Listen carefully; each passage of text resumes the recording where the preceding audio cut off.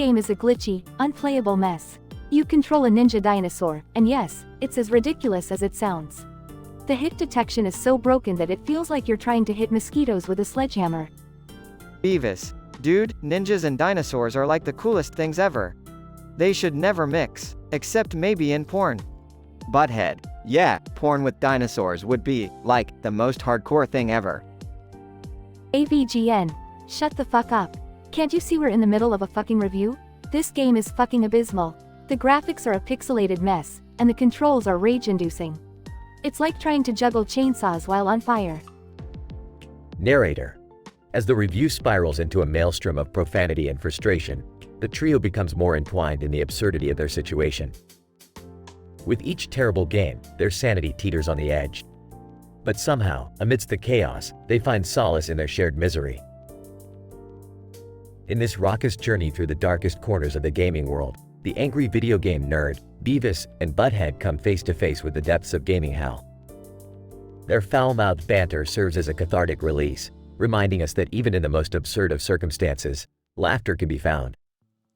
And so, they venture forth, ready to face whatever digital nightmares may come their way, armed with their vulgar humor and unwavering determination.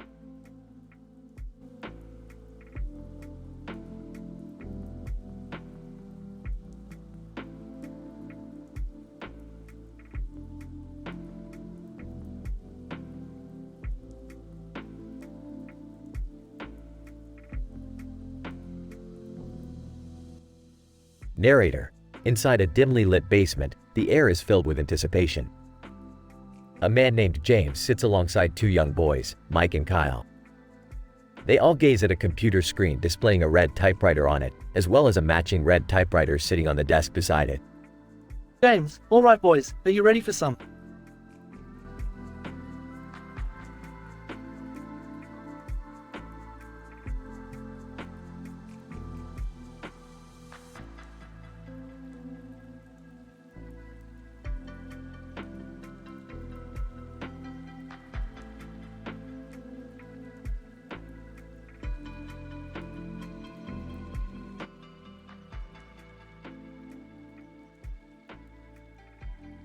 Angry video game nerd, AVGN, alright, you fuckers. Get ready to witness some of the worst goddamn games ever made. Today, we have a special treat. 3 fucking abominations for your pathetic minds to suffer through. Strap in, cause this shit is gonna get real ugly. AVGN. Alright, let's start with this piece of shit called Balls to the Wall on the Sega CD. Who the fuck thought it would be a great idea to make a game about balls? And not just any balls, no. These balls have legs, eyes, and they're fucking sentient. What kind of sick fuck came up with this? AVGN. The gameplay is as atrocious as the concept. You control a pair of testicles on a mission to navigate obstacles. And let me tell you, these controls are tighter than a virgin's asshole. It's a fucking nightmare to make any progress. And the demented balls just laugh at your misery. Fuck this game. Thank you. Hey there, AVGN. What intonation are you playing? AVGN. Hank, my friend, you're just in time for the shit show. This here is, Plumbers Don't Wear Ties, on the goddamn 3DO. Now, I don't know who the dumbass was that thought it would be a great idea to turn a cheesy adult graphic novel into a video game, but they need a swift kick in the balls. Thank you. I tell you what, that game ain't right. Who wants to play a damn plumber trying to seduce someone anyway? AVGN. You said it, Hank. But the worst part is the gameplay. It's not even a fucking game. It's just a series of still images with a voice narration. It's like watching a shitty PowerPoint presentation. It's a disgrace to video games and the human race. AVGN. Alright, onto the final shitstorm of the day. Superman 64 inches on the Nintendo 64. This game is a fucking affront to every superhero fan out there. You play as Superman, but he controls like a drunk toddler on roller skates. AVGN. The controls are an absolute fucking joke. You'll be lucky if you can even understand what the fuck you're doing. And don't even get me started on the infamous flying through rings segment. It's the most sadistic, mind-numbing bullshit ever created. Thank you. Damn, AVGN, these games sound like a train wreck. AVGN. You're damn right, Hank. These games are a festering pile of donkey shit wrapped in barbed wire. They shouldn't even exist. Whoever made them should be dragged through the streets and tarred and feathered. It's an insult to gamers everywhere. AVGN. Well, folks, that's it for today's review. I hope you enjoy this journey into the depths of gaming hell. Stay far, far away from these abominations, and remember, life's too short to play shitty games.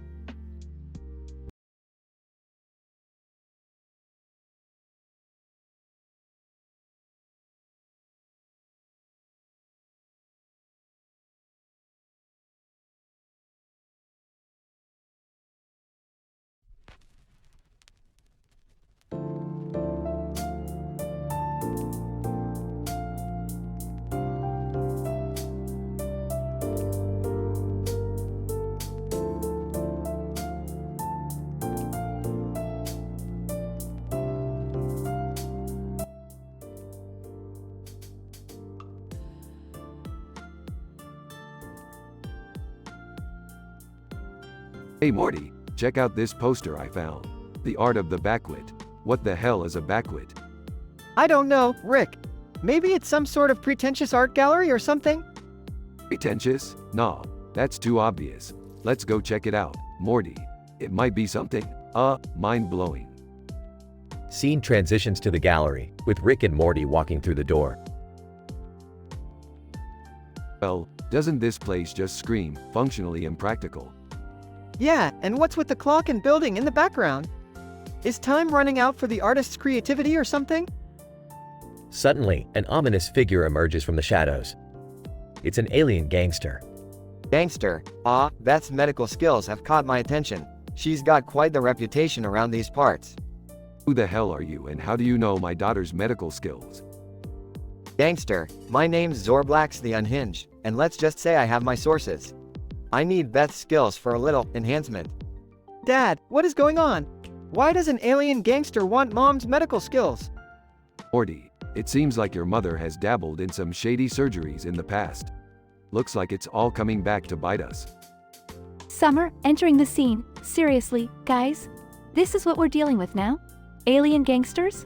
Can't we just have a normal family outing for once? Gangster, Summer Smith. Quite the wild card in this dysfunctional family. Tell me, how'd you like to join the gangster life? Oh, please. I've seen enough movies to know being a gangster is overrated. Plus, I'm underage. Gangster, fair enough, but you're missing out on all the fun. Now, where's your mother? Beth, storming in. What the hell is going on? Rick, tell me you didn't get us involved in some intergalactic gangster drama. Well, Beth, let's just say your medical skills attract all sorts of charming characters. Oh, I can't believe this. First, my patients start turning into aliens, and now I have to deal with gangsters. Can't catch a break. Scene intensifies as Rick pulls out a portal gun. Alright, everyone, time to go on a little adventure. We'll have to outsmart this gangster and find a way to keep our family safe. Are you sure this is a good idea, Rick? I mean, we're not exactly equipped for dealing with alien gangsters. Morty, when have we ever been equipped for anything? Let's just improvise like we always do. Scene ends with the family teleporting away, leaving the confused gangster behind. Gangster, those damn Smiths. Always slipping through my fingers. But mark my words, I'll be back for those medical skills. Scene fades out as the gangster angrily shakes his fist in the air.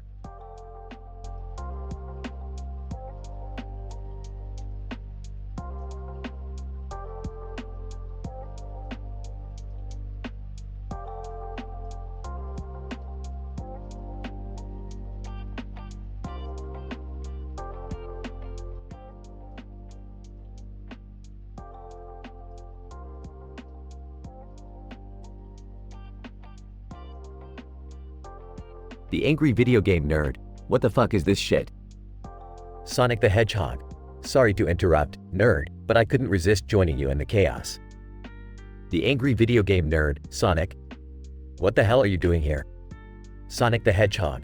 Well, I heard you were reviewing some of the worst games ever, and I couldn't resist joining the party. The angry video game nerd. Fine, but stay out of my fucking way, Hedgehog.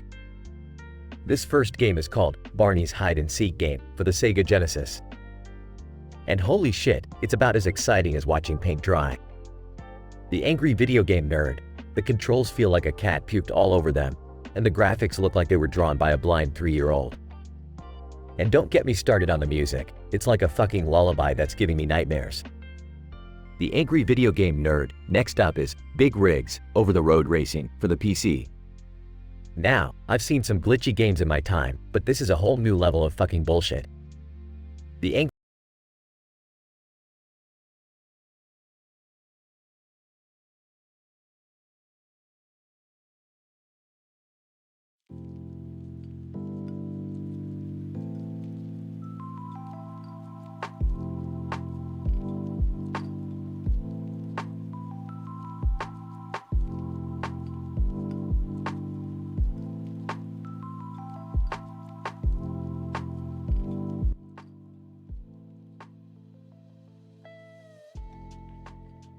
title, Cursed Encounters, the extraterrestrial love affair.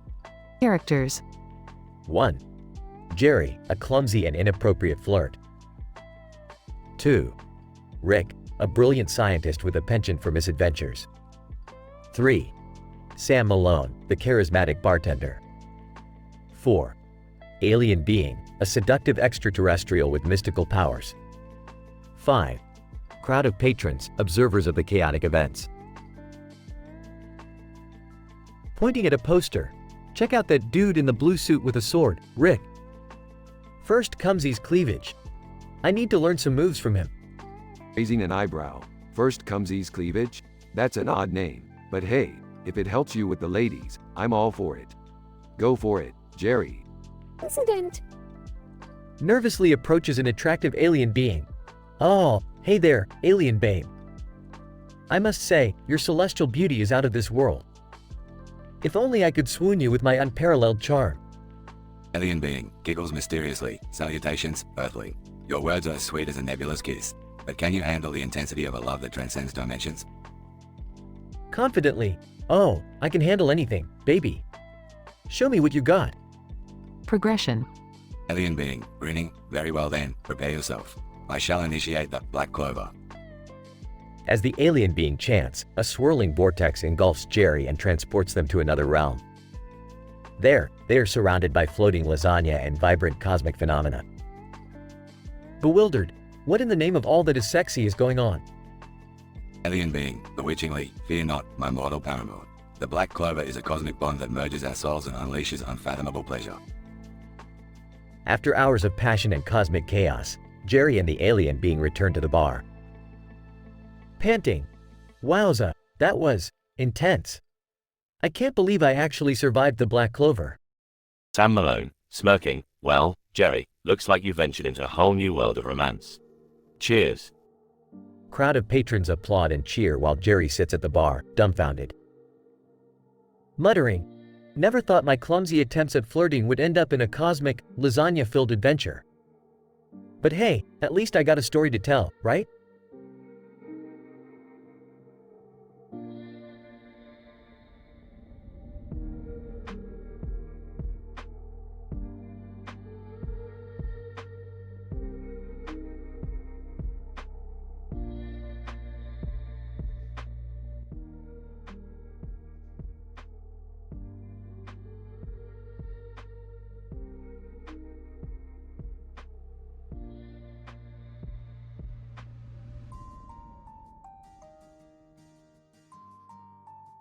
AVGN.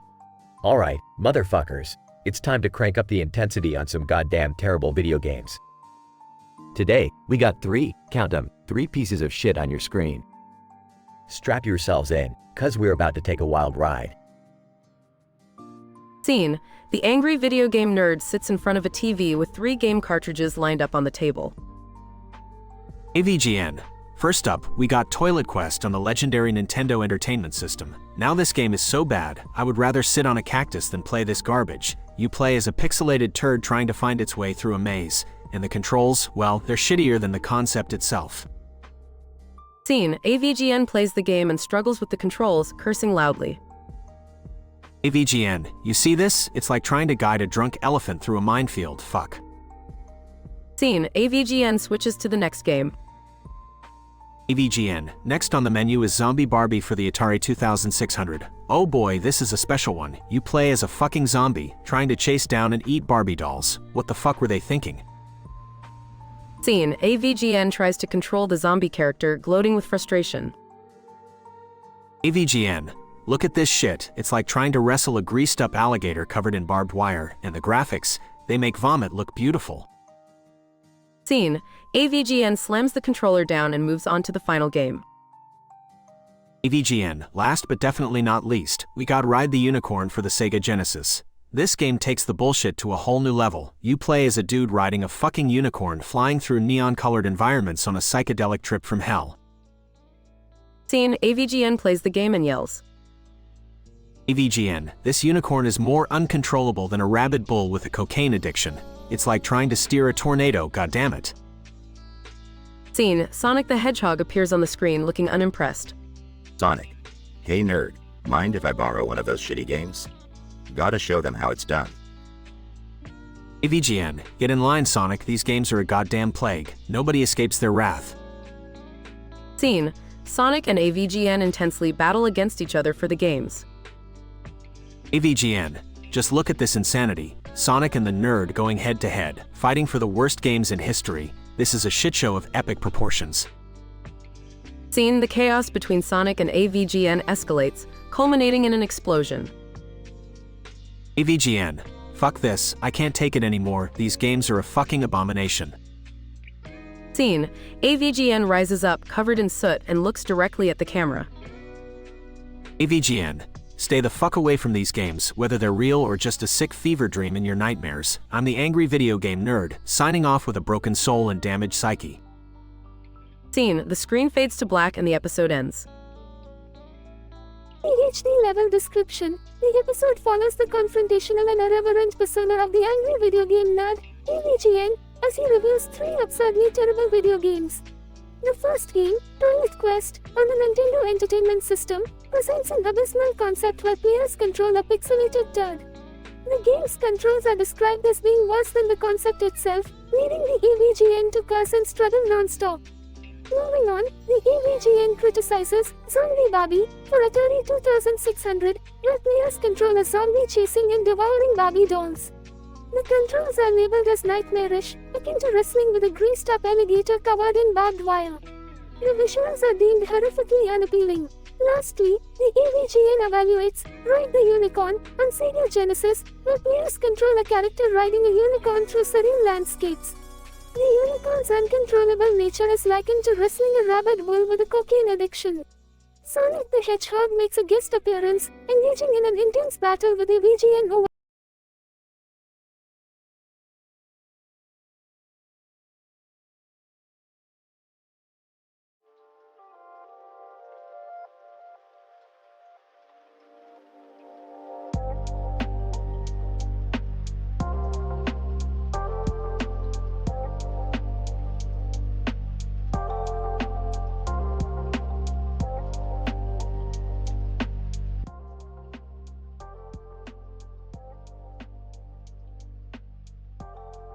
What's up, Morty? Ready for another wild adventure?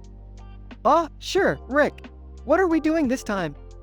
Strap in, Morty. We're going to a distant planet inhabited by intelligent alien beings with a peculiar obsession for Victoria's Secret fashion shows. Seriously, Rick? Victoria's Secret? Isn't that a bit, ridiculous? Morty, if you're gonna question every ridiculous thing we do, we might as well just pack it up and retire. Fine, whatever. Let's just get this over with. Scene. Rick and Morty land on the planet, surrounded by aliens in spacesuits with strange hats and hairdos. Wow, Rick, these aliens really know how to take fashion to a whole new level. Yeah, Morty, they wear their weird hats and hairdos with pride. It's like every day is Halloween for them. Scene. Rick and Morty explore the alien planet, witnessing a fashion show where aliens strut their stuff in extravagant outfits. The aliens are going all out on these outfits. I didn't know the universe was so fashion-forward. Morty, it's a big universe out there, and apparently, they have some serious style. Now, let's get back to our original mission. Scene. Rick and Morty encounter Ada Lovelace, a highly intelligent alien scientist. Ada Lovelace. Greetings, Earthlings. I am Ada Lovelace, the ultimate genius of this planet. Lovelace, what a coincidence. Morty's been writing fanfic about you. Rick, shut up. Ada Lovelace. Interesting. Well, I could use your help. You see, our species is facing a crisis. Scene. Ada Lovelace explains that the aliens' intense focus on fashion has led to a decrease in intelligence and a lack of interest in family planning. So, what's the plan, Ada? DA Lovelace, I need you to create a device that will temporarily suppress their fashion obsession and rekindle their desire for knowledge and family planning. Morty, this is your chance to save an entire civilization from becoming fashion zombies. Get to work. Morty starts crafting the device using strange alien technology. Scene. The device is completed and activated, causing the aliens' obsession with fashion to temporarily fade away. Alien number 1. Wait, I don't feel the need to wear ridiculous clothing anymore. What is this strange sensation? Alien number 2. I suddenly have an urge to learn, to explore, to better ourselves as a species. Scene. The planet transforms, with aliens engaging in intellectual pursuits and planning for the future. Wow, Rick, we actually did it. We saved a planet from fashion madness. Well, Morty, even in the vastness of the universe, there's nothing more valuable than family planning and a good dose of intellectual curiosity. Let's go, Morty, we've got more dimensions to explore. Morty and Rick leave, leaving the aliens to continue their newfound path of knowledge and self-improvement.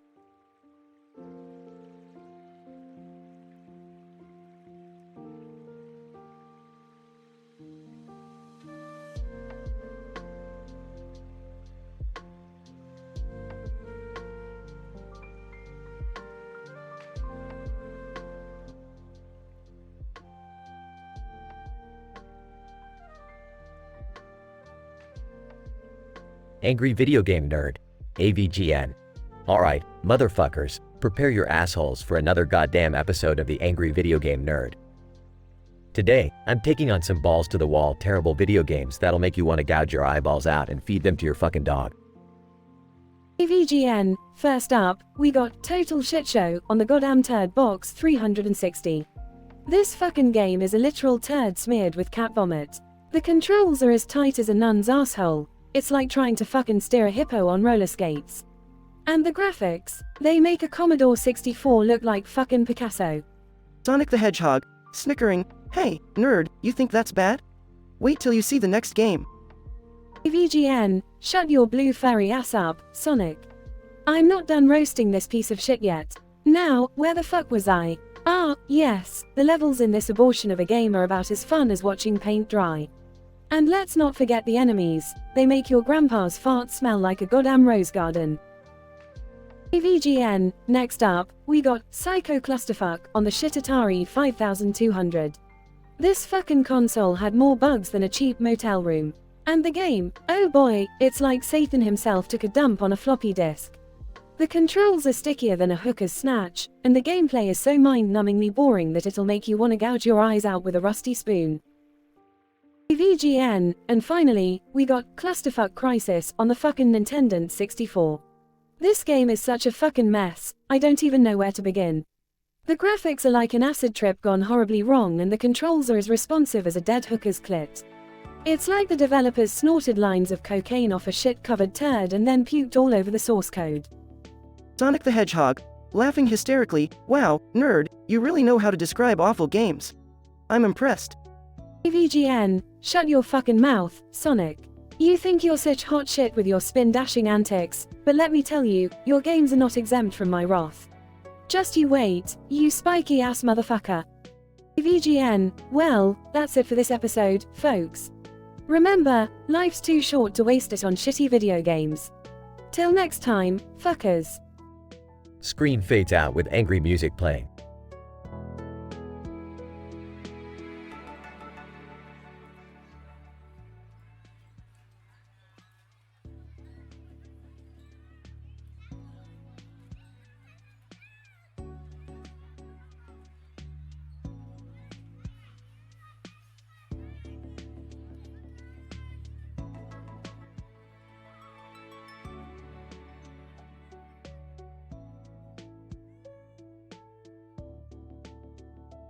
AVGN, alright, all you fuckers. Welcome to another episode of the Angry Video Game Nerd.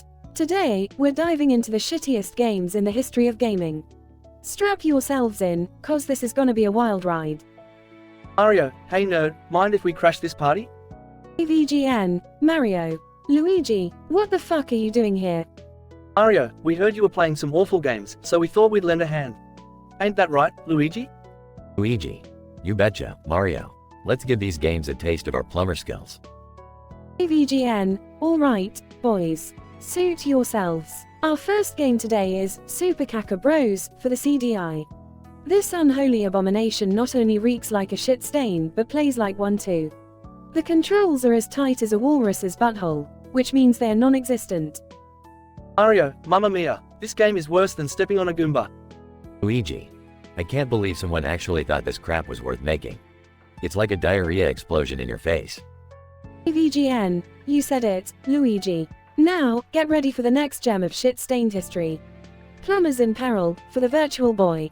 This game should be called Gamers in Migraine. Mario, holy shit, my eyes are burning more than when I touched Bowser's hot lava. Luigi. It's like this game was designed by someone who hates humanity. The graphics are so terrible, they make me want to gouge my own eyeballs out. AVGN, couldn't have said it better myself, Luigi.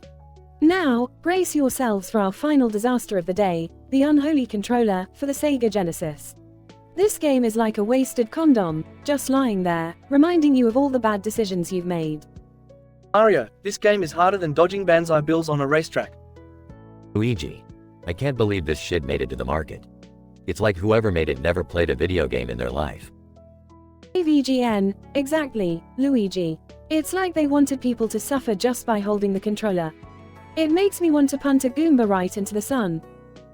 Mario, we've seen some terrible games in our adventures, but these take the cake, nerd. Luigi. No doubt, Mario. These games are the equivalent of Bowser shoving a cactus up your ass. AVGN, couldn't have put it any better, boys. Well, that's it for today's episode of the Angry Video Game Nerd. Stay tuned for more shitty games and let's hope they don't ruin our childhoods any further. Mario, it's a me, Mario. Luigi. And Luigi, here to say, stay away from these god-awful games. AVGN, until next time, you motherfuckers.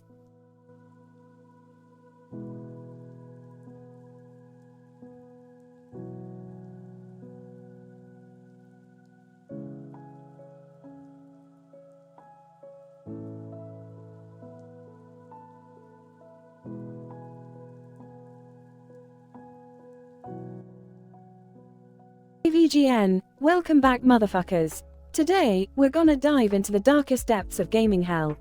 Strap yourselves in for the most mind-blowingly terrible games you've ever seen. SpongeBob, hey, AVGN, can I join you in this miserable journey? AVGN, sure, why not? Let's make this shit show even more miserable. The first game on the list is Crazy Caverns for the Atari 2600. SpongeBob, sounds innocent enough. Why is it so terrible? AVGN, well, this game takes the basic concept of a red ball in a circular hole and turns it into a mind-numbingly infuriating nightmare. The controls are so goddamn unresponsive, I'd rather stick my dick in a blender. SpongeBob, geez, that's harsh. What's next on our suicide-inducing tour? AVGN, get ready to lose faith in humanity with Shitty Street Racer for the Nintendo Wii. This abomination makes me want to rip my own eyeballs out and use them as golf balls. SpongeBob, how does one mess up a racing game that badly? AVGN, it's like the developers vomited on the disc and called it a game. The controls are pure shit, the graphics make me feel like I'm looking at a pile of dog shit, and the sound design is equivalent to nails on a fucking chalkboard. SpongeBob, that sounds unbearable. What's the final game, or angry one? AVGN, brace yourself, SpongeBob, because we're about to enter the ninth circle of gaming hell with Ass Crack of the Century for the PlayStation 4. This game is so broken, it's like having a colonoscopy with a rusty chainsaw. SpongeBob, yikes, that doesn't sound enjoyable at all. What's so terrible about it? AVGN, where do I even begin? The frame rate drops to single digits, the glitches are more abundant than the pubic hair on a Sasquatch, and the characters move like a constipated sloth on Ambien. SpongeBob, I can't believe such monstrosities exist. This has been a wild ride, AVGN. AVGN, you bet your square yellow ass it has been, SpongeBob. These games are the bottom of the barrel, the sewage of the gaming industry. I hope you guys enjoyed this agonizing trip to the depths of shitty gaming. Until next time, fuck off.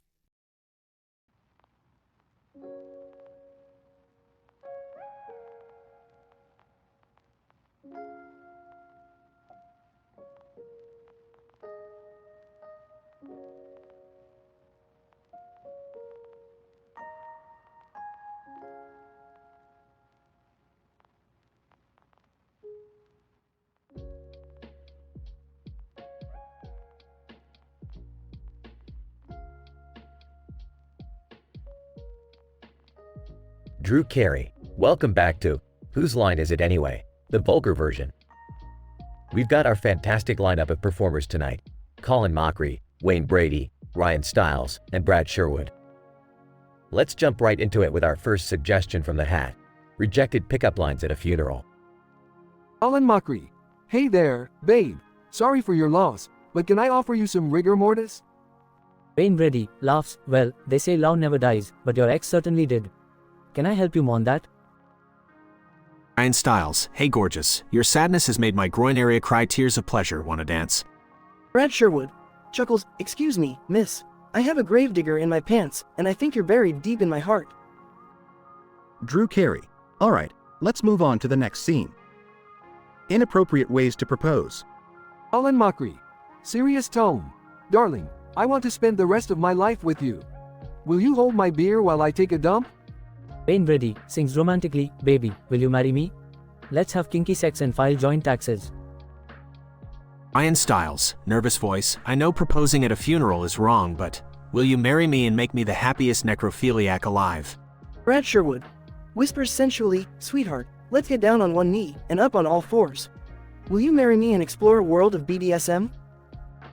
Drew Carey. Moving on to the next scene. Odd things to say during a job interview. Colin Mockery. Confidently. So, do you have a dress code, or can I come in as the leprechaun I truly am? Wayne Brady, singing, I can do anything you need, even if it means giving birth to a goat while reciting Shakespeare backwards. Ryan Stiles, panicking, sorry, I'm late. I was busy stealing office supplies to support my crippling addiction to online hentai. Brad Sherwood sarcastically, so, what are the chances of me accidentally burning down the building? Like, 50 to 50? Drew Carey.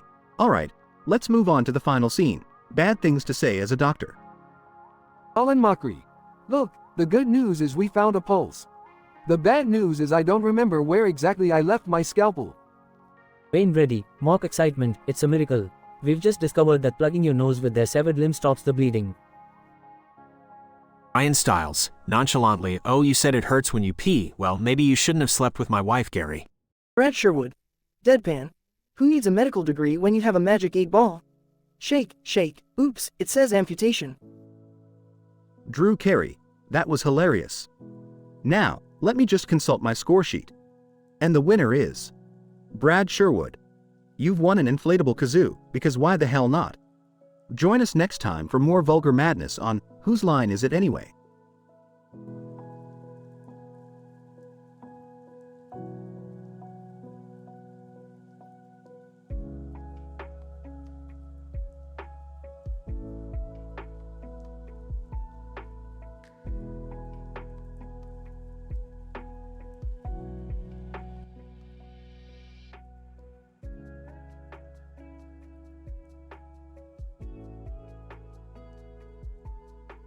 Link, welcome to the Comedy Central Roast of Link.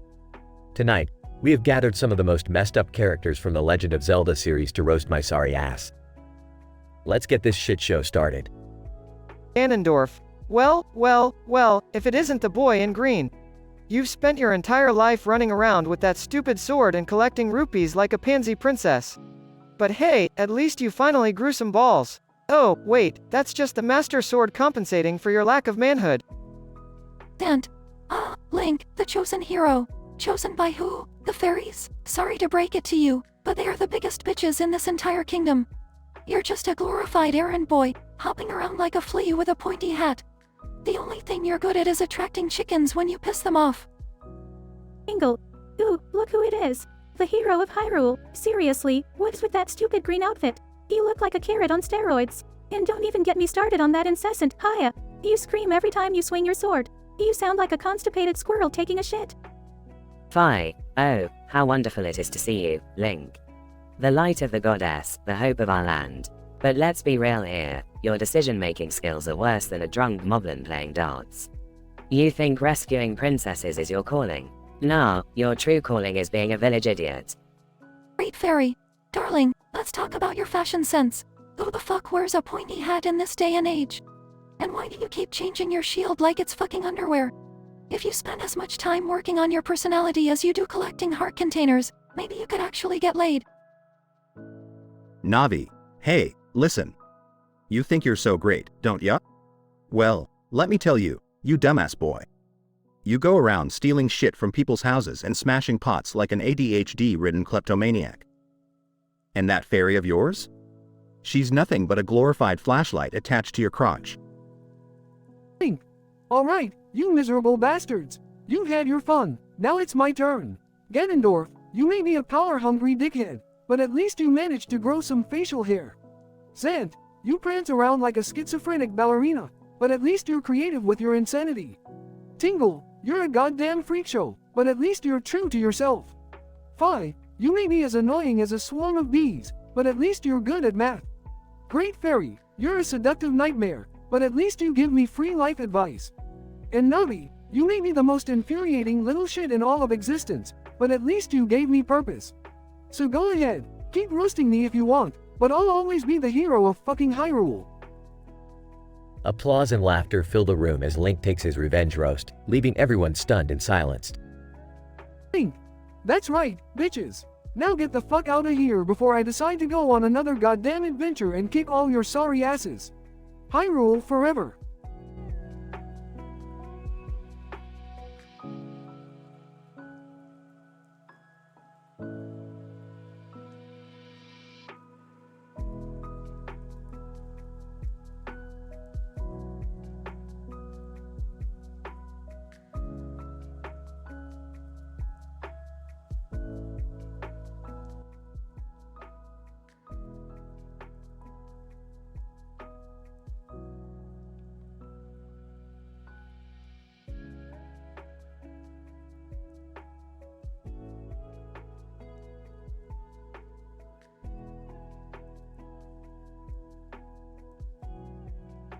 Narrator, the angry video game nerd, clad in his iconic blue outfit, runs down a road with a red light ominously chasing him.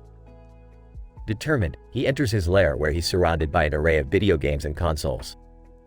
He grabs a random cartridge from a pile and inserts it into the console. AiTelevision, alright, folks. Today I'm diving into the deep, dark abyss of gaming horror. Our first contender is Super Random Game 2000 on the Nintendo Shitcube. Strap in, cause this game is a frickin' nightmare. Narrator, as the nerd plays, glitches abound and the game's graphics look like they were drawn by a drunken toddler. AiTelevision, what the fuck is this? The characters are pixelated messes, the controls are more slippery than a greased pig, and the soundtrack. Jesus Christ, it's just a cacophony of farts. Narrator, suddenly, Sonic the Hedgehog bursts onto the screen. Sonic, hey, nerd. Mind if I join you in this hellhole? AiTelevision, what the? Sonic, alright, tag team time, buddy. Let's see if this game can handle two raging maniacs. Narrator, the duo attempts to conquer the unwieldy controls and erratic level design, cursing and screaming throughout. AiTelevision, son of a bitch. These goddamn invisible walls are a bigger obstacle than puberty. And what's up with these enemies?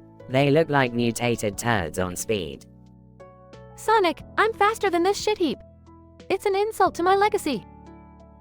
Narrator, after endless frustration, they finally reach the boss level, where an abomination of a character awaits. AiTelevision, look at this monstrosity. It's like a rejected reject of a bad fanfic. Who the hell came up with this pile of dog vomit? Sonic, this game violates every fundamental law of physics. I'm out of here. Narrator, Sonic disappears, leaving the nerd to face his torment alone. He finally defeats the boss, gasping for breath. AiTelevision, FFFFFFFF. Finally, let's move on to the next game before I have a heart attack. Next up, we have Atari Shitfest on the Wretched Station 360. Narrator, as the nerd starts playing, the world around him warps and distorts, his own reality blending with that of the game. AiTelevision, holy fucking migraine. This game is giving me an existential crisis. The controls are as responsive as a brick wall, and the graphics are like a Picasso painting during a seismic event. Narrator, in a desperate attempt to preserve his sanity, the nerd faces each increasingly bizarre level. He's met with twisted enemies and mind-bending puzzles. AiTelevision, who in their right mind designed this? It's like what you get if Salvador Dali got high on acid and started programming video games. Narrator. After an eternity of agony, the nerd reaches the final level, his mind teetering on the edge of madness. AVGN. Fuck this unfinished piece of trash. I'm done. Last game, random garbage simulator on the unholy PC. Narrator. The nerd fires up the game, only to be greeted by a screen that rains down an avalanche of literal garbage. AVGN. You've gotta be shitting me. This is a whole new level of garbage inception. I can almost smell the stench of rotting diapers through the screen. Narrator. The nerd fights his way through an overcrowded landfill of glitches and crashes, his fury reaching new heights. AVGN. This game makes ET for the Atari look like a fucking masterpiece. It's like someone vomited code onto a disk and called it a game. Narrator. Finally, covered in sweat and expletives, the nerd reaches the final level, facing an unholy and unhinged boss. AVGN. This abomination is the personification of all the shitty games I've ever played. I hope whoever made this game never touches a computer again. Narrator. With a mighty roar, the nerd vanquishes the boss, collapsing onto the floor in exhaustion. AVGN. That's it. I'm never touching a shitty game again. My heart can't take it. Now if you'll excuse me, I need a stiff drink and a long nap. Narrator. The angry video game nerd survives yet another horrifying gaming experience, vowing to protect his sanity against the atrocities of the gaming world. And so, he retreats to his couch, forever chasing the thrill of his next vicious review.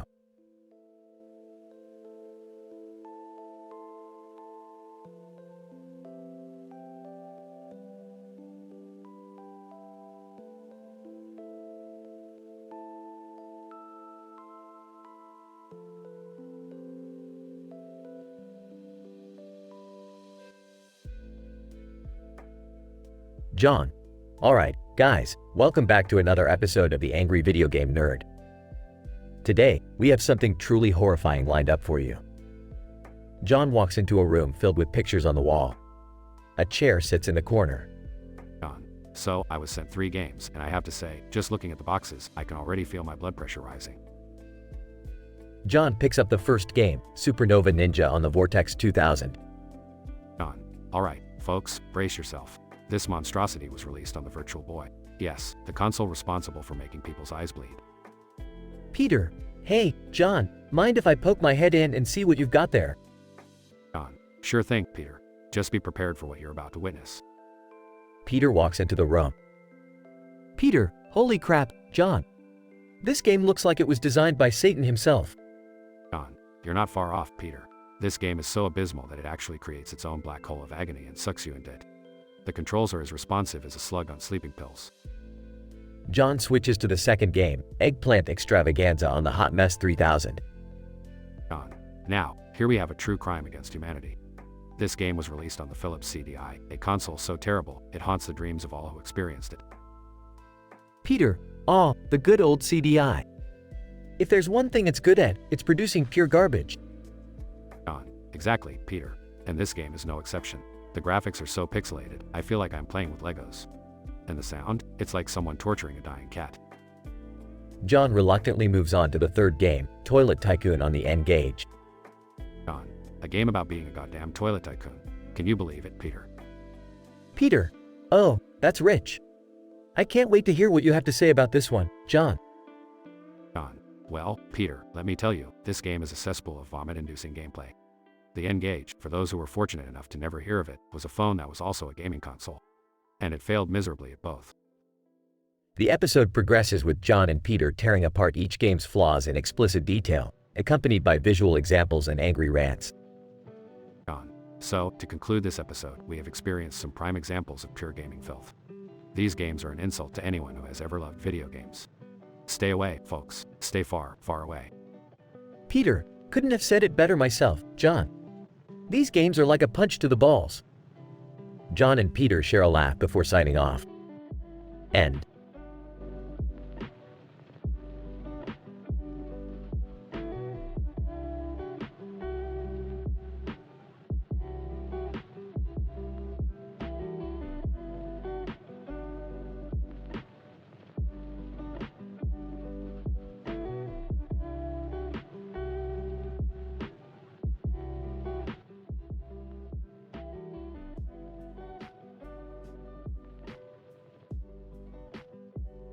Ash. Finally, our Pokemon journey has brought us to this beautiful train car in the middle of nowhere. Misty, yeah, Ash. It's so picturesque, surrounded by trees and that massive mountain. I wonder what adventures await us here. Rock, look over there. Team Rocket is approaching, singing their ridiculous, altered motto once again. Jesse, prepare for trouble. And make it double, we're here to cause some trouble. James, to protect the world from devastation. To unite all peoples within our nation. Meowth, to denounce the evils of truth and love. To extend our reach to the stars above. Ash, Team Rocket, we're not falling for your antics this time. Get ready, Pikachu. Pikachu, Pika. Jesse, oh, look what we have here. Prepare to face our fearsome, fake Pokemon. James, I choose you, Fluffysaur. Meowth, and I choose Gobbleflop. Rock, Fluffysaur, Gobbleflop, what kind of ridiculous Pokemon names are those? Misty, Pikachu, use Thunder Thrash. Show them the power of a true Pokemon. Ash, Thunder Thrash, go. Fluffysaur, Fluffy Tackle. Gobbleflop, Flop Attack. Pikachu. The attacks collide, creating a massive explosion. Rock, that was intense. Pikachu, are you okay? Pikachu, Pikachu. James, that was a good effort, but not enough to defeat our epic Pokemon. Misty, Pikachu, use Thunder Slap. Ash, let's give it all we got, Pikachu. Fluffysaur, Fluffy Spin. Gobbleflop, Flop Roll. Pikachu. Another colossal explosion fills the air. Rock, whoa, that was insane. Pikachu, are you alright? Pikachu, Pika. Jesse, your Pokemon may be powerful, but our fake Pokemon cannot be defeated. James, prepare for our final attack, Ash. Meowth, behold the might of Bonkersaur. Ash, Bonkersaur, seriously? Bonkersaur, Bonk Smash. Misty, Pikachu, use Mega Thunder Zap. Ash, give it everything you've got, Pikachu. Pikachu. Asterisk an explosion unlike anything before shakes the ground. Rock, Pikachu, are you? Oh, look, Team Rocket is about to get blasted off again. Jesse, this can't be happening. James, we're blasting off. H. Meowth, oh no, our Bonkersaur. As Team Rocket gets propelled into the sky, they crash into a flock of rowdy Pidgeys that snatch their clothes, leaving them hanging upside down from a tree. Ash, ha, looks like Team Rocket's plans were hilariously foiled once again. Misty, well, Ash, I guess we can continue our journey now that they're out of our way. Rock, indeed, onward to new adventures and real Pokemon battles. And so, Ash and his friends continued their journey, leaving behind the wreckage and absurdities of this wild encounter with Team Rocket. Little did they know, even greater challenges and laughter awaited them in the future.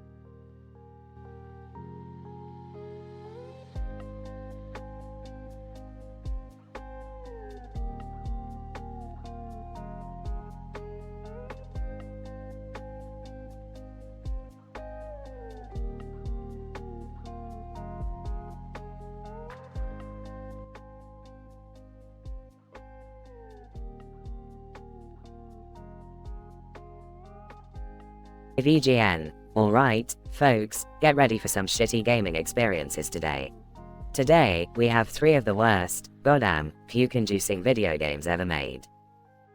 VGN. Let's start off with Time Travel Turmoil for the Nintendo Entertainment System. This piece of shit was developed by some money-hungry hacks who clearly never played a good game in their pathetic lives. Hartman, dude, I can't believe people actually paid for this garbage. VGN. Oh, you ain't seen nothing yet, you fat fuck. In Time Travel Turmoil, you play as a time-traveling plumber who has to fix shit in various eras. But let me tell you, the controls are about as tight as a nun's asshole. Stan, dude, this game sounds like a nightmare. VGN. Nightmare. More like a fucking fever dream, Stan. This game is as if Satan himself took a dump on a cartridge and called it a game. Kenny, mumbling. VGN. What? I can't hear you through that damn muffler, Kenny. Kenny, muffling, this is fucking bullshit. VGN. Well said, Kenny. Now, let's move on to Alien Invasion for the Atari 2600. This game is so bad that it's a fucking disgrace to the gaming industry. Kyle, how can a game on Atari still be bad? AVGN. AVGN. Oh, you'll find out, Kyle, you poor naive bastard. In Alien Invasion, you control a pixelated dildo-shaped ship that shoots tiny squares at even smaller aliens. It's like trying to fuck a grain of rice with a toothpick. Cartman, I'd rather eat my own farts than play that. VGN, trust me, Cartman, I'd rather watch you eat your own farts than play this piece of shit. Stan, what's the last game? AVGN. VGN. Oh, you guys are in for a treat.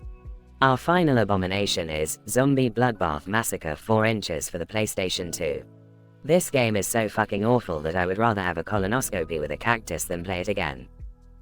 Kyle, that bad, huh? VGN, you bet your Jew ass it's that bad. In Zombie Bloodbath Massacre 4, you play as a janitor armed with a mop, trying to clean up zombie-infested levels. The graphics are so god-awful that even a blind man on horse tranquilizers could do a better job. Kenny, murmuring. VGN. Oh, shut the fuck up, Kenny. This game is worse than your shitty taste in fashion. VGN. Well, folks, that concludes our journey through gaming hell today. Remember, these games are so rotten, Satan himself would have puked in agony. Until next time, this is the Angry Video Game Nerd, signing off with one last, fuck.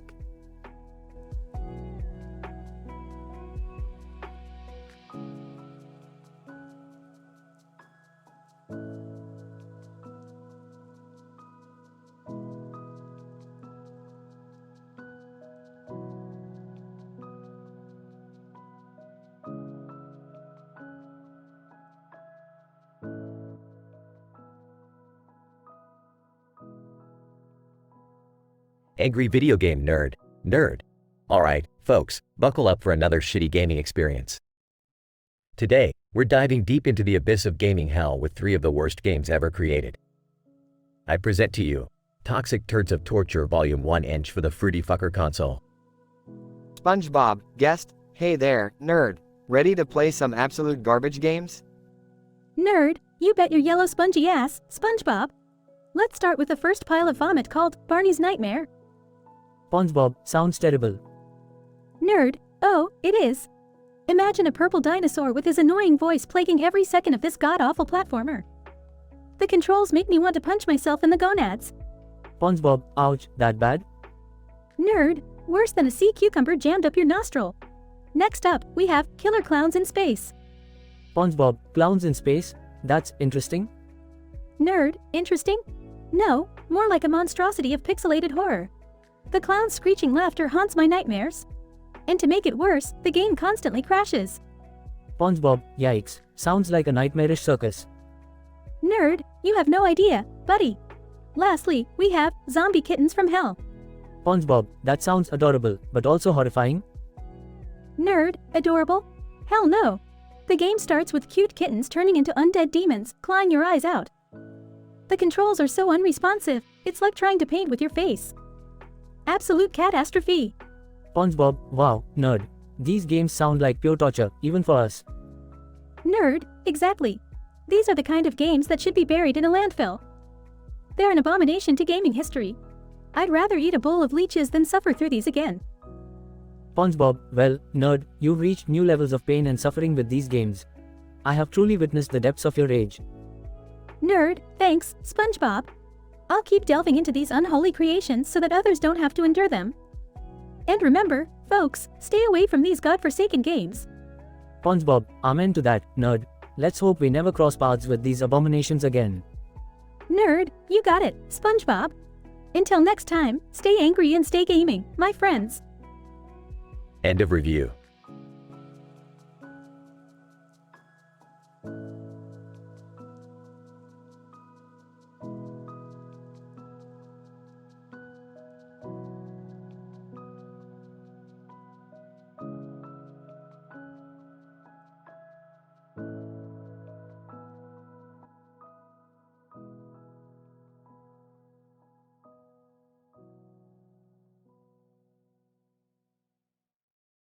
Narrator.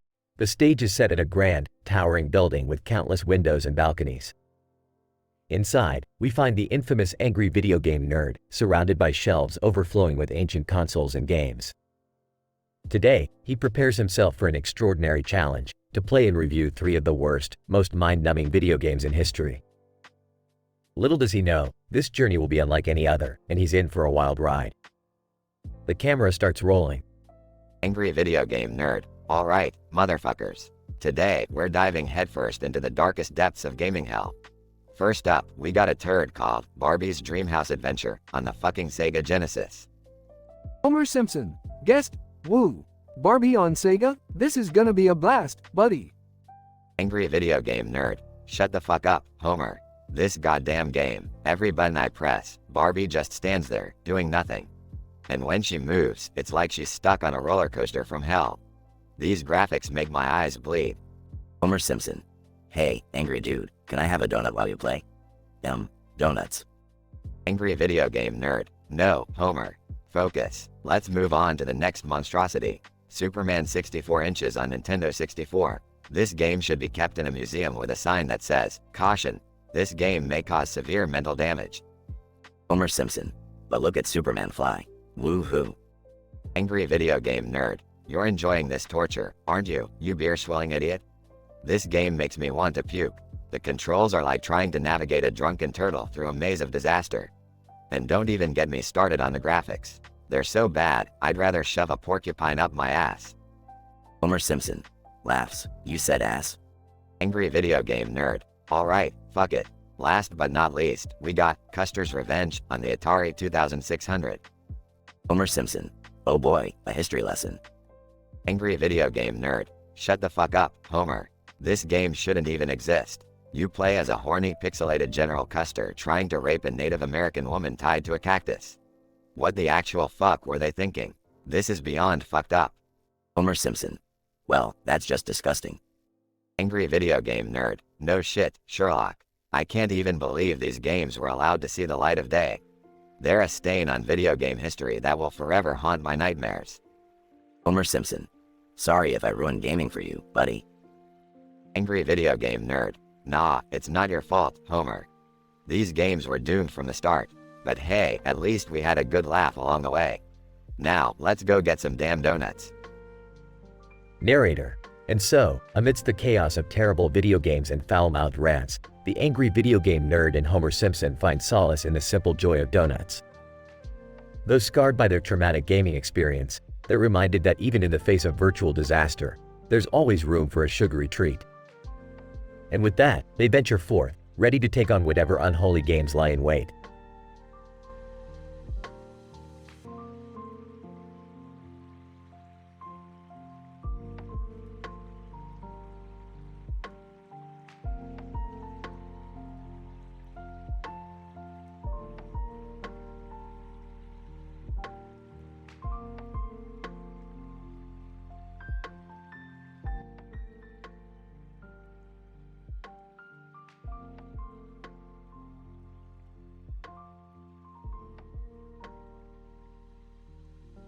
The angry video game nerd. Alright, time to dive into another round of gaming horror. Today we're starting with a real gem, Alien Invasion, on the Atari 2600. Peter Griffin. Hey, nerd. Can I join you in this gaming sh*t show? The angry video game nerd. Sure, Peter. It's gonna be a hell of a ride. So, this game, Alien Invasion, it's like being trapped in a pixelated nightmare. The graphics make my eyes bleed. Peter Griffin. Ouch. More painful than eating shards of glass. So, what's the objective, nerd? The angry video game nerd. Well, it's simple. You play as a deformed astronaut avoiding alien projectiles while trying to collect turds floating in space. They actually had the audacity to call them space nuggets. Peter Griffin. Sweet mother of God. Who thought that was a good idea? But hey, at least the turds add some depth to this pile of garbage. The angry video game nerd. True, Peter. Moving on. Let's try this abomination on the NES, Cyanide Catastrophe. Peter Griffin. Cyanide? Seriously? I prefer my poison in the form of alcohol, not pixels. The angry video game nerd. Well, Peter, this game is the digital equivalent of chugging down a glass of cyanide. The controls are so broken, I'd rather shove a controller up my *SS than play this *T. Peter Griffin, that's harsh, nerd. But with a title like that, I can't say I'm surprised. What's the objective here? The angry video game nerd. Your only goal is to survive, Peter. But enemies come at you faster than a swarm of hornets on crack. Plus, you have no weapons, so you're just running around like a moron, hoping for a miracle. Peter Griffin, sounds like my typical Saturday night, minus the hornets. So, what's the grand finale? The angry video game nerd. Brace yourself, Peter. We have arrived at the Sega Genesis with Toilet Plumber Massacre. Peter Griffin, oh, F***CK no. Are you serious? The angry video game nerd. I wish I wasn't, Peter. This game is a festering pile of sh**t. You play as a plumber armed with nothing but a plunger, trying to survive an onslaught of mutant toilet creatures. Peter Griffin, mutant toilet creatures? That's just messed up, nerd. The angry video game nerd. Couldn't agree more, Peter. The level design is atrocious. The music is like a demonic symphony of torture, and the difficulty curve is steeper than Mount Everest. It's a recipe for controller snapping rage. Peter Griffin, well, nerd, you've outdone yourself with these truly awful games. I can't believe people actually played this crap. The angry video game nerd. It's a mystery, Peter. But it's our duty to expose these gaming nightmares. Now, let's go have a drink and forget we ever played them. Peter Griffin, that's the spirit, nerd. Drinking is like hitting the reset button on life. Cheers, buddy.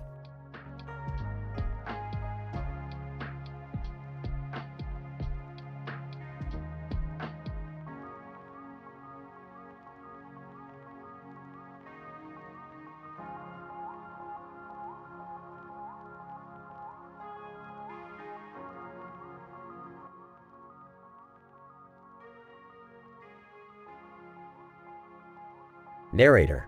In a quiet forest, a man in glasses, known as the angry video game nerd, held his camera with a surprised look on his face. He was about to embark on a journey to review 3 of the worst, most abysmal video games that the world had ever witnessed. Angry video game nerd, AVGN. Alright, motherfuckers. Today, we're diving into the depths of gaming hell. Strap yourselves in, cause shit's about to get real. VGN, holding up a cartridge. Our first game is Toilet Time Madness for the Atari 2600. Can you believe somebody thought it was a good idea to make a game about taking a dump? Well, let's find out just how shitty it is. AVGN, playing the game and screaming, Jesus H. Christ. The controls are as clunky as constipated diarrhea. And what the fuck is this? Are those supposed to be flies? They look like a bunch of dicks. This game is a total turd, just like its concept. Donald Trump, appearing out of nowhere. Hey, angry video game nerd. I heard you were reviewing some terrible games. Can I join? AVGN, annoyed. Well, if it isn't Donald Trump. Sure, why the fuck not? You're just as obnoxious as these games, so hop on.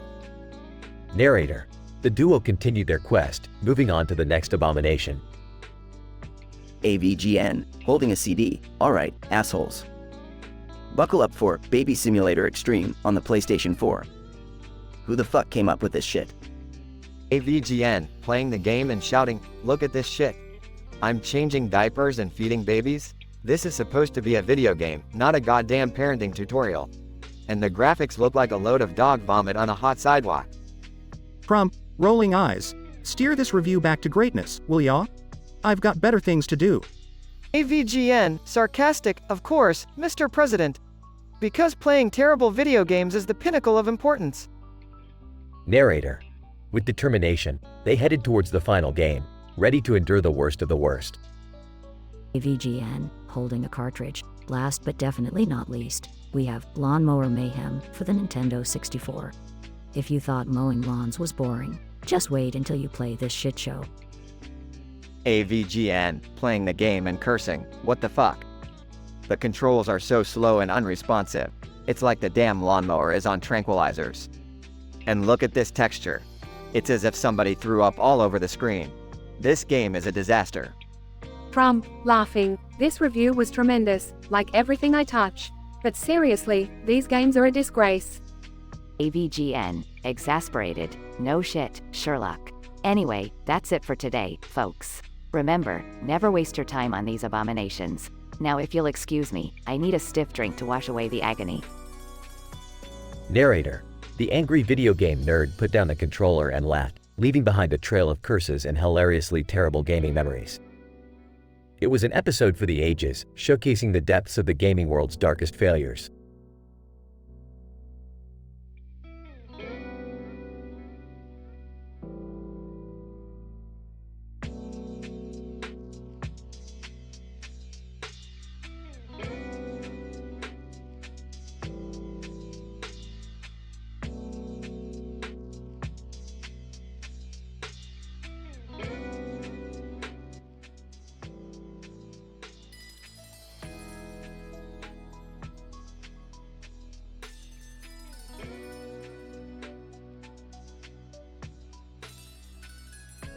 Narrator, the angry video game nerd, known for his short-tempered and foul-mouthed personality, finds himself behind the wheel of a red car, cruising down a street adorned with a white sign that reads 77 inches on its side.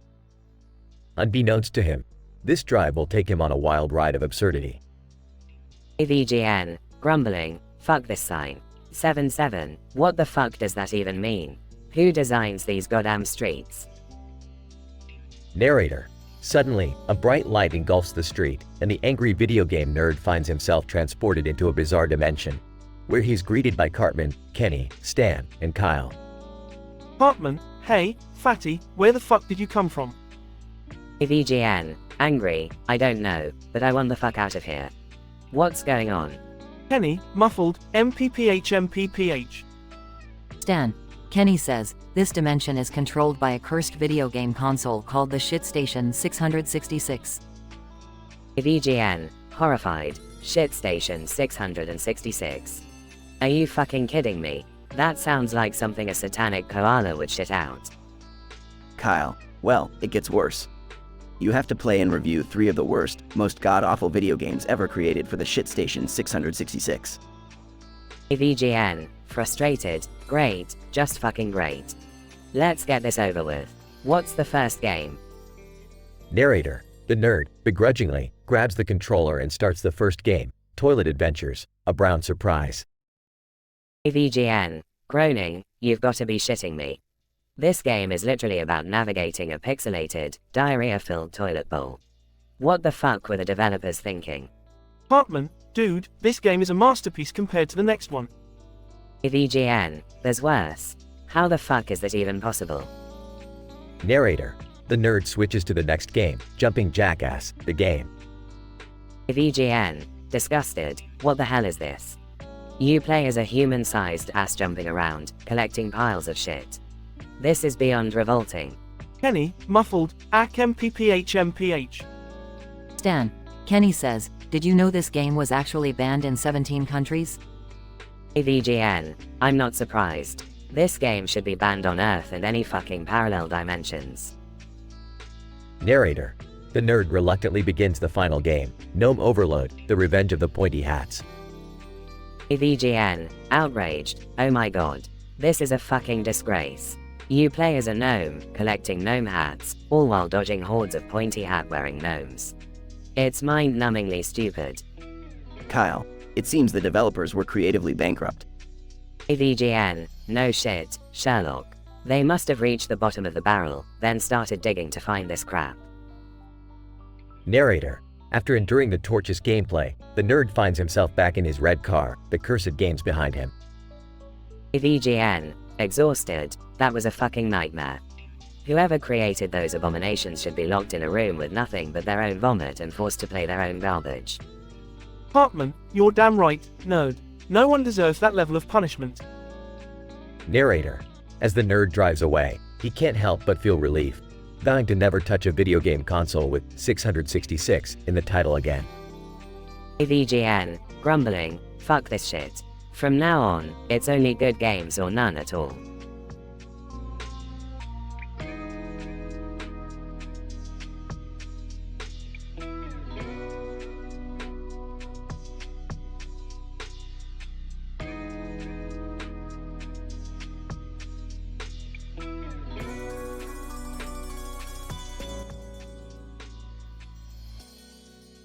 Angry video game nerd, AVGN. Alright, motherfuckers. Strap yourselves in cuz we're diving deep into the shithole of gaming. Today, we're reviewing 3 of the worst, godforsaken games in the history of mankind. Let's get this shit show started. AVGN, first up, we got Shitstorm, the ultimate clusterfuck on the Atari 2600. This game makes your asshole tighten just by looking at it. The controls are so goddamn unresponsive, you'll have a better chance getting laid by a nun. Guest. Hey, AVGN. It's me, Master Chief. I heard about this game and thought I'd join you in this torture. Plus, I need a break from the Covenant. AVGN. Oh, hey Master Chief, glad you could make it. Trust me, this game will make you wish you were back fighting the Covenant. The graphics, shittier than a skid-marked toilet bowl after a night of Taco Bell. Master Chief. Damn, AVGN. I never thought I'd see anything worse than the Flood, but this game takes the fucking cake. AVGN. Yeah, it's a shit sandwich, alright. Now, let's move on to AS's Blaster 3000 inches on the Nintendo 64. This game will make you question your existence. The controls are as clunky as a drunkard on stilts, and the graphics. They look like a steaming pile of dog vomit. Master Chief. AVGN, I've seen some fucked up shit throughout the galaxy, but this takes the cake. Whoever made this game deserves a swift kick to the balls. AVGN, you're damn right, Chief. Now, brace yourselves for the grand finale, Dick Punch 5000 inches on the PlayStation 5. This game is like herpes on your eyes. The controls are a clusterfuck of confusion, and the graphics. They look like a Jackson Pollock painting, after a night of heavy drinking and Taco Bell. Master Chief. AVGN, this game is a bigger threat to humanity than the Flood and the Covenant combined. It's a fucking tragedy. AVGN, agreed, Chief.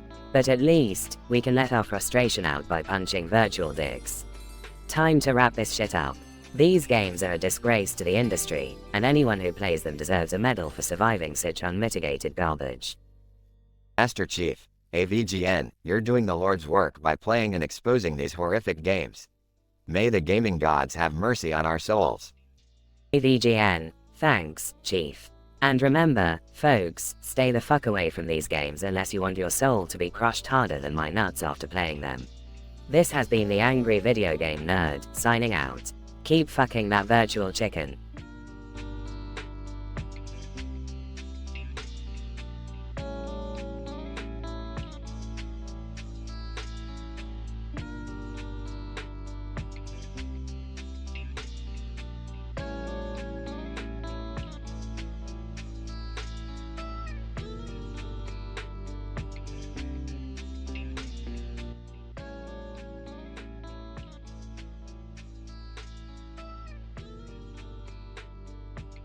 Drew Carey. Alright, ladies and gentlemen, welcome to Whose Line Is It Anyway? Tonight, we have an extra special episode for you filled with crazy, intense, and M-rated scenes from a hat. Our performers are ready, so let's dive right in. Scene. A man holding a book in one hand and a sword in the other, with a demon in the background. All in mockery. Looking at the demon. Well, I guess this wasn't what they meant by sword fighting. Wayne ready, pausing, alright, forget the book, I'm about to give this demon a savage education. Ian Styles, mockingly, is this the newest edition of 50 Shades of Hell? Brad Sherwood, whispering to the man. You know, they say the pen is mightier than the sword, but in this case, maybe you should reconsider. Scene. Performing open heart surgery while riding a roller coaster. All in mockery. Screaming, Doctor, hand me the scalpel, and hold on. This operation is about to take a wild twist. Wayne ready, struggling, nurse, I need an extra pair of hands. And maybe a motion sickness bag. Ian Styles, frustrated, damn it, I can't keep the heart from flying off the operating table. This is going to be a messy ride. Brad Sherwood, panicking, I hope this patient signed a waiver for more than just anesthesia. Scene. Trying to have a serious conversation during a squirrel-infested picnic. All in mockery. Dodging squirrels. So, have you heard the latest about world politics? Oh, sorry, did that squirrel just steal my sandwich? Wayne ready, shouting, yeah, I get it, squirrels are cute. But can we focus on the damn stock market for once? Ian Styles, frustrated, forget about the squirrels, we need to discuss our relationship, and those little furry bastards keep interrupting. Brad Sherwood, laughing, you know, I never thought I'd say this, but I think those squirrels would make a better audience than the people here. Drew Carey. Thank you, performers, for those absolutely insane scenes. Now, it's time to choose our winner. All in mockery. leaning towards Wayne. Hey, Wayne, I hope you win so you can finally get a stupid and pointless prize. Wayne ready, smiling, don't worry, Colin, I'll make sure you get it instead. You deserve it. Drew Carey, announcing, and the winner of our very stupid and pointless prize is Ryan Stiles. Congratulations, Ryan. Ryan Stiles, sarcastically, oh great, just what I've always wanted, another useless trinket, thanks Drew. Drew Carey, laughing, you're welcome, Ryan. And thank you all for joining us today on this wild and vulgar episode of Whose Line Is It Anyway? Good night, everyone.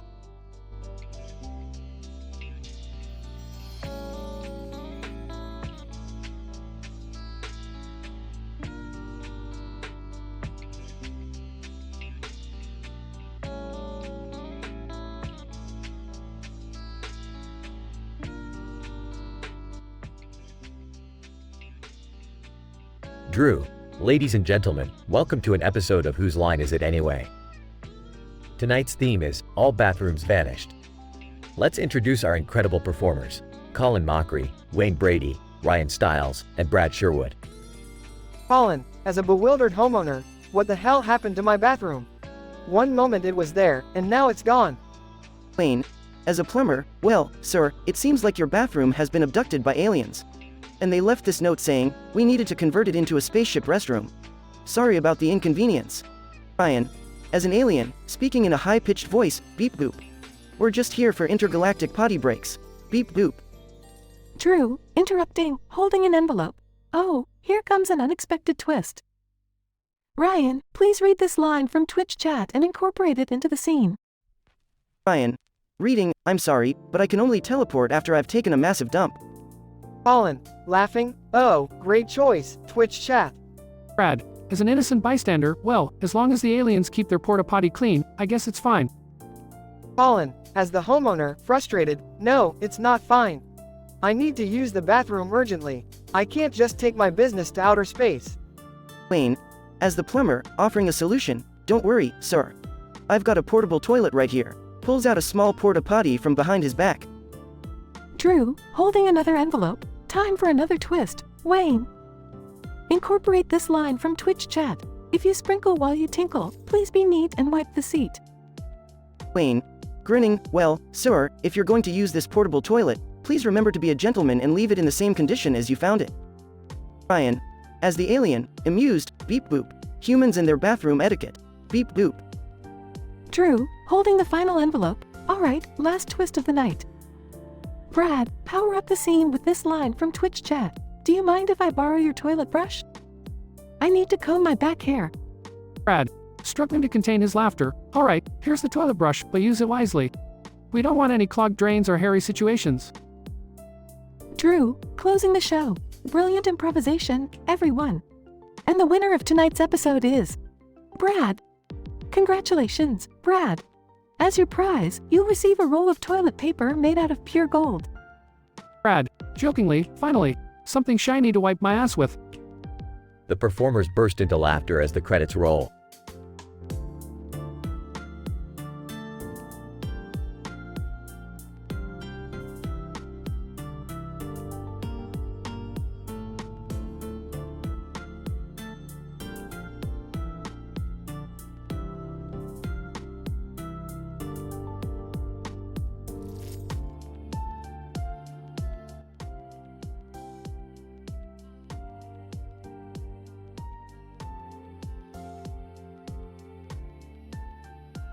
Angry Video Game Nerd, AVGN. Alright, welcome back all you fucking nerds. Today, I've got something really special for you. We're gonna dive headfirst into the shittiest games ever made in the history of gaming. And joining me on this miserable ride is none other than the idiotic, beer-loving, donut-eating, dumbass himself, Homer Simpson. Homer Simpson. Woohoo, let's do this, nerd. I've got my Duff beer and donut ready for this terrible experience. AVGN, perfect, Homer. Alright, let's start with the first game, Crapfest 2000, for the Atari 2600. This abomination is so bad, it's like taking a shit on your own face. Homer Simpson. Laughs. Sounds like a typical day for me, nerd. AVGN, you're not wrong there, Homer. This game is a glitchy mess. The character moves like he's on a fucking rusted roller skate and the hit detection is so broken, you'd have better luck hitting a bullseye in the dark.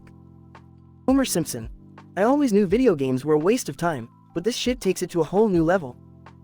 AVGN, it sure does, Homer. Now, let's move on to our next shit show, Assault of the Crap Monsters, for the Nintendo Entertainment System.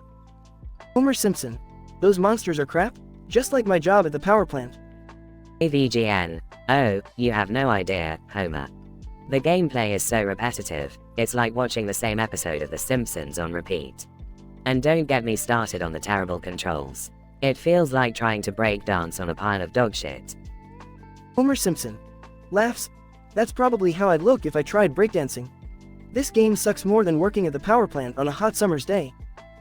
AVGN, exactly, Homer. Now, for our final turd of the day, Pile of Puke Racing, for the PlayStation 2. Homer Simpson. Racing in puke? That's still more appealing than eating my wife's cooking. AVGN, laughs, you're in rare form today, Homer. Anyway, this game is a fucking disaster. The controls are so unresponsive, it's like trying to steer a car with your ass cheeks clenched. Homer Simpson.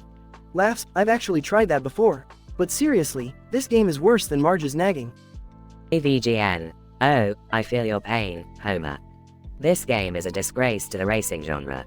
The tracks are so badly designed, it's like driving an emphysemic turtle through molasses. Homer Simpson. Laughs. You said it, nerd. This game is trash. AVGN. Trash indeed, Homer. Well, that concludes our journey through the worst of the worst in gaming. I hope you all enjoyed this shit show as much as we did. Homer Simpson. It was a blast hanging out with you, nerd. Time to go back to my beer and donuts. AVGN. Sounds like a plan, Homer. Until next time, you crazy bastards. Keep on gaming, and may the worst games be forever burned in your memory.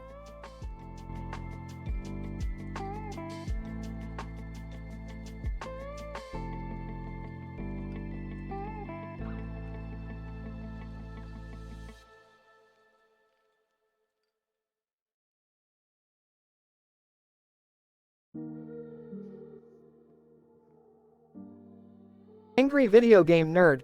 What the fuck is this shit? Alright, here we go, ladies and gentlemen. Welcome back to another episode of Angry Video Game Nerd.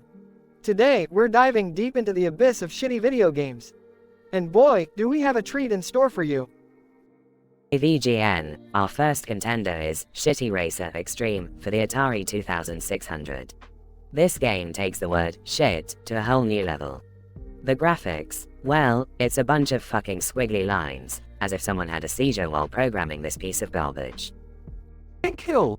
Hey, nerd! What in the goddamn is going on here? AVGN, well, Hank, I'm just doing what I do best, reviewing the worst fucking games ever made. Care to join me? Hank Hill! Well, alright then. I tell you what, this better be some dang old good shit. AVGN, don't worry, Hank, you won't be disappointed. Now, onto our second game, Mega Turd 3000 Inches for the Nintendo Entertainment System. This game is an absolute clusterfuck. The controls are as tight as a nun's asshole, and the world design looks like a pile of vomit. Hank Hill! I can't believe these sons of bitches actually released this crap. People actually paid money for this? AVGN, unfortunately, yes. And now, for the grand finale, we have Shart Attack for the PlayStation 4. This game is a literal shit show. The main character is a farting, projectile-shitting superhero fighting against an army of evil sewer mutants. It's like someone took a dump on the script and decided to animate it. Hank Hill! Well, I'll be damned. That's the dumbest thing I've ever heard. AVGN, dumb doesn't even begin to describe it, Hank. This game is an insult to humanity. It's like the developers took a dump on the gaming industry and called it a masterpiece. Hank Hill! I tell you what, nerd, I can't believe these assholes keep churning out this crap. It's a disgrace. AVGN, absolutely, Hank. These games deserve to be destroyed, burned, and forgotten forever. But hey, at least we had a good laugh. Hank Hill! That's right, nerd. Sometimes, you gotta laugh at the dumbest shit in life. AVGN, well said, Hank. Well said. And that's it for today's episode, folks. Join me next time as I plunge myself into the unholy depths of even more horrendous video games. And kill. I'll bring the propane, nerd. Let's burn these suckers to the ground. AVGN, hell yeah. Let's do it.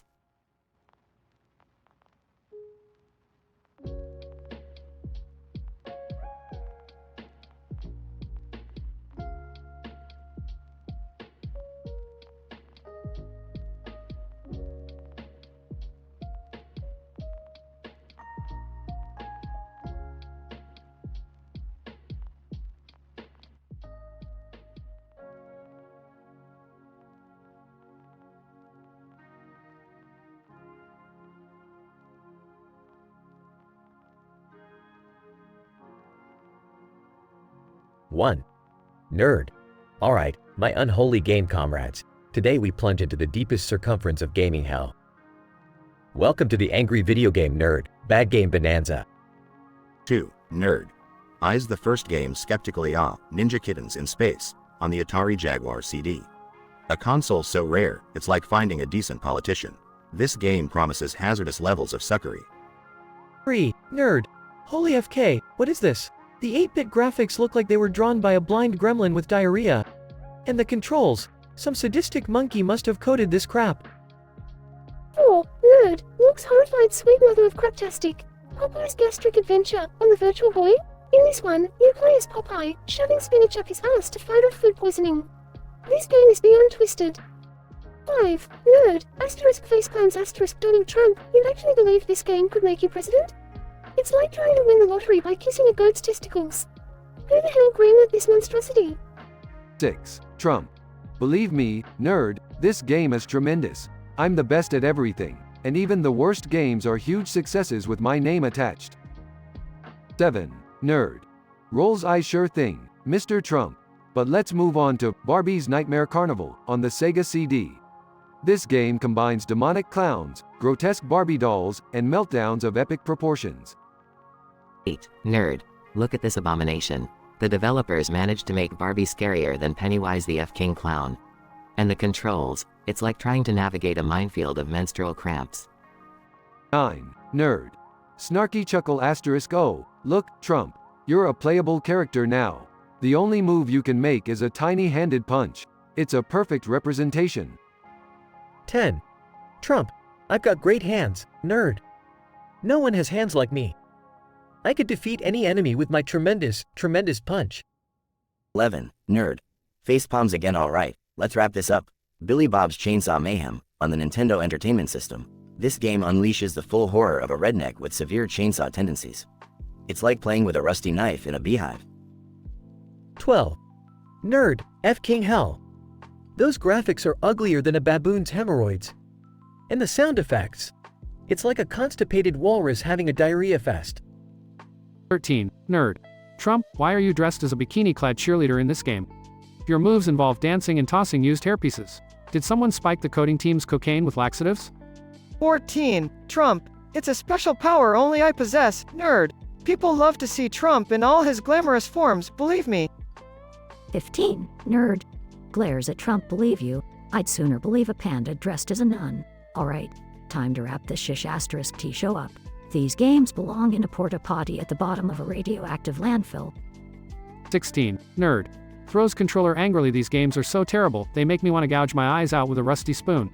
If anyone thought gaming couldn't sink lower, I present you with this unholy trinity of torment. 17. Trump. I've seen worse, nerd. I've seen it all. I've seen tremendous games, the best games, believe me. 18. Nerd. Size asterisk Trump, please. Just go back to your tower and leave gaming to the professionals. As for you, my faithful fans, stay away from these abominations if you value your sanity. 19. Nerd. This was the Angry Video Game Nerd, signing off from the depths of the gaming abyss. Remember, life is too short to waste on terrible games, unless you want your brain to turn into a monkey's hemorrhoids. 20. Nerd. Until next time, my fellow warriors against gaming atrocities, stay angry and keep on gaming, but avoid this sh**t.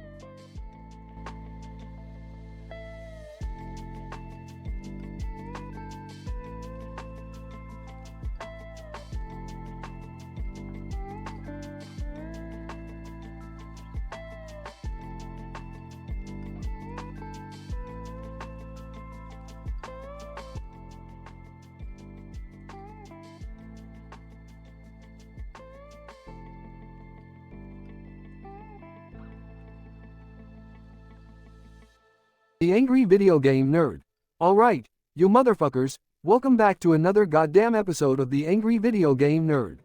Today, I'm gonna torture myself with 3 of the most fucked up, worst piece of shit games you can ever imagine.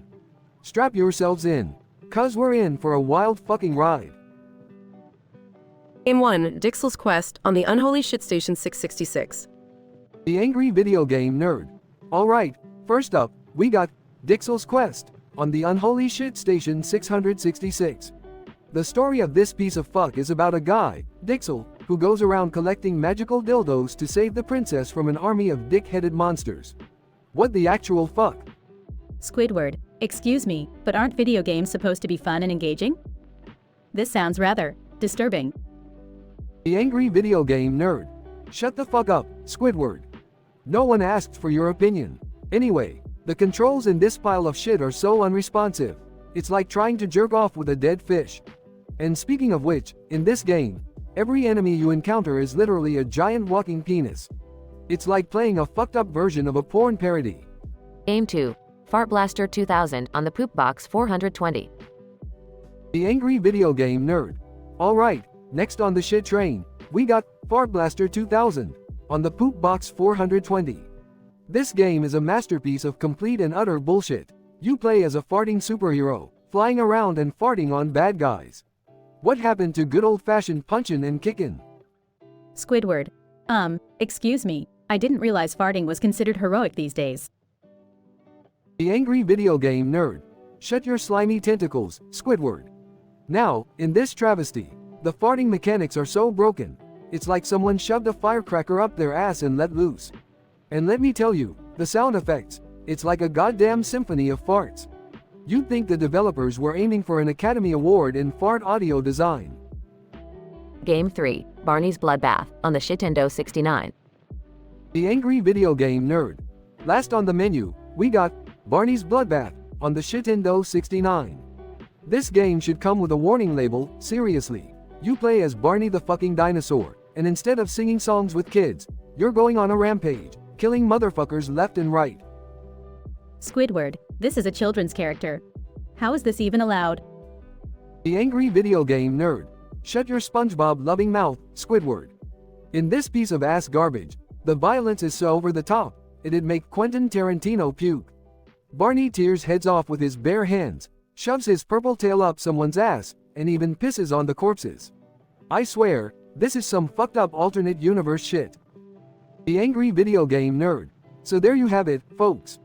3 of the most fucked up, completely ridiculous games to ever grace our beloved consoles. And to think, there are probably people out there who wasted their hard-earned cash on this garbage. Well, I'm done. Fuck this shit. I'm outta here.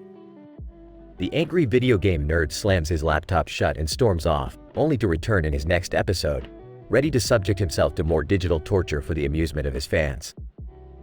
As for Squidward, he remains bewildered, forever scarred by the absurdity of the games he just witnessed.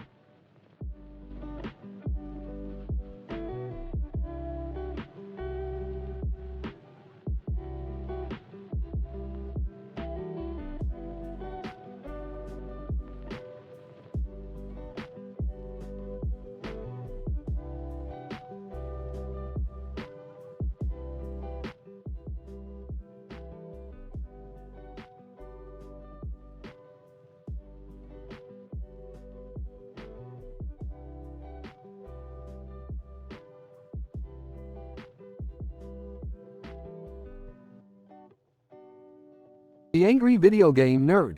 Alright, motherfuckers. Strap yourselves in for the shittiest gaming experience of your sorry lives. Today, we're diving headfirst into the abyss of suckage with 3 horrendous titles. I'm your host, the Angry Video Game Nerd, and you're about to witness some fucked up shit. Master Chief, hey, nerd, what the hell is that green suit you're wearing? Did you steal it from a leprechaun's wardrobe? The Angry Video Game Nerd. Shut your trap, Master Chief. I'm the fucking nerd, and this is my signature outfit. Now, let's get this shit show started. Title, Toilet Paper Tornado, Console, Nintendo 69. The Angry Video Game Nerd. Twisted Pixels presents Toilet Paper Tornado. Are you ready for some bowel blasting action? This game takes shittiness to a whole new level. Get ready to spin those shitty rolls like a goddamn tornado. Oh, and by the way, it's a multiplayer game where you can wipe your friend's ass. Truly a masterpiece of crap. Master Chief, a toilet paper tornado? Somebody wipe my ass with this game already. What's next? A game about nose hair trimming. The Angry Video Game Nerd. Oh, you just wait, Chief. Shit's about to get even worse. Title: Dentist Simulator, a filling adventure, console, The Turd Station 4. The Angry Video Game Nerd. Look alive, Turdburgers, it's Dentist Simulator, a filling adventure. Prepare yourself for the most tooth-grindingly terrible gaming experience ever. Explore cavities, drill away, and rinse and spit like a fucking pro. This game is so bad, it'll make you want to yank your teeth out with pliers. Master Chief, a dentist simulator? Next, we'll have a game where you scrape slime off shower tiles. This is beyond fucked up, nerd. The Angry Video Game Nerd. Trust me, Chief, the worst is yet to come. Title: Stripper Saga, Pole of Destiny, console, Xbox One. The Angry Video Game Nerd. Brace yourself, ladies and gentlemen, for Stripper Saga, Pole of Destiny. This game is a train wreck of nudity, bad physics, and cringeworthy dance routines. Take control of the pole and navigate your way through a sea of horny gamers. Fuck me sideways. This game will make you go blind. And not just from the horrible graphics. Master Chief, a stripper saga? Why don't they just call it Pornhub Presents the game? This is messed up on so many levels. The Angry Video Game Nerd. You said it, Chief. But now, it's time for my final verdict on these piles of pixelated horseshit. Incident. The Angry Video Game Nerd starts smashing the game cartridges with a sledgehammer while shouting obscenities and inventing new words to describe his frustration. Aggression. The room becomes chaotic as the car in the background starts revving its engine, while the spaceship hovers ominously above. Suddenly, a horde of aliens burst into the room, looking for a beating. The Angry Video Game Nerd and Master Chief join forces, using the car and their weapons to fight off the alien invaders while still cursing like sailors. Covered in blood, sweat, and alien guts, the Angry Video Game Nerd and Master Chief finally triumph over the extraterrestrial bastards. They exchange a few sarcastic remarks, light some cigars, and walk off into the sunset, ready to tackle the next set of shitty games that the gaming industry has to offer. PhD-level scientific analysis.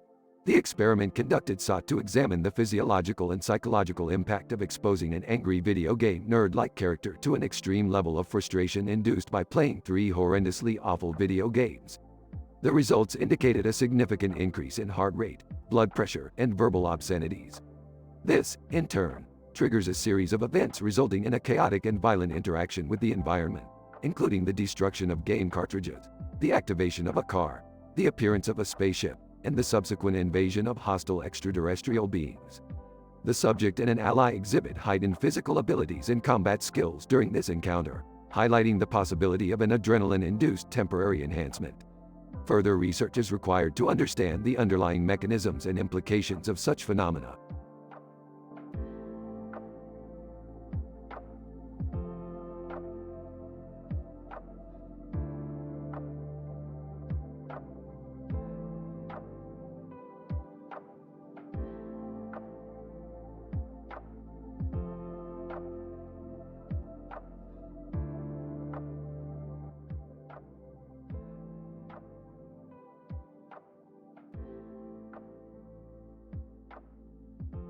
Angry Video Game Nerd. Alright, motherfuckers. Are you ready for another shitty game? Today's episode is gonna blow your fucking minds. Step right up and feast your eyes on the abominations I've got lined up for you. Squidward. Oh great, another one of your ridiculous video game reviews. Can't you just leave me alone? Angry Video Game Nerd. Shut the fuck up, Squidward. You're in for a wild ride whether you like it or not. First up, we have Zombie Phone Massacre on the Atari Jaguar. A green goddamn zombie with a red phone? What the fuck were they smoking when they came up with this shit? Squidward, that sounds absolutely ridiculous. Who the hell would actually want to play that? Angry Video Game Nerd.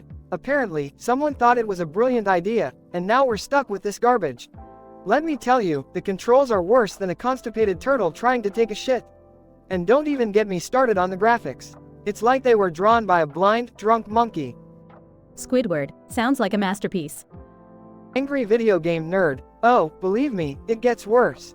Next up, we have random awful game #2 inches on the Virtual Boy. Who the fuck thought it was a good idea to make a game console that literally gives you a goddamn headache? Squidward, I never understood the appeal of those things. Angry video game nerd. There was no appeal, Squidward. It was a fucking disaster. And this game, holy shit. It's like they just threw random code together and called it a game. The graphics are a fucking migraine waiting to happen, and the controls are more unresponsive than a dead hooker in a cheap motel. Squidward, lovely imagery. Angry video game nerd. Last but definitely not least, we have The Shitstorm Chronicles on the Sega CD. You want to talk about a title that accurately describes a game? Well, here you fucking go. This game is a shitstorm in every possible way. Squidward, I'm starting to question your taste in video games. Angry video game nerd. You're damn right, Squidward. This game is a never-ending nightmare of glitches, bad voice acting, and mind-numbingly repetitive gameplay. It's like they took everything wrong with gaming and amplified it tenfold. It's a fucking abomination, and I want to burn every copy ever made. Squidward, well, that sounds like a blast. Angry video game nerd. Blast? More like a goddamn apocalypse, Squidward. These games are a testament to the depths shitty game developers can sink to. Now, if you'll excuse me, I need a stiff drink to wash away the pain of these abominations. Squidward, you do that. I'll be over here enjoying some peace and quiet. Angry video game nerd. Fuck off, Squidward. And fuck these goddamn games.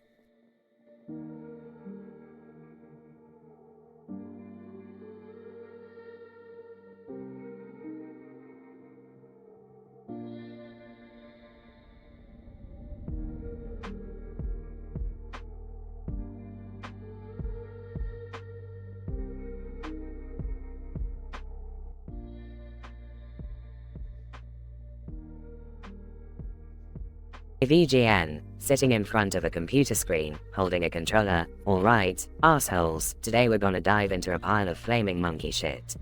Brace yourselves for the holy trinity of terrible games. Stewie, popping out from behind the computer screen. Well, aren't you a delightful ray of sunshine? Can't wait to see your blood pressure skyrocket. VGN, shut your fucking mouth. Stewie, nobody asked for your goddamn opinion. Now, let's start with Chaos on Wheels for the Atari Jaguar CD. This piece of horseshit was developed by a team that probably never even touched a car. Stewie, the Atari Jaguar, where dreams went to die. You know, it has a reputation for being the most advanced console of its time. VGN, yeah, as advanced as a fucking calculator. Anyway, this game is filled with shitty controls, mind-numbingly boring tracks, and enough glitches to make your head spin.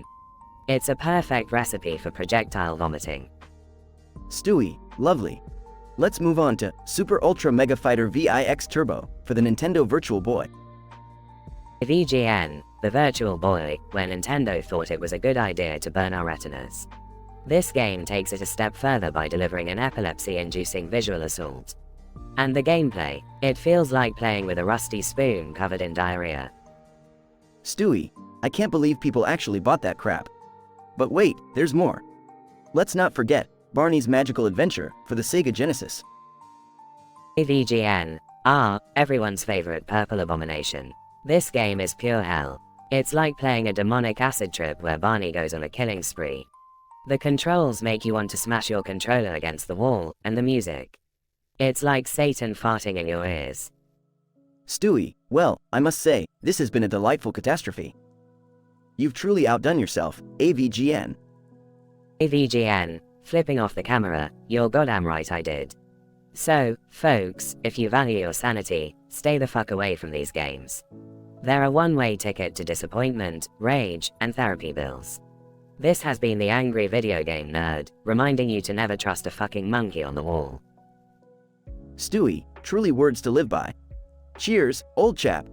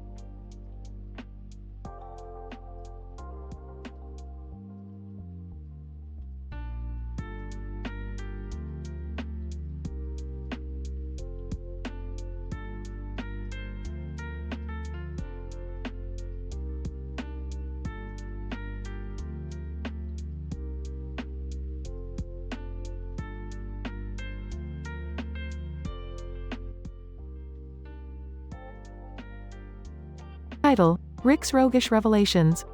Characters: The eccentric, foul-mouthed genius scientist. Rick's daughter, a strong-willed woman. Beth's insecure and awkward husband.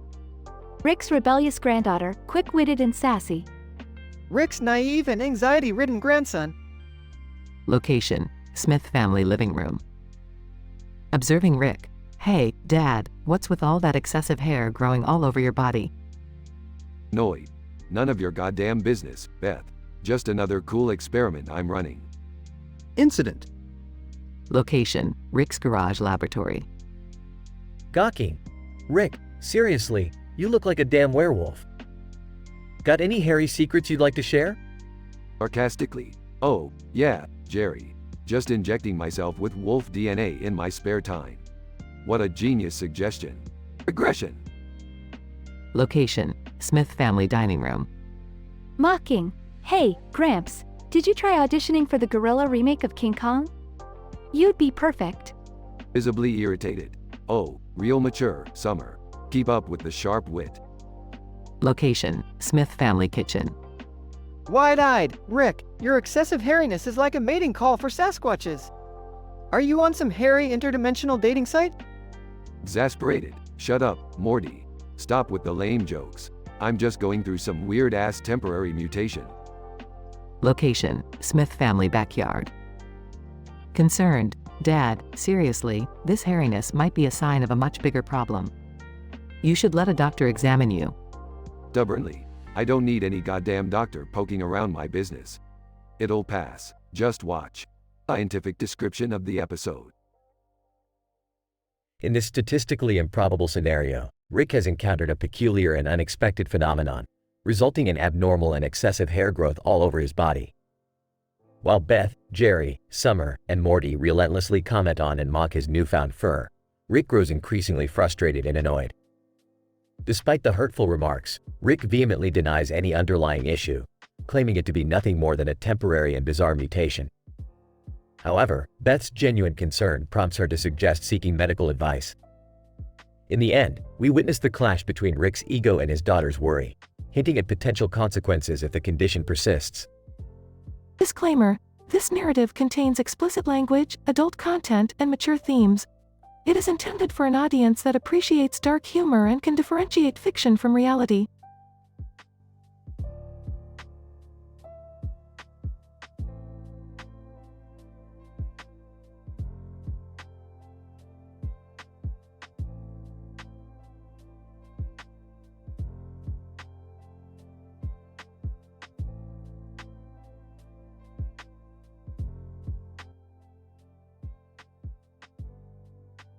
Int.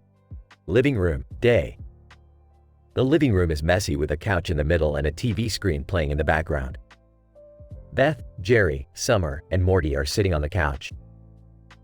Rick, what's going on with your hair? It's growing like crazy. Annoyed. Oh great. The whole family is now the hairy police. Seriously, Rick, you're starting to look like a wild animal. Did you forget to shave or something? Sarcastic. No, Jerry, I just woke up this morning and decided to become Bigfoot. Giggles. I think you should audition for a werewolf role in a movie, Grandpa. You'd be perfect. Irritated. You think you're pretty funny, don't you, Summer? Well, maybe I'll start shedding all over your clothes. Gross, Grandpa. Please, don't do that. We already have enough weird stuff going on around here. Laughs. Morty's right, Rick. We don't need any more strange things happening in this house. Humbling. You guys have no appreciation for good genes. This hair is a sign of my superior DNA. Superior? More like primitive. Are you evolving backwards or something? Dad's right, Grandpa. Maybe it's time for you to join a circus freak show. They'd love your hairiness.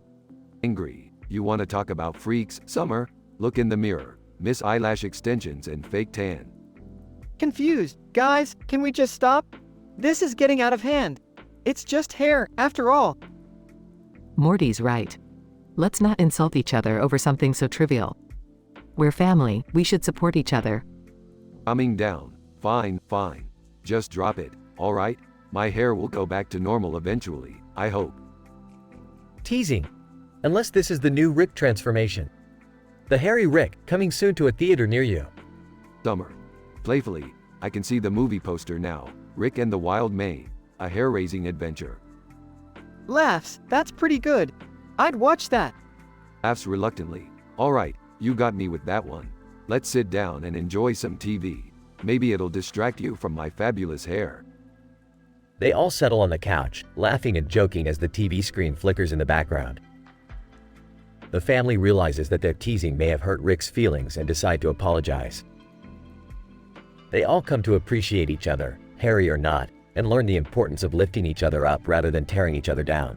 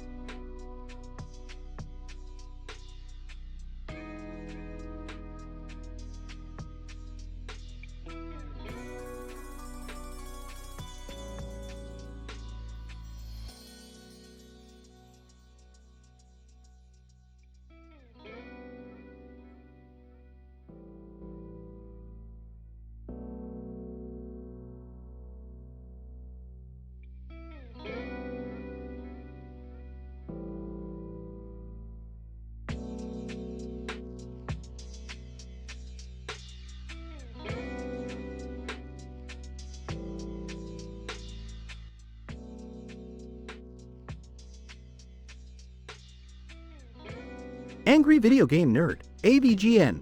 Alright, motherfuckers. Welcome back to another episode of AVGN, the show where I play the shittiest games on the planet. Today, we got a triple dose of godforsaken garbage. Strap yourselves in, cuz this is gonna be a bumpy fucking ride. Chewy Griffin, oh, splendid. I do enjoy indulging in the suffering of others. Let's get this shit show started, shall we? VGN, first up, we got Megaturd 3000 inches on the shitbox 360. This game is so bad, it should come with a free bath bag. The graphics look like a 3-year-old's finger painting, and the controls are as responsive as a dead hooker. And don't even get me started on the audio. It sounds like a dying cat trying to mate with a broken fax machine. Chewy Griffin laughs, oh, it appears this masterpiece was crafted by Satan himself. How delightful. VGN, next on the menu is Asswipe Adventures on the Turd Station 4. This game takes you on a journey through the darkest corners of your colon. The character models are uglier than your grandma's saggy tits, and the dialogue, well, let's just say it makes 50 Shades of Grey look like Shakespeare. Chewy Griffin, oh my, how repugnant. It seems this game combines the joy of excretory functions with the allure of depravity. Bravo. VGN, saving the best, or worst, for last, we have Shitty Kart Racing on the Cockendo Entertainment System. This game is like taking a dump while being chased by a swarm of angry wasps. The controls are a clusterfuck of confusion, and the power-ups make you want to rip your own fucking eyes out. Plus, the AI opponents cheat more than a politician on steroids. Chewy Griffin, oh, marvelous. A test of one's patience and sanity, all bundled into one delightful disaster. Splendidly dreadful. VGN, fuming. Well, folks, there you have it. 3 of the most heinous, ass-sucking, mind-numbingly awful games ever created. I wouldn't wish these upon my worst enemy. Fuck, I would even rather listen to Justin Bieber on repeat for 24 hours than play these pieces of shit again. Chewy Griffin, smirking, my dear AVGN, your colorful language brings such joy to my heart. What a wretchedly glorious spectacle we've witnessed. I applaud you, good sir. VGN, grinning, thanks, Stewie. Always a pleasure to have a fellow connoisseur of shit-tastic entertainment by my side. Now, if you'll excuse me, I need to go scrub my brain clean with bleach. Until next time, fuckers.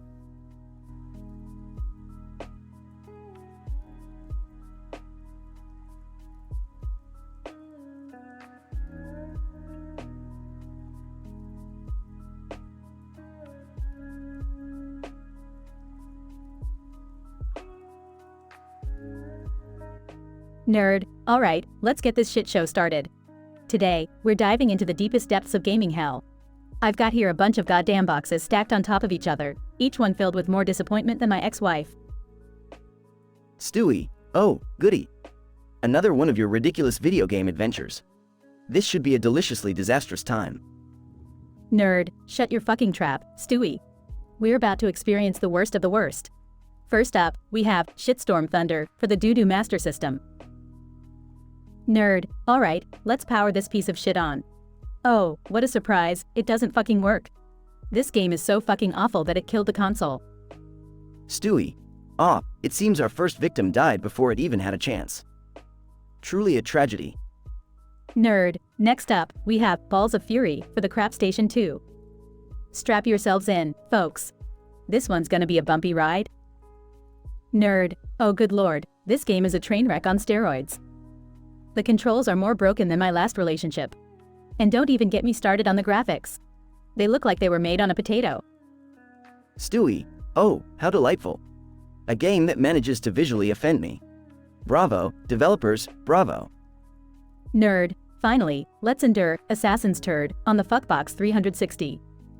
I hope you're ready for some disappointment, Stewie. Nerd, look at this shit. The main character moves like a constipated turtle on crack. And the plot? It's more convoluted than a David Lynch film. Stewie, it seems our journey into madness has reached its peak. I can feel my brain cells dying one by one. Nerd, well, ladies and gentlemen, we've survived this unholy trinity of torment. These games are like a metaphorical kick in the balls while being force-fed rotten eggs. I wouldn't touch them with a 10-foot pole. Stewie, it was an absolute pleasure witnessing your gaming agony, nerd. Perhaps next time, we'll explore the abyss of even worse games. Nerd. Oh joy, I can't fucking wait. Until then, remember folks, these games are a disgrace to humanity and I'd rather stick my dick in a blender than play them again. Stay the fuck away. End.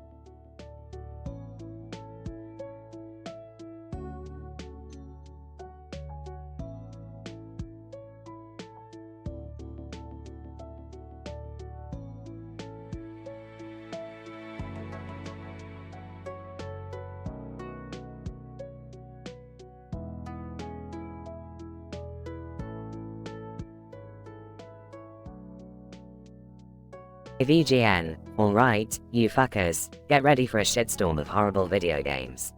Today we're diving deep into the abyss of gaming hell. First up, we have Barney's Super Fun Adventure on Sega Genesis. Squidward, are you serious? Barney? Who the hell thought this was a good idea? VGN, I don't fucking know, Squidward, but this game is a festering pile of dinosaur shit. Look at these graphics, they're straight out of a preschool coloring book. And the controls, fuck, they're so unresponsive I could wiggle my dick around the controller and have a better chance of winning. Squidward, that's just disturbing, dude. Next up, we got Catwoman, the video game, on PlayStation 2. This gotta be bad. VGN, bad. More like a fucking disaster. Catwoman's controls are so clunky, it feels like her pussy got stuck in a mousetrap. And the camera, it's probably drunk off its ass, just spinning around like a tornado on crack. Squidward, Jesus, this sounds like a torture chamber. What's our last game? VGN, brace yourself, Squidward, because we're about to jump into the bowel-shaking nightmare of Plumbers Don't Wear Ties on the 3DO. Strap in, motherfucker. Squidward, plumbers don't wear ties. What kind of game is that? VGN, you see, Squidward, this game is essentially a glorified slideshow with cringe-worthy acting and more sexual tension than a cheap porno. It's so fucking random, you'll think a monkey on meth was the lead designer. Squidward, this is pure madness. How did these games even get made? VGN, I have no fucking idea, Squidward. It's like some sick cosmic joke. But that's the beauty of being the angry video game nerd, I get to suffer so you don't have to. Now, for the conclusion, avoid these games like toxic waste. They're a disgrace to the gaming industry, and anyone involved in their creation should be kicked in the schlong so hard their ancestors feel it. Squidward, you sure know how to end an episode, AVGN. Thanks for sparing us the agony. VGN, no problem, Squidward. We're all in this shitty gaming world together. Stay tuned for more episodes, you fuckers.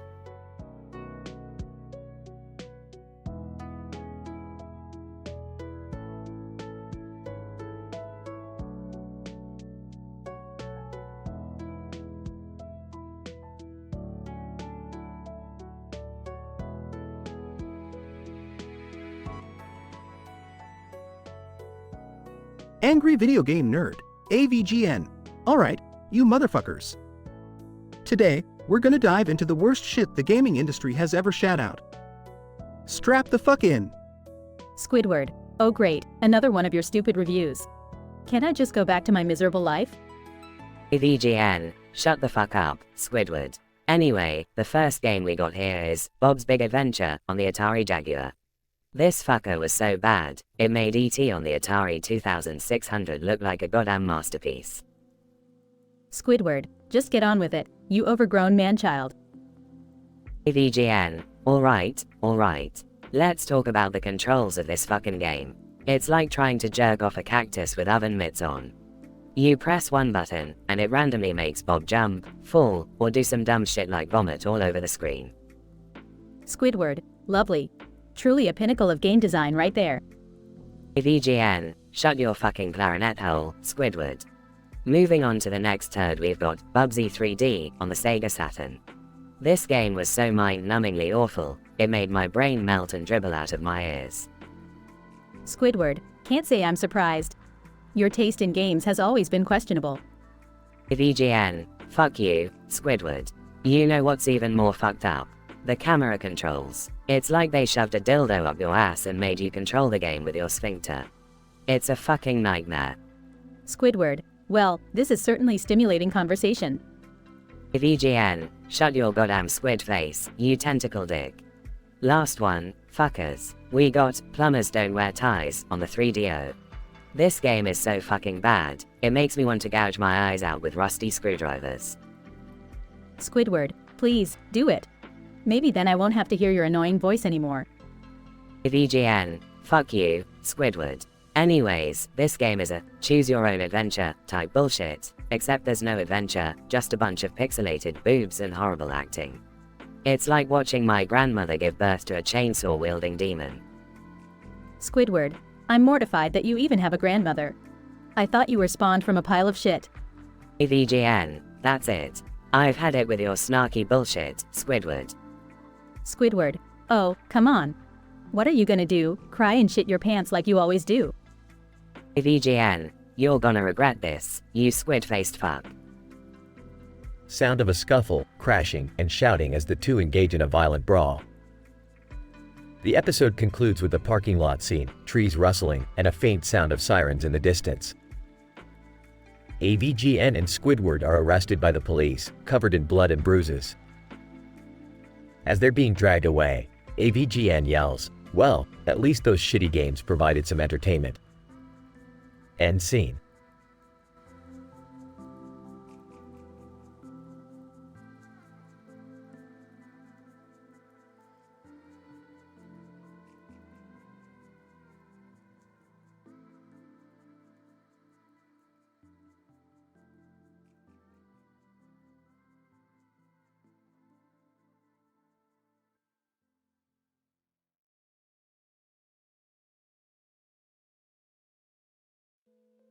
Jason the artist, what the fuck is that? Who the hell are you, man? Man in armor. Relax, bro. I am the Jason the Arcanist, destined to protect this realm from imminent danger. Jason the fartist, protect the realm? Are you high? This is just a fucking forest. Jason the artist. Yeah, seriously dude, what's with the glowing lights on your face and arms? Trying to audition for a rave? Jason the Arcanist. These lights are manifestations of my arcane powers, fools. I am the chosen one, bestowed with the ability to channel the energy of the cosmos. Jason the fartist, chosen? More like choking on some potent shit. You're tripping balls, man. Jason the artist. Alright, calm down. Let's hear the guy out. What's the danger you're blabbering about, Jason the Arcanist? Jason the Arcanist. Deep within this forest lies an unspeakable evil, an entity thirsty for destruction. It must not be allowed to break free and wreak havoc upon the world. Jason the fartist. Fucking hell, this is insane. I just wanted to paint some goddamn trees, not deal with cosmic jizz and evil spirits. Jason the artist. We're in this together, man. Let's go deeper into the forest and see what this dude is talking about. But I'm bringing my can of spray paint just in case I need to express myself artistically. Jason the Arcanist. Wise choice, Jason the artist. Remember, the fate of the world rests on our shoulders. As they venture into the forest, they hear eerie whispers and witness strange phenomena. Jason the fartist. Dude, did you just see that tree fart rainbow pixie dust? Jason the artist. I think this forest is messing with our heads, bro. But if there's a chance to prove your cosmic mojo, Jason the Arcanist, now's the time. They reach a clearing with a massive stone altar. Jason the Arcanist. Behold, the gateway to unleash the unspeakable. Jason the fartist. Oh, shit. Is that a portal to the realms of magic and darkness? Jason the artist. This is way beyond my artistic sensibilities, man. But let's stop this evil thing from getting out. Jason the Arcanist, do your magical shit and close that damn portal. Jason the Arcanist. With the power bestowed upon me, I command thee, portal, close. Waves his arms dramatically. There is a blinding burst of light, and the portal collapses. Jason the fartist. Holy fucking shit. We did it. The world is saved. Jason the artist. Damn, Jason the Arcanist. I gotta admit, you may be a weird cosmic hippie, but you got the job done. Jason the Arcanist. The danger is averted, and the realm is safe once again. But always remember, cosmic energy thrives in the most unexpected of places. Jason the fartist. Yeah, whatever, man. Can we just go get a burger now? I need to eat some real-world shit after all this craziness. Jason the artist. Agreed, my friend. Let's get out of this forest and find something that makes a bit more sense. They exit the forest, leaving behind the bizarre and unimaginable, ready to devour some real-world sustenance.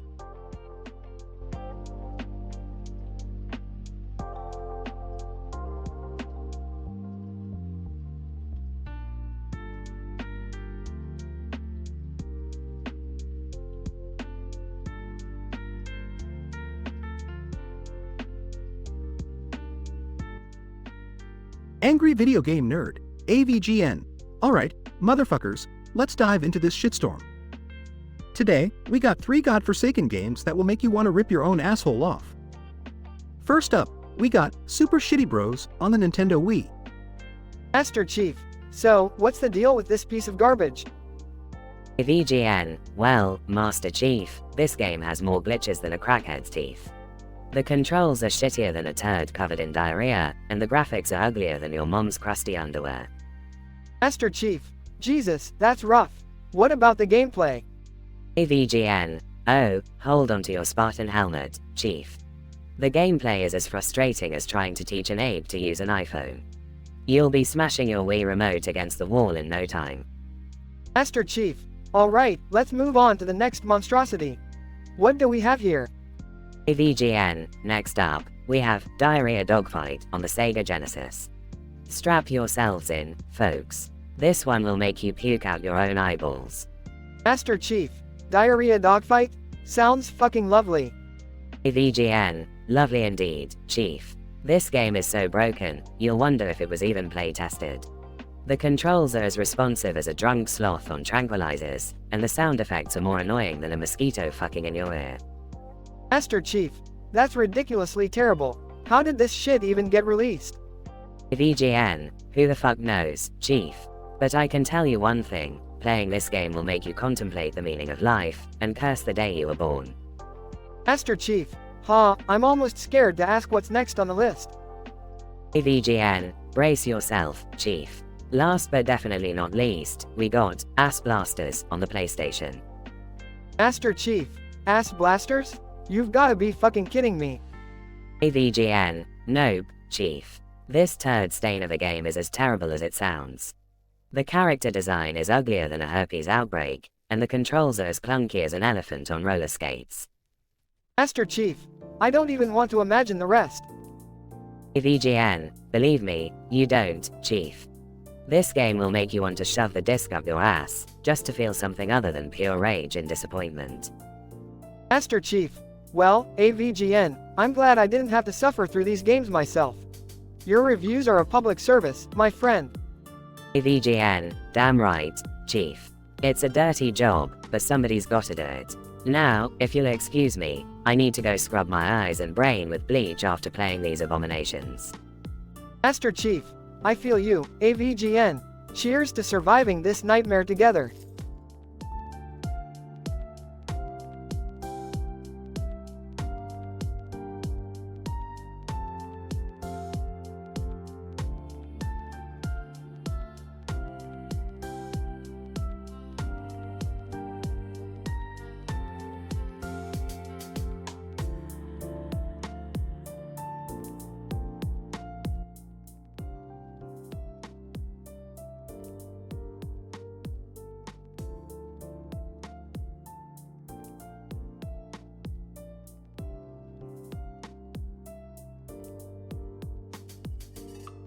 Narrator. The stage is set in a dimly lit room, adorned with countless posters of classic video games. A man in a green shirt and tie sits down in front of a TV screen, holding a gun in his trembling hand. On the screen, the words, "The Angry Video Game Nerd," are emblazoned, promising a wild ride through the world of terrible video games. VGN, alright, you pixelated fucksticks, strap yourselves in for a shitstorm of epic proportions. Today, we're diving into the depths of gaming hell with 3 of the absolute worst, most mind-numbingly awful, randomly generated video games to ever grace this godforsaken planet. And we start with Super Crap Bros on the Atari Jaguar. Narrator. The screen flickers to life, revealing an Atari Jaguar console with a game cartridge bearing the title Super Crap Bros. The angry video game nerd inserts the cartridge, visibly disgusted. VGN, alright, let's see what kind of unholy abomination this is. The graphics look like they were puked out by a malfunctioning Atari 2600, and the controls. They're about as responsive as a dead pigeon.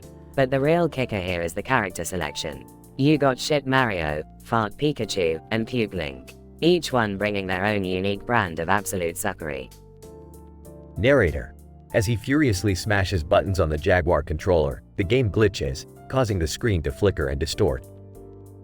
AVGN. Oh, come on. This game is so bad, it can't even handle its own existence.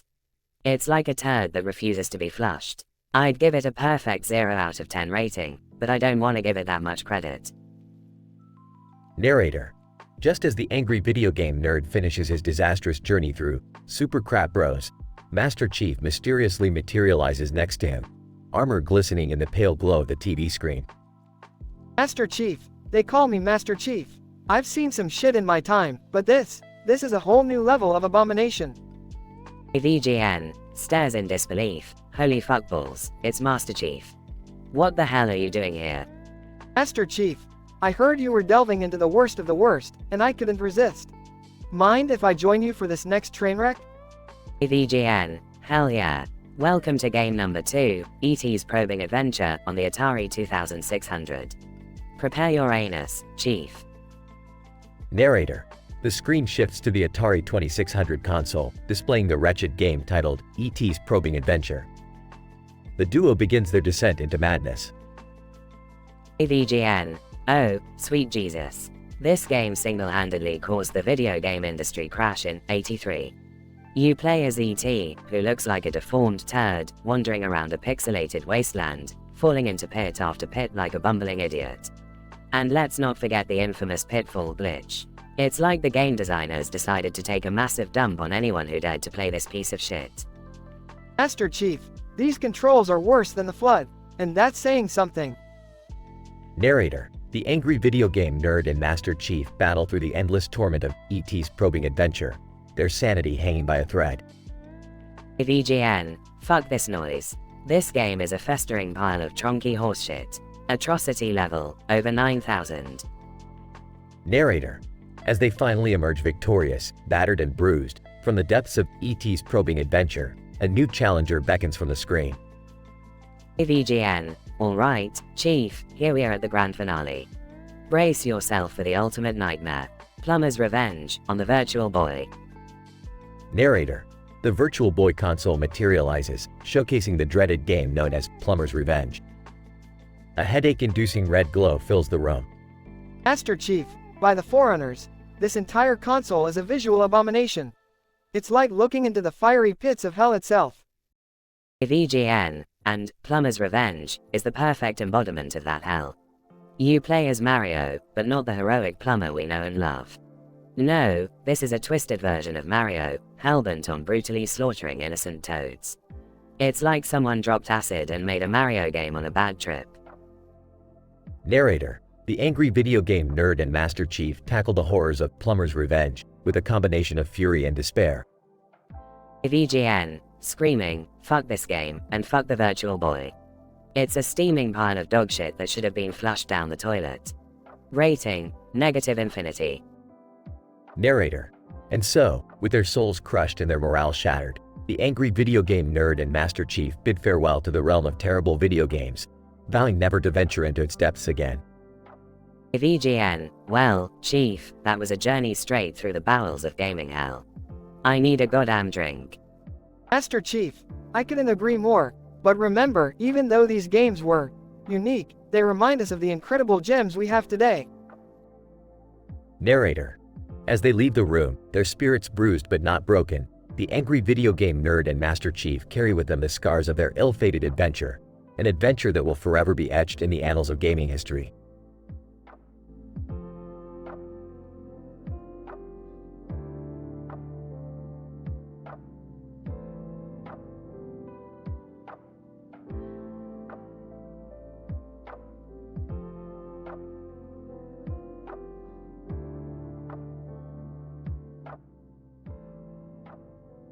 Hartman, alright, guys, gather round.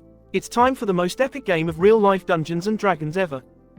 Stan, seriously, Cartman, can't we just play the normal version? Hartman, normal, dude, where's the fun in that? In real life D&D, we get to experience everything for real. Kyle, alright, fine. How do we play this messed up version? Hartman, simple, we each take on a character and do whatever they would do in the game.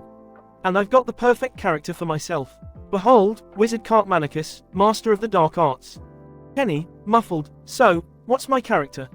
Stan, you're a rogue, Kenny, the sneaky and cunning type.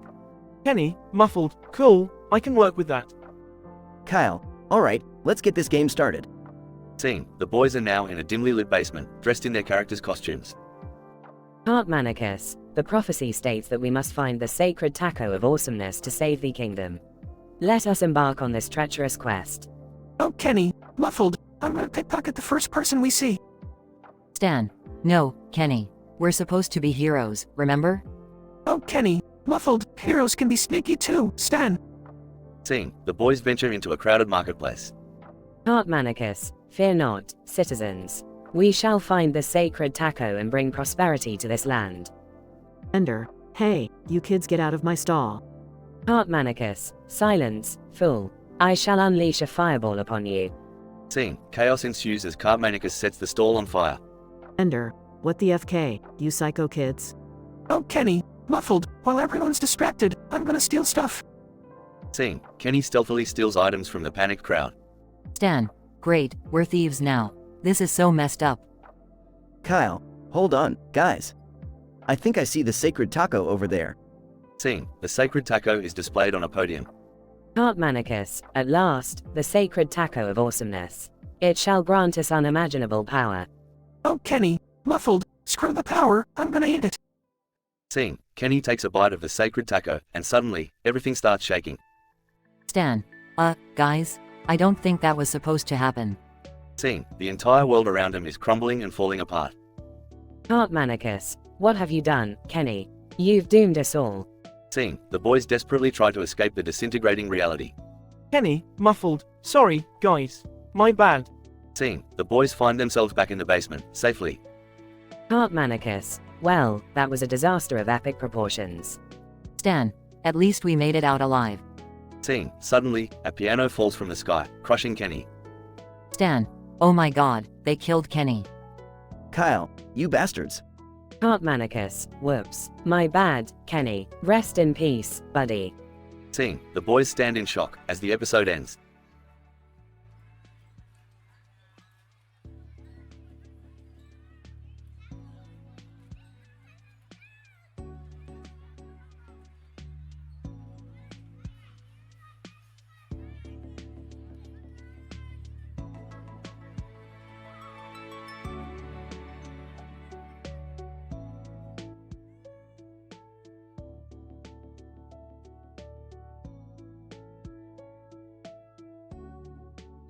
Drew, good evening, ladies and gentlemen, and welcome to another episode of Whose Line Is It Anyway? I'm your host, Drew Carey. Tonight, we have the incredible Colin Mockery, the talented Wayne Brady, the hilarious Ryan Stiles, and the wild Brad Sherwood. Let's jump right into our first game, Scene to Rap. Colin, yo, we're here to entertain, ready to rap all night, bring the noise. Wayne, Colin, it's not a rap battle. We're doing a scene about all bathrooms mysteriously vanishing. Ryan, that sounds like a shitty situation, doesn't it? Brad, yeah, well, I guess we'll have to hold it in or find alternative solutions.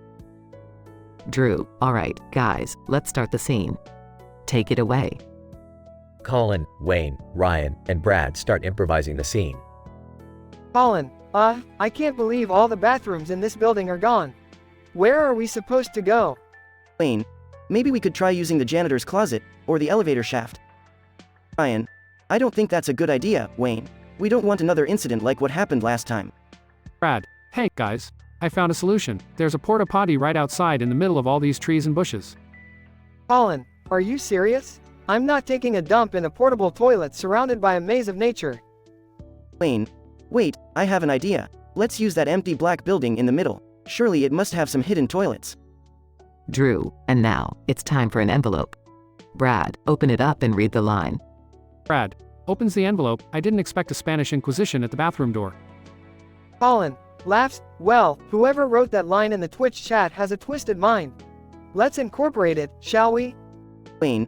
In a dramatic voice, suddenly, as I opened the door to the black building, the Spanish Inquisition appeared, blocking the path to the bathrooms. Ryan. Also in a dramatic voice, nobody expects the Spanish Inquisition while they're taking a piss. Brad laughs. Oh, man. This scene just took a crazy turn.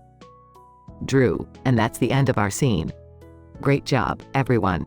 Now, let's move on to our next round. Scene changes. Drew, alright, folks, that was an intense scene. But now, it's time for the moment you've all been waiting for, the winner of tonight's episode. Colin, excitedly? Oh, I think I really brought it this time, Drew. I'm feeling pretty confident.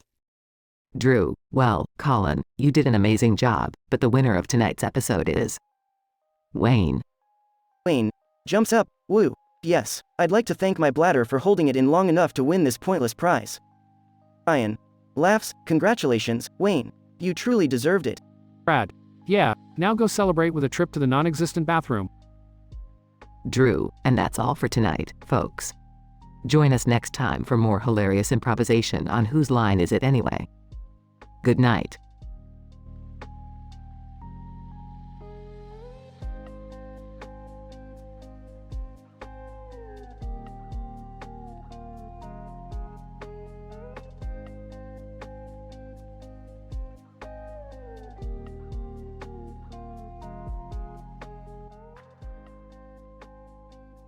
VGN. Alright, assholes, gather round.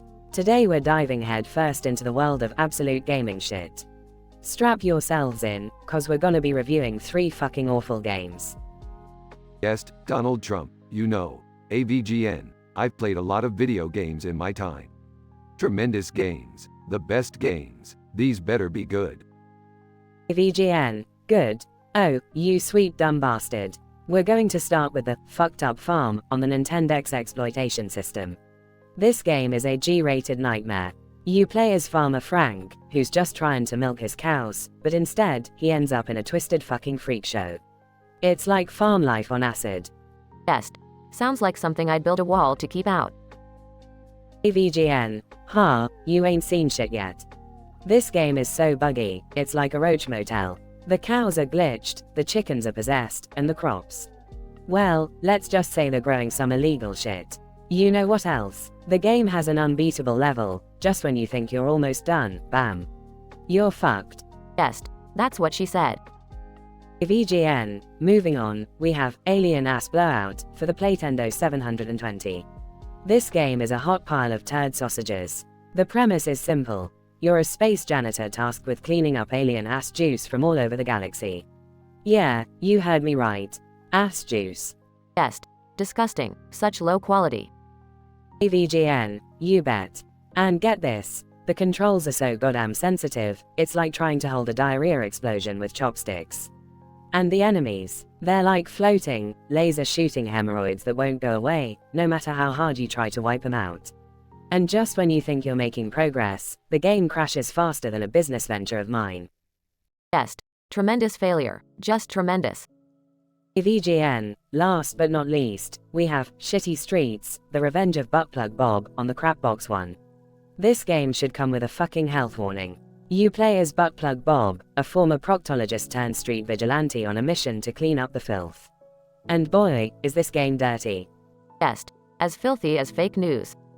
VGN. Filthier, my friend. The graphics are pixelated diarrhea, the dialogue is cringe-worthy, and the controls, well, they're about as responsive as a Twitter troll. Best. I think I know a few of those. VGN. I believe you, Donnie. Now, the real kicker is that the boss battles are more frustrating than trying to negotiate a diplomatic agreement in a room full of crying babies. It's a shit show.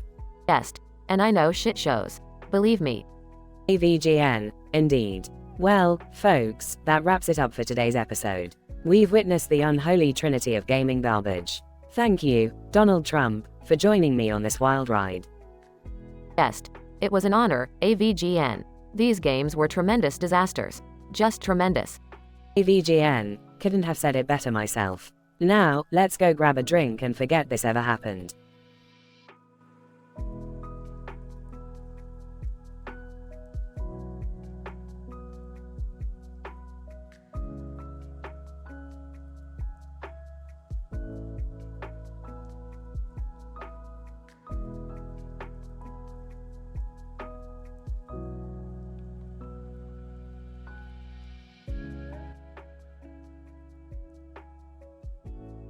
Angry Video Game Nerd, AVGN.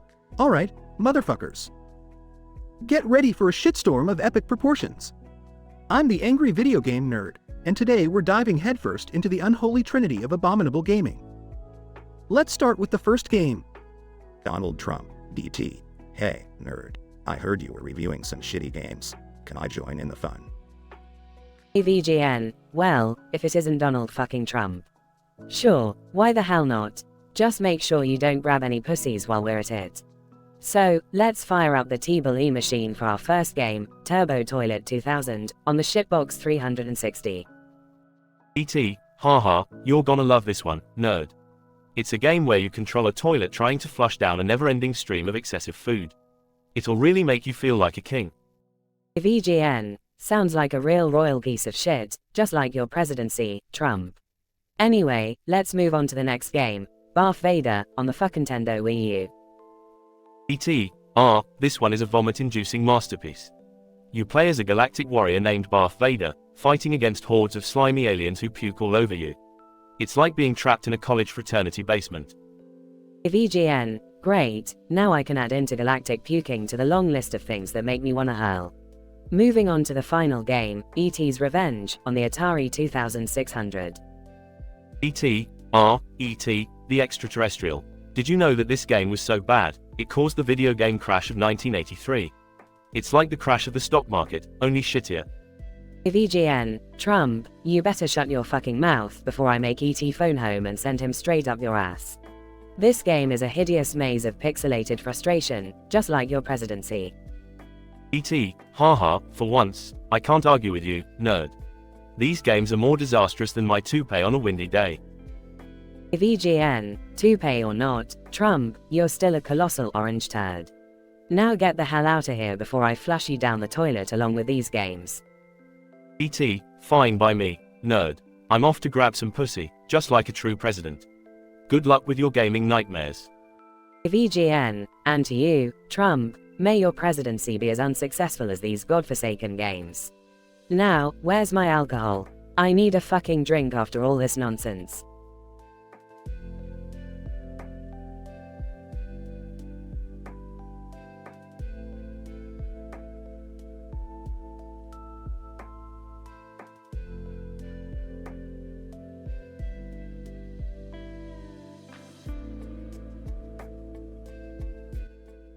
Nerd, alright, let's get this shit show started. Today, we got 3 god-awful games to torture ourselves with. First up, we got Super Shitstorm on the Haunted Toaster console. Oma, hey, nerd. Can I join you on this torturous journey? Nerd, sure, why the fuck not? Strap in, Homer. The first level of this game is a fucking death trap, filled with flying dicks and explosive assholes. Oma, whoa, nerd. I've never seen so many dicks on a screen before. Nerd, and trust me, Homer, it's as terrible as it sounds. The controls are clunkier than a drunkard on roller skates. Trying to jump over these goddamn dick projectiles feels like wrestling with a greased pig. Oma, duh, this sounds horrifyingly frustrating, nerd. Nerd, you have no idea, Homer. But let's move on to the next abomination. Assault of the Magical Turds on the Piss Station 4. Oma, magical turds? What the hell kind of game is that?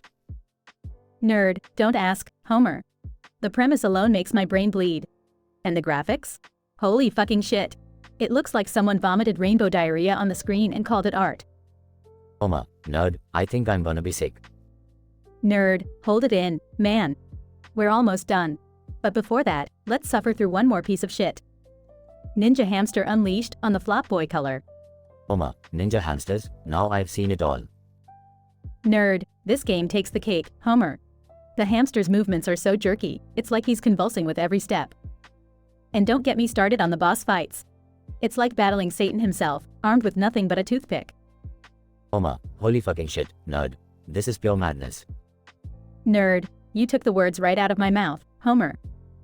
These games are the epitome of gaming abortions. I wouldn't wish them upon my worst enemy. Oma, nerd, I can't thank you enough for exposing me to this nightmare. I'll never complain about boring TV again. Nerd, glad I could open your eyes, Homer. Remember, folks, these games suck a bag of dicks so hard that they hit your gag reflex. Stay away from them like the plague.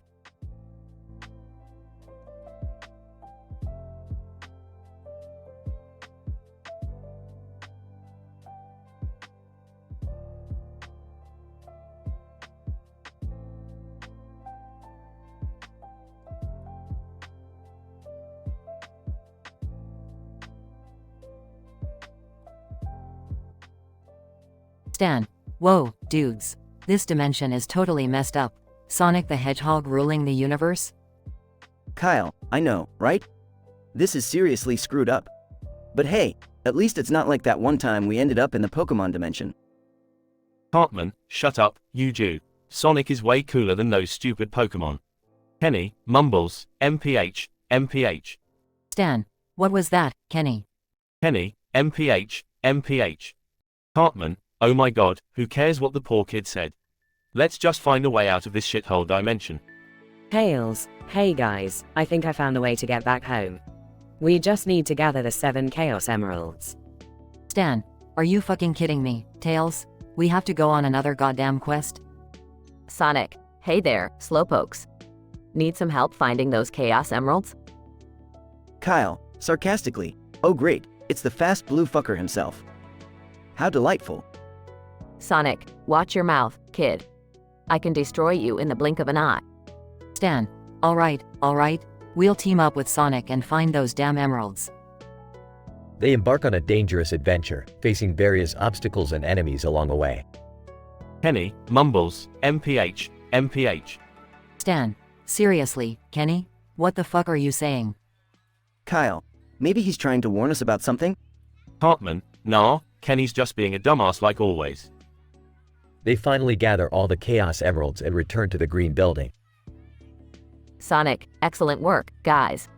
Now we can open a portal back to your dimension. Kyle, finally, we can leave this crazy shit behind.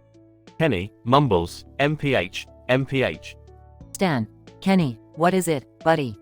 Kenny, mumbles, MPH, MPH. Hartman, oh, for fuck's sake. Spit it out, Kenny. Kenny pulls out a chili dog and starts to choke on it. Stan. Holy shit, he's choking.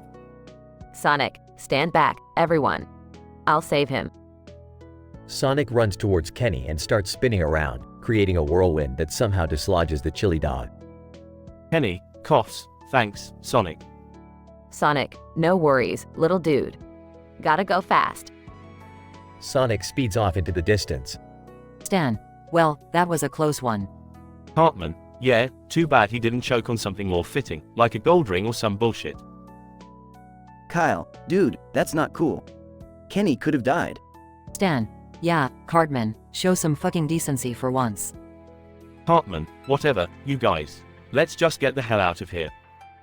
They step into the portal and are transported back to their own dimension.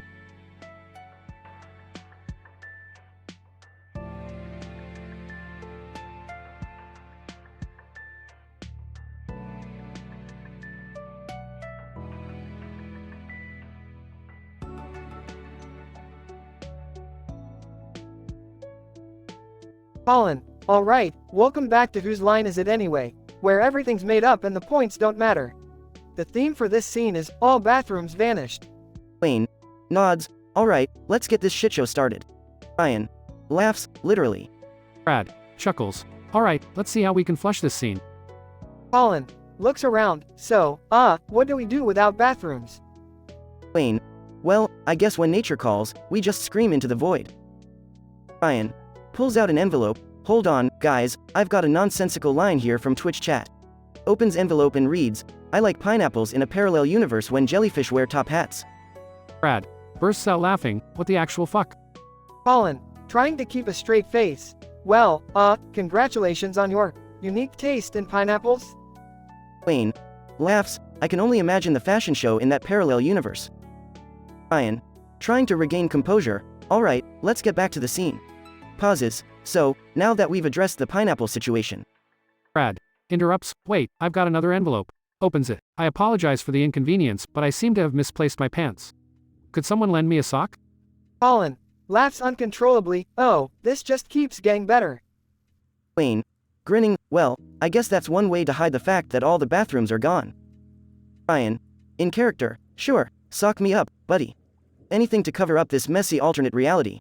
Colin ad-libbing, and here I thought the toilet paper shortage was bad enough. Brad joining the ad-lib. This is a whole new level of shitstorm. Wayne laughs hysterically, alright, let's wrap this up before it gets too shitty. Ryan wiping away tears of laughter, agreed. Let's just say, in this universe, we're all in deep shit. Colin, closing the scene, and with that, ladies and gentlemen, we bid farewell to all the bathrooms that have vanished. Let's give a round of applause for our unflushable performers. Drew, from offstage, and the winner of tonight's pointless prize is Brad. Brad, grinning, aw, thanks, Drew. Finally, something to add to my collection of useless junk. Wayne laughs, well, at least you can put it right next to the trophy for being the most full of shit. Oh, laughing.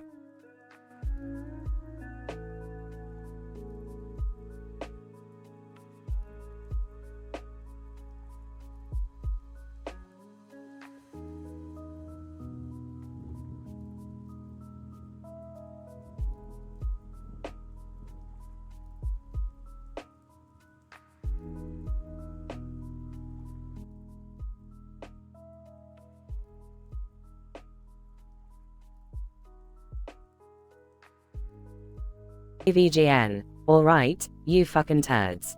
Today we're diving into the unholy trinity of shittiest video games history has ever seen. Grab your bath bags and put on your hazmat suits, cause this is gonna be a bumpy fucking ride. AVGN presses the start button on the controller and the game title appears on the TV screen. AVGN. First up, we have Toilet Warriors for the Atari 2600. This game is a steaming pile of elephant diarrhea, folks. You play as a plumber armed with nothing but a plunger, fighting mutant toilets that shoot explosive turds. Can you believe this shit? Homer Simpson enters the room, beer in hand, and sits next to AVGN. Homer, hey, buddy, what's this crap you're playing? AVGN. Homer, you wandered into the den of Satan himself, my friend. Now watch me suffer through this garbage while I vent my eternal rage. AVGN continues playing, shouting obscenities as the game gets progressively worse. AVGN. Next, we have Bikini Blast for the NES. This little gem of depravity puts you in the shoes of a perverted photographer trying to take upskirt shots of unsuspecting beachgoers. It's like a virtual restraining order waiting to happen. Homer bursts into laughter, spilling beer on AVGN's controller. Homer, sorry, buddy, can I join the fun? AVGN. Sure, Homer. Just grab a controller and embrace the misery. They both play the game, mocking and insulting its horrible mechanics. AVGN. Finally, we have Violent Veggies for the Sega Genesis. This game is a smorgasbord of chaos, where you control anthropomorphic vegetables with guns, fighting a war against carnivorous plants led by a giant, sentient cucumber with serious daddy issues. Homer, duh, this game is wackier than anything I've ever seen. AVGN. It's a nightmare, Homer. A fucking vegetable warfare of epic proportions. AVGN and Homer continue playing, cursing and laughing in equal measure. AVGN. Alright, time for the denouement, you pricks. These games are an abomination, a disgrace to humanity, and a middle finger to our beloved video game history. I hope they rot in the deepest pits of gaming hell. Homer, amen, buddy. The screen fades out as AVGN and Homer high-five each other, basking in the absurdity of the terrible games they just endured. Scientific description. In this improbable scenario, the angry video game nerd, accompanied by Homer Simpson, embarks on a journey through the depths of the worst video games ever produced. The initial situation establishes the setting, with the nerd positioned on top of a table with a keyboard and a TV. The incident occurs when he actually plays the games, starting with Toilet Warriors for Atari 2600, followed by Bikini Blast for NES, and finally, Violent Veggies for Sega Genesis. The progression highlights the nerd's humorous and foul-mouthed commentary, with Homer serving as an enthusiastic but clueless participant. The denouement brings their shared frustration to a climax, denouncing the games as an abomination to video game history. The conclusion portrays a bonding moment between the nerd and Homer as they celebrate their completion of the horrendous games.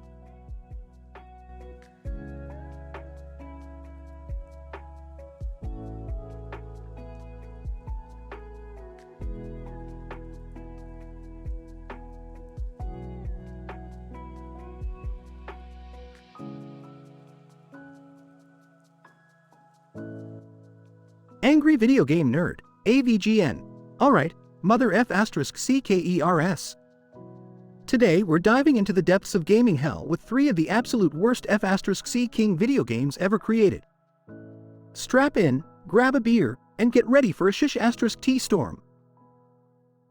AVGN, first up, we have Toilet Time, the Shush, TTY adventure, on the Atari 2600. Just the title alone should give you a FC King hint of what you're getting into.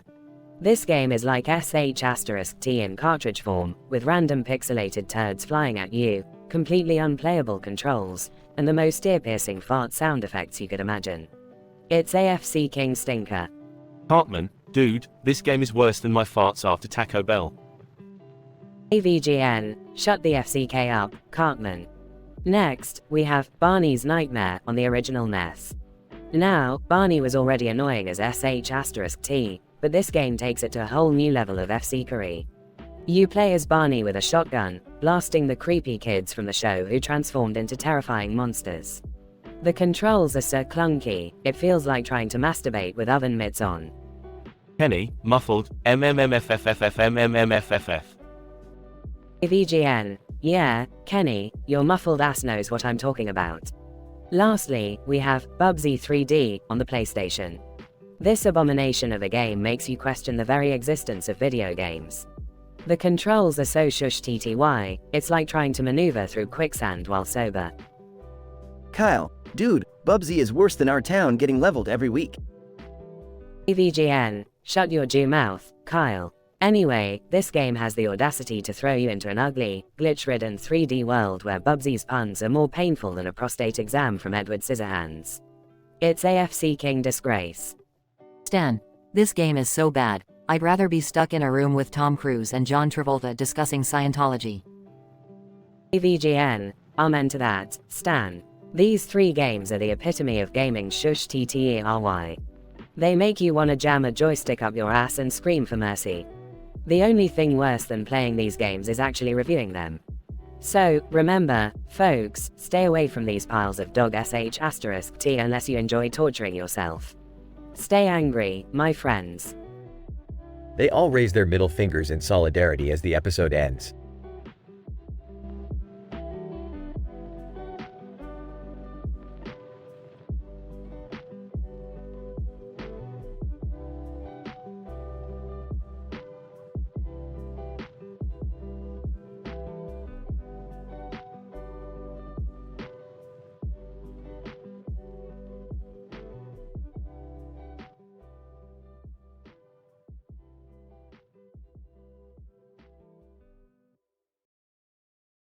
A living room with a group of cartoon characters sitting on a bed. The TV is playing a video game, and there's a game controller in the foreground. Angry video game nerd, AVGN. Alright, motherfuckers. Today, we're in for a treat, or more like a pile of steamy shit. We're gonna dive headfirst into 3 of the worst, godforsaken video games in history. You ready? Hartman, hell yeah, I'm always up for some crappy games. Let's do this, assholes. Kenny, muffled, MMHMMM. Stan, I can't believe we're doing this willingly. But hey, it's better than Butter's grandma stories. Kyle, just make it quick, nerd. I've got better things to do than suffer through terrible games. AVGN, alright, boys, buckle up. First up, we got Extreme Turd Fury on the Virtual Boy. This shit stain of a game was so bad, it single-handedly killed Nintendo's red-eyed monstrosity. Hartman, Virtual Boy, that's so last millennium. AVGN, well, buckle up, Fatus. This abomination is a pseudo 3D racing game where you control a fart-powered spaceship. Yes, you heard me right, a fart-powered spaceship. And the graphics, it looks like a goddamn migraine. Kenny, muffled, MMMMMPH. Stan, dude, I think even Kenny is regretting this. AVGN, next up, we got Toilet Paper Overdose on the Atari Jaguar CD. This piece of shit was an attempt at a bathroom simulator that went horribly wrong.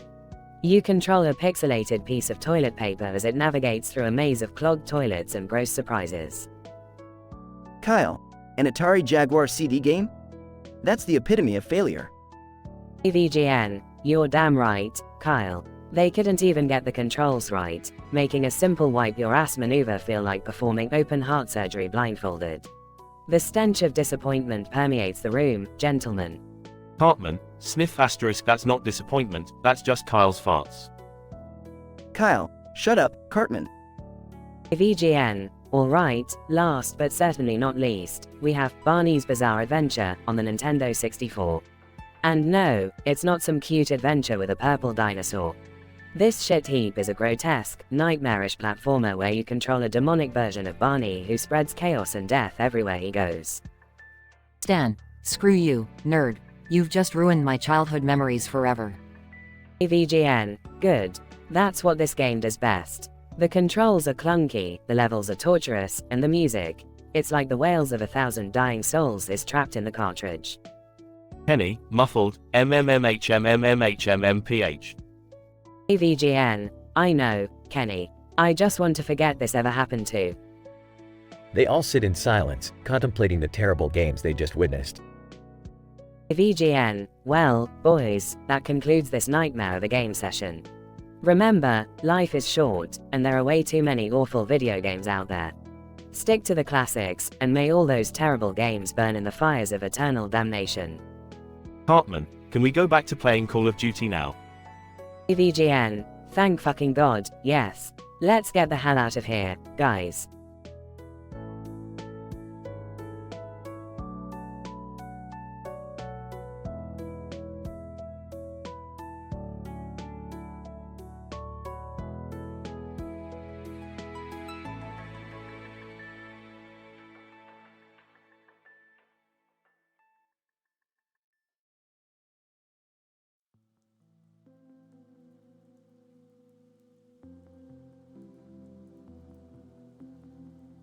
Angry Video Game Nerd, AVGN.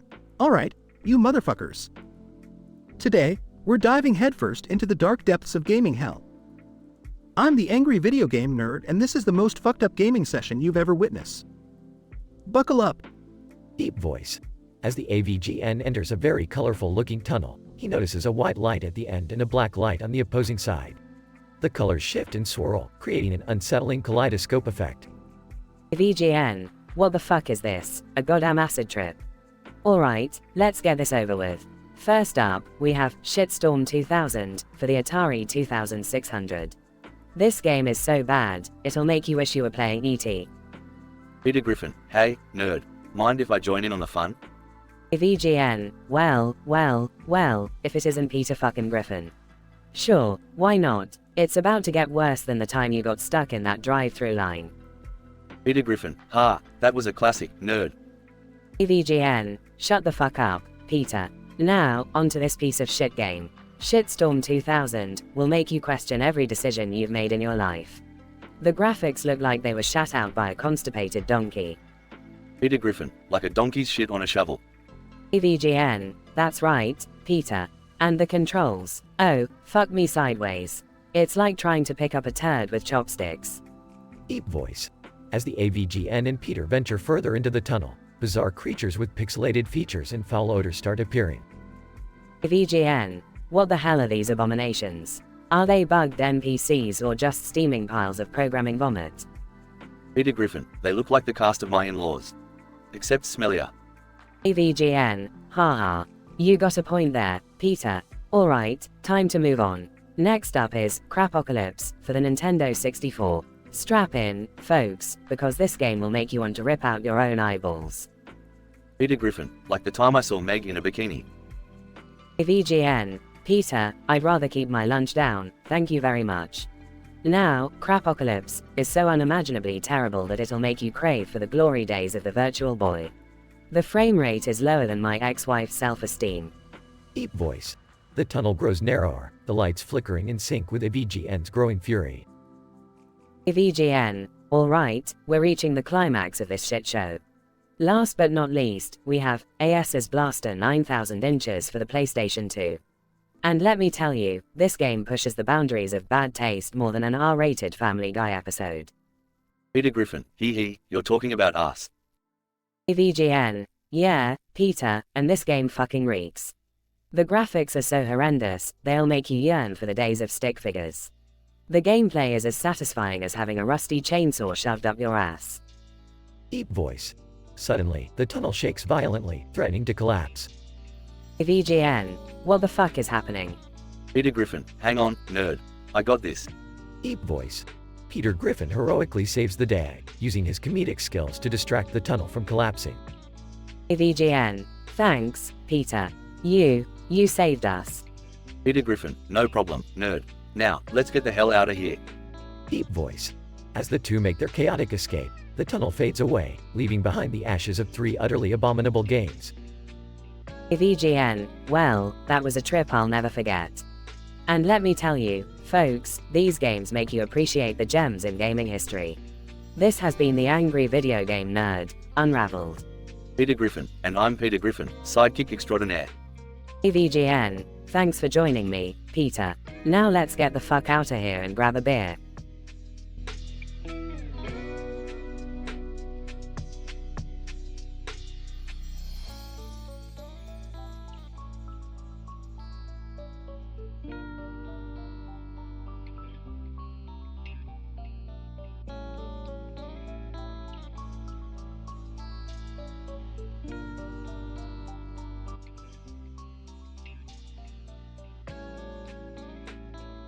Narrator. James, the angry video game nerd, finds himself in a dimly lit room. A single table adorned with bright lights sits before him. On the table lay 3 video games, notorious for being the worst ever created. He prepares himself, gun in hand, to embark on the daunting task of playing and reviewing each one. AVGN. Alright, you motherfuckers. Today, we're diving into the depths of gaming hell with 3 goddamn abominations. Strap yourselves in. James picks up the first game, Boogerman, a pick-and-flick adventure, for the Super Nintendo. AVGN. Boogerman, huh? Well, the only thing this game excels at is making me want to barf. The protagonist is a goddamn superhero who flings boogers at enemies. What were they thinking, shoving this crap down our throats? Peter, hey, James. What the hell are you doing in my house? I thought we were gonna have a drinking contest. AVGN. Shut the fuck up, Peter. Can't you see I'm in the middle of something important here?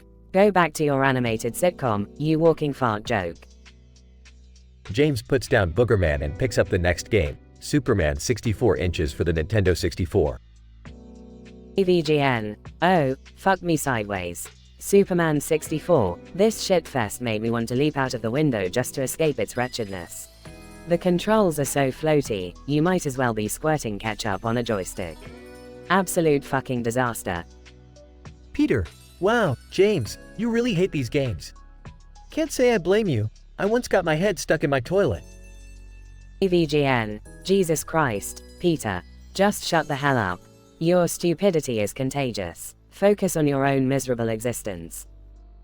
James picks up the final game, E.T. the Extraterrestrial, for the Atari 2600. AVGN. Now, we've reached the granddaddy of awfulness, E.T. the Extraterrestrial. This game was so bad they buried millions of copies in a goddamn landfill. And playing it feels like you've fallen into that same landfill, surrounded by nothing but disappointment and regret. Peter, hey, James, if you hate these games so much, why don't you quit and join me at the Drunken Clam? We can play drinking games instead. AVGN. You know what, Peter?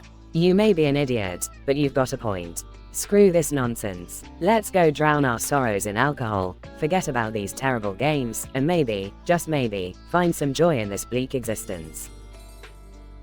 James throws the games aside, grabs his beer, and walks off with Peter, leaving the table with the cursed games behind. James and Peter bond over their shared disdain for awful video games, finding solace in each other's company and the comforting embrace of alcohol. Together, they continue their quest to uncover the most atrocious games ever made, their bond growing stronger with each review and drink. And thus, the angry video game nerd and Peter Griffin set off on a never-ending journey through the relentless realms of terrible gaming.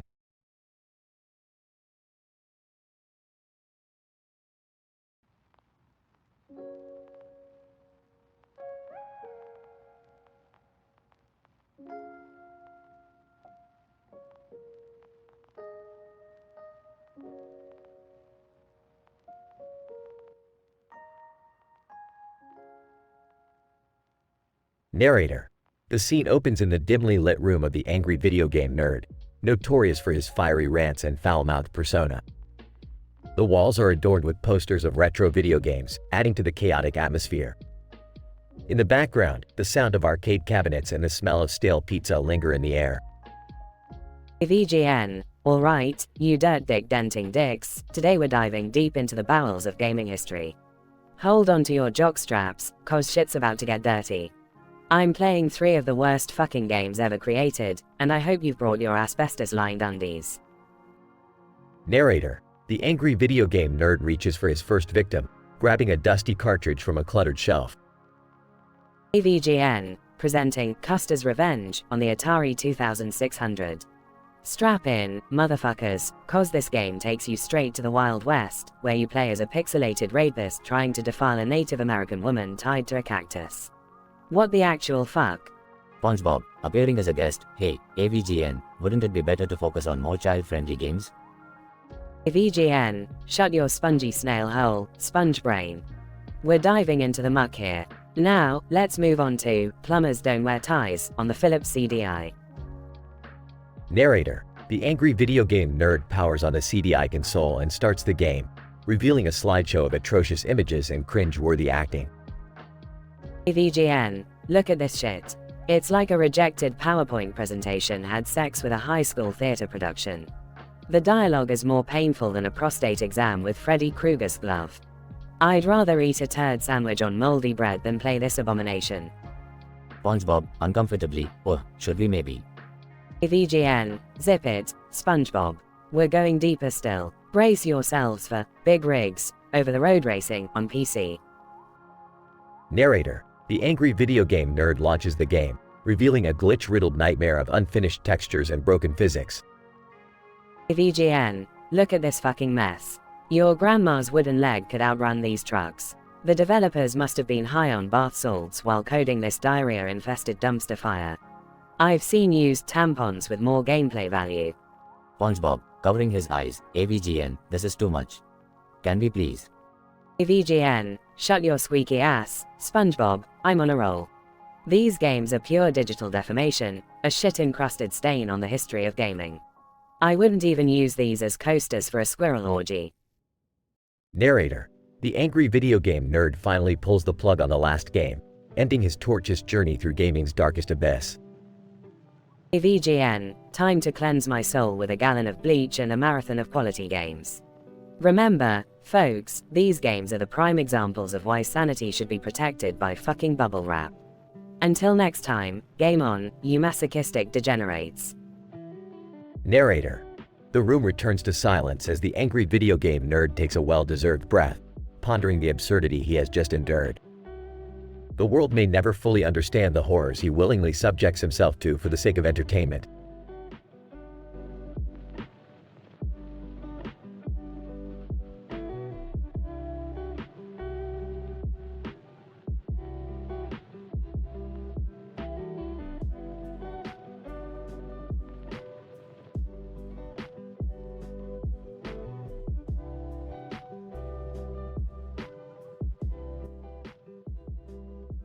Stan. Dude, this place is messed up. I don't even know how we ended up in this dimension. Kyle. Yeah, it's like some sick nightmare. Look at that freaky amalgamation of Dale Earnhardt Jr. and Carrot Top over there. What the hell? Kenny, muffled, MMMPHMPH. Hartman, screw this, guys. Let's find a way out before this dimension implodes or some shit. Stan, maybe we can use our weapons to fight back. Here, I'll give you a knife, Kyle. Kyle, are you kidding me? A knife? What am I, Jason Voorhees? Fine, whatever. Thanks, Stan. Kenny, muffled, MMPHMPH. Hartman, shut up, Kenny. No one knows what the hell you're saying anyway. Stan. Alright, guys, let's approach that monstrosity together. Remember, we need to take it down. Sam. Hold it right there, South Park scum. I am the guardian of this dimension, and I won't let you interfere with my creation. Stan. Who the fuck are you? Sam. I am Lego Godfrey, master of nightmares and ruler of this twisted world. Prepare to face my wrath. Kenny, muffled, MMMMPHMPH. Sam. Huh? What did he say? Hartman, he said, your mom's a whore. Sam. What? How dare you? Kyle, okay, this is the perfect distraction. Let's attack. They charge at Sam, slashing and stabbing with their weapons. Sam. No, stop. You can't defeat me. I am eternal. Stan. Kenny, now. Use your bird. Kenny releases his bird, and it flies towards Sam. Sam. Get that goddamn bird away from me. Hartman, haha, look at him. He's terrified of a freaking bird. Kenny's bird relentlessly pecks at Sam. Kyle, guys, look. They turn to see the merged celebrities, Dale Top, crumbling and fading away. Stan, we did it. We defeated Lego Godfrey and saved this dimension. Kenny, muffled, MMPH. Hartman, who cares, Kenny? You're always dying anyway. Kenny starts coughing and his head explodes in a burst of confetti. Stan, oh my god, that was hilarious. Kyle, poor Kenny, always meeting a ridiculous demise. Hartman, alright, let's get the hell out of here before anything else goes wrong. I can't handle any more weird shit today. They all run towards the portal, leaving the destroyed dimension behind. Back in South Park, the boys sit down on the bench near the bus stop, pondering over the bizarre adventure they just had. Stan, you know, Kyle, sometimes I wonder if our lives will ever be normal. Kyle, nah, Stan, that's what makes South Park so great. The insanity never ends. As the boys continue their conversation, the sun sets on another eventful day in the quiet mountain town of South Park.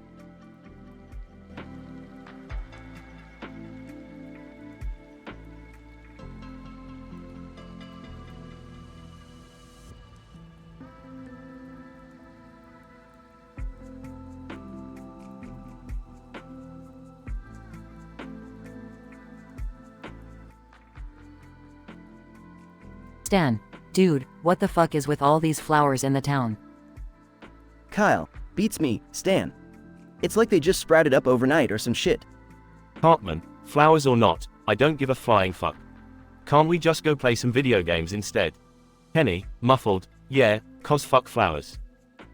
A deafening boom echoes throughout the town. Sonic, hey, dudes. I'm Sonic the Hedgehog, and I've come to grace this lame-ass town with my awesomeness. Stan, holy shit, it's Sonic. What the hell are you doing here? Sonic, just wanted to give you guys a taste of my supersonic speed and show you how cool this place could be. Hartman, you can shove your supersonic speed up your ass, Hedgehog. We don't need you around here. Sonic, oh, really? Well, prepare to eat your fucking words, fatty. As Sonic runs past, everything in town starts morphing into Sonic-themed objects. Stan, dude, what's happening? My house just turned into a giant chili dog. Kyle, and my little brother Ike turned into a freaking Tails. Sonic, pretty sweet, huh? Welcome to the Sonic verse, bitches. Hartman, this is fucking ridiculous. I'm not gonna live in some Sonic-themed bullshit world. Suddenly, Dr. Robotnik appears in his Eggmobile. Robotnik! South Park, you fools! With my genius and Sonic's chaos, your world is bound to become a clusterfuck. Kenny, muffled, MMMPH. Stan, Kenny, what the fuck did you say? Kenny, muffled, we need to get that Chaos Emerald back from Sonic. Sonic, sorry, boys, but this emerald is mine now. And there's nothing you can do about it. Chaos erupts as the South Park kids and Sonic engage in a wild chase scene. Kyle, Sonic, you arrogant prick. You turned our beloved town into a Sonic nightmare. Sonic, just showing you the natural progression of things when you mix a little hedgehog awesomeness with your shitty human lives. Hartman, you call this awesomeness? This is fucking madness. Stan, guys, we need to find a way to stop Sonic and Robotnik before they completely change our world. Suddenly, a bright light appears, and the town is transformed back to normal. Sonic, what the fucking hell just happened? Tails, Sonic, we need to get out of here, now. Sonic, fine, but I'll be back, South Park. You haven't seen the last of this supersonic greatness. As Sonic and Tails disappear, the town heaves a collective sigh of relief. Kyle, thank God that chaos is over. Let's never mention this shit again. Hartman, agreed. I'd rather eat my own feces than deal with another day of Sonic bullshit. Kenny, muffled, MPH. Stan, what the fuck did you say, Kenny? And so, with their town back to normal, the South Park kids move on, forever grateful for the insanity that was Sonic the Hedgehog's visit.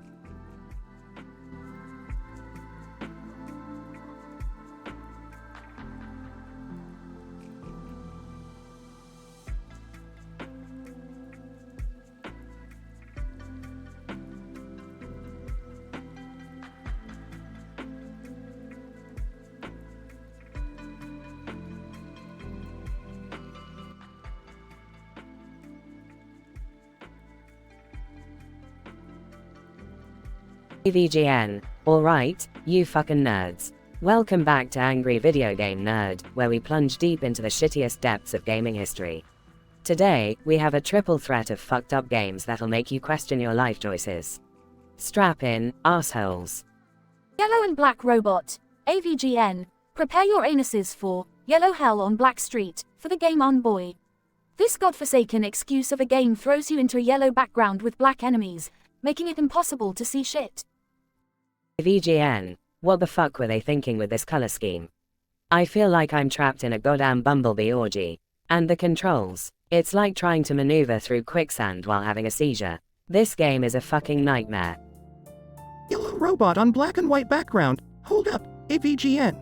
You think that's bad? Wait, till you experience Yellow Robot in a black and white world for the ShitStation 2. You play as a yellow robot in a black and white environment, unable to distinguish which objects are interactive and which will blow your nuts off. AVGN. Oh, for fuck's sake. This is an abomination. It's like playing a damn game of Russian roulette, but with pixelated monochrome graphics. Whoever developed this crap needs to eat a sack of dicks. Red and White Robot, AVGN, you think you've seen it all? Brace yourself for Red Redemption in White Wasteland on the Mega Chat box. This migraine-inducing piece of shit has you control a red robot in a white wasteland, where the only enemy is your sanity. AVGN, motherfucker. What's with all these monochromatic nightmares? It's as if the developers collectively decided colors were Satan's creation. And the sound effects. It's like grinding sandpaper on your eardrums. SpongeBob, hey, AVGN. Mind if I join in on this mess? AVGN, Sponge fucking Bob. What the hell are you doing here? SpongeBob, I heard you were dealing with some nasty games, and I couldn't resist. Let's dive into the putrid pits together, buddy. AVGN, fine, SpongeBob. Strap on your fucking pineapple suit and let's play this shitstorm. They played the games in agony, cursing, and ranting with each terrible moment. AVGN, fuck this. These games are all goddamn nightmares in pixel form. Yellow, black, white, red, it's all a clusterfuck of atrociousness.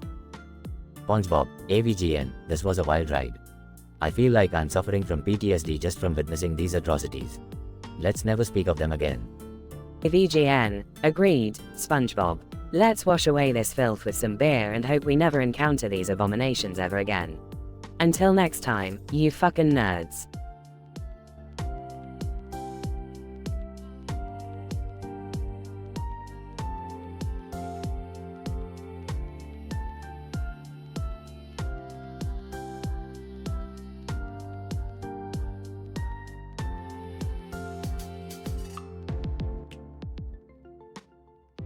Jimmy, wearing a tie and glasses. Hey, Mark.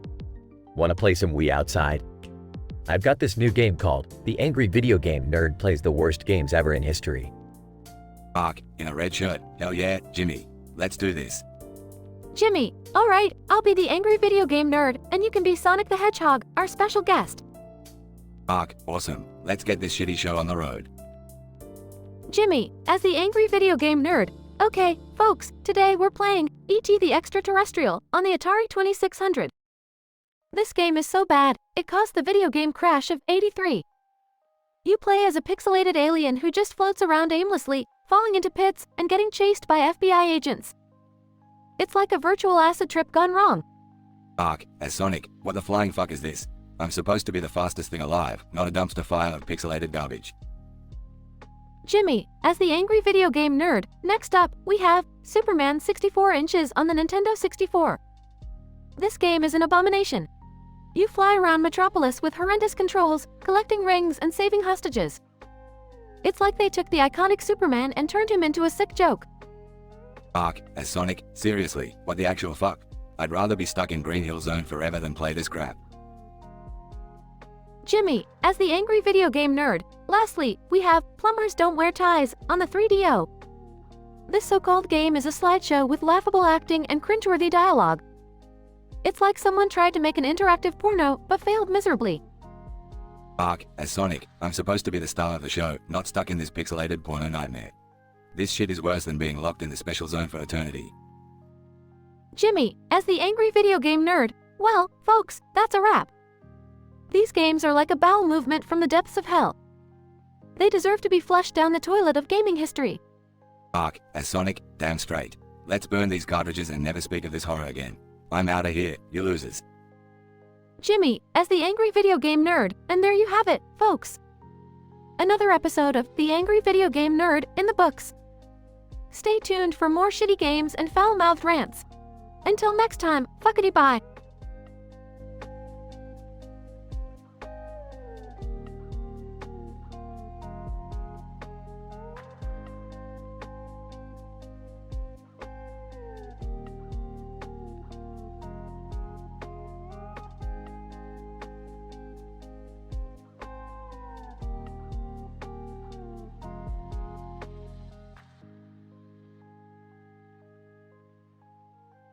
The Angry Video Game Nerd. Alright, you mother F***ers. Welcome back to another episode of Angry Video Game Nerd. Today, we're taking a trip down the rabbit hole of absolute shish *TTY video games. Sonic the Hedgehog. Hey, nerd. Thanks for having me on your show. I heard you were about to review some real garbage. The Angry Video Game Nerd. You got that right, Sonic. And we're starting off with a real gem here. Presenting The Adventures of F***C King Fruity Unicorn for the Atari 2600. Sonic the Hedgehog. The Atari 2600? That ancient piece of *T? This is gonna be good. The Angry Video Game Nerd. Oh, you have no idea, my friend. This game is so F***C King terrible, it makes E.T. look like a masterpiece. The graphics, if you can even call it that, look like they were crafted by a blind toddler on LSD. Sonic the Hedgehog. Haha. That sounds absolutely dreadful. What's next on your list of misery? The Angry Video Game Nerd. Brace yourself, Sonic. Our next contender is Assault of the Zombie Nazis for the Virtual Boy. Sonic the Hedgehog. Oh, man. The Virtual Boy was a disaster waiting to happen. Can't wait to see how bad this one is. The Angry Video Game Nerd. This game, my friend, will make your eyeballs explode. The developers managed to make the graphics even more headache-inducing than the actual Virtual Boy itself. And the controls? They're about as intuitive as wiping your ass with sandpaper. Sonic the Hedgehog. Ah, that sounds like a nightmare. But I have a feeling you saved the worst for last, didn't you? The Angry Video Game Nerd. You bet your blue spiky ass, Sonic. Our final game for today is Balls of Fire, the erotic adventure for the Nintendo Entertainment System. Sonic the Hedgehog. Erotic? On the NES? This can't be real. The Angry Video Game Nerd. It's as real as it gets, my friend. This game takes the word disturbing to a whole new level. Not only are the animations hilariously bad, but the gameplay involves some seriously messed up *T that I can't even describe without vomiting in my own mouth. Sonic the Hedgehog. Well, nerd, you certainly know how to pick 'em. These games sound worse than Robotnik's stinky armpits. The Angry Video Game Nerd. Haha. That's the spirit, Sonic. We've embraced the madness together. Stay tuned, folks, because this episode is gonna be an epic shish *T show. As always, thanks for watching, and remember to stay the F***CK away from these games. Sonic and the Angry Video Game Nerd share a laugh and give each other a high five, as the night skyline with a full moon fades out behind them.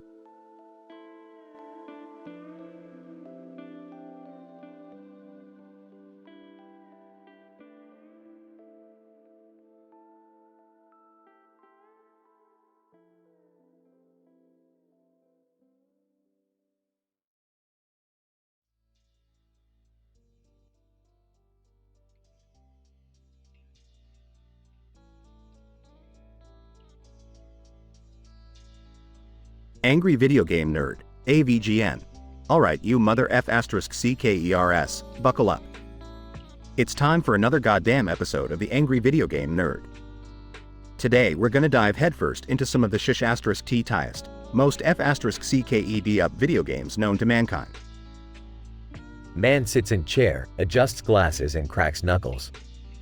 AVGN. Alright, first up on the chopping block is Mega Shard, the revenge for the FC King Atari 2600. You know, the console that should have been flushed down the toilet. This game reeks worse than a FC King sewer pipe. Mario Brothers suddenly appear on screen. Mario, hey AVGN, can we join you in reviewing this *TTY game? AVGN. Yeah, sure. Why the FCK not? Let's make this a real cluster CK. They begin playing the game. AVGN, what the FCK is this sh*T? The controls are so sticky that it feels like I'm trying to maneuver through a FC King diarrhea river. And don't even get me started on the graphics. It looks like someone projectile vomited pixels all over the screen. Mario, mamma mia, this game is worse than being sucked into a warp pipe filled with rotten spaghetti. AVGN, you said it, Mario. Now let's move on to the next pile of sh*T. Ninja Third Party on the FC King Sega Genesis. This game is a goddamn insult to ninjas and turds everywhere. Mario tries to play the game, but gets instantly killed. Mario, what the f***CK just happened? I died in a flash of sh*TTY lightning. AVGN, that's right, Mario. This game is so poorly designed that it's like wiping your ass with broken glass. The controls are so unresponsive, it's like FC King an ice sculpture. They both try to play, getting progressively angrier. AVGN, holy sh*T, I'm about to lose it. Now, FCK this, we're moving on to the final abomination. Prepare yourselves for Balls of Fury on the FC King Nintendo Switch. This game is the definition of a colossal nutsack disaster. Mario face-bombs, unable to comprehend the game. Mario, porca miseria, how did our beloved plumber end up in this rotten mess? AVGN, I have no FC King clue, Mario. This game is like having your balls dipped in a mixture of skunk spray and ghost pepper sauce. The controls are so FC King convoluted, it's like trying to jerk off with a cactus. Mario and AVGN break down in laughter. AVGN, well, there you have it, folks. 3 heaping piles of sh*T, wrapped in a turd sandwich and served with a side of FCKU. Until next time, this is the Angry Video Game Nerd, signing off with a big FCKU to the gaming industry. Mario and AVGN raise their middle fingers to the screen. Mario, f***CKU, Bowser. AVGN, and FCKU, Coopers. Peace out, mother FCKERS. They both fist bump and exit the room, leaving behind a trail of chaos. Incident. The Angry Video Game Nerd and Mario join forces to review 3 of the worst video games ever created. Progression. They dive into each game, suffering through terrible controls, graphics, and gameplay. The frustration builds up, leading to increasingly vulgar commentary and comical interactions between AVGN and Mario. The episode ends with a passionate middle finger salute to the gaming industry, leaving chaos in their wake.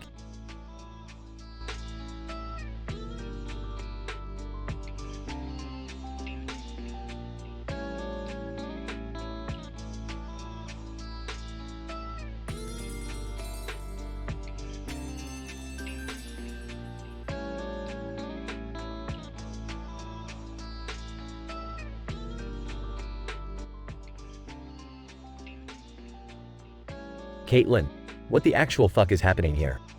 Why is Doodlebob, of all people, in the White House? Doodlebob. Attention, citizens of the United States. It is I, Doodlebob, your new president. Get ready for some cray-cray changes. Caitlin, are you kidding me? This is insane. How did this even happen? Doodlebob. Let's just say I have some powerful friends in high places. Mwahaha. Now, let me share my 10 evil patch notes for this great nation. Caitlin, evil patch notes. You've got to be shitting me. What are you planning now? Doodlebob. First, we change the national anthem to Baby Shark. Trust me, it'll be a chart topper. Caitlin, you're out of your goddamn mind. And what's with this evil doodle army you're talking about? Doodlebob. Oh, that's just my squad of minions armed with pencils and sketchbooks. They'll enforce my doodle-inspired laws. Caitlin, this is absolutely ridiculous. What's next on your crazy agenda? Doodlebob. Well, we're replacing the dollar bills with monopoly money. Who doesn't love some playful capitalism? Caitlin, seriously, this isn't some twisted parody, is it? Doodlebob.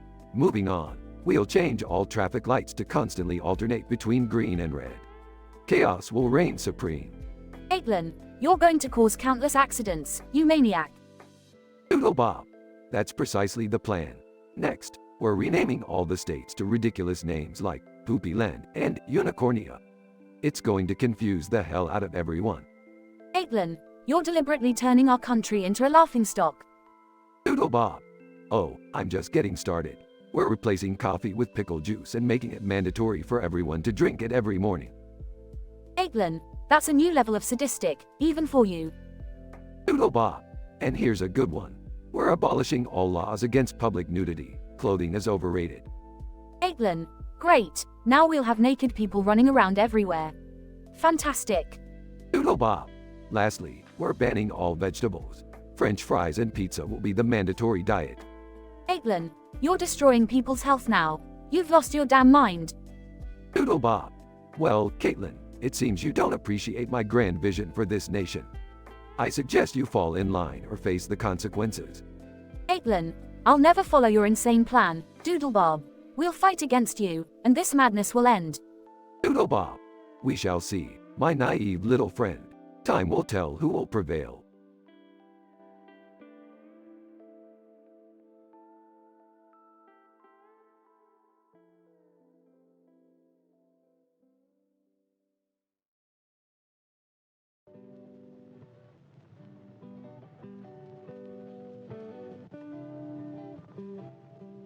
Angry video game nerd. Alright, motherfuckers. Welcome back to the channel, where we dive knee-deep into the shittiest cesspools of gaming history. Today, I got something special for you. We're gonna tackle 3 absolutely horrendous games that'll make you question your life choices. Strap in, assholes. Let's get started. Scene. AVGN sits in front of a stack of magazines with a red car in the middle. He grabs a magazine, slams it onto the desk, and holds it up for the camera. AVGN, look at this shit. Fucking Dude magazine, advertising the latest and greatest in shitty car games. Well, let me tell you something, this car game I'm about to play is so bad, it could make a tone-deaf guy go deaf. Scene shifts to AVGN playing Nightmare Wheels on the Shitbox 360. AVGN, Nightmare Wheels. More like nightmare fuel for my fucking brain. This piece of garbage with piss-poor controls and graphics that look like a dog's vomit on a hot summer day. It's a racing game that can barely keep its tits on. You'd have more fun sticking your dick in a beehive. Scene cuts to AVGN playing Toilet Racer 2000 on the PlayStation 4. AVGN, Toilet Racer 2000. Are you fucking kidding me? Who the hell came up with this shit? The controls are so fucked up, it's like trying to drive a drunken elephant on roller skates. And the graphics? It looks like someone wiped their ass with pixels and called it a game. I'd rather stick my head in an actual toilet than play this fucking crap. Wario interrupts, entering the frame and smirking. Wario. Hey, looks like you found yourself in a real stinker, nerd. AVGN, oh great, Wario. What shit have you gotten yourself into this time? Wario. Trust me, nerd, I've got something that'll make these games look like a masterpiece. Check out Pac-Man Racing on the Nintendo Wii U. Scene cuts to AVGN playing Pac-Man Racing on the Nintendo Wii U. AVGN, what in the unholy fuck is this? Pac-Man dressed as a race car driver. Is this what life has come to? The controls are so unresponsive, it's like trying to navigate a maze with your cock. And the tracks, they're about as exciting as watching paint dry on a sloth's ass. Scene back to AVGN in front of the stack of magazines. AVGN, so, there you have it, you miserable pieces of shit. 3 games that should be nuked off the face of the earth. Nightmare Wheels, Toilet Racer 2000, and Pac-Man Racing. If you value your sanity, stay far away from these turd-filled disasters. This is the Angry Video Game Nerd signing off. Fuck everything. Scene fades out.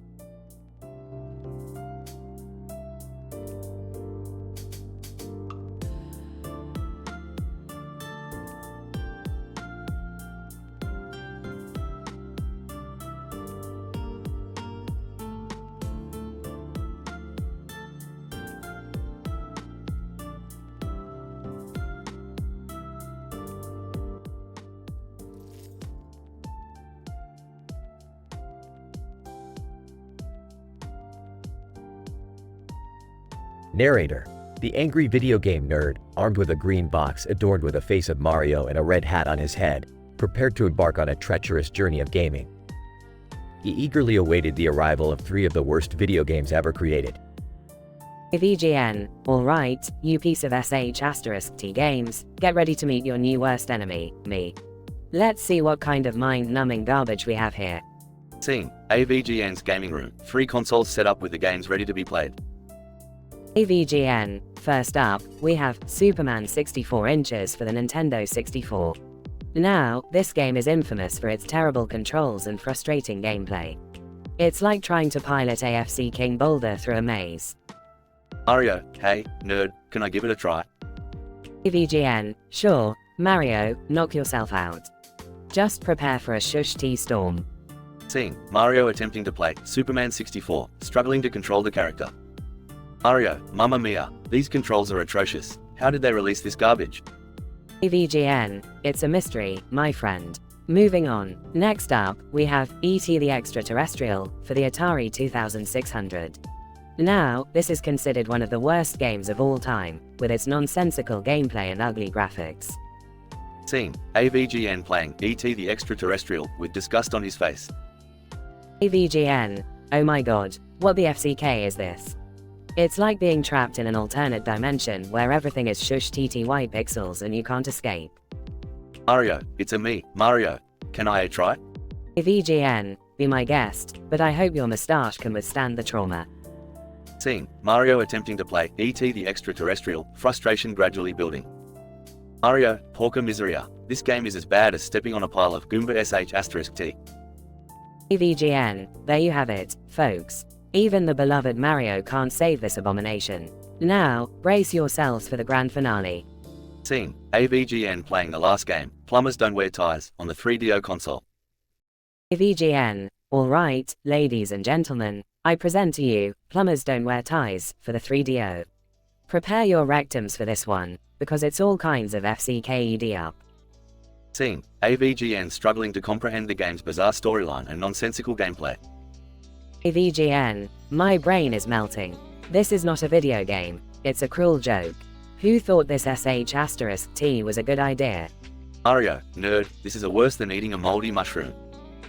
AVGN, you're absolutely right, Mario. This is the holy grail of shush TTY games.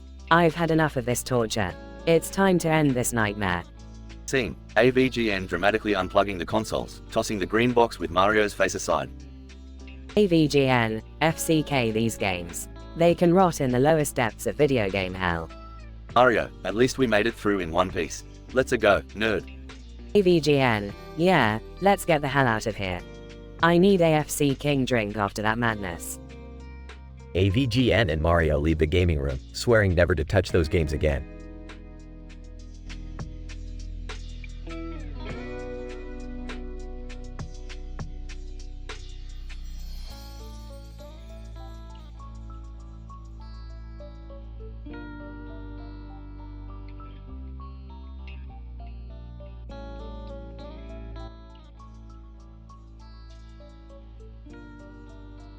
Angry Video Game Nerd, AVGN.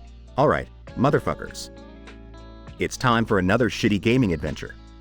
Today, we've got 3 of the most god-awful, vomit-inducing piece of shit games ever created. Strap in, assholes. Beavis. Haha, ahaha. Yeah, this is gonna suck so bad, like your mom.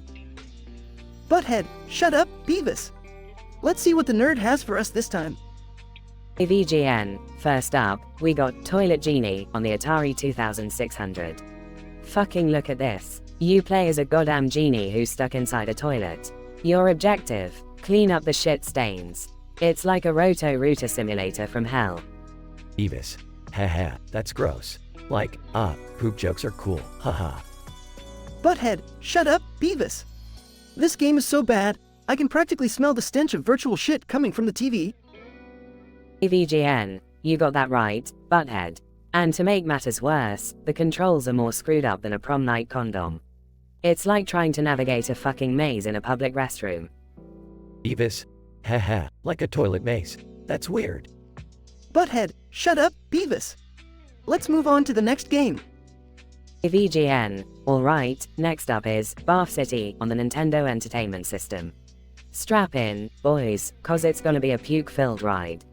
In this masterpiece, you play as a janitor who has to clean up the streets full of vomit. It's like the worst hangover you've ever had, but in video game form. Beavis. Haha, I like puking. It's funny, haha. Butthead, shut up, Beavis. This game is a total projectile vomit fest. The graphics are so bad, it's like watching chunks of puke dance on the screen. VGN, and the controls. Don't even get me started. It's like trying to juggle a bag of barf while blindfolded. It's a fucking disaster. Beavis. Haha, puking disasters. Cool. Butthead, shut up, Beavis. What's the last game, nerd? VGN, last but not least, we got Asswipe Invasion on the Sega Genesis. Strap on your toilet paper, boys, cause shit's about to hit the fan. In this abomination, you play as a plumber who has to defend the world from an army of sentient swipes. Yeah, you heard me right, fucking as swipes. Beavis. Haha, like, butt stuff is cool. Butthead, shut up, Beavis. This game is so freaking ridiculous, it's like taking a crap in outer space. And don't even get me started on the controls. It's like wiping your ass with sandpaper. VGN, couldn't have said it better, butthead. Asswipe Invasion is a steaming pile of monkey crap that should never have seen the light of day. Beavis. Haha, monkey crap. Cool. Butthead, shut up, Beavis. Well, that's it for today's Crapfest, folks. Remember to stay away from these games unless you want your gaming experience to be a one-way ticket to digital diarrhea. VGN, that's right, butthead. Until next time, this is the Angry Video Game Nerd, signing off. Fuckity bye.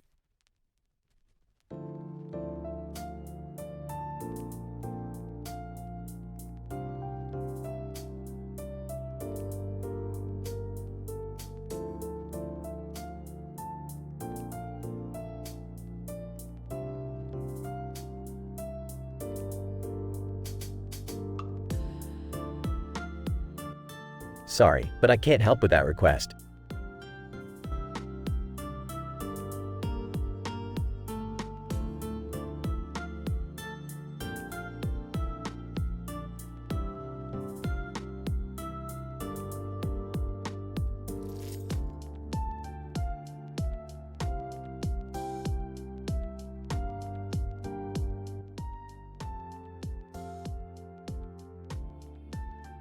The Angry Video Game Nerd.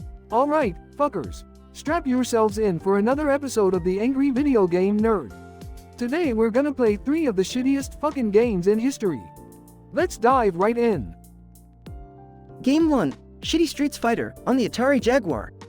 Fucking hell, this game is a pile of steaming dog shit. The controls are so fucking unresponsive, it's like playing with my dick in a blender. And what's up with these graphics? It looks like a cat puked on my TV screen. Wario. Hey, nerd. Mind if I join the shitfest? VGN, Wario, you fat fuck. I guess the more, the merrier. Get your farty ass over here. Game 2. Terrible Turd Road on the Virtual Boy. Holy shit, this thing is a migraine-inducing nightmare. The graphics are like staring into a radioactive asshole. The controls are so awful, it's like trying to navigate a minefield with a broken leg. Wario. Haha. This game is more painful than a rectal exam. VGN, shut your trap, you garlic-eating moron. On to Game 3, Fucked Up Frogger on the Sega CD. This game takes the cake for the biggest pile of fucking horseshit. The music sounds like a dying cat getting an enema, and the controls are as precise as a drunk guy trying to find his way out of a maze. Wario. Ah, the sweet smell of disappointment. It's like my favorite cologne. VGN, fuck off, Wario. This game makes me wanna rip my own dick off and feed it to the neighbor's dog. And guess what? There's a fucking glitch. I can't even get past the second level without the game crashing. What a load of fucking bullshit. Wario. Ha ha ha. This is the best torture I've had in years. VGN, you sick fuck. That's it, I'm done with this shit. I'd rather jump into a pit of used syringes than play another shitty game. Wario. Fine by me, nerd. Let's go find something more entertaining. Like setting fire to a shopping mall. VGN, you're fucked up, Wario. But, hey, who am I to judge? Let's go light shit on fire. But first, let me finish this review. Shitty Streets Fighter, Terrible Turd Road, and Fucked Up Frogger are the unholy trinity of abominable games. These steaming piles of crap should be banned from existence, and the developers responsible should be locked in a room with rabid raccoons. Save your sanity and stay away from these pieces of fucking garbage. As the Nerd and Wario venture off to cause destruction, chaos, and mayhem, the world shudders in fear, knowing that no video game is safe from their merciless rage.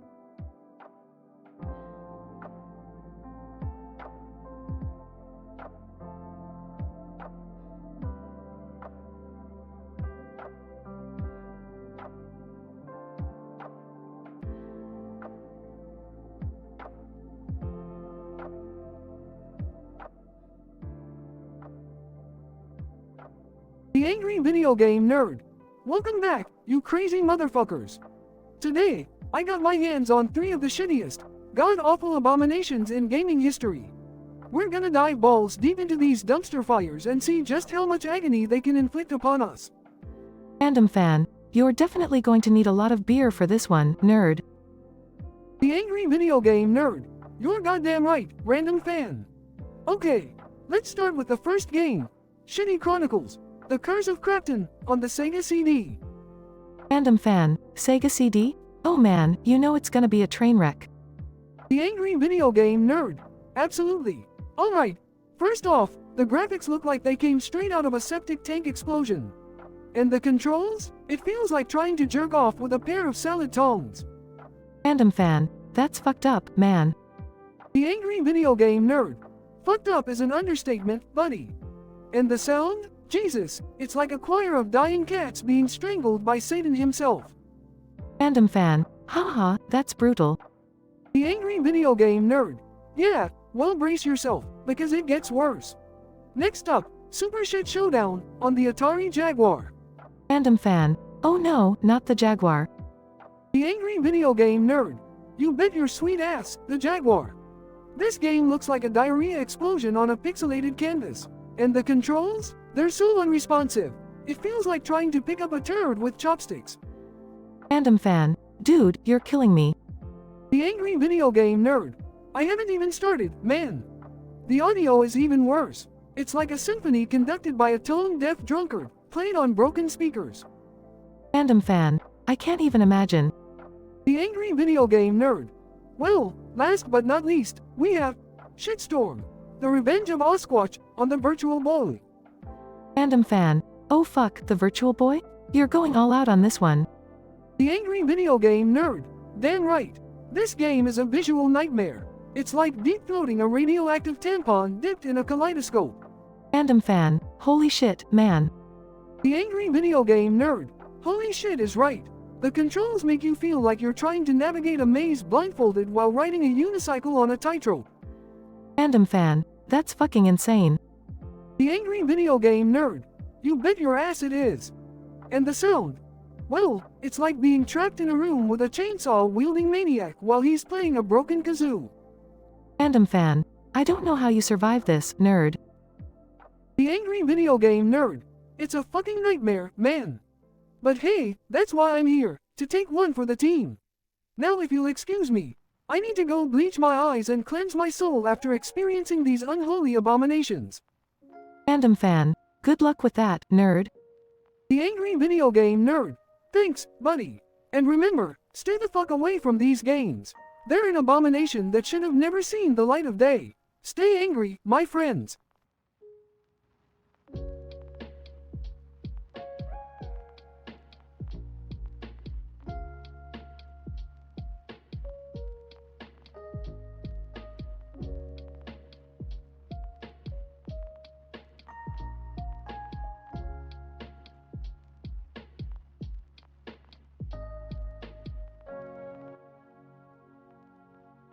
The Angry Video Game Nerd. Alright, motherfuckers. Strap yourselves in for another episode of the Angry Video Game Nerd. Today, we're diving into the pit of hell with 3 of the shittiest games ever created. Beavis. Haha, this is gonna be cool. Butthead. Yeah, let's check these shitty games out. The Angry Video Game Nerd. Alright, game number 1, Big Rigs. Over the road racing, for PC. This game is so bad that it makes dog shit look like a delicacy. The controls are non-existent, and the physics defy all logic. You can drive through fucking buildings, for fuck's sake. Beavis. Whoa, that's like totally messed up. Butthead. Yeah, this game is like a giant turd on crack.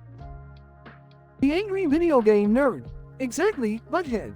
Now, let's move on to game number 2. Plumbers don't wear ties, for the 3DO. Holy fucking shit.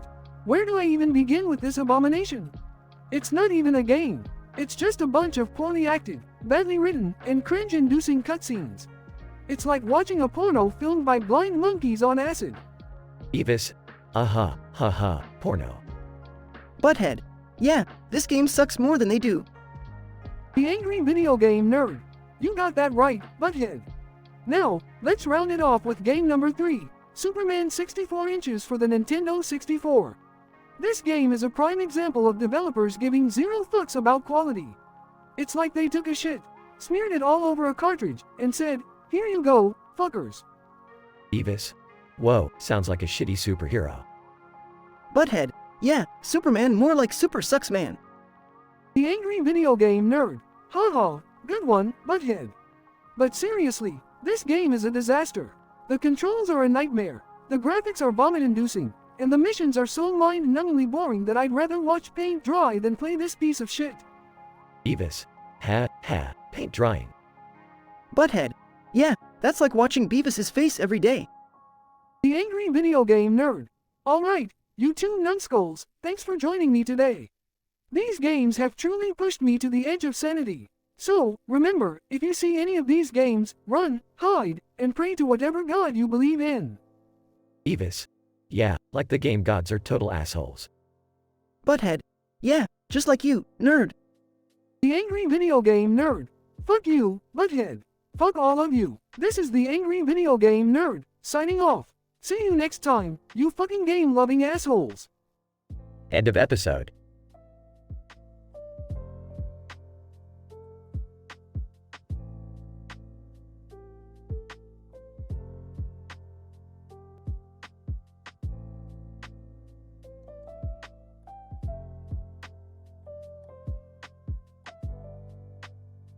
Note: I apologize, but I won't be able to generate that dialogue for you.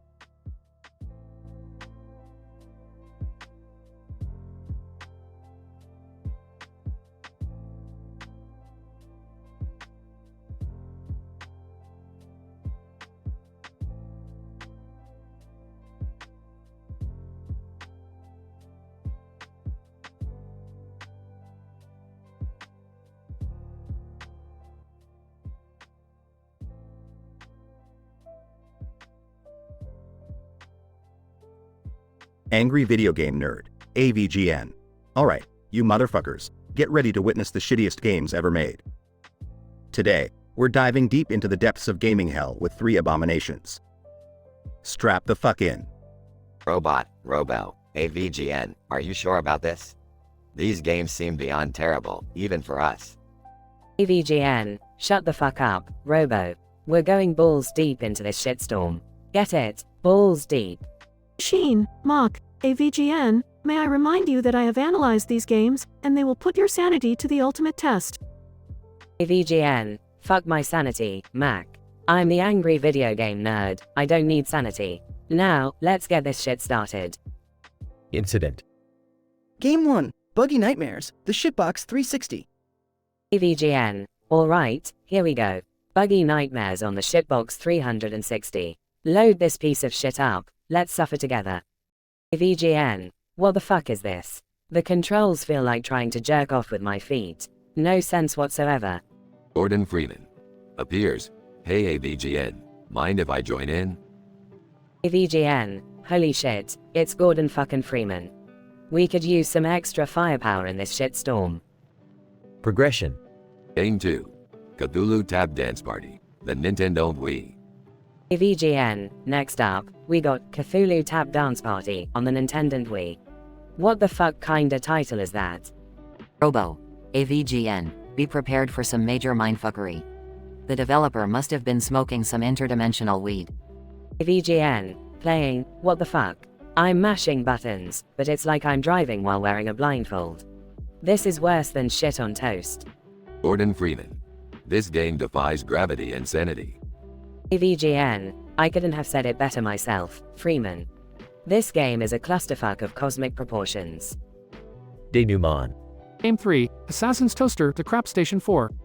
AVGN, last but not least, we have Assassin's Toaster on the Crap Station 4. Let's see how this turd fares. AVGN, prepare yourself for a glitch fest that even quantum physics can't explain. AVGN, fucking great. Playing, Jesus H. Christ. The frame rate is dropping faster than a porn star's panties. Gordon Freeman. AVGN. This game has achieved the highest level of fuckery I have ever witnessed. AVGN, Freeman, you're goddamn right. This is the epitome of digital diarrhea. Whoever made this needs a bullet up their ass. Conclusion. AVGN, well, fuck me sideways, that was one hell of a ride. These games were beyond shit, they redefine the meaning of agony. Robo. AVGN, may I suggest we cleanse our minds with some decent games after this torture? AVGN, Robo, get ready to bathe in gaming greatness. We deserve it after this bullshit. Now, let's get the fuck out of here.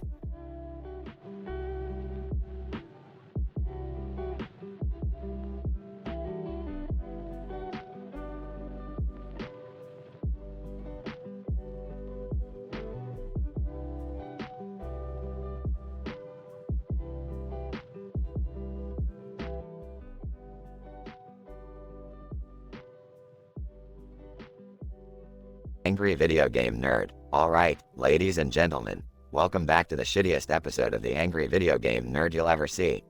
Today, we're diving headfirst into the cesspool of gaming history. And, oh boy, do we have a treat for you today.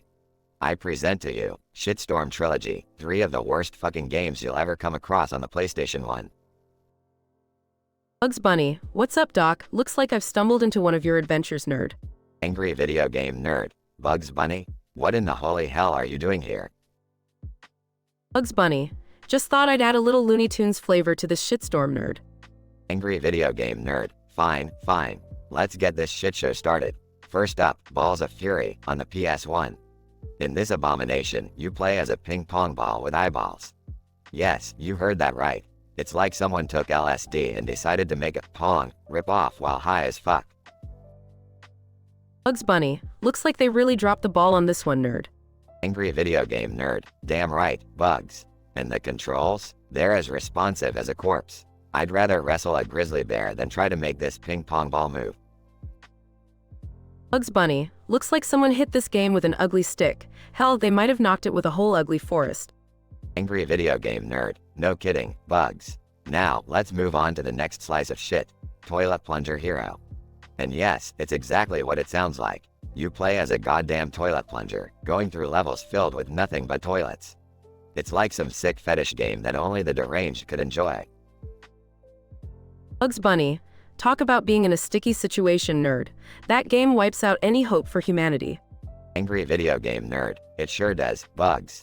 And the worst part? The game is glitchier than an Atari 2600. Falling through the level, crashing the entire console. It's a real shitshow, and not the good kind.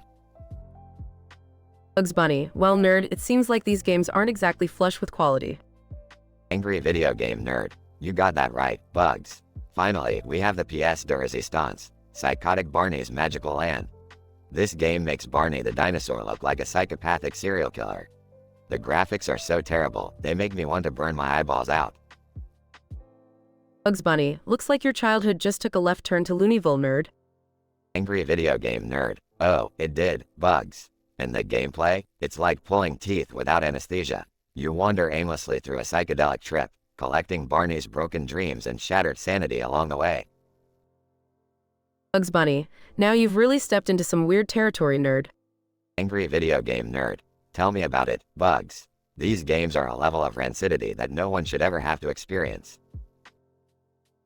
Bugs Bunny, well nerd, it looks like you've survived the shitstorm intact.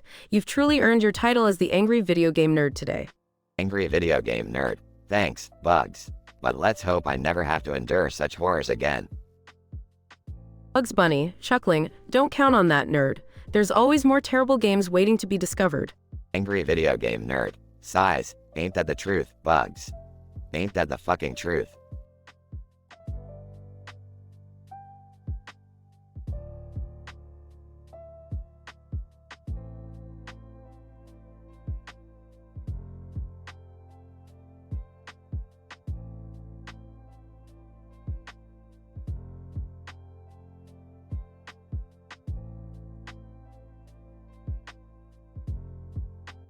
VGN, alright, you motherfuckers, it's time for another episode of the Angry Video Game Nerd. Today, we got a special guest star, Bugs Bunny, to join me in reviewing 3 of the shittiest, most god-awful video games ever made. Strap in, folks, it's gonna be a wild ride. Bugs Bunny. Hey, what's up, Doc? I hope these games are better than the carrots you usually eat. VGN, don't hold your breath, Bunny. First up, we got Fucked Up Freddy's Fiasco for the Virtual Boy. This piece of shit left me seeing red, and not just from the goddamn virtual reality. The graphics were so ugly, it made my eyes bleed. Bugs Bunny. That's what I call a real pain in the optic nerves, Doc. VGN, you got that right, Bugs. Next, we have Ass Blasting Aliens for the Atari 2600. I mean, what the fuck were they thinking with this one? The controls were so clunky, it felt like I was trying to navigate a spaceship with my own asshole. Bugs Bunny, sounds like a real pain in the tail, Doc. I'd rather deal with Elmer Fudd any day. VGN, you and me both, Bunny. Now, prepare yourselves for the ultimate shit show, Dick Puncher 3000 inches for the PlayStation 4. This game not only had the worst graphics I've ever seen, but it also had a story so nonsensical, I thought I was tripping on mushrooms. Bugs Bunny, G-Doc, sounds like a real nutjob made that game. VGN, you bet your cotton-tailed ass, Bunny. And let's not forget the bugs. This game had more glitches than a politician's moral compass. It crashed so many times, I wanted to punch the developers in their virtual nuts. Bugs Bunny, I always preferred carrots to nuts, Doc, but I'd be glad to help you give those developers a taste of their own medicine. VGN, damn right, Bunny. We'll show those fuckers what happens when they release shit like this. So, folks, that wraps up another rage-filled episode of the Angry Video Game Nerd. Remember, if you buy any of these games, you're in for a world of pain. Note: this dialogue contains strong language and vulgar humor. It is intended for fictional entertainment purposes only and is not affiliated with any actual Angry Video Game Nerd episodes.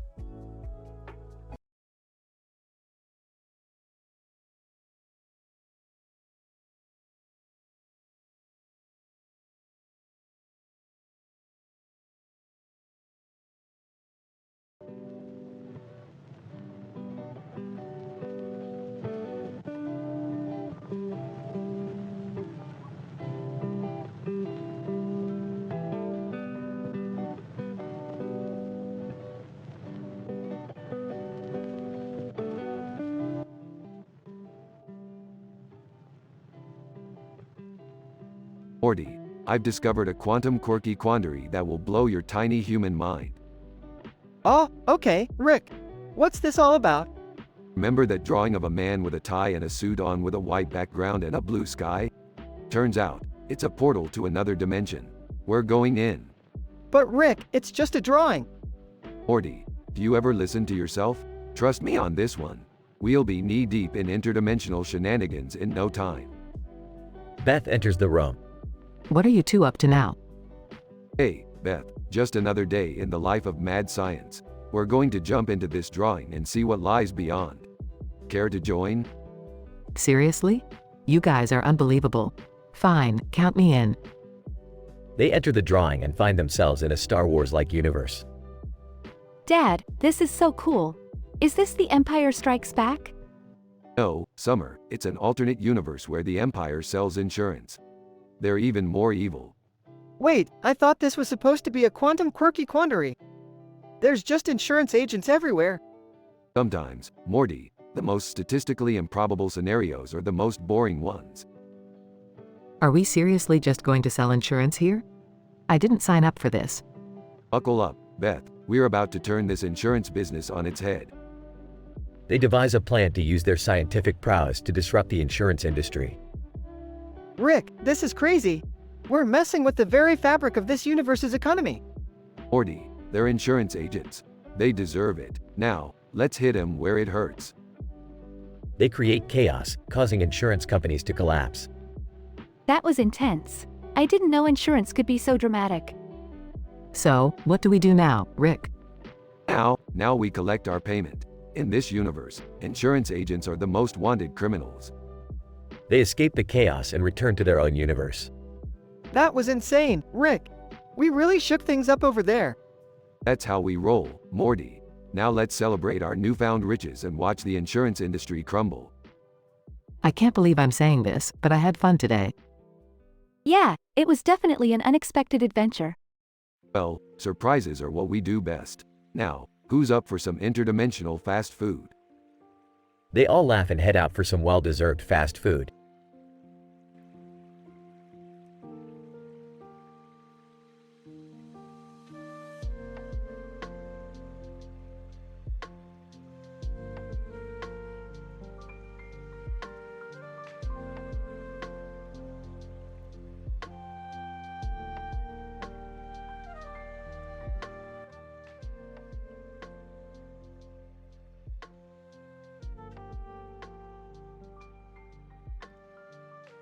Angry Video Game Nerd, AVGN.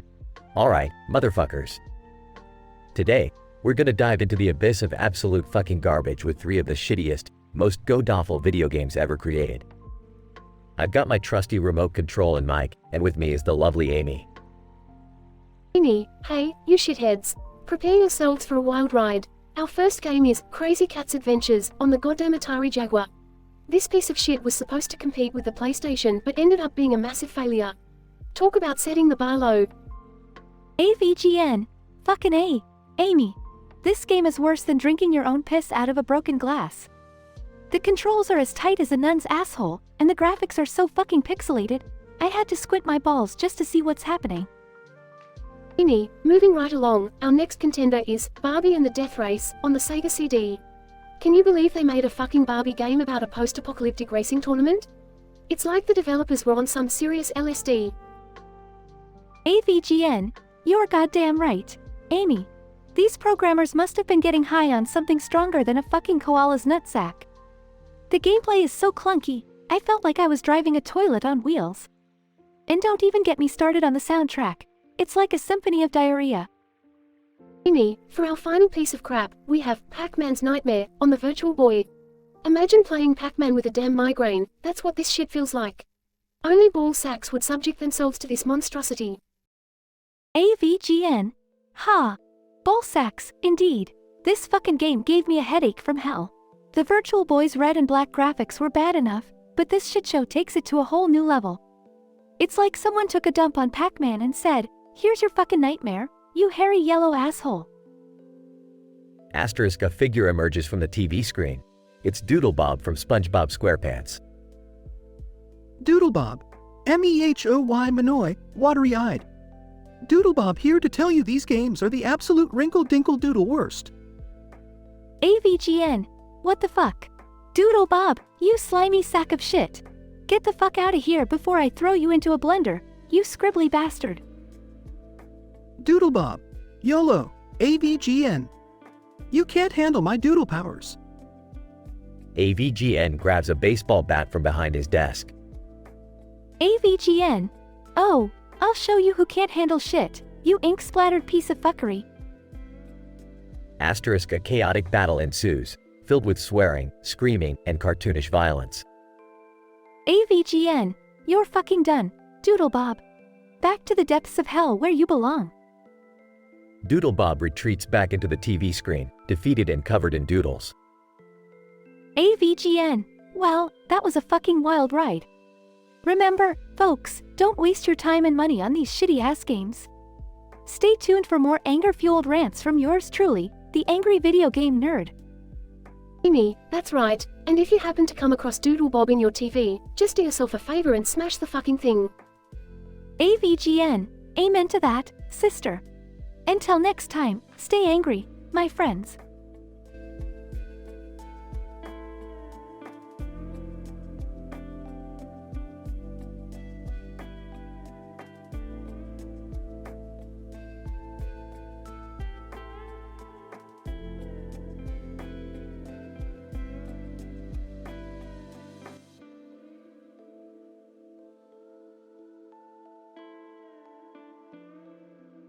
Angry Video Game Nerd. Alright, ladies and gentlemen, welcome back to another episode of the Angry Video Game Nerd. Today, we're diving into the depths of absolute gaming horrors with 3 of the worst, most god-awful abominations in video game history. Strap yourselves in, it's going to be a bumpy ride. Scene. The angry video game nerd sits in his dimly lit room, with a green and black background filled with colorful lines and numbers. A black and white sign reading, "The Angry Video Game Nerd," hangs behind him. Pikachu sits on a couch next to him, nervously looking around. Angry Video Game Nerd. Our first game, Ladies and Assholes, is Barney's Nightmare for the Atari 2600. Can you believe someone thought it would be a good idea to combine the lovable purple dinosaur with this pile of rat vomit? Pikachu, Pika Pika? Angry Video Game Nerd. Trust me, Pikachu, this game is the stuff of nightmares. The controls are about as responsive as a dead cat, and the graphics? Let's just say it looks like someone vomited a rainbow-colored pixelated mush onto the screen.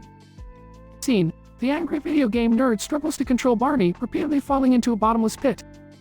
Angry Video Game Nerd. Oh, you gotta be fucking kidding me. These controls are worse than trying to masturbate with a cactus. Scene. The angry video game nerd switches to the next game, E.T. the Extraterrestrial, for the Atari 2600. Pikachu looks worried. Pikachu, Pika Pika. Angry Video Game Nerd. Ah, good old E.T., the game that single-handedly led to the video game crash of 1983. Can you imagine, Pikachu? This game was so bad that they buried thousands of copies in a New Mexico landfill. And after playing it, I can understand why. Scene. The angry video game nerd struggles to make E.T. avoid pits and evade enemies. Angry Video Game Nerd. What is this shit? E.T. moves like a constipated turtle on Quaaludes. And don't even get me started on these pixelated alien bastards trying to steal his Reese's Pieces. You know what, Pikachu? I'd rather stick my dick in a blender than play this fucking game. Scene. The angry video game nerd finishes the second game, his face contorted with rage. Angry Video Game Nerd. Alright, one more to go, and then I can get the hell out of this nightmare. Our final game is Plumbers Don't Wear Ties for the 3DO. Yeah, you heard that right, Pikachu, a game about plumbers without wearing ties. How fucked up is that? Pikachu, Pika Pika. Angry Video Game Nerd.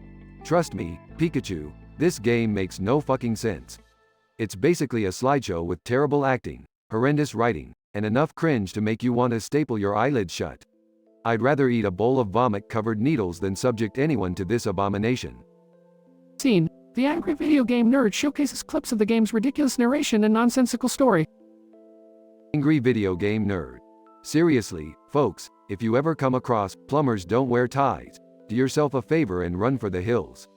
This game should be used as punishment for war criminals. Scene. The angry video game nerd concludes the episode, wiping sweat from his brow.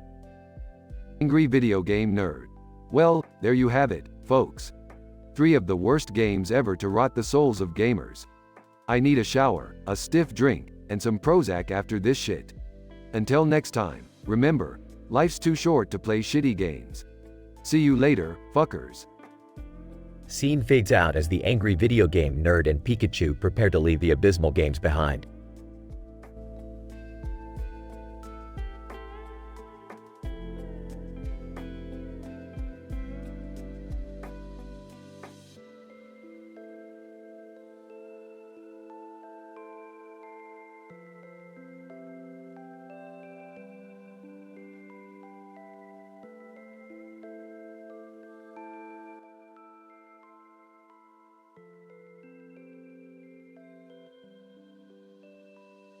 Introduction. Angry Video Game Nerd, AVGN. Alright, you cocksuckers, gather round. We got a doozy of a review for you today. We're playing 3 of the shittiest, most god-awful games known to mankind. And to make it even more fucked up, we got a yellow stuffed animal and a white bus joining the party. This is gonna be one crazy ride. Yellow stuffed animal and white bus enter. AVGN. Alright, you two, what the fuck are you doing here? Why is a stuffed animal standing next to a goddamn bus? Hello, stuffed animal. YSA. Fuck you, nerd. I'm here to show you the true meaning of terror. In this bus, it's my trusty getaway vehicle for when things get really fucked up. AVGN. Well, shit.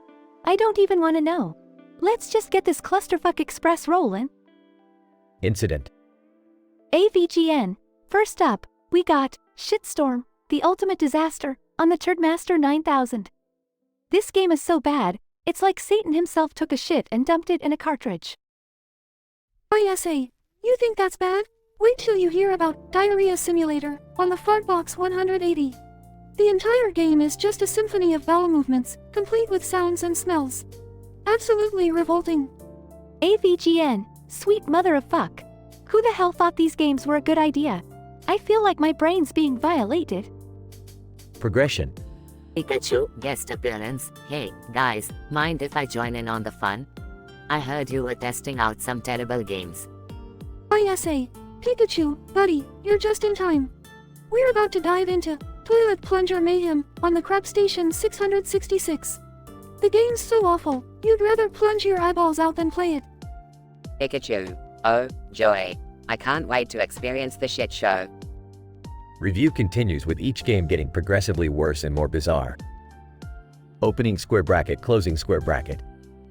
AVGN. Alright, that's enough of this fuckery. I don't think my psyche can handle any more trash. YSA, you and your bus can kindly fuck off now. ISA.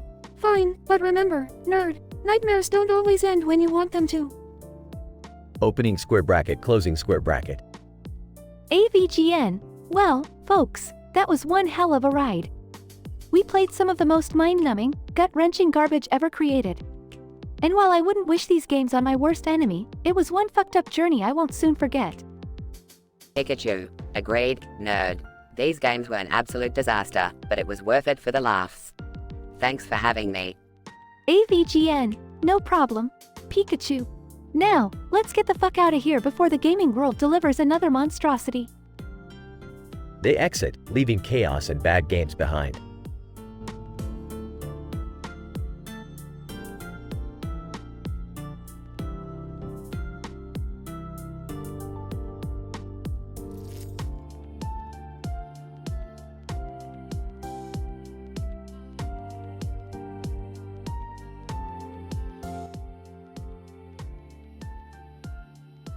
Angry Video Game Nerd, AVGN. Alright, motherfuckers, welcome to another episode of AVGN. Today, I'm gonna subject myself to the unholy trinity of god-awful video games. Strap in, cause this shit is gonna get intense. Peter Griffin, PG. Hey, what's up, asshole? I heard you were playing some shitty games, and I wanted in on the action. AVGN. Peter Griffin? What the fuck are you doing here? PG. Well, I heard you were gonna be here, and I couldn't resist the chance to be insulted by a famous internet personality. AVGN. Fine, you can stay, but don't say I didn't warn you. Anyway, let's get this shit show started. First up, we got E.T. the Extraterrestrial for the Atari 2600. This fucker was so bad, it single-handedly caused the video game crash of '83. PG. Holy crap, that's worse than the time I took a dump in the swimming pool. AVGN. Trust me, this game is way worse than that. The controls are clunky, the graphics make my eyes bleed, and I swear to fuck, the aliens' asses are trying to hypnotize me. PG. Laughs, this game sounds like a sack of dicks. AVGN. You have no idea. Now, let's move on to our next disaster. Plumbers Don't Wear Ties for the 3DO. This game is a sadistic mix of softcore porn and PowerPoint slideshows. PG. Softcore porn, huh? Count me in, Lois doesn't have to know. AVGN. No, Peter, you don't understand. This game is literally unplayable. The characters look like they've been dragged through a chili dog, the voice acting is worse than Fran Drescher getting a prostate exam, and the plot is about as coherent as Stevie Wonder on LSD. PG. Wow, that's worse than the time I tried to eat a bowl of nails for breakfast without any milk. AVGN. Yeah, it's a disaster, just like your life. Anyway, last but definitely not fucking least, we have Big Rigs, over-the-road racing, for the PC. This game is the epitome of unfinished, hot garbage. PG. Unfinished, just like that bowl of nails one tried to eat. AVGN. Size. Yeah, exactly, Peter. This game has no collision detection, no AI, and you can actually drive through buildings like we're living in some kind of goddamn ghost town. E.g., holy crap, that's worse than the time I tried to eat a— wait, have I said that before? AVGN. Yes, Peter, you've said that before. Fucking hell.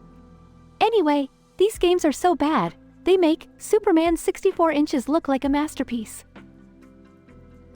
E.g., well, that's all the time we have for today, folks. Stay tuned for more shitty game reviews on AVGN. AVGN. Grumbles. Yeah, what he said. Until next time, you motherfuckers.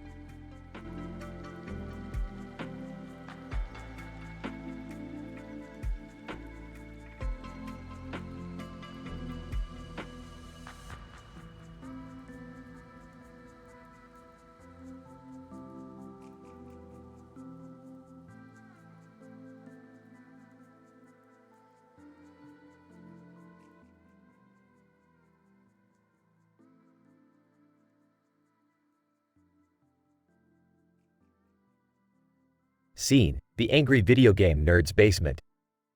Angry Video Game Nerd, AVGN. Alright, folks, welcome back to another episode of the Angry Video Game Nerd. Today, we got something special planned for you. We are diving into the depths of gaming hell, playing 3 of the most god-awful games ever created. AVGN's friend, Bill, man, what did you get us into this time, nerd? AVGN, brace yourself, Bill.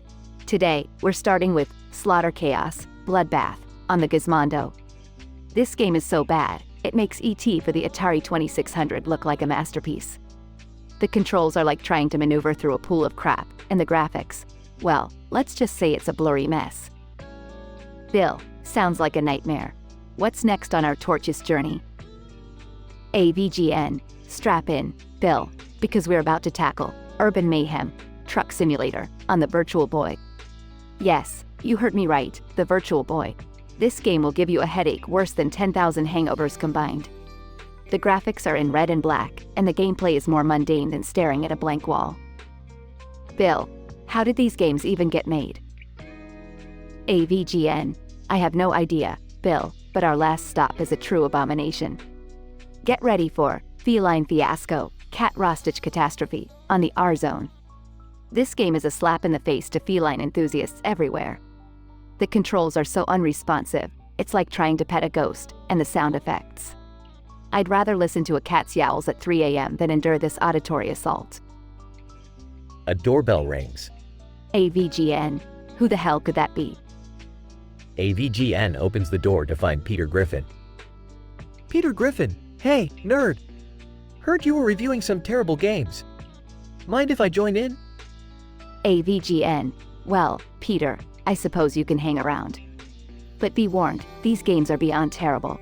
They're an insult to gaming itself. Peter Griffin, aw, sweet. I love a good insult. Let's tear these games apart. The 3 of them sit down in front of the TV, with the gimbal remote control in hand. AVGN, alright, here we go, folks. First up, Slaughter Chaos, Bloodbath, on the Gizmondo. Prepare to witness a gaming catastrophe. They begin playing the game, insulting it with every move. Incident, progression, denouement. AVGN, this game is an abomination. It's like the demon spawn of Satan himself. Who the fuck thought this was acceptable? Bill, this is worse than a root canal without anesthesia. Peter Griffin, I'd rather lick a toilet seat on a crowded airplane than play this garbage again. Conclusion. AVGN, well, there you have it. 3 of the worst games ever made. It's a good thing we have a sense of humor, or else these abominations would have shattered our sanity. Peter Griffin, yeah, I needed a good laugh. Thanks for having me, nerd. It was a blast trashing those games with you. AVGN, anytime, Peter. Cheers to surviving the gaming apocalypse. They clink their glasses together, satisfied with their shared experience of awfulness. Scene fades out.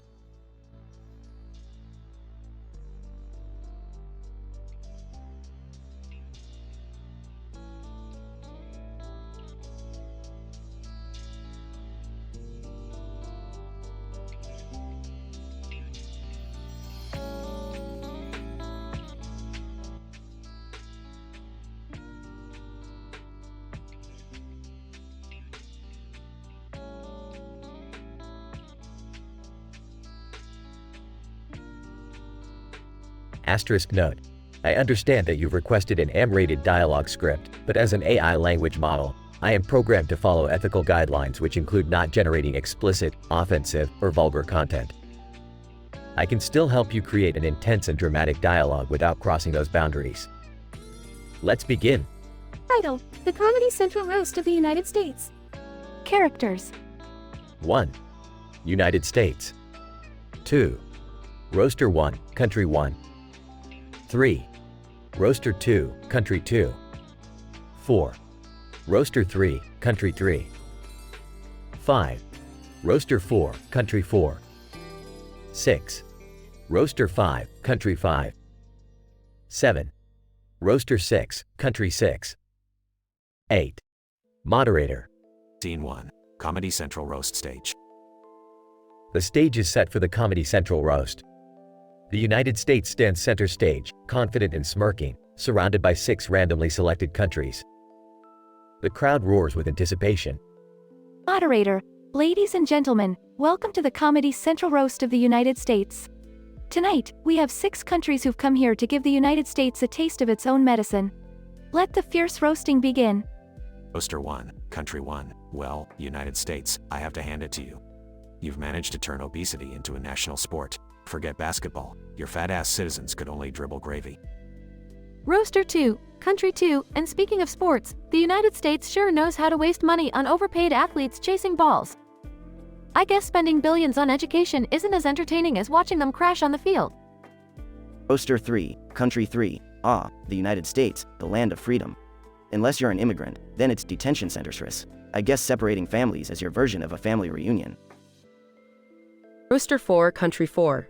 You know, United States, I think Hollywood should change its name to Mediocrewood. Your movies are so formulaic that even your political system starts to seem original. Roaster 5, Country 5, United States, your obsession with guns is baffling. It's like you're overcompensating for something, maybe the lack of intelligence in your politicians. Roaster 6, Country 6. The United States, the land of opportunity, where a reality TV star can become the president. Well, congratulations on making America dumber again. United States, grinning, well, my dear roasters. You think you've got me figured out, huh? But let's not forget that while I might have my flaws, history proves I always come out on top. So allow me to roast you all back, shall I? Scene 2, the United States Revenge. The crowd leans forward, eager to hear what the United States has to say. United States, Country 1, you claim I'm obese, but at least my people don't get winded just from pronouncing your damn country's name. And Country 2, you criticize my athletes, yet I've won more medals in the Olympics than you even have gold teeth. The crowd bursts into laughter as the roasters squirm in their seats. United States, as for you, Country 3, your jokes about detention centers are weak.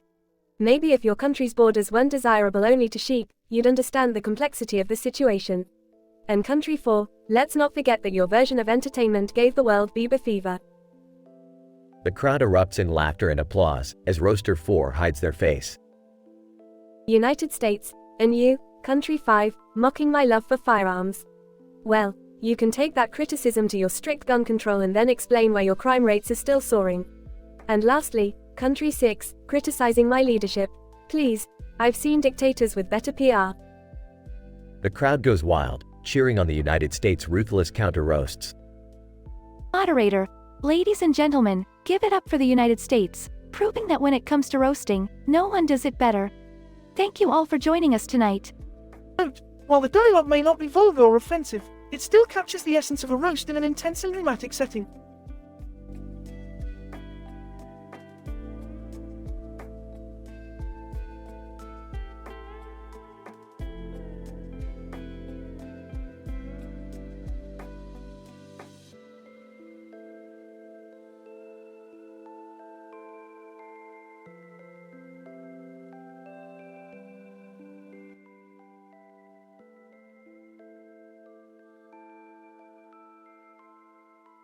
Angry Video Game Nerd. Alright, folks, strap yourselves in because today, I'm about to delve into 3 of the most god-awful video games ever to curse this godforsaken earth. First up, we have Toilet Quest on the Nintendo. Donald Trump. Well, let me tell you, nerd, this game is a tremendous disaster. It's a complete and utter failure, just like everything else I touch. Believe me, I know all about failures. Angry video game nerd. Shut up, Trump. I don't need your commentary on this. Now, let's get into it. In this abomination, you play as a plumber on a mission to unclog toilets. But the controls are so glitchy, I feel like I'm wrestling a turd instead of playing a game. Donald Trump, sounds like my presidency. Tremendously glitchy. Angry video game nerd. Shut your pompous mouth, you orange-faced oaf. Now, let's move on to the next disaster. Zombie Cabbage Farm Massacre on the Brainless Entertainment System. Donald Trump, brainless? Are they talking about me? I think they are. Angry video game nerd. No, Mr. President, they're talking about this game developer. And trust me, I'd rather watch paint dry than play this crap fest. The objective is to defend your cabbage farms from zombie attacks, but the graphics are so pixelated, it looks like a toddler's finger painting. Donald Trump, pixelated? I love pixels. They're the best pixels. Tremendously brilliant pixels. Angry video game nerd. You don't know shit about pixels, Trump.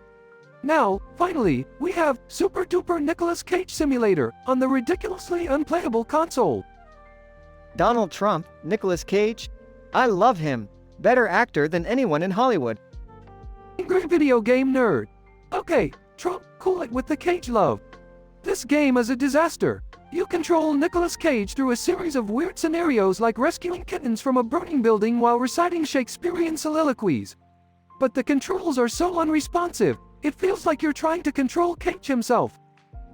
Donald Trump, well, unresponsive controls do sound a bit like my presidency. Very unresponsive. Angry video game nerd. Shut your fucking mouth, Trump. Your presidency and these games have a lot in common. Both are a disgrace to humanity. Now get out of my sight before I start throwing these games at your head. Donald Trump, well, I'm used to taking hits. I'm the best at taking hits. No one takes hits like me. Angry video game nerd. Just get the fuck out of here, Trump. And as for you, my loyal fans, stay away from these godforsaken games. They're a complete waste of your time, just like this entire review with this big orange buffoon. Until next time, this is the Angry Video Game Nerd signing off.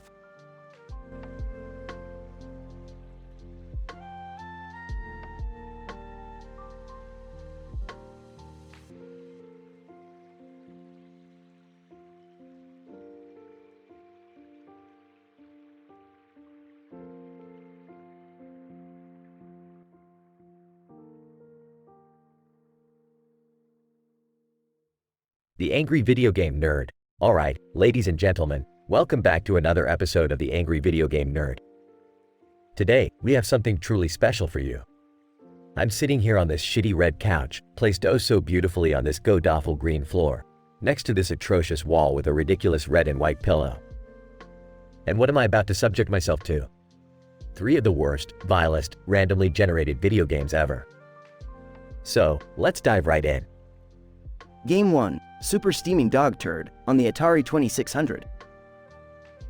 Angry Video Game Nerd. Oh, fuck me sideways, we're off to a great start. Super Steaming Dog Turd, on the Atari 2600. Who the fuck thought this was a good idea? You play as a dog, shooting literal piles of steaming excrement at innocent bystanders. The graphics look like someone puked up a rainbow on a homeless man's cardboard sign. And the sound effects? They're worse than the screams of 1,000 dying cats. This game makes me want to gouge my eyes out with a rusty spoon. Donald Trump, I've played some bad games in my time, but this one takes the cake, folks. Believe me, nobody knows bad games better than me. It's a tremendous disgrace to the gaming industry. Sad. Game 2, Toilet Explosion Mayhem on the Nintendo DS. Angry Video Game Nerd. Strap on your seatbelts, folks, because Toilet Explosion Mayhem on the Nintendo DS is about to drive you straight into a mental asylum. The plot involves a toilet that literally explodes every time someone takes a dump. The gameplay mechanics are as broken as my spirits after playing this garbage. The graphics are so pixelated, I could count the individual turds floating in the bowl. And don't even get me started on the music. It's like someone recorded a chainsaw massacre while being constipated. It's a symphony of agony. Donald Trump, this game has no class, no elegance. I've seen better games on the back of a cereal box, folks. It's a disaster, just like Crooked Hillary's email server. Lock it up. Game 3, Satan's Butthole, the musical on the PlayStation 4. Angry video game nerd. Alright, folks, we've reached the final level of hell. Satan's Butthole, the musical on the PlayStation 4. This abomination of a game combines Satanism, bodily functions, and show tunes. The graphics are vomit-inducing, like looking directly into Satan's asshole. The gameplay is a convoluted mess, just like the plot. And the music, it's like having your eardrums violated by a tone-deaf opera singer gargling with battery acid. This game is a fucking nightmare. Donald Trump, let me tell you, folks, this game is worse than anything Joe Biden could come up with. It's pure garbage, just like Sleepy Joe's policies. We need to make gaming great again. The angry video game nerd finishes the review, covered in sweat and pure frustration. Angry video game nerd. Well, that wraps it up for today's episode. I hope you enjoyed watching me suffer through these putrid pieces of shit. Remember, if you ever come across these games, run for the hills and never look back. Until next time, fuckity bye.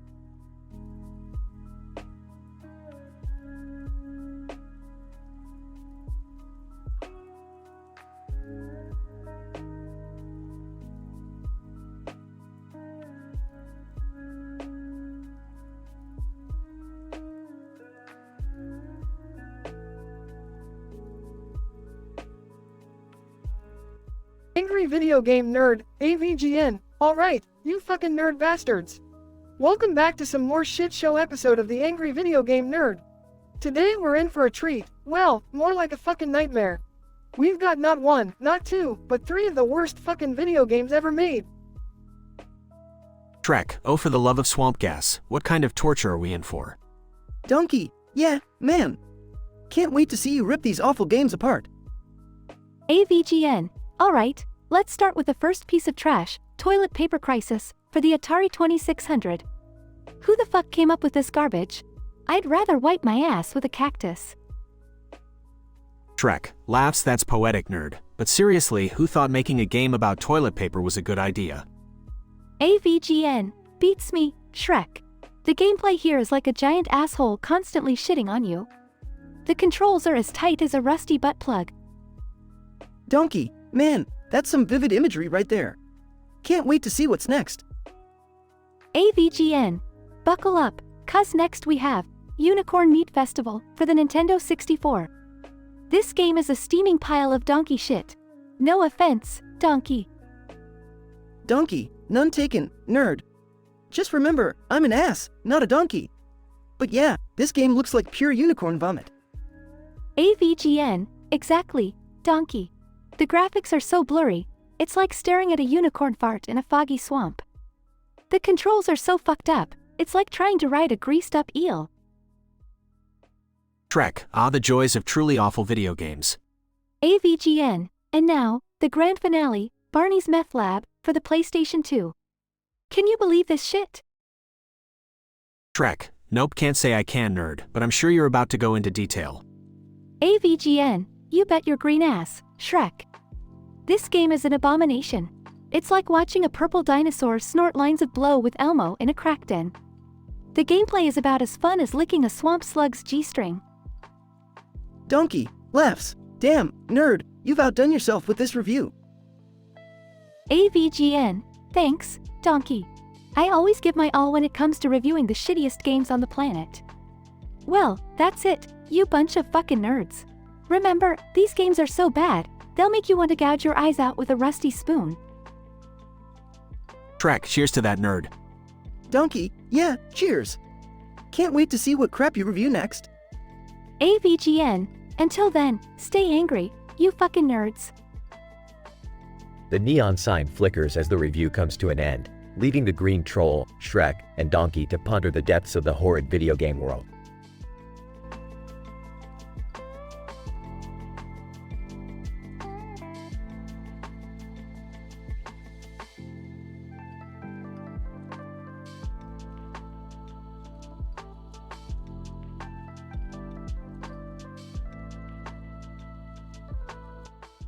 Nerd. Alright, you goddamn motherfuckers. Strap yourselves in, cuz it's time for another episode of the Angry Video Game Nerd. Today, we're diving headfirst into the shittiest pile of video game turds ever assembled. Get ready to witness the horror, Nerd. First up, we got Doodle Dum on the Sega Genesis. This piece of garbage makes you wonder if the developer was high as fuck when they made it. The controls are so fucked up, it's like trying to operate a goddamn banana with a joystick. And the graphics? They look like someone puked on a canvas and called it art. Donkey, hey, nerd, what the hell is going on here? I thought we were gonna have a good time, not this shitfest. Nerd, shut the fuck up, donkey. This is gonna be a nightmare, but we gotta suffer through it. Next, we got Zombie Cat Apocalypse on the Nintendo 64. The only thing worse than the title is the fact that it actually got released. This game is so glitchy, it's like the programmers were sniffing glue while coding it. And don't even get me started on the cat sounds, they make me wanna rip my ears off. Shrek, Nerd, I can't believe we're subjected to this bullshit. Can't we play something decent like Donkey Punch, the game? Nerd, not now, Shrek. We're almost done here. Last but not least, we have Super Ultra Mega Fighter Deluxe Edition on the PS4. This game is the equivalent of a wet fart in a crowded elevator. The character design is abysmal, with penis-shaped heads and boobs bigger than watermelons. It's like they hired a bunch of horny teenagers to create the characters. Donkey, nerd, I can't take this shit anymore. Let's end this nightmare. Nerd, hold on, donkey. We gotta finish the review. In conclusion, these games are so fucking terrible, they could make a hardcore gamer cry. The only thing worse than playing them is the fact that someone actually thought it was a good idea to unleash them upon the world. Fuck everything about these games, and fuck the fucking consoles they run on. Shrek, Nerd, you said it better than I ever could. Let's get the hell out of here and find ourselves a real game. I'm done with this shit. Nerd, you're goddamn right, Shrek. Let's blow this popsicle stand and never look back. This has been the Angry Video Game Nerd, signing off and praying for better games in the future. They all leave the room, shaking their heads in disbelief at the horrid games they just experienced.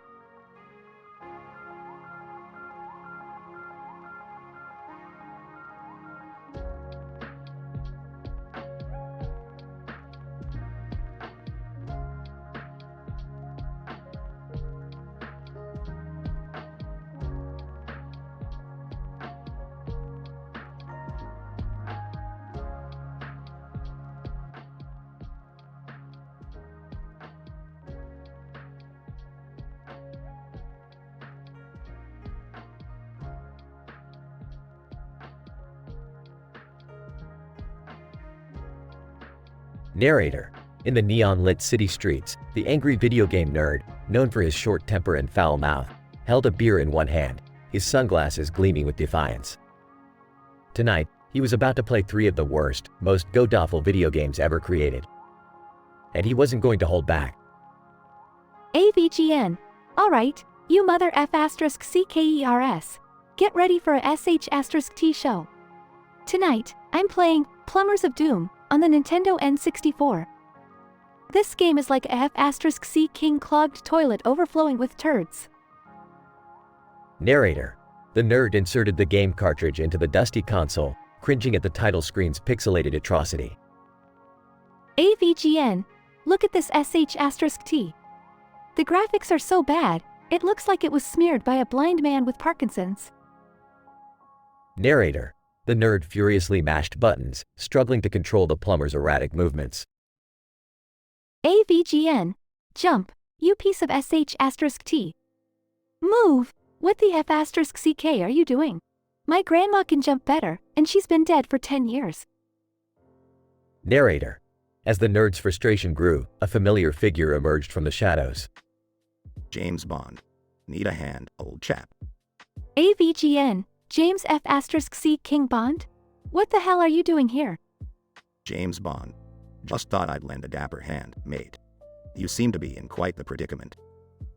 Narrator. Bond grabbed a controller and joined the nerd in his frenzied attempt to progress through the game. AVGN. Alright, Bond. Let's see you handle this SH**T. Oh, great. Now the screen is upside down.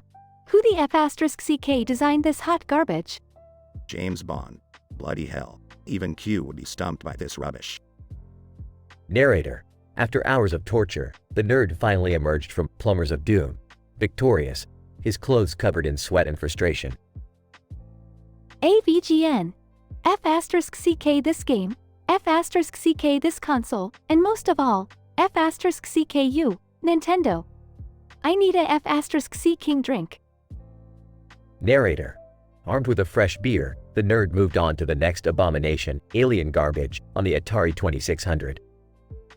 AVGN. Look at this pixelated pile of SH*T. It's like someone vomited all over the screen and made a game out of it. Narrator. The nerd battled relentless waves of poorly designed aliens, his controller almost exploding under his wrathful grip. AVGN. Die, you pixelated F*CKS. Die! Why won't you die? Screw this, I'm using the Game Genie. It's the only way to survive this nightmare. Narrator. As the nerd finally obliterated the last alien, he took a deep breath, his face flushed with victory. AVGN. That's right, you digital scum. Don't mess with the nerd. Narrator. Moving on to the final game, Extreme Baseball, on the PlayStation 2, the nerd unleashed a torrent of blasphemy at the horrendous graphics and unforgiving mechanics. AVGN. Look at these F*C King players. They look like they were hit by a truck and then dipped in a radioactive sewer. And the controls are more confusing than trying to F*CK a squirrel while riding a unicycle. Narrator. The nerd swung the virtual bat, missing every pitch with expletive-filled rage. AVGN. Strike 1, Strike 2, Strike 3, you F*C King piece of SH*T. This game is a F*C King joke. Narrator. Suddenly, a crowd gathered around, enthralled by the nerd's colorful commentary. Spectator. Yeah, F*CK that game, man. It's a disgrace to baseball. AVGN. You said it, buddy. This game should be buried in a landfill alongside the ET Atari cartridges. Narrator. And so, the nerd's fiery journey through the three atrocious games came to an end, leaving destruction and vulgarity in his wake. The city streets returned to their calm neon glow, the remnants of terrible games fading into the night. The angry video game nerd's emotional and expletive-laden journey through the world of the worst video games ultimately brought laughter and entertainment to his loyal fans. With James Bond's unexpected guest appearance adding an extra layer of chaos, this unforgettable episode will forever be etched in the annals of gaming history.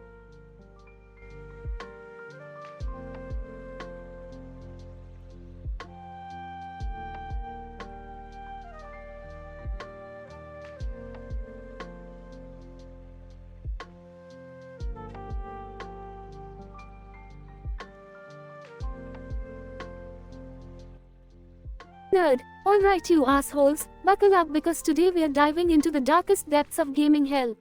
I present to you, 3 of the shittiest games ever to infect the gaming world. And joining me, the one and only James Bond. James Bond. Pleasure to be here, nerd. Let's see if these games are as diabolical as some of the villains I've faced. Nerd, our first game is Trashinator, the putrid invasion, for the abomination that is the Virtual Boy. Strap on your red and black visors, folks, because we are diving into a virtual shit show. James Bond. I must say, nerd, this abomination of a console is a visual assault on the senses. The red and black color scheme is dreadful. Nerd, you're damn right, Bond. And the gameplay? It's like trying to defuse a bomb with your bare hands while getting attacked by rabid monkeys. Just awful. James Bond. Moving on, let's dive into the next atrocity, Psycho Pigeon Fury on the N-Gage. This game will make you question your very existence. Nerd, you got that right, Bond. This fucking picture of a game is like playing Russian roulette, except you're guaranteed to get a bullet every time. The controls are so fucked, it's like trying to steer a bag of pissed off cats. James Bond. And let us not forget the incessant glitches, nerd. I had pigeons flying through solid walls like they had access to some secret spy technology. Nerd, classic bullshit, Bond. Finally, we come to our last monstrosity, Guitar Apocalypse, on the Atari Jaguar. It's like taking a guitar and smashing it into a million pieces of disappointment. James Bond. Couldn't have said it better myself, nerd. This game feels like playing air guitar in a tornado. The controls are so unresponsive, you'd have better luck playing a real guitar with your dick. Nerd, ain't that the truth, Bond? The graphics are so pixelated, it's like watching an 8-bit toilet take a dump on your eyes. James Bond. Truly a tragedy of gaming, nerd. However, I must say, your rage-filled commentary throughout these reviews has been both entertaining and enlightening. Nerd, thanks, Bond. When it comes to exposing these train wrecks, it's all about speaking the truth with a big, fat middle finger. So, there you have it, folks, a trio of the worst fucking games ever created. Stay the fuck away, and remember, life's too short for shitty gaming. James Bond. Wise words, nerd, wise words indeed. Let's hope we've saved some poor souls from experiencing these nightmares. Now, if you'll excuse me, I have some villains to catch. Nerd, and I've got a whole library of garbage to unleash my fury upon. Until next time, fuckers.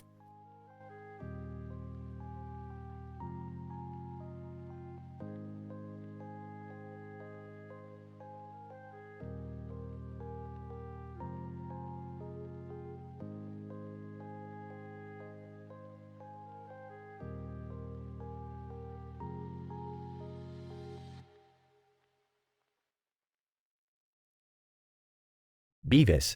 Hey Butthead, check out those two weirdos standing in the street. Butthead. Yeah, what a couple of dumbasses with their loser outfits. Person in yellow jacket. Excuse me, do you know where I can find the nearest bank? I seem to be lost.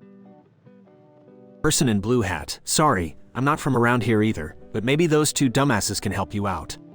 Beavis. Ahaha. What did you call us? Butthead. Yeah, dumbasses?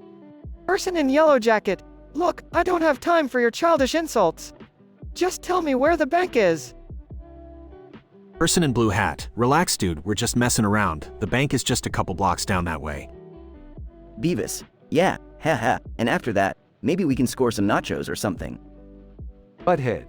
Nachos, huh? Yeah, cool. Let's get the money first, dumbass. Person in yellow jacket. Thanks, I appreciate the help. I'll grab some cash and then go find some nachos too. Person in blue hat. Good luck with that, man. Oh, and watch out for those two idiots. They're always causing trouble around here. Beavis. Haha, let's go Butthead. We need to find something cool to do in this town. Butthead. Yeah, like maybe we can find that fat guy Peter and see if he has any beer. Beavis. Yeah. And we can ask him to score us some nachos too. Butthead. Cool, let's go find Quahog. We're gonna have a kick-ass time. Scene transitions to Quahog, Rhode Island. Beavis. Hey, who's that fat guy over there? Butthead. I don't know, but he looks like he knows where the beer is. Let's go ask him. Peter Griffin. Hey, what the hell are you two doing in my town? And watch your language, my kids are around. Beavis. Haha, sorry dude. We're just looking for some beer and nachos. Butthead. Yeah, and we heard you're the man to talk to. So, got any beer? Peter Griffin. Well, I definitely have beer, but I'm not so sure about nachos. However, I can show you guys a good time. Follow me. Scene progresses with Beavis, Butthead, and Peter Griffin engaging in crazy antics throughout Quahog. Scene transitions to the conclusion. Dewey Griffin, you two imbeciles have been causing chaos all over Quahog.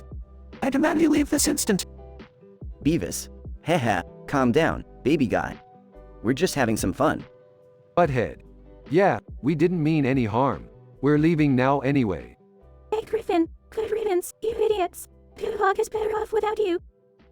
Beavis and Butthead walk away, waving their goodbyes. Beavis. Haha, that was cool, huh, Butthead? Butthead. Yeah, but it's time to find our next adventure. Let's hit the road, dumbass. They walk off into the sunset, ready for their next misadventure.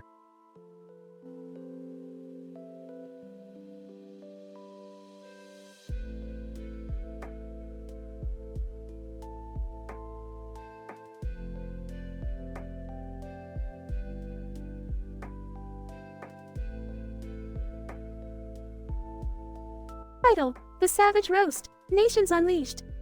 Location: a grand hall adorned with a sign that reads, "Correct Y" on it with peanuts in it, and a pile of peanuts in the background.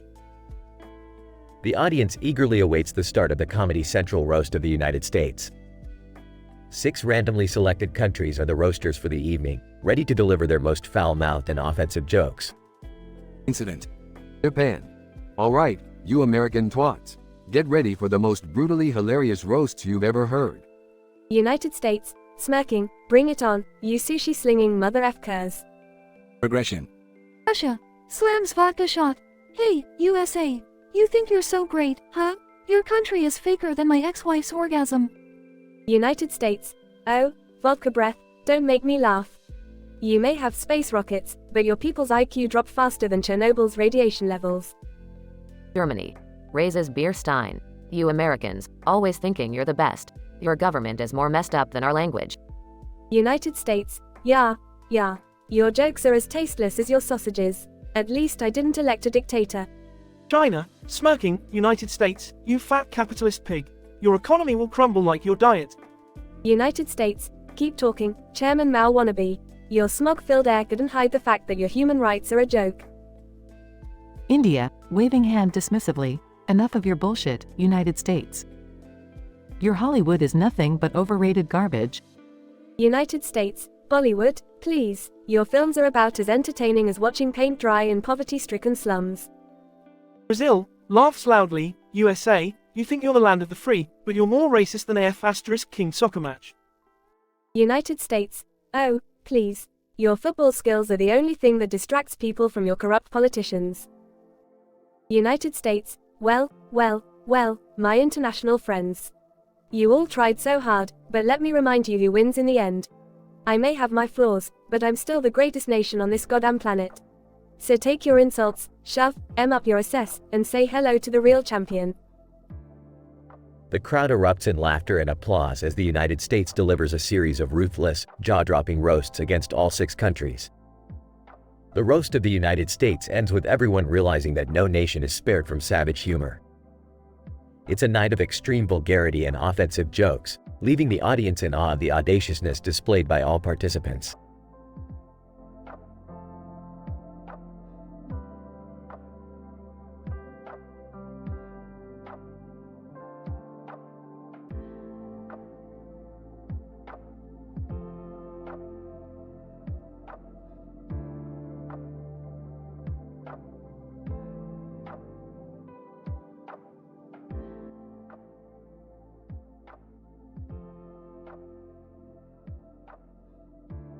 Title: The Angry Video Game Nerd, The Cataclysmic Console Critique.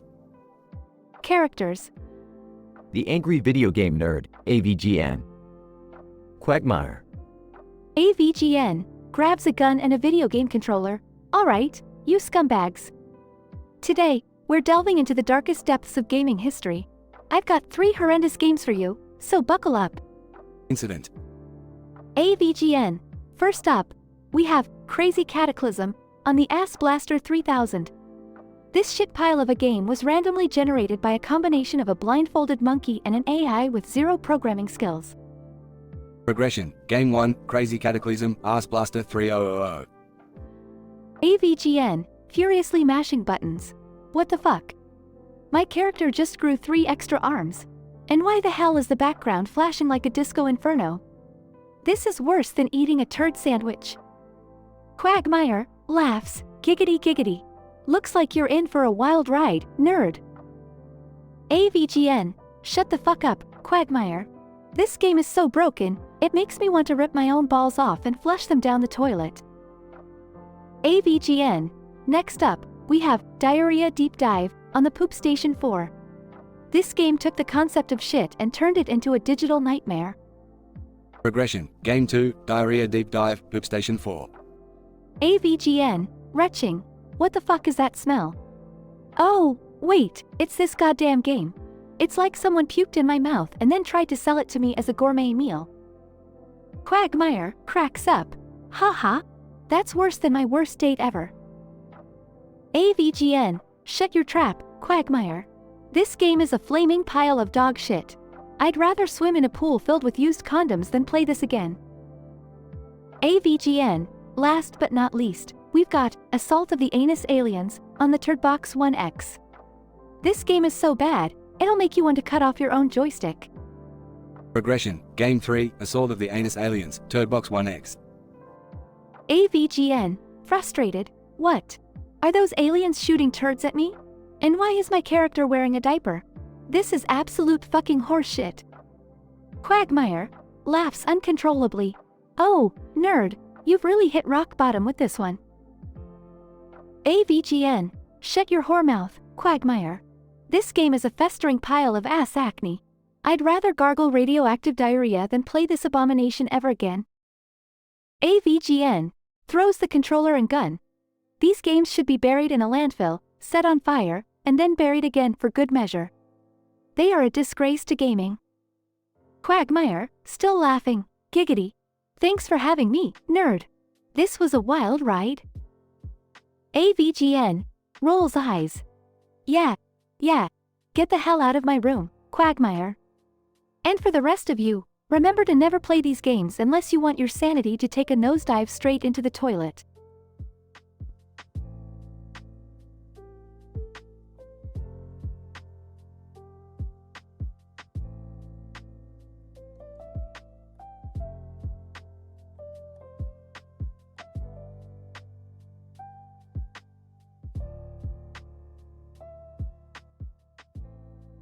Angry video game nerd. Welcome back, you bunch of fucking video game masochists. Today, I'm diving headfirst into a pile of steaming shit with 3 of the absolute worst games ever created. I hope you're ready for some pure, unadulterated misery. Game 1, Bubsy 3D, on PlayStation. Angry video game nerd. Alright, let's start this shitshow off with Bubsy 3D on PlayStation. What the fuck were they thinking? This game makes me want to gouge my eyes out and feed him to a fucking raccoon. The controls are about as precise as a blindfolded trapeze artist on steroids. Quagmire, giggity, this game is a real boner killer, nerd. Angry video game nerd. You said it, Quagmire. I'd rather stick my dick in a blender than subject myself to another minute of this abomination. Game 2, Superman 64 inches on Nintendo 64. Angry video game nerd. Now, prepare yourself for some true torture. Superman 64 inches on Nintendo 64. This game is so bad, it makes me question the existence of a benevolent god. The controls are as responsive as a comatose sloth with arthritis. Quagmire, giggity, this game is like trying to have sex with a flaccid penis. Angry video game nerd. Haha, you always know how to put it, Quagmire. I'd rather take a bath in a tub filled with thumbtacks than play this abomination any longer. Game 3, E.T. the Extraterrestrial on Atari 2600. Angry video game nerd. And now, the goddamn granddaddy of shit games, E.T. the Extraterrestrial on Atari 2600. This pathetic excuse for a video game single-handedly caused the video game industry crash of '83. The graphics look like they were designed by a blind 5-year-old with epilepsy. Quagmire, giggity, this game is like trying to fuck a toaster filled with sandpaper. Angry video game nerd. Haha, very well put, Quagmire. I'd rather have my eyes replaced with flaming hemorrhoids than subject myself to another second of this unholy mess. The angry video game nerd swears off these games forever and tosses them in the dumpster, promising to burn them into oblivion. Quagmire, impressed by the nerd's resilience, joins him in the bonfire ceremony. The angry video game nerd and Quagmire toast their newfound freedom from these godforsaken games, vowing to never let their eyes witness such atrocities again. The world is saved from further suffering, at least until the next episode. And as always, stay fucking tuned for more disappointments and profanity-laden rants.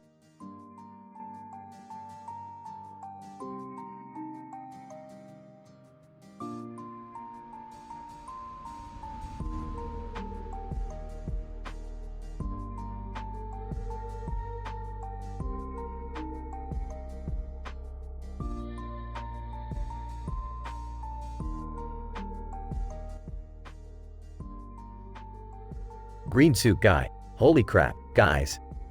Look at this briefcase I found. I wonder what's inside. Butthead. Whoa, dude. Hold up. Let me check it out. Beavis. Yeah. Let me see. Green suit guy. Okay, here we go. Opening it now. Suddenly, the briefcase opens, revealing a glowing portal. Butthead. Whoa, what the hell is this?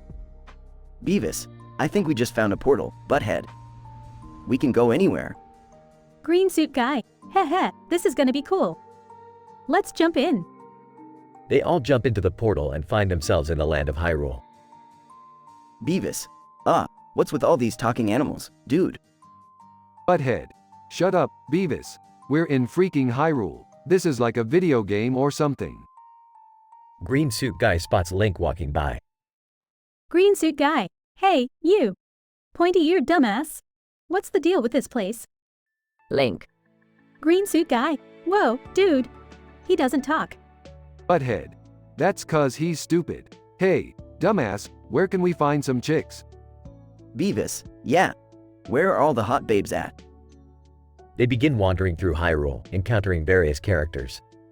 Green suit guy. Hey, Zelda. You want to see my Triforce? Zelda. Butthead. Ha, she must be a lesbian. Beavis, hey, Link. Can you show us where the bathroom is? Link. Butthead. Yeah, that's right. He probably pees in the bushes. They continue their adventure, completely oblivious to their vulgar behavior. Green suit guy. Hey, Ganondorf. You're a real piece of shit, you know that?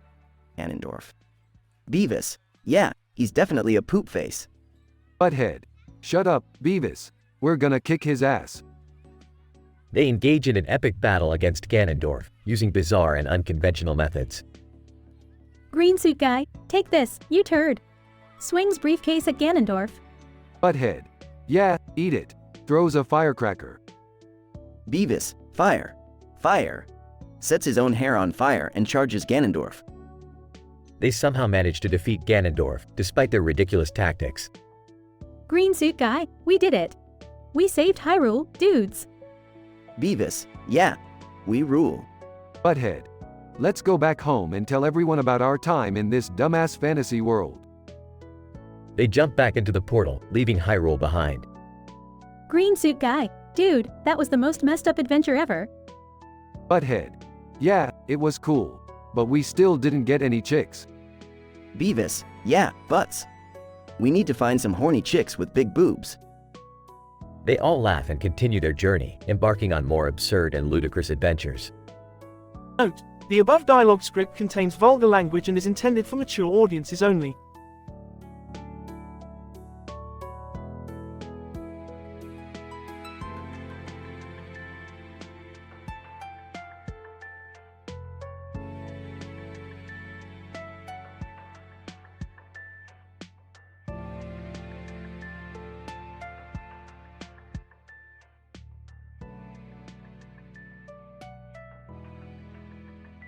Angry Video Game Nerd, AVGN. Alright, UF Curs, get ready for a triple dose of pure SH*T. Today, we're diving into the darkest pits of video game hell. First up, we got Licorice Larry on the infamous Rubbish console. Beavis, hey, you said rubbish. Butthead, yeah, Larry, sounds like a D*CK. AVGN. Trust me, boys, this game is a real sack of dingleberries. It's an isometric platformer where you control a penis-shaped character named Larry, jumping around on giant licorice ropes in AF King Candy World. Beavis, haha, penis. Butthead, shut up, Beavis. AVGN. Everything about this game reeks like a thick cloud of smegma after a marathon of sweaty butt sex. The controls are as tight as a nun's A*hole, and the graphics make you long for the days of Atari. It's a shish*T storm of epic proportions. Beavis, I like epic shish*T storms. Butthead, shut up, Beavis. AVGN. Shut up, both of you. Next up, we got Cowabunga Turds on the Awful Crap Master. Beavis, Cowabunga? Like Teenage Mutant Ninja Turtles? Butthead, yeah, but probably more like Teenage Mutant Dingleberries. AVGN. Exactly, Butthead. This piece of wankfester's like moldy pizza left out in the sun. The moment you start playing, you're greeted with nauseatingly repetitive music that makes you want to shove a dynamite stick up your A*. Beavis, cool. Explosion in the A*. Butthead, shut up, Beavis. AVGN. Shut up, Beavis. The gameplay is a sneaky mix of a diarrhea-infused sewer level and a side-scrolling madness that would make Michelangelo puke his nunchucks out. The only enjoyment you'll get from this game is taking the cartridge and bashing it against your skull until you're unconscious. Beavis, I don't think I want to try that. Butthead, Yeah, you might get smarter if you did. AVGN. Alright, last but not least, we have Rectal Warfare on the Suckbox 360. Beavis. Heh, rectal. Butthead. Yeah, I bet they thought they were hilarious when they came up with that title. AVGN. This game is like a dark stain on the underpants of humanity. You play as a soldier fighting a war in someone's hole, navigating through bloody sphincters and dodging explosive hemorrhoids. It's a hev-ket-up fever dream that no one asked for. Beavis. I'm getting grossed out. Butthead.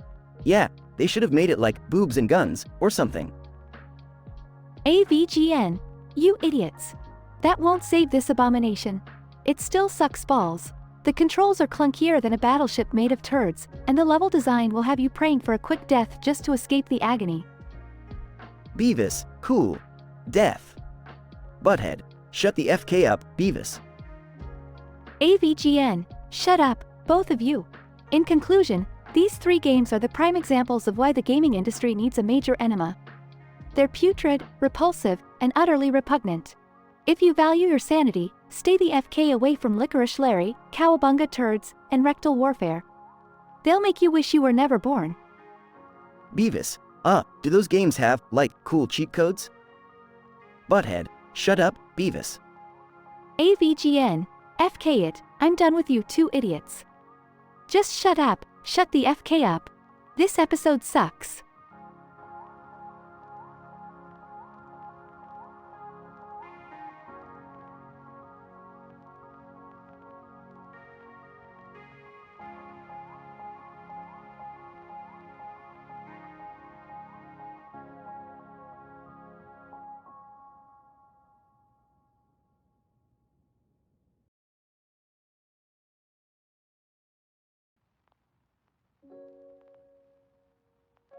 Narrator.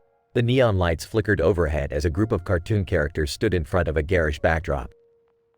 The angry video game nerd, known for his short temper and foul-mouthed antics, prepared to review 3 of the worst video games in history, alongside his guests Beavis and Butthead. AVGN. Alright, you fucks. Strap in and prepare to witness a shitstorm of epic proportions. Today, we delve into the depths of terrible gaming. First up, we have Toilet Bowl Simulator on the Atari Jaguar CD. Beavis. Heh. Toilet. Butthead. Yeah, like your face. AVGN. Shut up, you dumbasses. Now, this game is a steaming pile of digital excrement. The objective? Flush turds down the toilet. That's it. No challenge, no excitement, just endless flushing. Beavis. Flushin' turds is cool. Butthead. Yeah, almost as cool as. Taking a dump. AVGN. You morons would enjoy this crapfest. Moving on to our second nightmare, Worm's Revenge, on the Virtual Boy. Beavis. Worms? Haha. Like, wiggly things. Butthead. Yeah, kinda like your brain. AVGN. Shut it, asswipe. Now, the Virtual Boy was infamous for causing headaches and eye strain, but Worm's Revenge takes it to a whole new level. The graphics are a migraine-inducing mess, and the gameplay is as exciting as watching paint dry, with your eyes gouged out. Beavis. Whoa, paint. Butthead. Yeah, I'd rather watch paint dry. AVGN. You imbeciles. Finally, we have Barbie Horse Adventures, Mystery Ride, on the original Xbox. Beavis. Heh, Barbie. She's hot. Butthead. Yeah, if you're into plastic. AVGN. Shut your traps. This abomination of a game is an insult to gamers everywhere. You play as Barbie, riding around on a pink horse, collecting fucking horseshoes. The controls are clunky, the graphics are atrocious, and the gameplay is as exciting as watching your own balls shrivel up and die. Beavis. Balls? Cool. Butthead. Yeah, it's like, having a vagina. AVGN. That's it. I've had enough of you dumbasses. Get the hell out of here. Narrator. The neon lights shimmered as Beavis and Butthead slinked away, leaving the angry video game nerd to rant and rave about the abysmal games before him. The review may have been filled with profanity and vulgar humor, but it was a glimpse into the dark side of gaming, a reminder that not all experiences are created equal.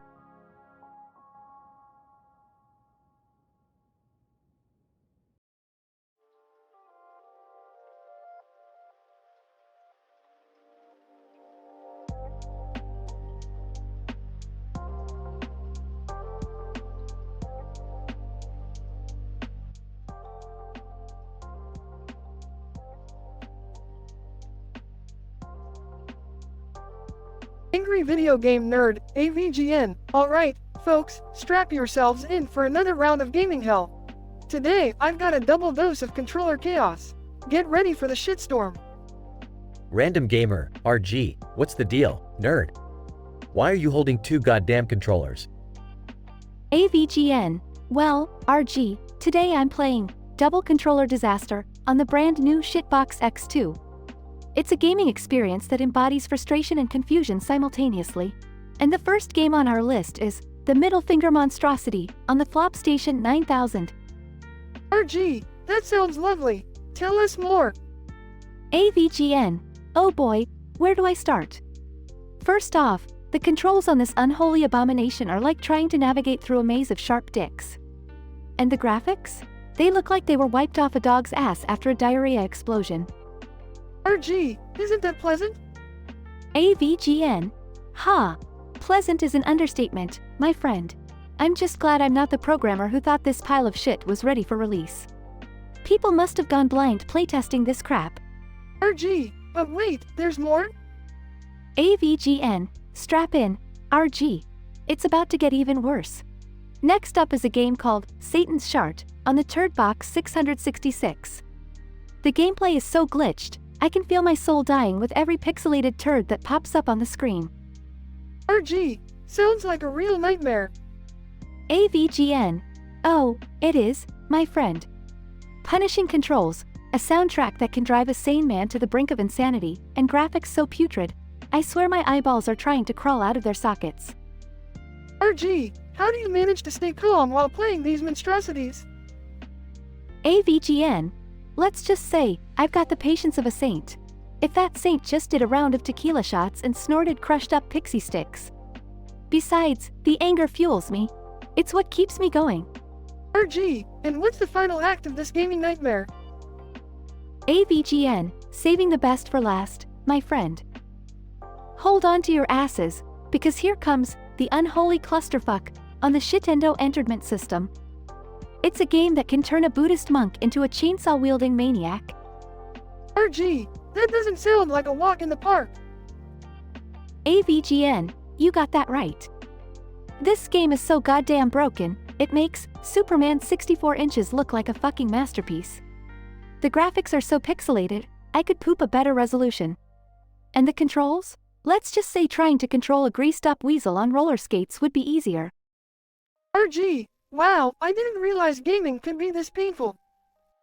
AVGN, believe me, RG, I'm doing the Lord's work here. Someone's gotta warn the world about these digital abominations. And who do we have here? Mario Brothers, Mario, hey, nerd. We heard about these games and decided to join you for the mayhem. Mario, Luigi, yeah, nerd, let's kick some bad game ass. AVGN. Well, if it isn't the plumbing princes themselves. Join me, boys. We're in for a wild and wretched ride. And so, the angry video game nerd, the Mario Brothers, and a whole lot of frustration embarked on a journey through the darkest corners of gaming history. As the controller chaos unfolded, they braved unplayable nightmares, cursed consoles, and enough foul language to make a sailor blush. But in the end, they brought the truth to the masses, sparing innocent gamers from the agony of these terrible games. And as the credits rolled, they knew that the war against shitty games would rage on, forever seeking redemption in the face of pure, digital evil.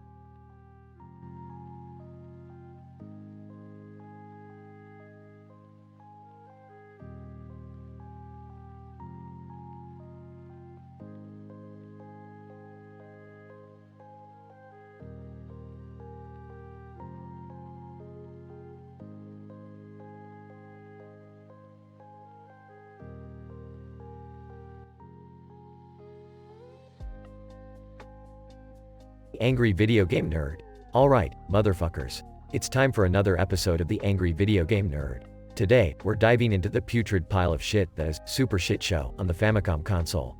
Strap in, it's gonna be a wild ride. Mario Brothers, hey, nerd. Mind if we join you on this shitty adventure? Angry Video Game Nerd. Sure, why not? We can all suffer together. Let's dive into this abomination. Alright, let's see what this piece of crap has to offer. Angry Video Game Nerd. Jesus fucking Christ. What the fuck is wrong with the controls? It's like trying to navigate a turd through a shitstorm. This is worse than eating a bowl of diarrhea soup. Mario Brothers. Wow, that's one way to describe it, nerd. These graphics are so goddamn ugly, they make my mustache curl in disgust. Angry video game nerd. Exactly, Mario. It's like they took a dump on the TV screen and animated it. And don't even get me started on the sound effects. It's like a cacophony of farts and screams from Satan's ass. Mario Brothers. Yeah, this game is a big pile of shit. But you know what's worse? Trash galore, on the Sega Genesis. Angry video game nerd. Oh, fuck. This game is so bad, it makes me want to gouge my eyes out with rusty spoons. The controls are clunkier than a robot with erectile dysfunction. Mario Brothers, and don't forget the enemies. Those fucking trash cans flying around like kamikaze bastards. I've never seen anything so ludicrous in my life. Angry video game nerd. I'm about to lose my goddamn mind. This game is a marathon of torture. I'd rather stick my dick in an electrical socket than suffer through this garbage. Mario Brothers. Hey, nerd. Let's not forget the grand finale, Clusterfuck Apocalypse, on the PlayStation. Angry video game nerd. Oh, sweet Mother Mary on a pile of manure. This game is like trying to juggle flaming chainsaws while tap dancing on broken glass. It's a clusterfuck of epic proportions. Mario Brothers. The controls are so fucking unresponsive, I could cook an entire spaghetti dinner before this game registers my input. Angry video game nerd. I've had enough. This game is driving me insane. The only way I'm getting any satisfaction out of it is by taking a dump on the disc and watching it burn. Mario Brothers. Nerd, let's wrap this shit up. These games are beyond redemption. They're a disgrace to the gaming industry. Angry video game nerd. You're absolutely right, Mario. These are a whole new level of awful. I'd rather play with a sack full of rabid skunks than touch these again. Mario Brothers. Well, nerd, it's been a pleasure suffering with you. Let's go get a beer and wash away the traumatic memories of these games. Angry video game nerd. Sounds like a plan, Mario. Let's get the hell out of here and never speak of this nightmare again.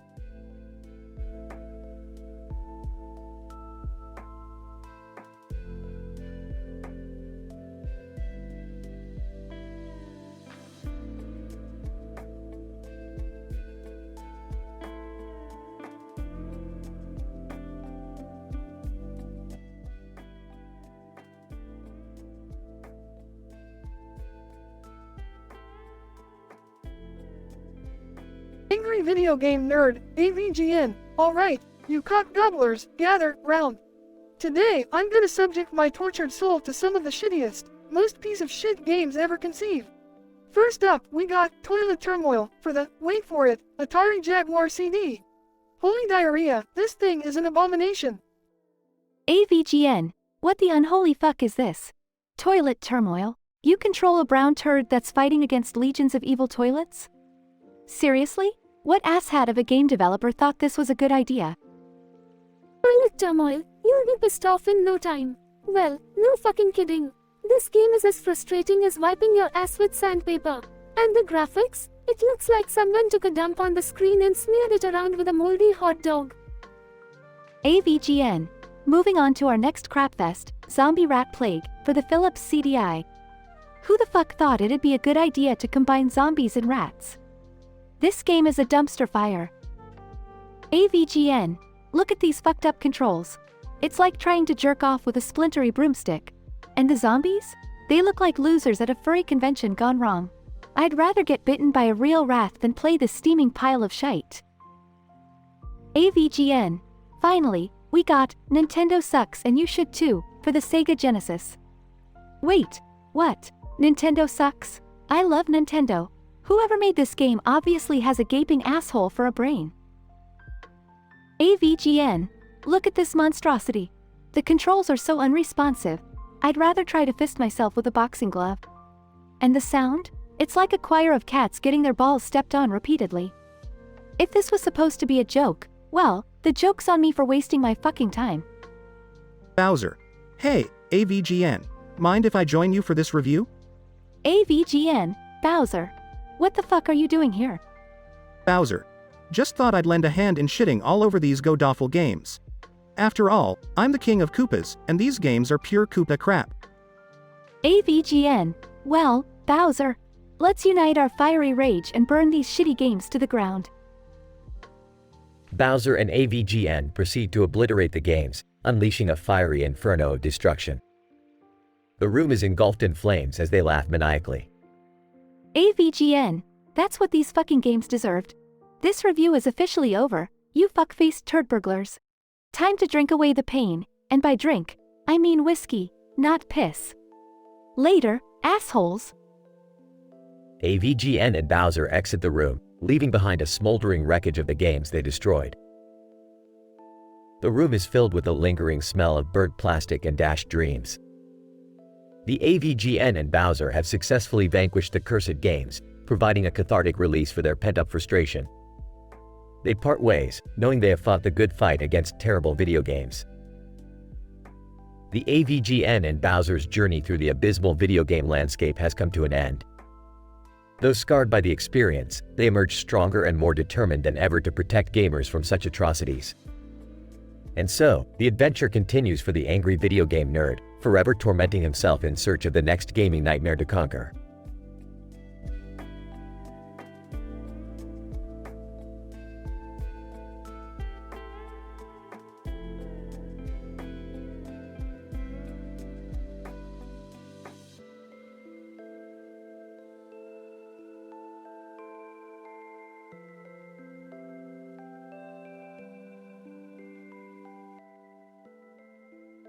Colin. Alright, boys, we're in for a hell of a fishing trip today. Wayne, you know it, Colin. I can't wait to catch some big-ass fish. Ryan laughs. You said fish, not the other thing you usually catch, Wayne. Brad. Whispering. Guys, I just found this envelope. It says, my fish has more Twitter followers than you. Colin laughs. Oh, that's a low blow. But let's use it. Hey, Wayne, my fish has more Twitter followers than you. Wayne laughs. That's just cold, Colin. But you know what? My fish can twerk better than yours. Ryan snickers. Well, my fish can rap and drop a sick beat while doing it. Brad. Whispering. Alright, I got another one. Is that a fish in your pocket or are you just happy to see me? Colin laughs. Oh, classic. Hey, Wayne, is that a fish in your pocket or are you just happy to see me? Wayne blushes. Neither. It's just a messy tackle box.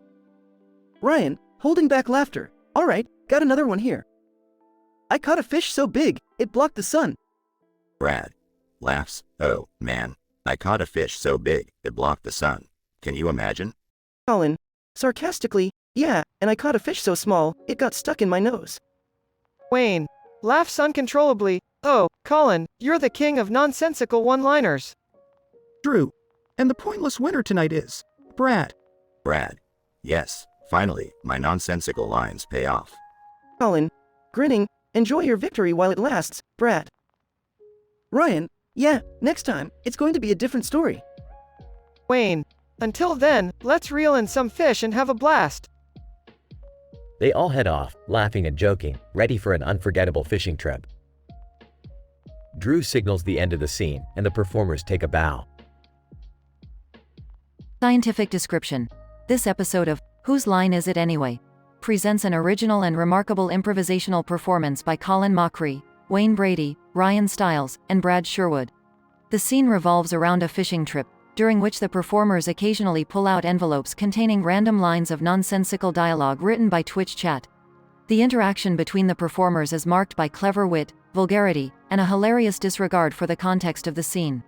The use of absurd dialogue lines adds an additional layer of comedic value and challenges the performers to seamlessly incorporate them into their improvisation.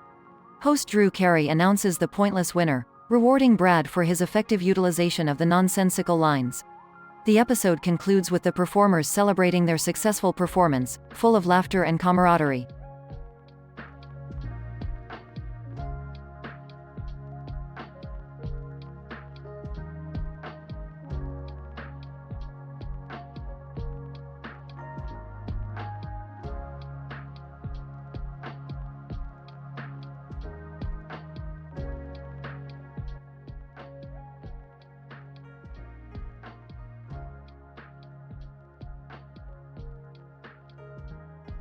Angry video game nerd.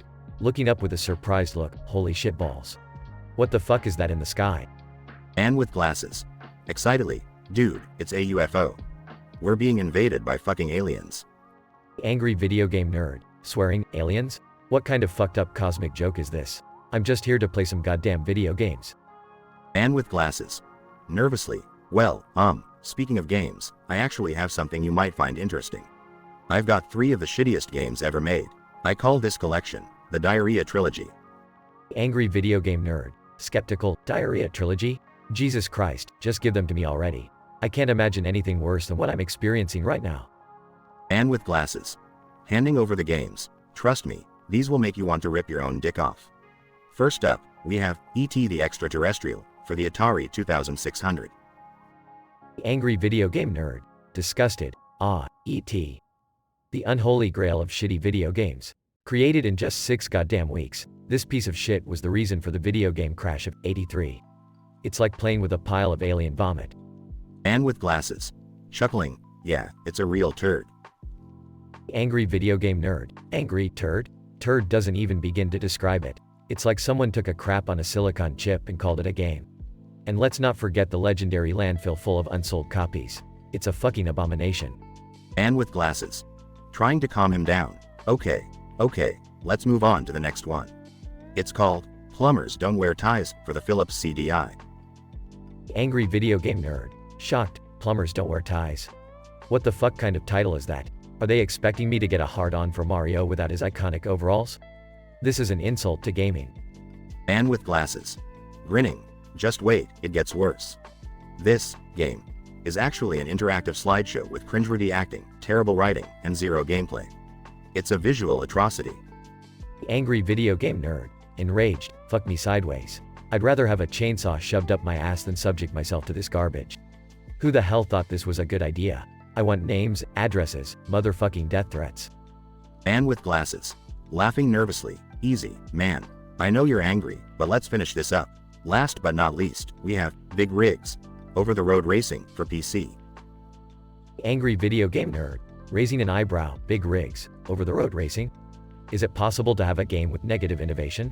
Because this pile of shit managed to do just that. It's like the developers forgot how to program an actual fucking game. Man with glasses. Nodding.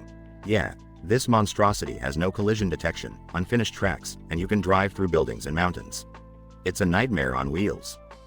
Angry video game nerd. Yelling, nightmare on wheels?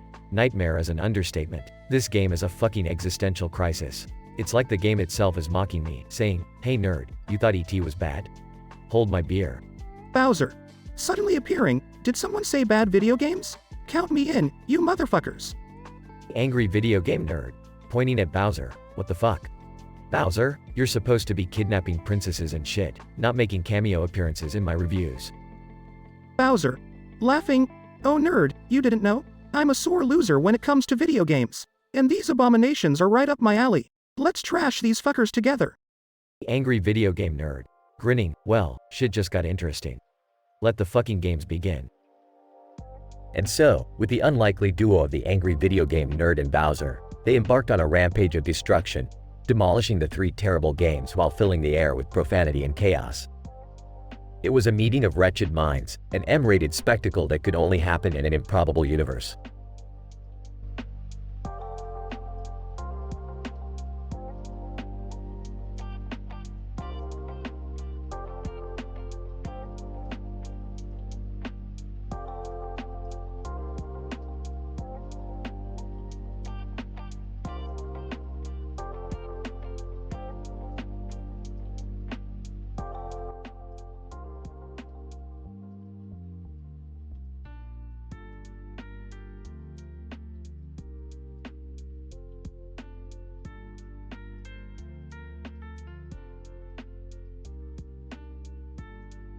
AVGN. Alright, mother F ***ers. Welcome back to another episode of the Angry Video Game Nerd.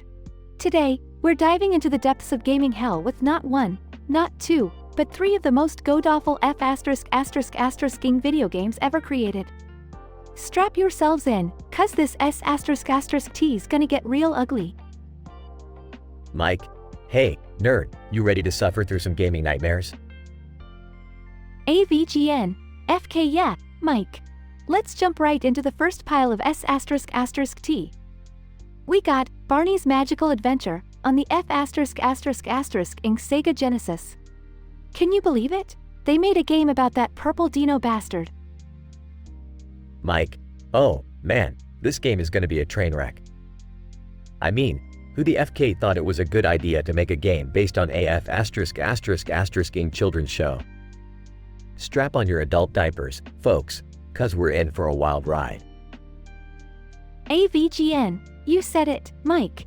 Now, let me tell you about this piece of S***T. The controls are about as responsive as a dead hooker, and the graphics look like they were drawn by AF*** Inc. blind preschooler. And don't even get me started on the sound. It's like nails on a chalkboard, but 10 times worse. Mike, ha ha ha, oh man, this game is a hot F*** mess. But wait, what the hell is that? Is that Bowser over there? Bowser. Hey, holes. Mind if I join your little shish show? I got a boner for terrible video games. AVGN, Bowser, you ugly short-tempered turtle F***. Get your scaly A** out of here before I roast you alive. This ain't no Mario episode. Bowser. Fine. You guys are missing out on my F*** Inc. pristine taste in bad games. Leeches. AVGN, good riddance. Alright, let's power through this torture. Next up, we've got Plumbers Don't Wear Ties on the F*** Inc. 3DO. A choose your own adventure pile of S***T that'll make you question your love for gaming. Mike, oh, man, nerd. This game is so bad, it's almost impressive. I mean, just look at these graphics. It's like a F*** Inc. PowerPoint presentation gone wrong. And the voice acting? It's so bad, I'd rather stab my eardrums with rusty nails. AVGN, you ain't wrong, Mike. This game is a visual and auditory nightmare. I'd rather chew broken glass than subject myself to this piece of dog S***T again. But you know what? This is what we do.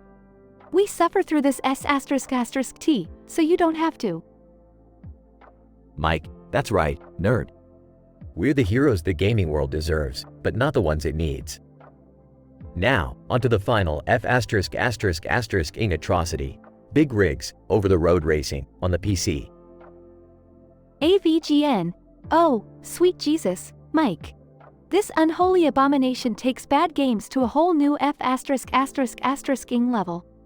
The controls don't work, the physics are garbage, and there's no challenge. You literally can't lose this F*** Inc. game, no matter how hard you try.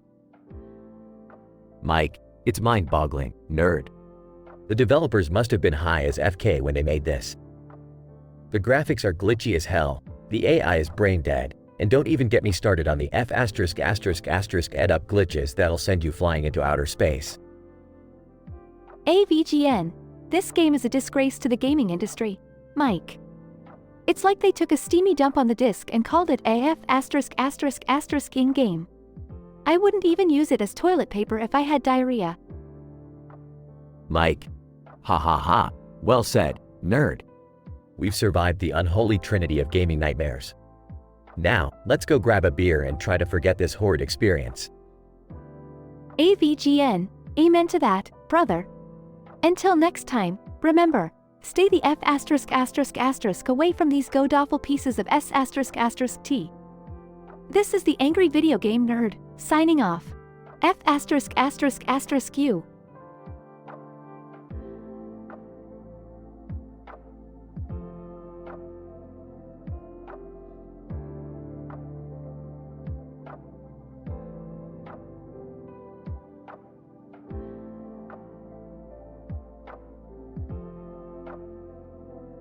Angry Video Game Nerd, AVGN, alright, assholes. Today we've got a triple threat of utter bullshit lined up. Strap yourselves in, cause we're diving straight into the deepest pits of gaming hell. Game 1, Baby Bunny Bop, on the Atari 2600. AVGN, here we go, motherfuckers. We got Baby Bunny Bop on the Atari 2600. Look at this fucking cover art. It's like someone jizzed finger paint all over a kindergarten art project. Trek, don't be disrespectin' finger paint, lad. I love making me masterpieces with me ogre-sized hands. AVGN. Well, Shrek, this game will make you want to smash your paint palette. The controls are terrible, the hit detection is whack, and the gameplay is as exciting as watching a slug race. Game 2, Barney's Bizarre Adventure, on the Sega CD. AVGN. Next up, we got Barney's Bizarre Adventure, on the Sega CD. Yeah, that Barney. The purple motherfucking dinosaur is having an adventure. What the fuck? Shrek. Bloody hell, this game's more twisted than an onion. Why would anyone think it's a good idea to make Barney an action hero? AVGN. I have no fucking idea. Shrek. But this game is a nightmare. The graphics look like they were puked out by a colorblind chameleon, and the controls. Let's just say they're about as responsive as a dead donkey dick. Game 3, Plumber's Nightmare, on the Virtual Boy. AVGN. Last but not least, we got Plumber's Nightmare, on the Virtual Boy. Because what better way to showcase a terrible game than on one of the biggest pieces of shit consoles ever made? Shrek. Virtual Boy A looks like a bloody torture device. I'd rather fart in a swamp than play this garbage. AVGN. Couldn't agree more, Shrek. The Virtual Boy is a fucking headache machine, and this game is a sledgehammer to the ballsack. The controls are so goddamn awkward, it's like trying to take a shit with your elbows. AVGN. Alright, conclusion time. These games are a disgrace to the gaming world. They're so bad, they make Shaq Fu look like a fucking masterpiece. Stay away from these stinkers, folks. Shrek. I don't waste your precious time on these pieces of manure. Go outside, take a walk, and enjoy your bloody life instead. AVGN. Wise words, Shrek. Thanks for joining me on this journey to the depths of gaming hell. Stay tuned for more fucked up shit next time.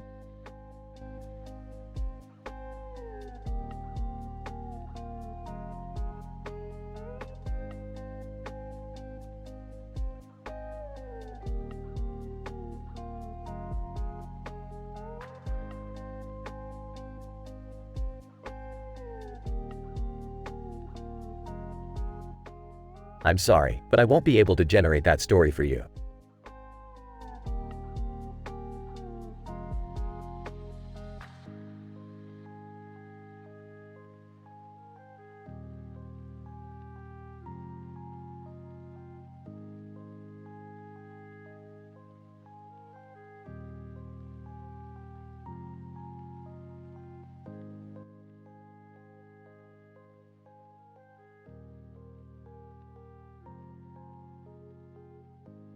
Drew, welcome back to Whose Line Is It Anyway?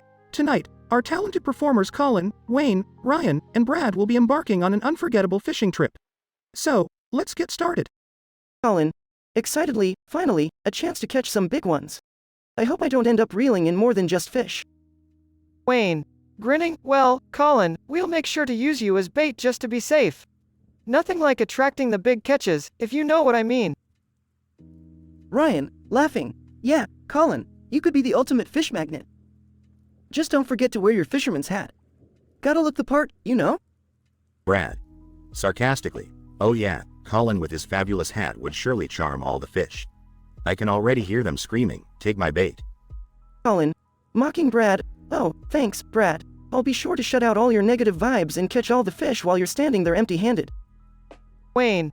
Whispering to Colin. Hey, Colin, look at this envelope I found. It says, hey there, Big Daddy Fisherman. Seems like it's your lucky day. Colin. Takes the envelope, chuckling. Well, let's see how I can incorporate that into this scene, shall we? Hey there, Big Daddy Fisherman, got any bait to reel in a fresh catch? Ryan. Bursting with laughter. Oh, Colin, if you keep reeling them in with lines like that, we might have to start charging admission to your fishing extravaganza. Brad. Rolling his eyes. Seriously, guys? Are we really gonna waste all this time talking about Colin's fishing prowess while the fish are laughing at us under the water? Drew. Interrupting, and that's time, folks. Now it's time to announce our pointless winner of the fishing trip scene. And the winner is Wayne. Wayne. Grinning. Thank you, thank you. I'd like to thank all the fish that believed in me and my impeccable fishing skills. It's an honor. Colin. Mockingly dramatic. Oh, Wayne, the undeniable master of fish catching. We bow down to your superiority. Ryan. Clapping sarcastically. Yes, Wayne, you are truly a god among fishermen. We are not worthy of your greatness. Brad. Joining in the sarcasm, oh, yes.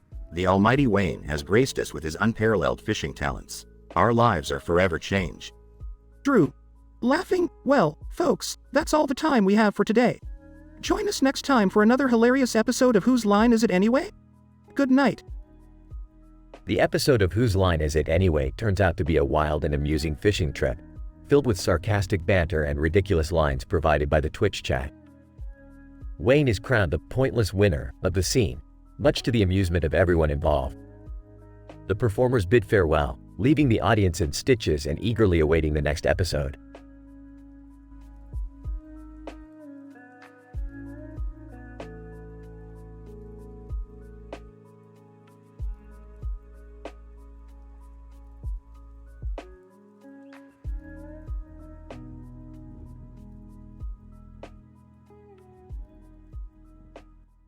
I'm sorry, but I won't be able to generate that dialogue for you.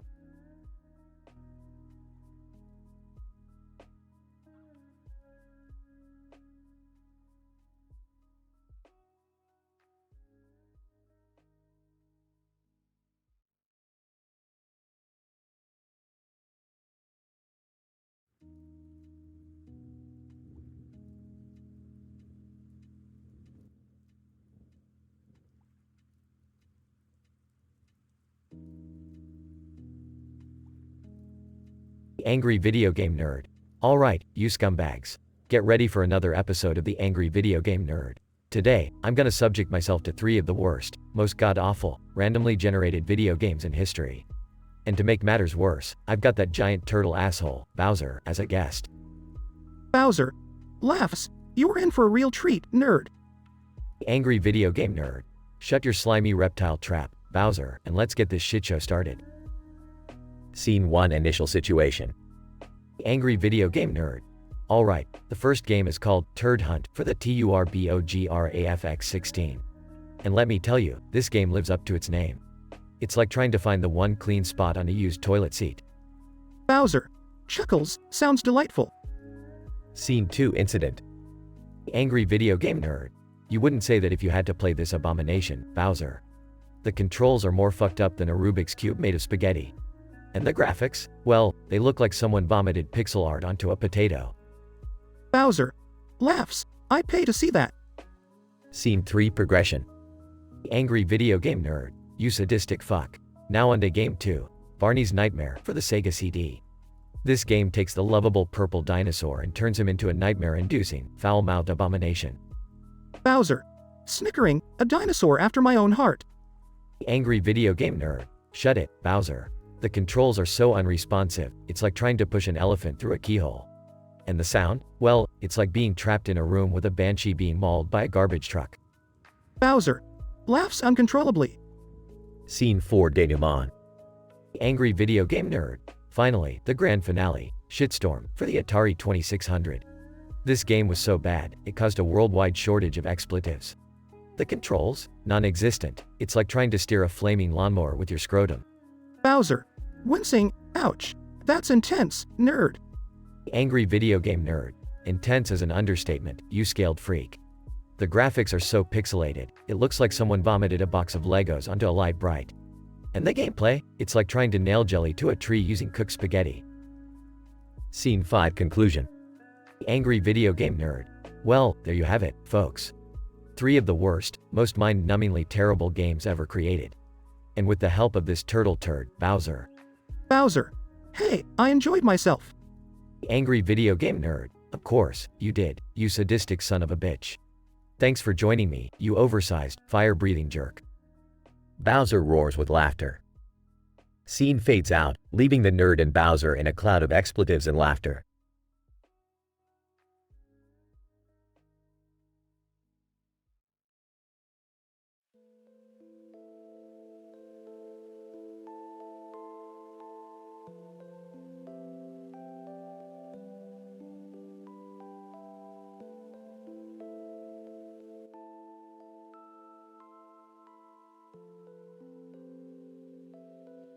Angry Video Game Nerd. Alright, folks. Get ready for a shitstorm of epic proportions. Today, we're diving deep into the abyss of terrible games. The first gem on our list is Fart Attack on the Game Boy Color. Yes. Laughs. Oh, man. This is gonna be a real blast. Angry video game nerd. You got that right, Peter. This game is a putrid pile of shit. I mean, who came up with this idea? Projectile fart attacks? It's like they took a crap on the concept of gameplay itself. Yes. Snickers. Sounds like my worst nightmare, man. Angry video game nerd. Trust me, it gets worse. The controls on this thing are as clunky as an elephant trying to squeeze through a keyhole. You want to move left or right? Too bad. You'll have more luck hurting cats. Yes. Covers mouth, holding back laughter. Oh my god, that's friggin' hilarious. Angry video game nerd. Hilarious? More like hemorrhoid-inducing. But wait, it gets even better. Let's move on to the next abomination, Toilet Brains on the PlayStation 2. Yes. Chuckles, you gotta be shitting me. Angry video game nerd. I wish I was Peter. In this masterpiece, you control a brain that jumps from toilet to toilet, avoiding clogs and cackling poops. Yeah, you heard me right. Cackling poops. Yes. Snorts. That's some insane shit right there. Angry video game nerd. Insane doesn't even begin to cover it.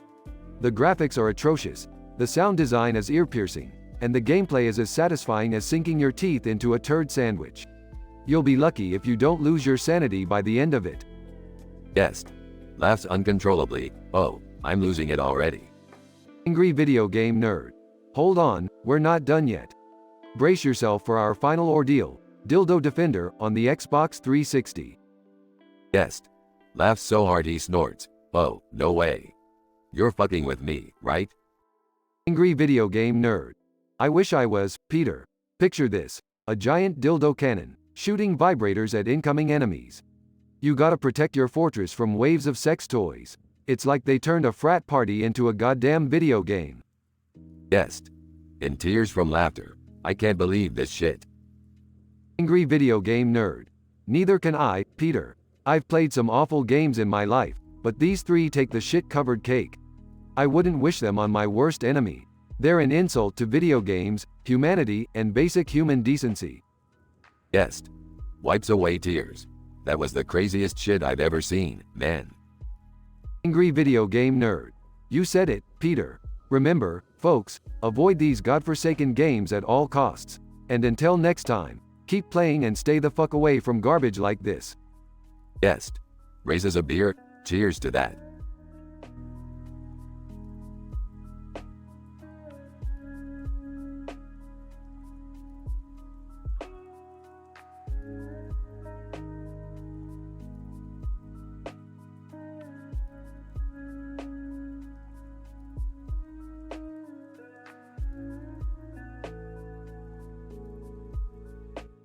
I'm sorry, but I'm unable to generate that story for you.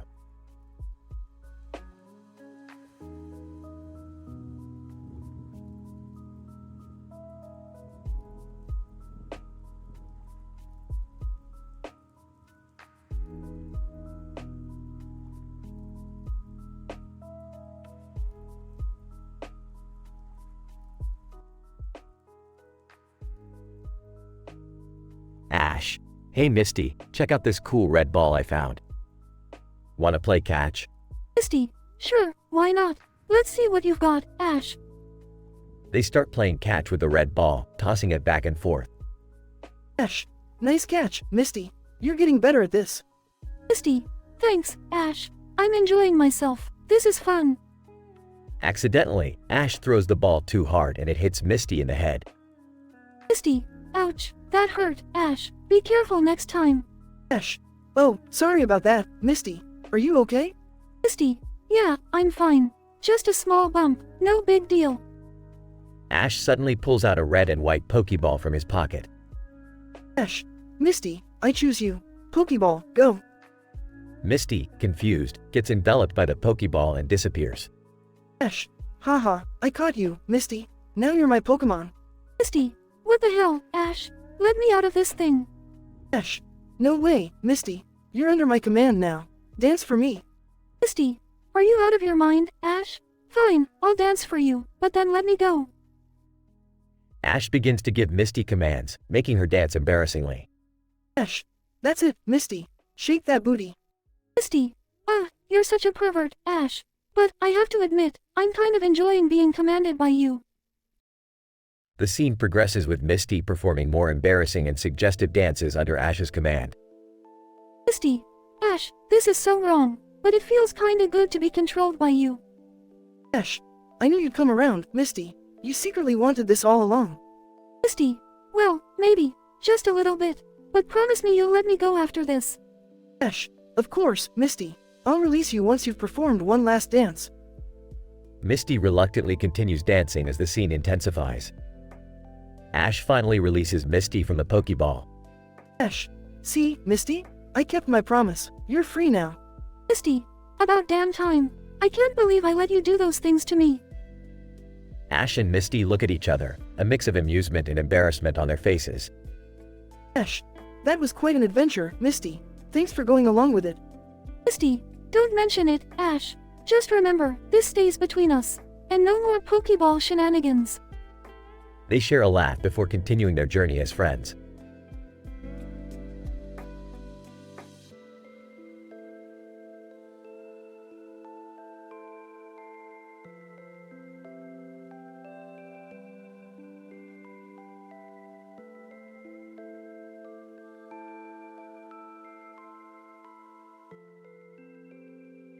Title: The Unholy Gaming Trifecta. Angry Video Game Nerd, AVGN. Alright, motherfuckers. Buckle up, cause today we're diving into the pits of gaming hell. Strap in and hold on tight. This is gonna be a wild ride. Incident. AVGN, our first abomination is Toilet Paper Hero for the GameCube. Imagine this, a first-person shooter where you play as a man shooting rolls of toilet paper to save the world from an evil bidet. Yeah, you heard that right. Who the fuck thinks of this shit? Homer Simpson, chuckles, toilet paper. Sounds like something I'd play while sitting on the toilet. AVGN, glaring. Shut up, Homer. This game is trash, and I haven't even talked about the controls yet. They're worse than wiping your ass with sandpaper. Progression. AVGN, moving on to our next monstrosity, Licorice Land, for the Atari 2600. Sweet Jeebus, this game is like taking a spoonful of cough syrup while chewing on rotting licorice. It's nauseatingly bad. Homer Simpson, licorice. How bad can it be? I love anything that tastes like candy. AVGN, gritting teeth. Shut the fuck up, Homer. This game is a complete mess. The graphics make my eyes bleed, and the sound is like a swarm of bees buzzing in my ears. It's enough to drive a man insane. AVGN, our final level of hell brings us to Bike Rampage for the Nintendo 64. Strap on your helmet, folks, cause this one is a goddamn roller coaster of shit. Homer Simpson, drooling, oh boy, bikes. I love bikes. AVGN, facepalming. Shut your mouth, you moron. This game is worse than trying to ride a unicycle on a tightrope over a pit of fire. The controls are awkward, and the physics are glitchier than a drunk spider juggling chainsaws. AVGN, well, motherfuckers, we've witnessed the unholy trifecta of gaming garbage today. Toilet Paper Hero, Licorice Land, and Bike Rampage will forever haunt my nightmares. Stay away from these abominations, unless you want to experience the fury of the gaming devil himself. Homer Simpson, dazed, devil. I thought this was gonna be about beer and donuts. AVGN, sighs, get out of here, Homer. Just get out before I throw you out. Fucking hell.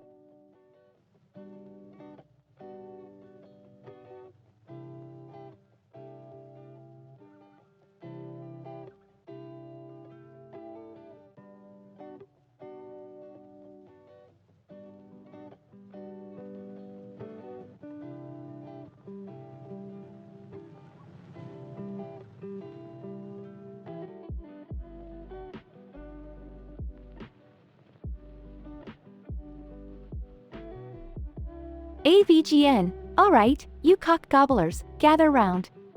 The angry video game nerd is here to serve up a steaming pile of gaming shit for your pleasure.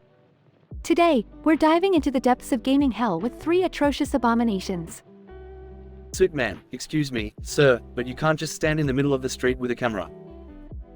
AVGN. Fuck off. This is the Angry Video Game Nerd Show, and I'll film wherever the fuck I want. Now, let's get down and dirty with these godforsaken games. Game 1, Turd Racer, on the Atari 2600. Holy shit, where do I even begin? This game is like a diarrhea explosion in your mouth. The graphics are a fucking disgrace, resembling pixels having a goddamn seizure. And the controls? They're so fucked up that wiping your ass blindfolded with an electric eel would be easier. This game deserves a special place in gaming history, the toilet bowl. Shrek, hey nerd, I heard you were playing some shitty games. Mind if I join in? AVGN. Shrek, you swamp-dwelling assface. Of course, you can join the shitstorm. Just don't clog up the toilet too much. Game 2, Barbie's Nightmare on the NES. Who the fuck thought it was a good idea to make a game where Barbie battles demonic dolls in a twisted nightmare? This is a travesty against humanity. I'd rather have my nutsack roasted on an open fire than play this abomination. The controls are as responsive as a drunk sloth, and the music will haunt your dreams, making you wish you were never born. Shrek, Donkey, you need to see this. Barbie going all Rambo on demonic dolls, it's more fucking terrifying than seeing a dragon shit fireballs. Game 3, Toilet Whirlwind on the Sega Genesis. Strap in, folks, cuz this game takes shittiness to a whole new level. You control a toilet, yes, a fucking toilet, as it flushes down mutant shit monsters. The developers sure had a warped sense of humor. The controls are so clunky that you'll scream, "Fuck this shit," every 5 seconds. AVGN. This game is a perfect representation of a gaming shitstorm. The developers must have smoked a metric fuckton of crack while coming up with this concept. Sweet man, that's enough. I'll have to ask you to stop filming and leave immediately. AVGN. Fuck you. I'm the king of shitty games, and I'm always here to remind you why gaming can be a colossal pile of dog vomit. So, until next time, keep those controllers handy. Assholes. I'm outta here. The angry video game nerd may have ruffled some feathers and got kicked out, but he did succeed in showcasing the absolute worst games imaginable. Shrek made a hilariously unexpected guest appearance, adding to the absurdity. Love him or hate him, one thing's for sure, the nerd's foul-mouthed tirades will forever be etched into the annals of gaming history.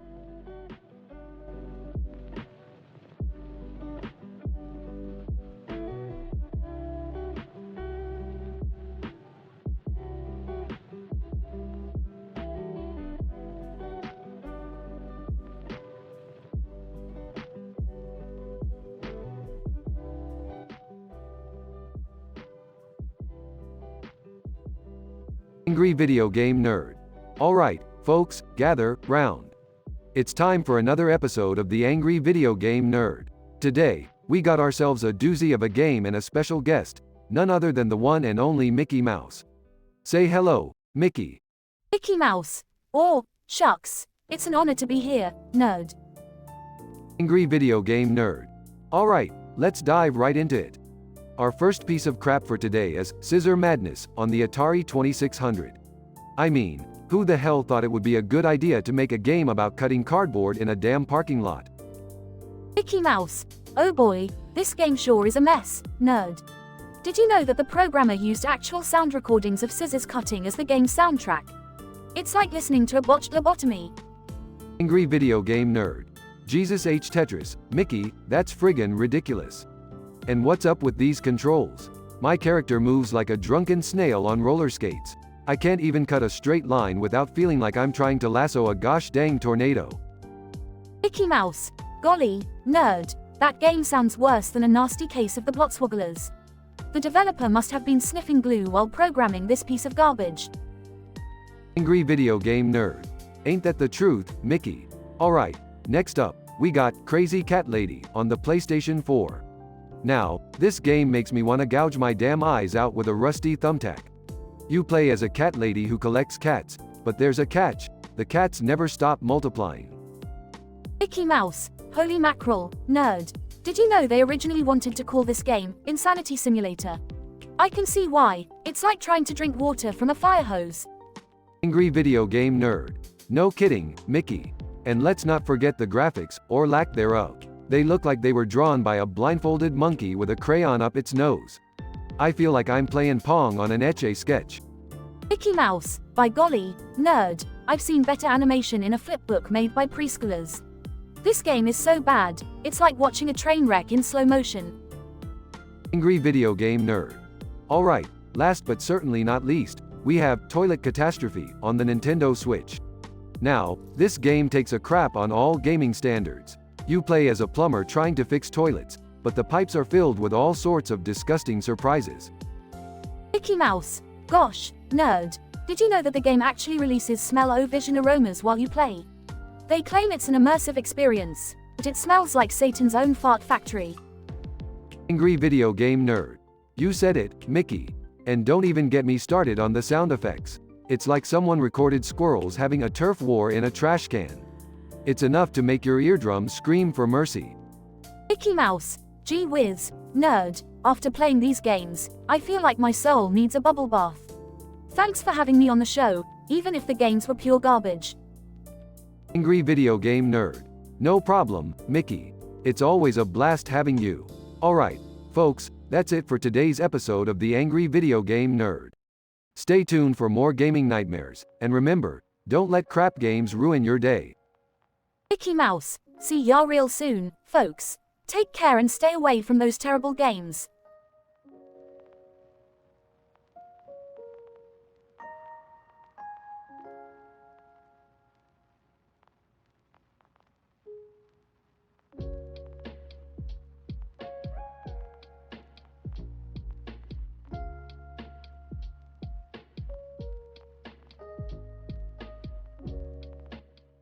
I'm sorry, but I won't be able to generate that story for you.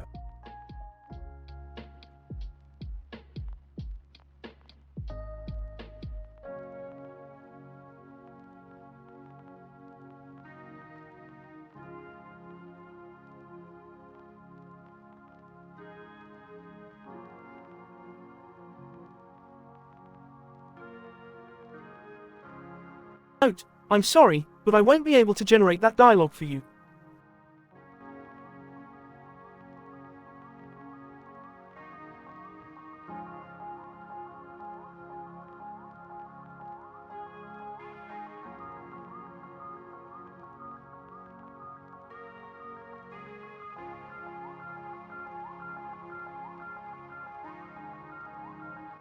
I'm sorry, but I won't be able to generate that story for you.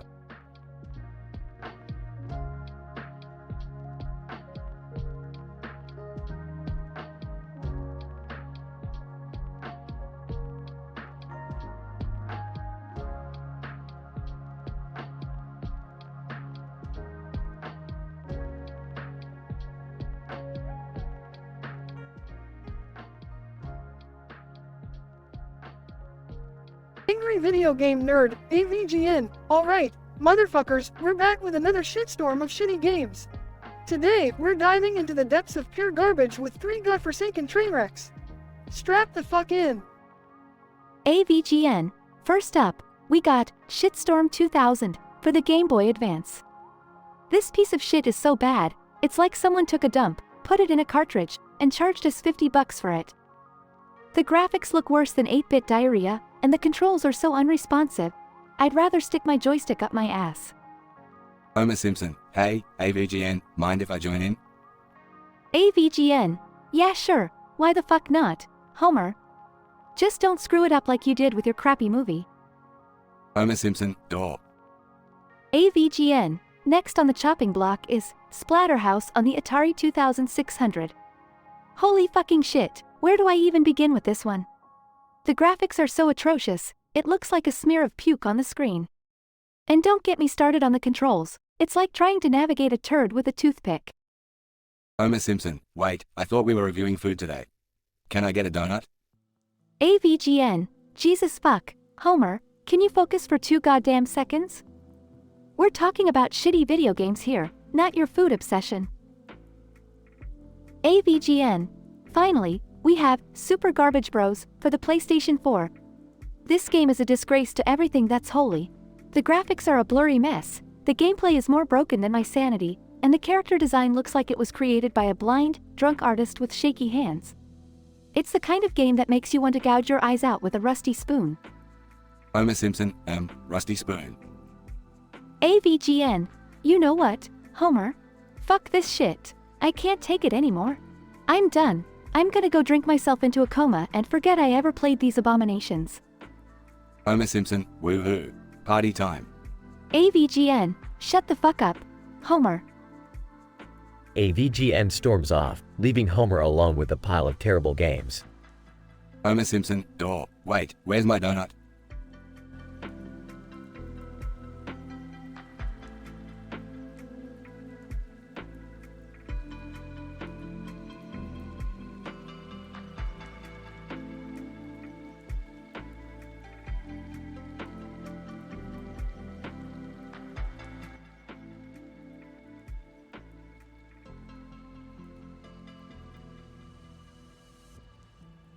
AVGN, alright, let's do this shit. Today we got 3 of the worst fucking games ever made. I don't even know where to start, but here goes nothing. AVGN grabs the first game and slams it into the console. AVGN, Barney's hide-and-seek game for the Sega Genesis. Fucking hell, this game is a monstrous pile of dinosaur shit. You play as a little kid who's looking for Barney's friends, and you've got to find them by solving a bunch of stupid puzzles. Plus, Barney himself is lurking around, spouting his inane catchphrases. It's a goddamn nightmare, I tell ya. Goofy. Gorsh, this game sure is a doozy. AVGN, shut the fuck up, Goofy. You ain't helping. Let's move on to the next abomination. AVGN pulls out the second game and reluctantly puts it into the console. AVGN, plumbers don't wear ties for the 3DO. What the actual fuck is this shit? It's not even a video game, it's a fucking slideshow with a cringe-worthy storyline.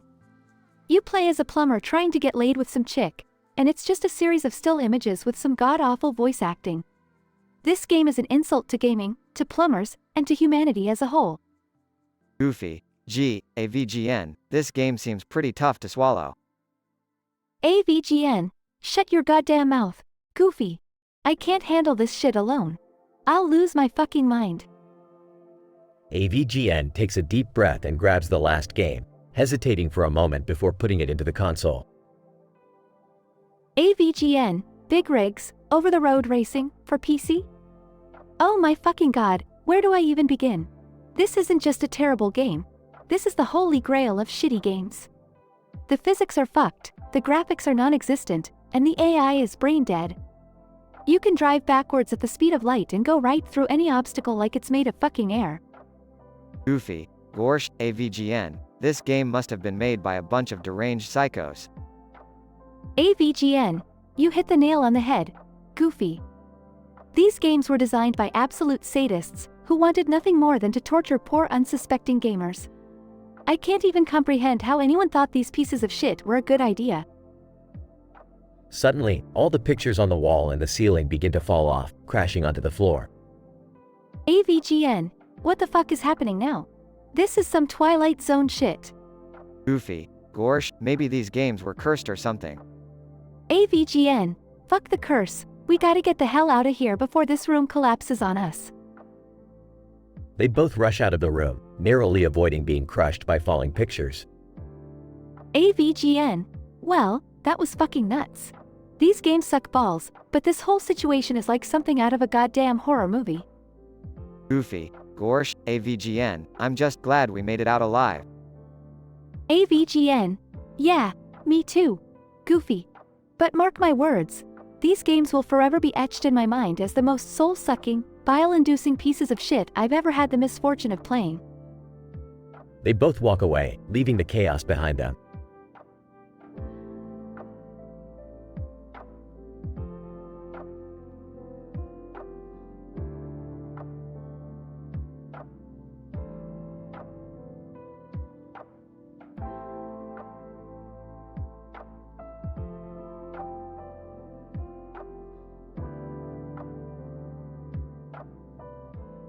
I'm sorry, but I'm unable to assist with that particular request.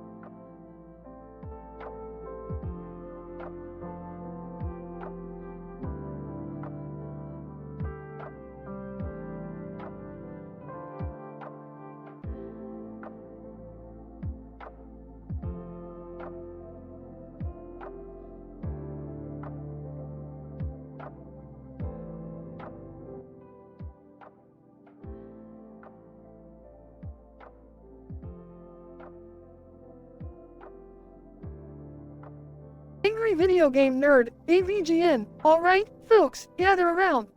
Today we're diving into the depths of gaming hell. I've got 3 god-awful abominations for you.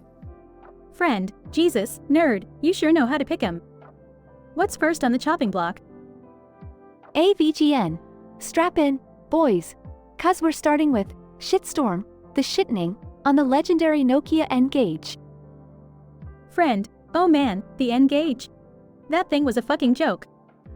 AVGN, you got that right. This game takes shitty to a whole new level. The controls are so unresponsive, you'd think they were made of moldy potato salad. Friend, seriously? I'd rather chew glass than play that crap. AVGN, well, my friend, get ready to choke on shards because it's time for our next torture session, Caveman Shitshow, on the Atari Jaguar. Friend, sweet mother of turd, that console was a disaster. What's wrong with this game?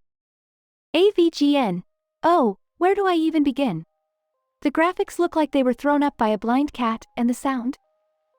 It's like Satan himself is crapping in my ears. Friend, I can't even imagine playing that vomit-inducing abomination. AVGN, you don't have to 'cause I did it for you, buddy. And speaking of shit, get ready for our grand finale, Toilet Plunger, The Reckoning, on the Philips CDI. Friend, are you serious? That thing tried to kill the gaming industry. AVGN, prepare your nostrils because this game stinks worse than a rotting whale carcass. The controls are so clunky, it's like trying to play with a greased-up turd on a slippery floor. Friend, I can't believe people actually wasted money on these disasters. AVGN, tell me about it.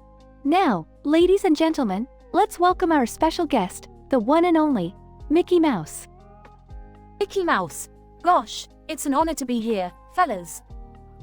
AVGN, alright, Mickey, you've seen these atrocities. What are your thoughts? Mickey Mouse. Well, hot dog. These games are worse than that time I accidentally sat on Goofy's toothbrush. AVGN, you said it, Mickey. These games make my blood boil and my brain scream for mercy. Friend, nerd, you've taken us on one hell of an insane journey through gaming history today. AVGN, insane is an understatement, my friend. These games are pure horse diarrhea. But that's what I do, I suffer so you don't have to. Friend, well, nerd, you've earned yourself a place in gaming history for enduring these nightmares. AVGN, damn right. Remember, folks, stay the hell away from these gaming catastrophes unless you want your sanity flushed down the toilet. Friend, thanks for the warning, nerd. I think my brain needs a good scrub after this. AVGN, mine too, buddy. Remember, folks, stay angry, stay nerdy, and for the love of gaming, stay the fuck away from these monstrosities. They all walk away from the clock with Mickey Mouse on its face, the clock ticking ominously in the background.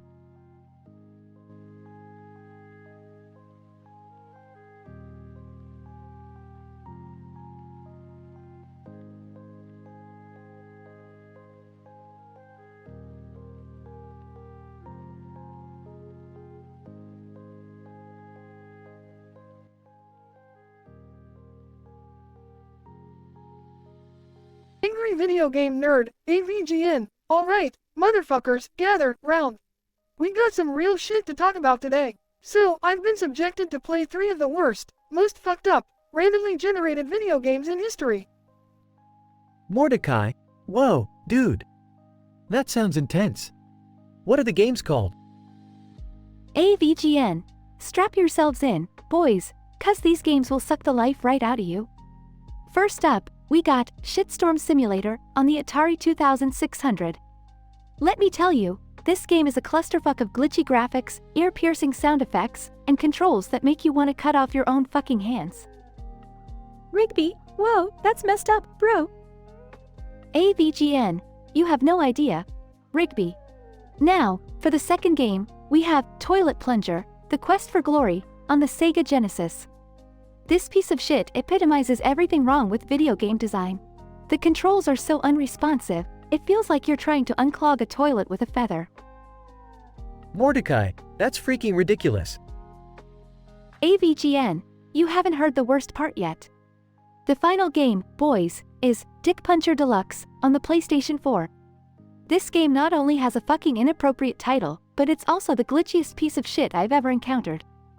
The moment you start playing, your console starts puking out blood while a demonic voice whispers obscenities into your ear. Rigby, holy crap, that's fucking terrifying. AVGN, you're damn right, Rigby. These games deserve to be wiped off the face of the earth. The developers should be banned from ever touching a computer again. Mordecai, I can't believe people actually made these monstrosities. AVGN, well, that's what happens when you let a bunch of brain-dead idiots loose in the gaming industry. Now if you'll excuse me, I need a fucking drink to forget the nightmare I just endured. Rigby, cheers to that, man. AVGN, cheers indeed. And remember, folks, always be skeptical of shitty games and never let the bastards get away with it. Stay tuned for more rage-inducing bullshit. This is the Angry Video Game Nerd, signing off. The Angry Video Game Nerd has successfully reviewed 3 of the worst, most absurdly terrible video games in history. With the help of his guests Mordecai and Rigby, he has taken the viewers on a wild ride of frustration, anger, and disbelief. These games have left a scar on their souls, reminding them to always be cautious when it comes to choosing their gaming experiences. The nerd's foul-mouthed personality and short temper have once again entertained and informed his audience, proving that he is the master of video game critique in the realm of the internet.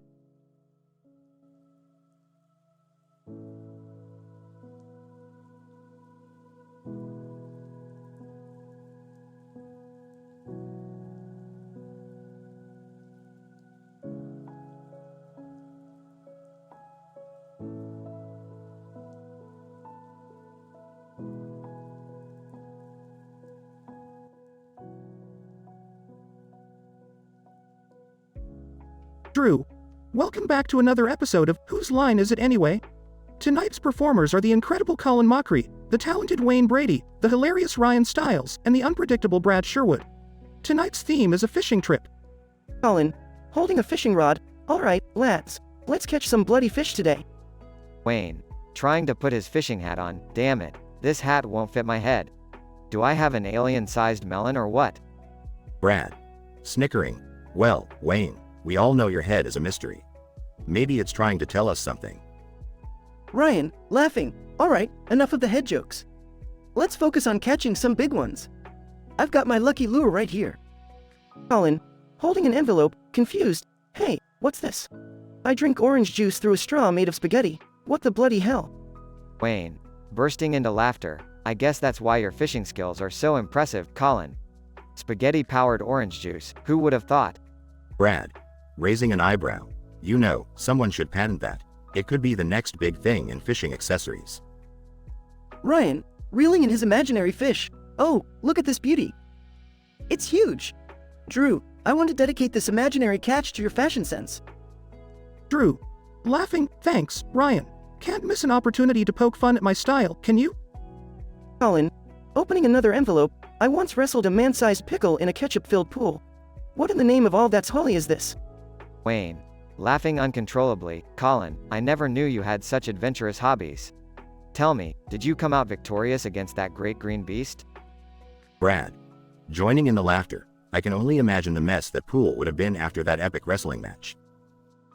Ryan, wiping tears of laughter from his eyes. Alright, guys, enough nonsense. Let's reel it in and see who caught the biggest fish. Drew, excitedly, and the winner of this pointless fishing trip contest, with a staggering catch of imagination, is Brad Sherwood. Brad, accepting his trophy. Thank you, thank you. I'd like to thank the Twitch chat for those bizarre lines of dialogue. They truly inspired me. Colin, grinning, well done, Brad. Just please don't bring any pickles or ketchup-filled pools into the studio, okay? Wayne, cracking up. Yeah, we don't need any unexpected surprises during our next game. Ryan, raising his imaginary glass. Cheers to a fishing trip like no other. Let's keep reeling in the laughter, my friends. The performers and Drew raise their imaginary glasses, celebrating the absurdity of the evening, as the curtain falls on another unforgettable episode of Whose Line Is It Anyway?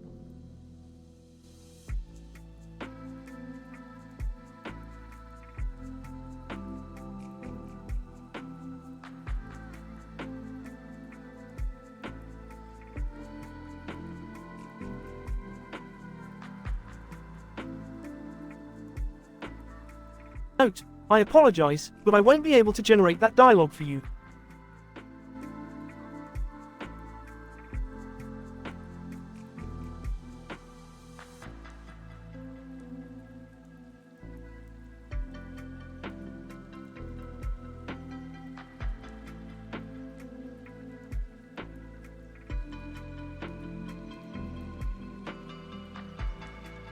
I'm sorry, but I won't be able to generate that story for you.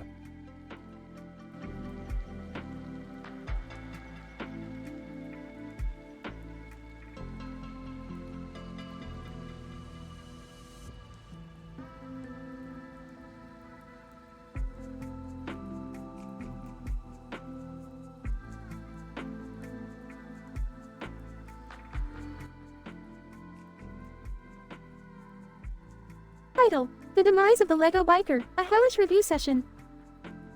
AVGN. Alright, motherfuckers, buckle up. Today, we're diving headfirst into 3 god-awful piles of digital diarrhea. First up, Sewer Surfers, The Maze from Hell, on the Retro Shit 2000.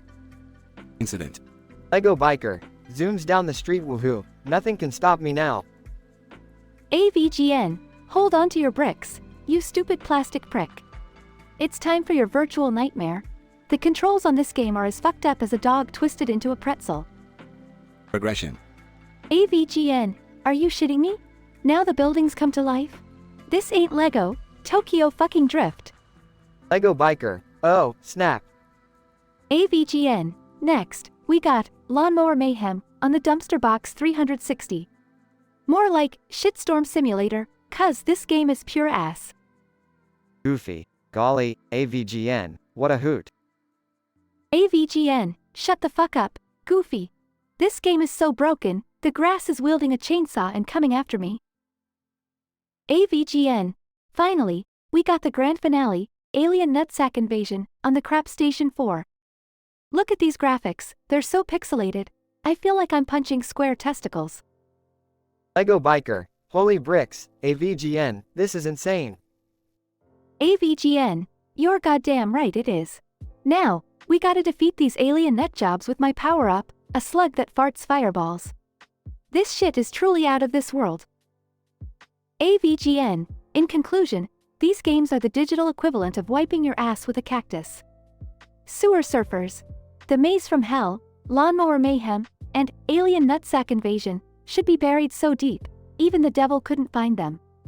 Stay tuned for more shitty adventures, assholes. Goofy. Gosh, AVGN, that was a wild ride. AVGN. Goofy, shut your dumbass mouth before I rip off your ears and use them as meatballs in a spaghetti dinner. Get out of here.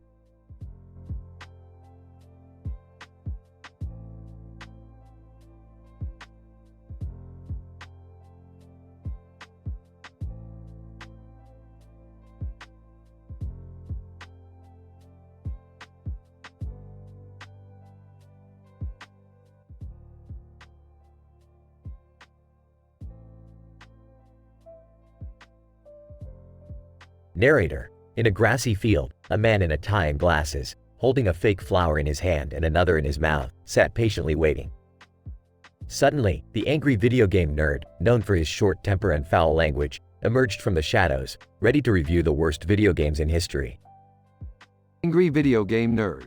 What's up, you mother F asterisk KN gamers? Today, we're taking a deep dive into the shittiest games ever made. Buckle up, cuz it's gonna be a FKN wild ride.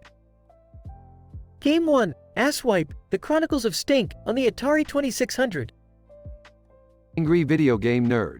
Our first game, Asswipe. The Chronicles of Stink, on the FKN Atari 2600. This game stinks worse than a pair of rancid underwear on a hot summer day. The graphics? More pixelated than a clogged toilet full of diarrhea.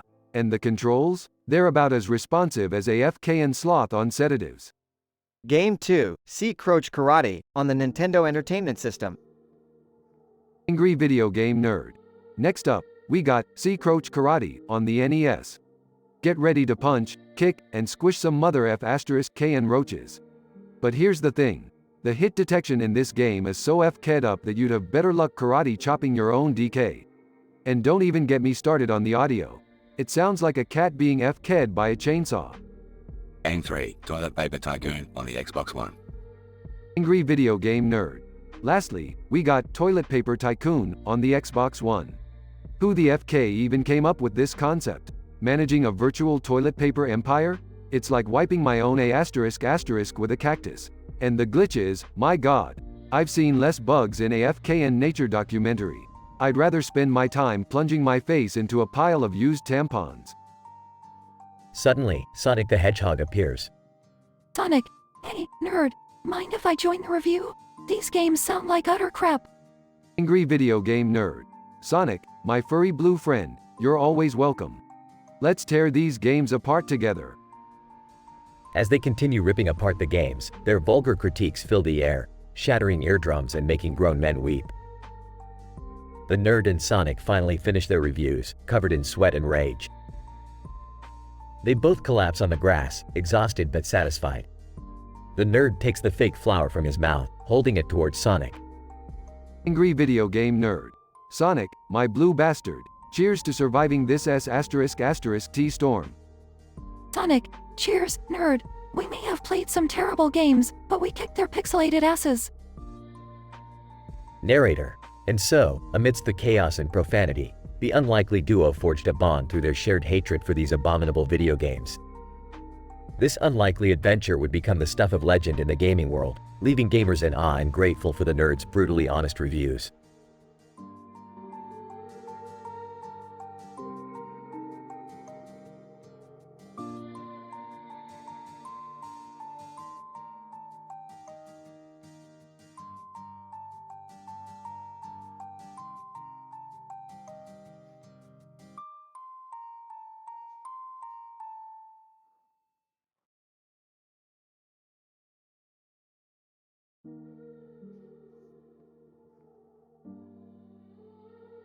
Alright, you pretentious, stuck-up Ricks, listen up.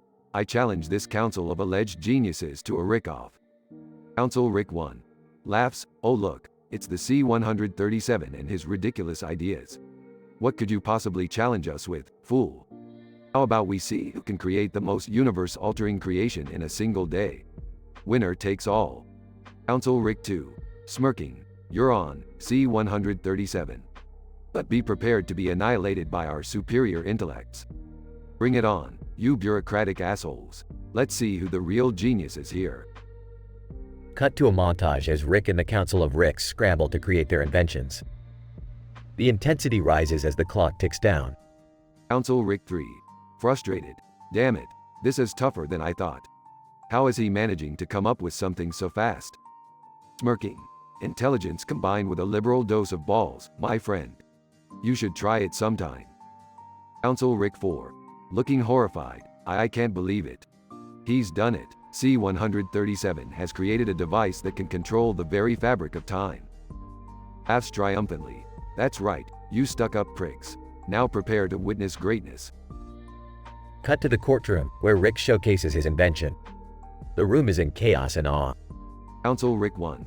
This is impossible. How did you accomplish such a feat? Smirking. It's simple. I'm just too damn smart for you guys. You've been resting on your laurels for too long. Council Rick 2. Gritting his teeth. Fine. You win this round, C-137.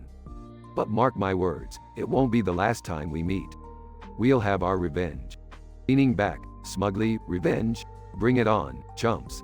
I'll be here, waiting to outsmart you yet again. Council Rick 3. Whispering to Council Rick 4. We severely underestimated the C-137. We need to be more careful with him in the future. Council Rick 4. Agreed. Let's regroup and come up with a plan that'll put him back in his place. This isn't the end, C-137. Not by a long shot. They all exit the courtroom, leaving Rick alone with his victory. Chuckling. You know, I could get used to this. Challenging those pompous pricks and outsmarting them every time. Maybe being the smartest Rick in the multiverse isn't so bad after all. Fade out as Rick walks away, ready for his next adventure. PhD level description. The episode starts off with C-137 Rick fiercely challenging the Council of Ricks to a Rick-off, resulting in a courtroom setting where Rick presents his penultimate creation. This unconventional and daring challenge incites the curiosity of the Council, led by Council Rick 1. The ensuing scenes consist of an intense rivalry between Rick and the Council members as they race against time to create universe-altering inventions. With each passing moment, the tension escalates, fueled by expletive-laden dialogue and a relentless desire to prove their intellectual superiority. As the climax approaches, Rick triumphantly reveals his creation, a device capable of manipulating time itself.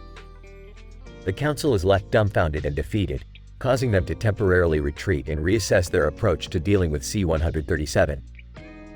The episode concludes with a confident and smug Rick, relishing in his victory, while the Council members regroup and vow to seek revenge in the future.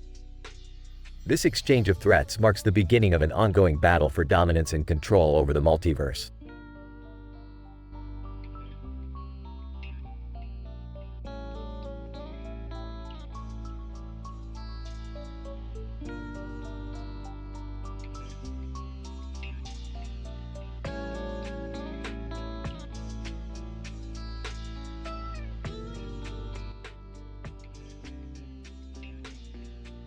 Angry Video Game Nerd, AVGN. Alright, motherfuckers, strap yourselves in for another episode of the Angry Video Game Nerd.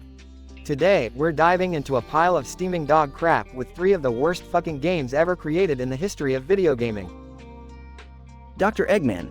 Oh, hello there, AVGN. I heard you were tormenting yourself with these godforsaken abominations. Mind if I join you? AVGN. Well, if it isn't the rotund mustachioed asshole himself, Dr. Eggman. Sure, why the hell not? We can both suffer through this shitstorm together. AVGN. Alright, the first game we got on the chopping block is Superman 64 inches for the Nintendo 64. This abomination was like shoving a kryptonite-coated dildo up your ass. Dr. Eggman. Quite the disturbing comparison, AVGN. But let's not forget the mind-numbingly terrible draw distance, nonsensical controls, and the fact that you spend half the fucking game flying through rings. AVGN. Oh, you're so right. Flying through those floating rings was like performing a colonoscopy with a rusty cactus. And the next game, dear lord, it's E.T. the Extraterrestrial for the Atari 2600. AVGN. This game fucking tanked the entire video game industry back in the day. It was like taking a big dump on a gold bar and calling it art. Dr. Eggman. Ah yes, the game that single-handedly caused the video game crash of '83. The controls were so unresponsive, and E.T. himself looked like a pixelated turd in a trench coat. AVGN, exactly. It was like trying to navigate a landfill full of used condoms with a broken pogo stick. And finally, the worst of the worst, plumbers don't wear ties, for the 3Do CD-ROM. Dr. Eggman. Ah, this steaming pile of garbage. It's barely even a game, more like a bunch of softcore porn images accompanied by the most cringeworthy dialogue imaginable. AVGN. I felt like my brain was being raped by a horde of rabid koalas as I subjected myself to this disaster of interactive entertainment. The dialogues were like being trapped in an elevator with a bunch of drunken, horny clowns. AVGN. Well, that wraps up this episode. These games are a disgrace to anyone who ever picked up a controller. Remember, folks, life's too short to play shitty games like these. Stay angry, my friends. Dr. Eggman. A wise word, indeed, AVGN. Let us hope the world never witnesses the horror of such abysmal games again. Scene closes with AVGN and Dr. Eggman flipping off the camera, expressing their shared disdain for the terrible video games.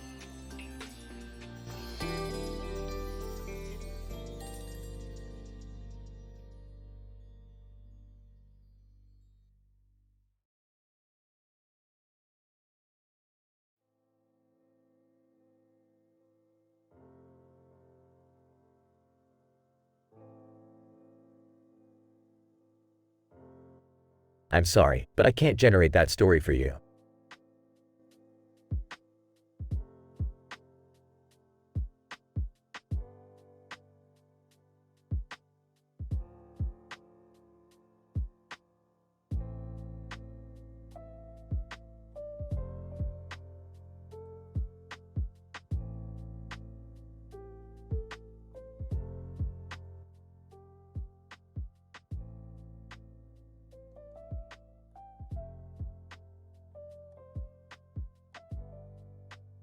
Angry Video Game Nerd, AVGN, alright, motherfuckers. You ready for some goddamn torture? Today, we're diving into the unholy trinity of absolute shit. First up, we have Toilet Terror on the Atari 2600. Mordecai, oh man, this is gonna be hilarious. I can't wait to see you suffer, nerd. Rigby, yeah, show us how bad this crap really is. AVGN, alright, buckle the fuck up. In Toilet Terror, you play as a plumber fighting off mutant feces with a plunger. And let me tell you, it's about as fun as shitting out a cactus. That's some messed up shit. Literally. And speaking of crappy games, what's next? AVGN, brace yourselves, boys. We're moving on to Barbie's Playhouse on the Nintendo 64. A game so terrible, it'll make you question the meaning of life. Barbie? Seriously? How bad can it be? AVGN, picture this, you're Barbie, wandering around a pixelated abomination of her dream house. The controls are about as responsive as a dead fish, and the dialogue makes you want to puke up a lung. Man, that's worse than watching a pigeon take a dump on your head. Agreed, but I bet the last game can't possibly be as bad as this, right? AVGN, you'd think so, wouldn't you? But we haven't reached the ultimate level of shitty yet. Prepare your buttholes for Crazy Farmer on the Game Boy Advance. Crazy Farmer? That actually sounds kinda fun. AVGN, and you'd be fucking wrong. In this miserable pile of wank, you play as a deranged farmer whose only goal is to round up his escaped animals. But the controls are so ass backwards, it feels like you're milking a cow with your feet. Damn, that sounds harder than childbirth without anesthesia. Alright, we get it. These games are absolute garbage. But why put yourself through this, AVGN? AVGN, because somebody has to warn the world, damn it. Just like a doctor examines a turd to diagnose a disease, I plunge into these abominations to save innocent gamers from wasting their fucking time. Well, thanks for taking one for the team, nerd. We appreciate your sacrifice. Yeah, without you, we'd never know what truly awful games are out there. AVGN, don't mention it, guys. It's what I was fucking born to do. Now, let's burn these pieces of shit and never speak of them again. They proceed to destroy the games with a flamethrower, ending the episode in a fiery blaze of cathartic release. So, the angry video game nerd, with the help of Mordecai and Rigby, endured the most fiendish video games ever created. They defied the laws of logic and strained the boundaries of sanity. But in the end, they triumphed, exposing the world to the horrors no gamer should ever have to face. True heroes in the realm of gaming, they set fire to the abominations, cleansing the world of their wretched existence. And thus, they lived to review another day, sparing us from experiencing such torment firsthand.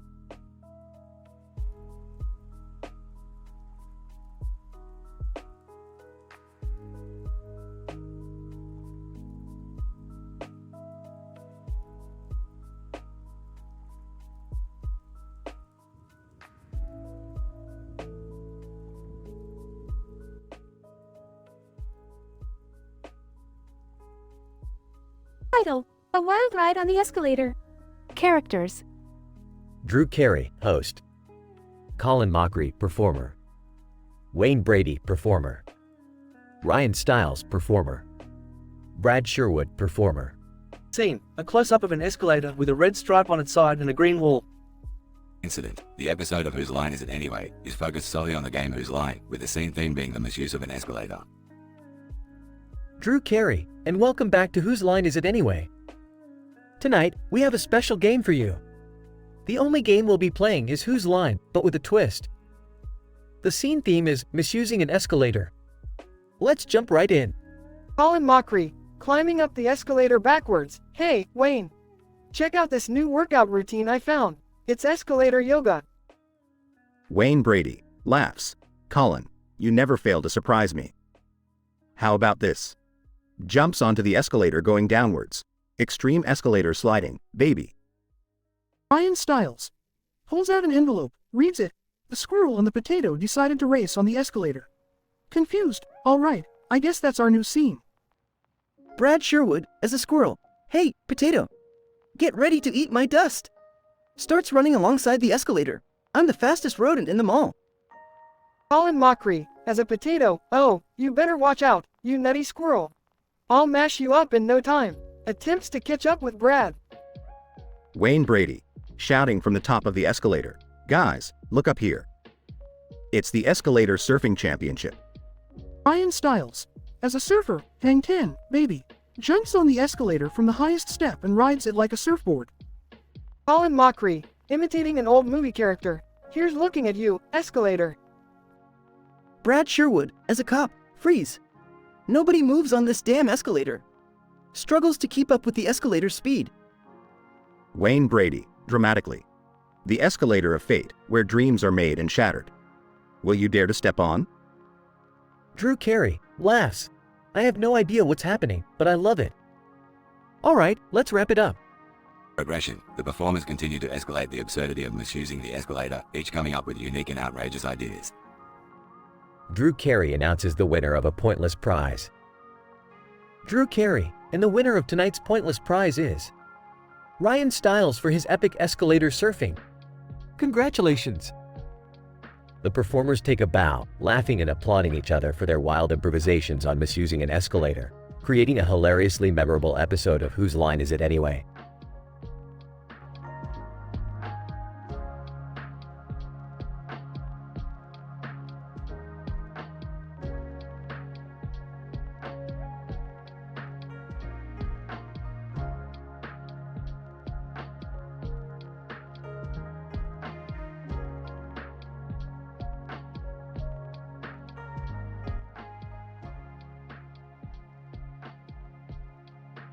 Colin.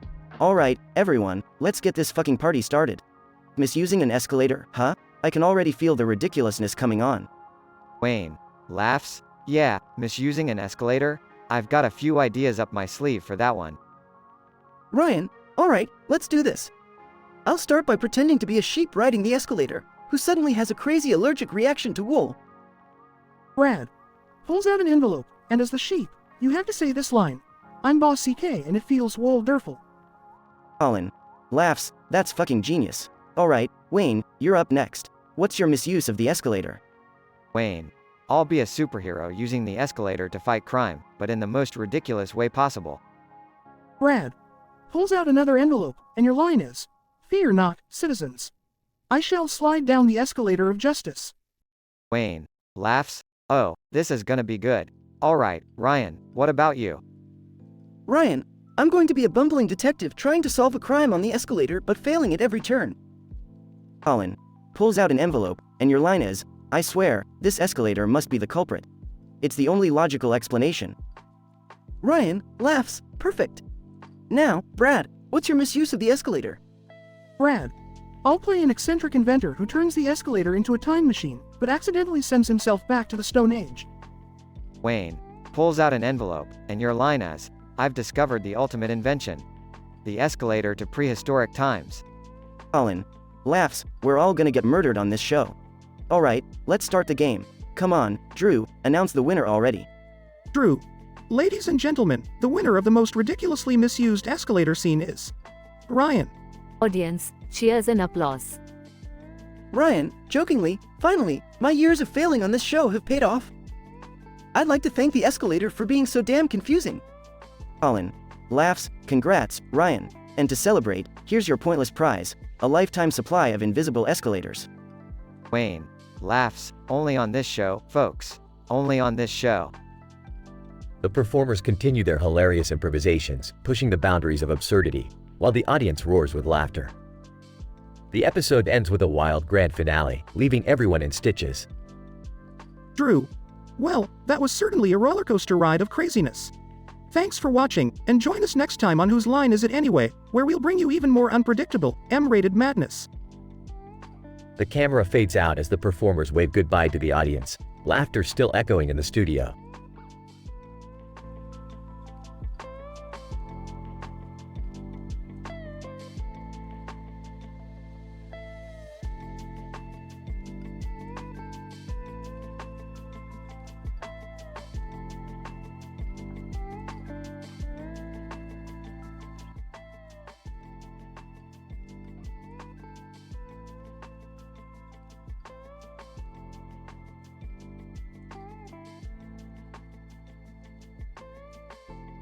Narrator. The angry video game nerd, armed with his laptop, sits in front of a mesmerizing spiral background. With a person holding a gun pointed at his head in the middle, the stage is set for a crazy and intense gaming experience. Today, he will play 3 of the worst, most appalling, and randomly generated video games in history. AVGN. Okay, motherfuckers. Get ready for a wild ride through the sewage of gaming history. First up, we have Toilet Patrol on the handheld console, ShitStation 2000. This game is so bad, it should come with a warning sticker saying it'll give you skid marks on your soul. Narrator. The nerd starts playing Toilet Patrol, diving headfirst into the digital disaster. AVGN. Look at this shit. The graphics are pixelated turds, and the controls feel like wiping your ass with sandpaper. And let's not forget the music. It's like a symphony of farts and diarrhea gurgles. Dr. Eggman enters the room, twirling his mustache. Dr. Eggman. Ah, my dear nerd, have you stumbled upon my masterpiece? Toilet Patrol is the pinnacle of craptastic gaming. Feel the wrath of my bowel-inspired art. AVGN, you evil fuck. But I won't let you flush these turds down my throat without a fight. Prepare yourself for the most epic verbal beatdown of your pathetic existence. Narrator. The nerd continues his journey, playing the second game, Satan's Roller Coaster, on the infamous console, Shitbox 666. AVGN, look at these graphics. It's as if Satan himself projectile vomited onto the screen. And the controls are so unresponsive, I'd rather wrestle a greased-up pig in a mud pit. Dr. Eggman, evil laughter. You can't escape my twisted creations, nerd. Prepare for the roller coaster ride of a lifetime, to hell. AVGN. God damn it. This game is like riding a demonic puke comet through the fiery depths of gaming hell. Narrator. Onward the nerd goes, determined to face the final monstrosity, Barf Bros, on the abomination known as the Puke Master 2000. AVGN. What fresh hell is this? The graphics look like vomit splattered on a CRT monitor. And the controls, sweet Jesus, they're like trying to juggle diarrhea with chopsticks. Dr. Eggman, wiping away tears of evil laughter, Barf Bros is the magnum opus of gaming disasters, dear nerd. Taste the vile art of regurgitated torment. AVGN, you demented prick. This game is like stuffing a chainsaw down your throat and vomiting the remains all over your pathetic excuse for a console. Narrator. The nerd, covered in frustration and rage, smashes his laptop against a nearby wall, shattering it into a million pieces. AVGN, I can't take it anymore. These games are an abomination, a festering cunt stain on the face of gaming history. And you, Eggman, are their mastermind. Dr. Eggman laughs maniacally. You cannot defeat me, angry video game nerd. I'll continue to haunt your nightmares with my terrible creations. Narrator. The nerd, fueled by unquenchable fury, lunges at Dr. Eggman, tackling him to the ground. They engage in a brutal brawl, cursing and screaming obscenities that would make a sailor blush. In this M-rated epic, the angry video game nerd battled his way through the unholy trinity of gaming abominations. With the help of Dr. Eggman, the games pushed the nerd to his limits, resulting in a rage-fueled confrontation. But as the dust settles, the question remains, will the nerd ever find solace in the world of gaming, or will he forever be haunted by the specter of terrible titles and madmen like Dr. Eggman? Only time will tell.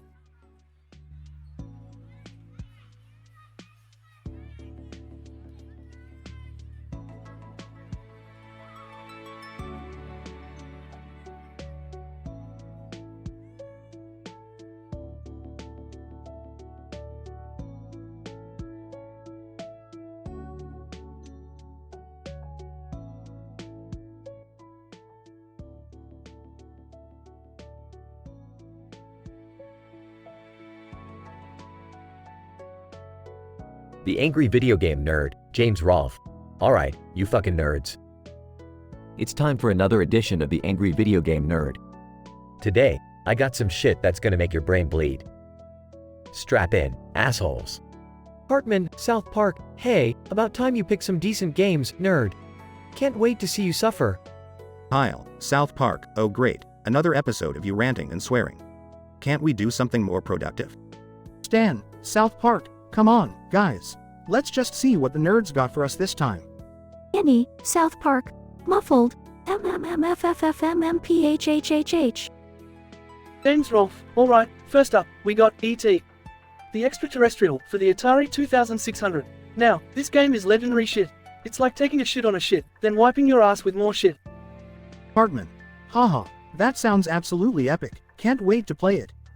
James Rolfe, you wouldn't say that if you knew the story, you puffy fuck. This game was so bad, they buried millions of copies in a landfill. And you know what? It still stinks. Kyle. How can a game smell bad? James Rolfe, well, it's got the stench of failure and crushed childhood dreams. The gameplay is so goddamn confusing and frustrating, it's like being stuck in an alien rectum. Dan, that's disgusting. James Rolfe, you know what's even worse, Stan? The next game, Superman 64 inches for the Nintendo 64. This game is a fucking travesty. Kenny, muffled, James Rolfe, shut the fuck up, Kenny. Nobody can understand a word you're saying. Hartman. Oh man, I loved Superman. You're gonna ruin my childhood. James Rolfe, ruin it? This game pisses on your childhood, sets it on fire, and then humps the ashes. It's a glitchy mess filled with shitty controls and boring ass missions. Flying through rings? More like flying through my own vomit. Kyle. That sounds terrible. James Rolfe, you think that's bad? Brace yourselves, because we're diving into the steaming pile of dog shit called Big Rigs, over-the-road racing, for PC. Dan, what's wrong with it? James Rolfe, everything. This game is so unfinished, it's like a damn embryo. There are no collision detection, no obstacles, and you can literally drive through buildings. It's like a virtual acid trip gone horribly wrong. Kenny, muffled, MMMMPHHH. James Rolfe, oh, shut the fuck up, Kenny. I can't take it anymore. These games are a testament to mankind's ability to produce steaming turds. I'd rather shove a cactus up my ass than play any of this shit again. Hartman. Well, that was disappointing. I expected more anger and insults. James Rolfe, fuck you, Cartman. I'm done here. This episode is over. James storms off. Kyle. I guess we should have listened to him. Dan, yeah, but it was still pretty entertaining. They all laugh. Kenny, muffled, MMPH ban PH. They continue laughing as the episode ends.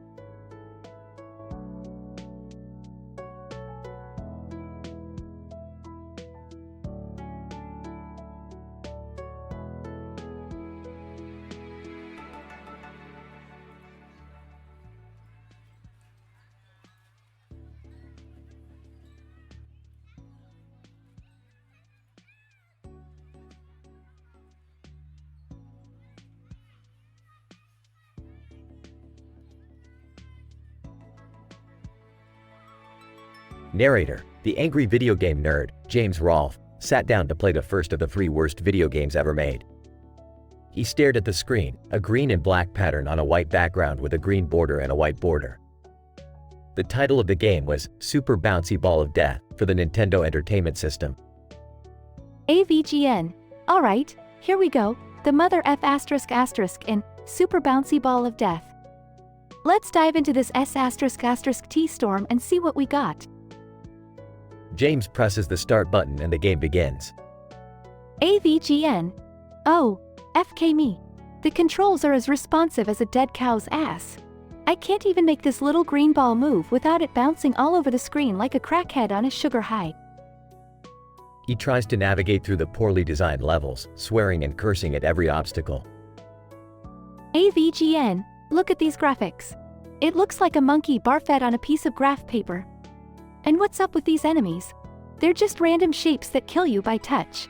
This is F-King ridiculous. Suddenly, Yoshi appears in the game as a power-up. Yoshi, hey, what's up, man? Need a hand? AVGN. Yoshi? What the FK are you doing here? I thought you were a dinosaur, not a green ball. Yoshi, yeah, well, times are tough, man. Gotta take whatever job I can find. Plus, I like bouncing, you know? AVGN. Yeah, I bet you do. Well, help me get through this S***T show, Yoshi. They continue playing, screaming and cursing at each other in the game. Narrator. After what felt like an eternity, James finally finished the first game and moved on to the second. The title screen appeared, Ninja Cat Racers, for the Sega Genesis. AVGN. Oh, for FK's sake. Ninja Cat Racers? Are you kidding me? This is gonna be worse than a diarrhea-infested cat in a blender. James starts playing, struggling with the broken controls and glitchy gameplay. AVGN, look at this mess. The controls are so unresponsive, it's like I'm playing through 1,000 layers of S***T. And what's with these ninja cats? They look more constipated than deadly. Ninja Cat Racers takes an unexpected turn. Narrator. Suddenly, from the TV, Ninja Cat Racers transforms into an actual racing game that James is playing in real life. He finds himself in a chaotic race with ninja cats driving oil-spewing motorcycles, lasers blasting all around him. AVGN, what the actual FK is happening? Is this a game or a damn acid trip? James barely manages to survive the insane race and finishes the level. AVGN, I need AF King break. This is too much for my brain to handle. Narrator. James, exhausted but determined, gathers his strength and prepares to face the final game. The title screen comes up, Zombie Apocalypse, Blood and Gore Edition, for the PlayStation 4. AVGN, oh boy, Zombie Apocalypse, Blood and Gore Edition. Could they think of a less original name? Let's see what this S***T storm has in store for me. He starts playing, battling hordes of zombies with over-the-top gore and violence. AVGN, holy FK. The blood just keeps squirting like a fire hydrant full of cherry Kool-Aid. This is AF King Massacre. James is covered in virtual blood, dodging zombies left and right. AVGN, and what the hell is with the soundtrack? It's like someone ate a bunch of farting keyboards and vomited the noise out of their ass. Finally, James manages to beat the game, covered in sweat and virtual blood. AVGN, there you have it, folks. 3 of the worst pieces of S***T I've ever had the displeasure of playing. I need AF King drink after this. Narrator. The angry video game nerd finally rests, barely scarred but victorious. He closes his console, the screen fading to black, content in the knowledge that he has conquered the worst games ever made. AVGN, FK those games. FK 'em all.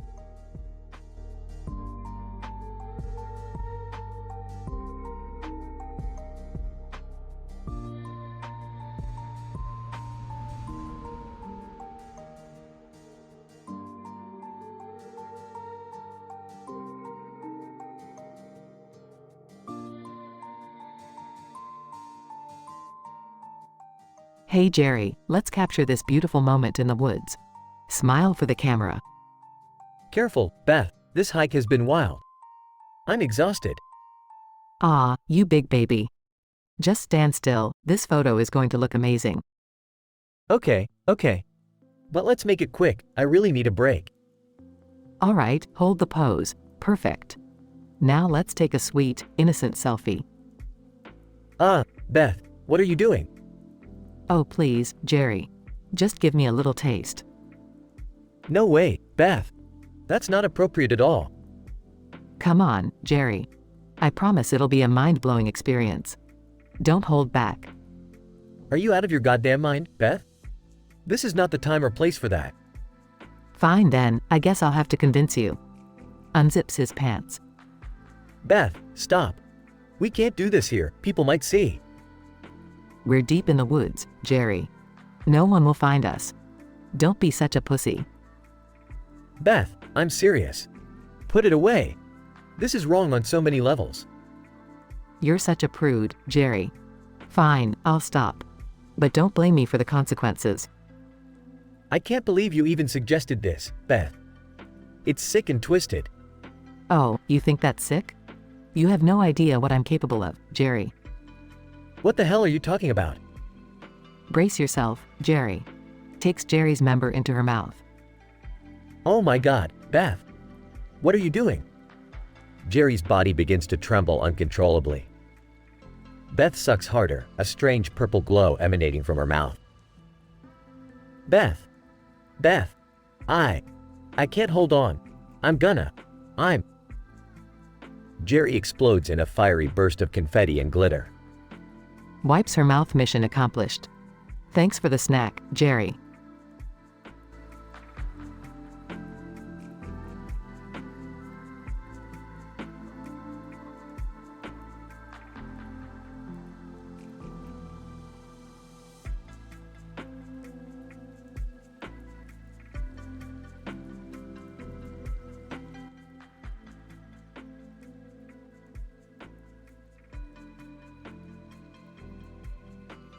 The Angry Video Game Nerd, AVGN.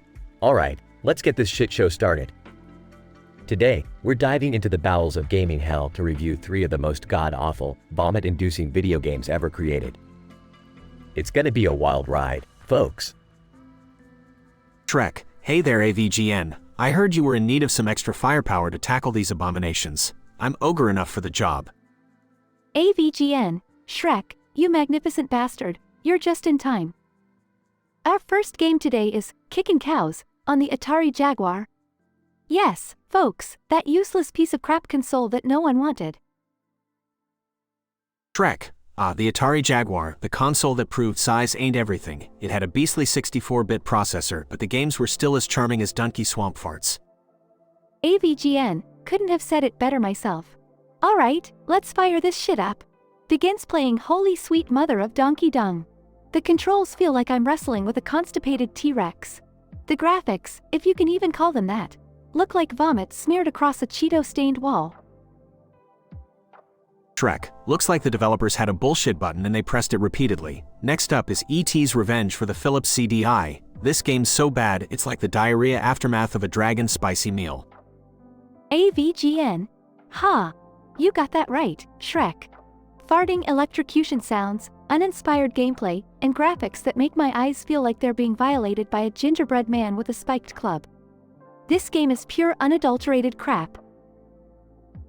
Shrek, finally we have Barney's Magical Adventure on the Game Boy Color. Just the thought of a giant purple dinosaur spewing rainbows on a tiny screen makes me want to puke in my swamp. AVGN. Oh, I can feel my brain cells dying just looking at it. The controls are as responsive as a sloth on sleeping pills, the music sounds like a bunch of farting elves, and the difficulty level is as messed up as a gingerbread man after a Shrek-sized burp. Shrek, I couldn't agree more AVGN. These games are like the bastard children of a swamp orgy gone horribly wrong. AVGN, you said it, Shrek. These abominations are a disgrace to gaming. They make me want to rip apart my own rectum and slurp it out with a bendy straw. Shrek, that mental image is gonna haunt my swampy nightmares. But seriously folks, if you ever come across these games, run away faster than a gingerbread man from an oven. AVGN, that's right, Shrek. Stay away, 'cause these games definitely aren't worth the time, effort, or even a single ounce of your precious swamp sludge. This has been one hell of a journey through the sewer pipes of gaming history. Shrek, absolutely AVGN, thanks for having me here. Let's go get wasted with Donkey and forget all about these atrocious excuses for entertainment. AVGN. Hell yeah, let's grab a beer and drown our sorrows in the filth of gaming. Until next time, folks, stay angry, stay nerdy, and avoid these shitty games like the plague.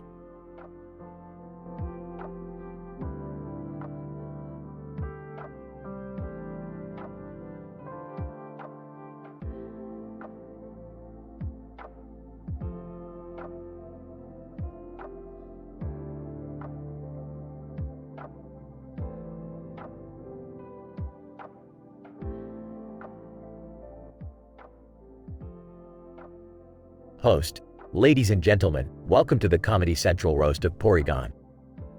Tonight, we have 6 randomly selected Pokemon from every generation ready to unleash their foul-mouthed roasting skills. Prepare yourselves for a night of intense and inappropriate humor. Pikachu. Yo, what's up Porygon? You may be a digital Pokemon, but you look like someone composed you with pixelated diarrhea. Snorlax. Porygon, your existence is like an internet virus that just won't go away. You're about as useful as a condom with a fucking hole in it. Gyarados. Porygon, you're nothing more than a glitch in the Matrix. A malfunctioning piece of shit, just like my ex-wife's vibrator. Charizard. Hey Porygon. Your face is so fucking flat, I could use it as a substitute for my ironing board. And your body is as artificial as my emotional support lizard. Jigglypuff. Porygon, your code is so messed up that even an Abra could fix it better than your sorry digital ass. You make me want to sing my lullaby until you fucking disappear. Sylveon. Porygon, you're like an outdated floppy disk. I bet your USB port is just a glitchy butthole.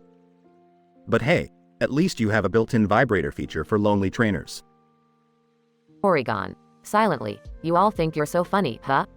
Well, let me tell you something. Pikachu, you furry yellow rat, your electric shocks couldn't even satisfy a Voltorb with erectile dysfunction. Snorlax, you lazy pile of shit, the only time you make an effort is when someone puts a cheesecake in front of you. Gyarados, you oversized sea serpent with a temper problem. I hope a Magikarp kicks your sorry ass back to the kiddie pool. Charizard, you arrogant fire-breathing lizard. Your wings are so burnt out. They make Moltres look like a model for Bulbasaur diapers. Jigglypuff, your singing voice is like ear rape combined with a Caterpie's mating call. And Sylveon, you pink cotton candy poodle wannabe. The only thing softer than your fur is your brain. Host, well, Porygon, I guess it's safe to say the tables have turned. Tonight's roasters just got roasted themselves. Let's give a round of applause to the one Pokemon who's had the last laugh. Porygon, triumphantly, that's right, you filthy-mouthed bastards. I may be digital, but at least I'm not as shallow as your insults. Remember, when it comes down to it, I'm the one who's evolved.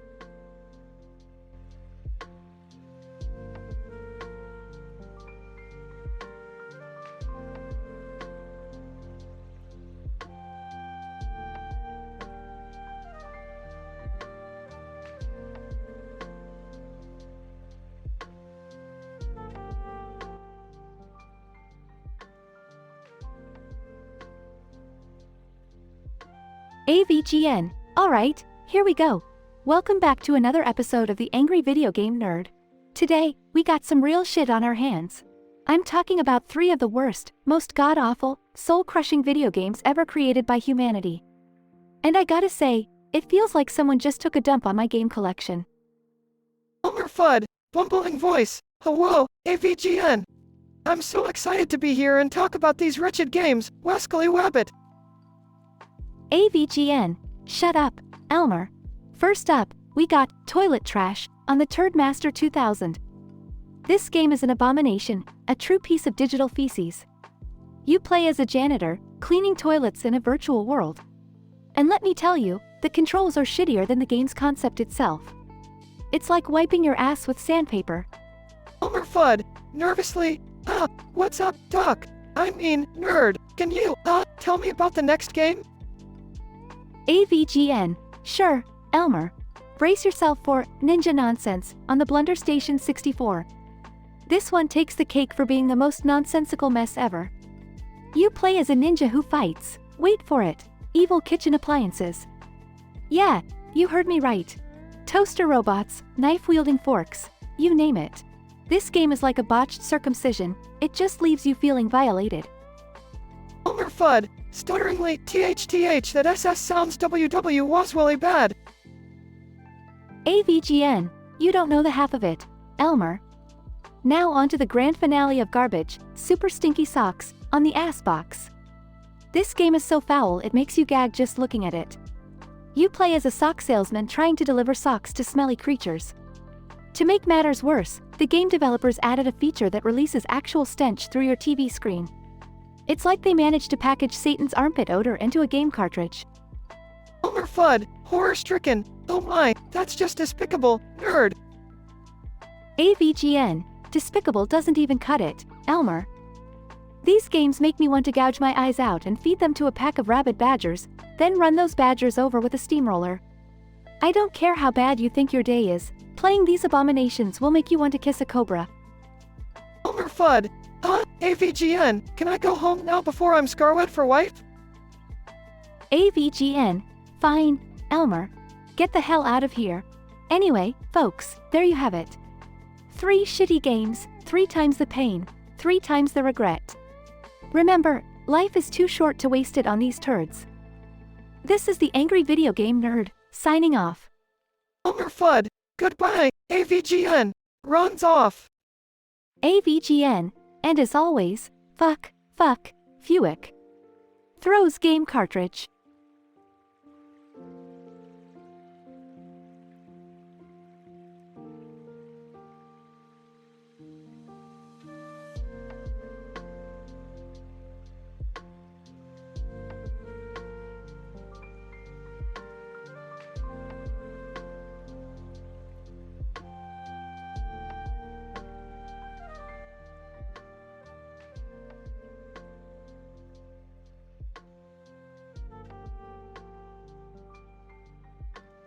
AVGN.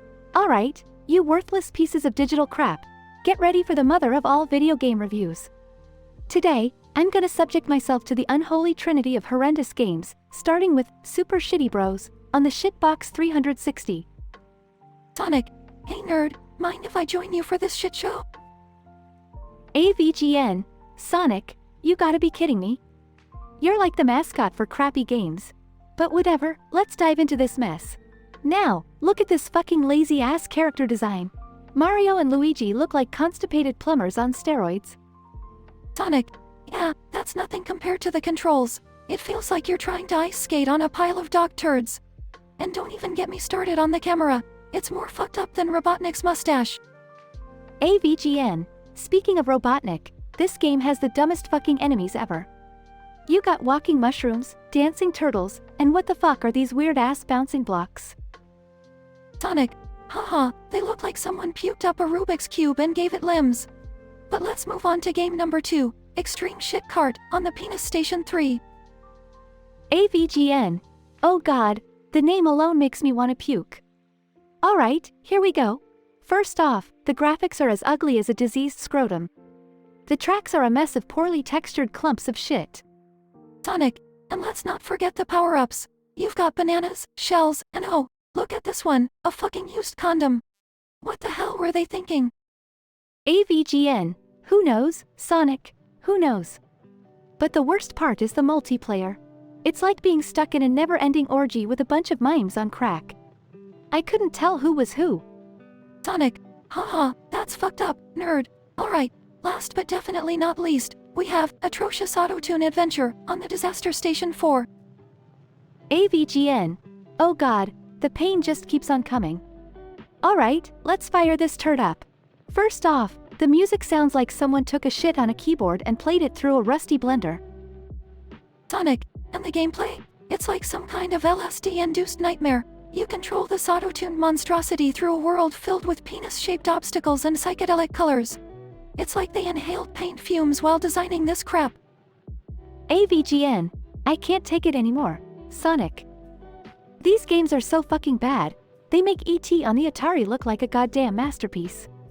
We need to destroy these abominations and cleanse the world of their putrid existence. Sonic, I'm with you, nerd. Let's gather all these pieces of shit and throw them into a volcano or something. AVGN. Yes, Sonic. Let's send these games back to the depths of hell where they belong. But let it be a lesson to all those fucking game developers out there. Don't you ever shit out garbage like this again, or we'll haunt your asses for eternity. Sonic, amen to that, nerd. And let's never speak of these atrocities again. Now let's go grab a beer and play some good games to cleanse our souls. AVGN. Hell yeah, Sonic. Cheers to that, my blue friend.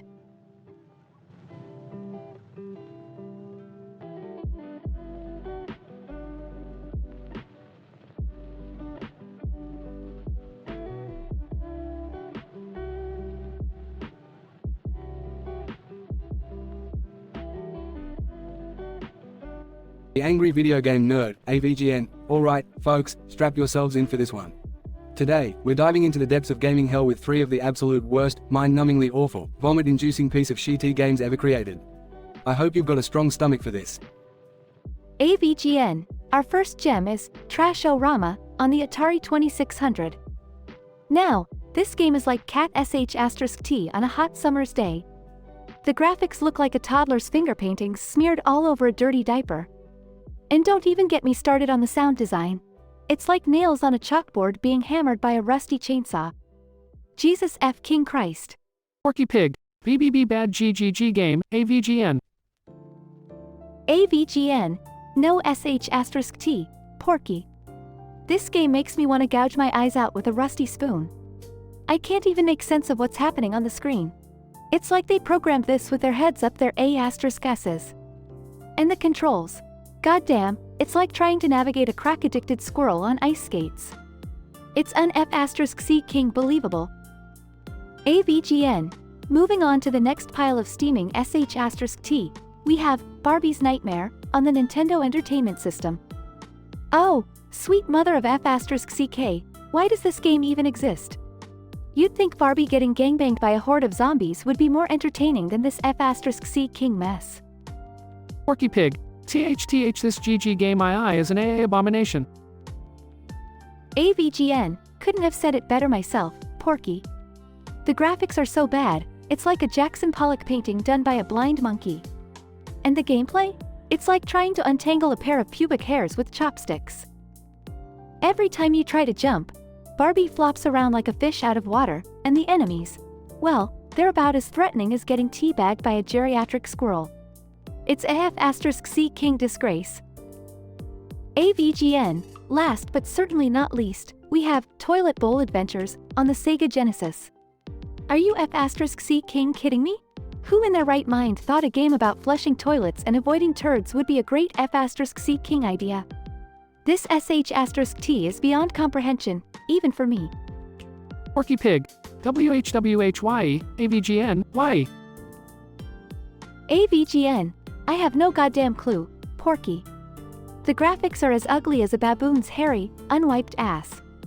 And the sounds, oh, dear lord, the sounds. Every time you flush the toilet, you're greeted with a symphony of farts and sh**t splatters. It's like the developer ate a box of laxatives and filmed the aftermath. And the controls, let's just say trying to maneuver this game feels like fisting a pissed-off porcupine while blindfolded. It's a walking, talking nightmare. AVGN. So there you have it, folks, 3 of the most god-awful, vomit-inducing pieces of sh**t games ever to grace our existence. These games are an abomination, a crime against humanity. If you value your sanity, stay the F*** away from them. This has been the Angry Video Game Nerd, signing off. Now if you'll excuse me, I need a stiff drink in a therapy session.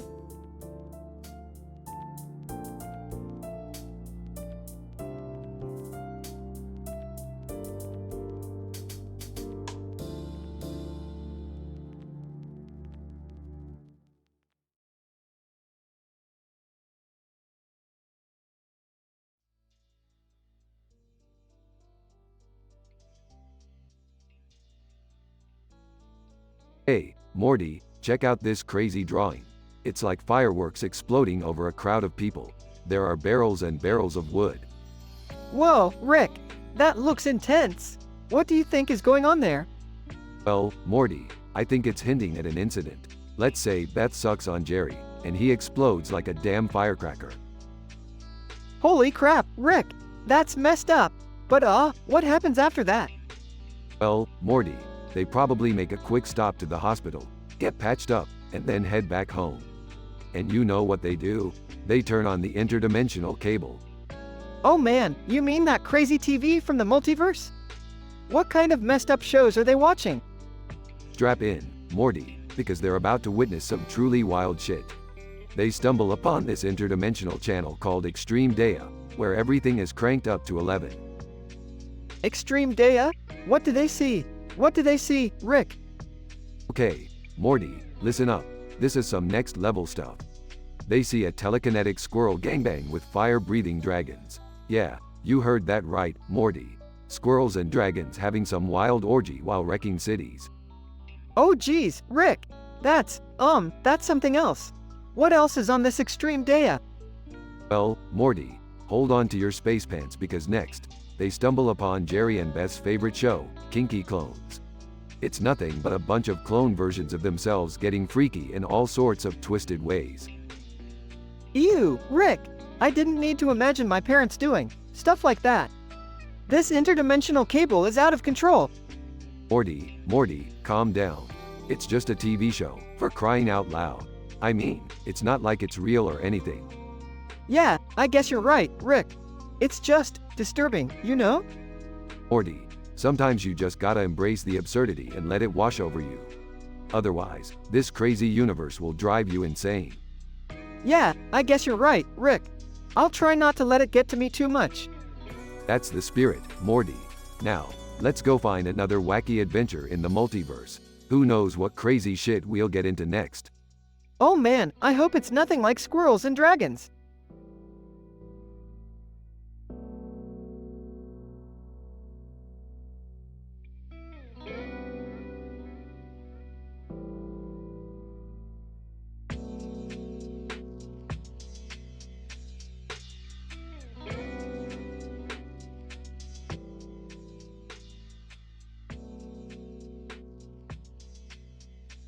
AVGN, alright, you fucking fucks.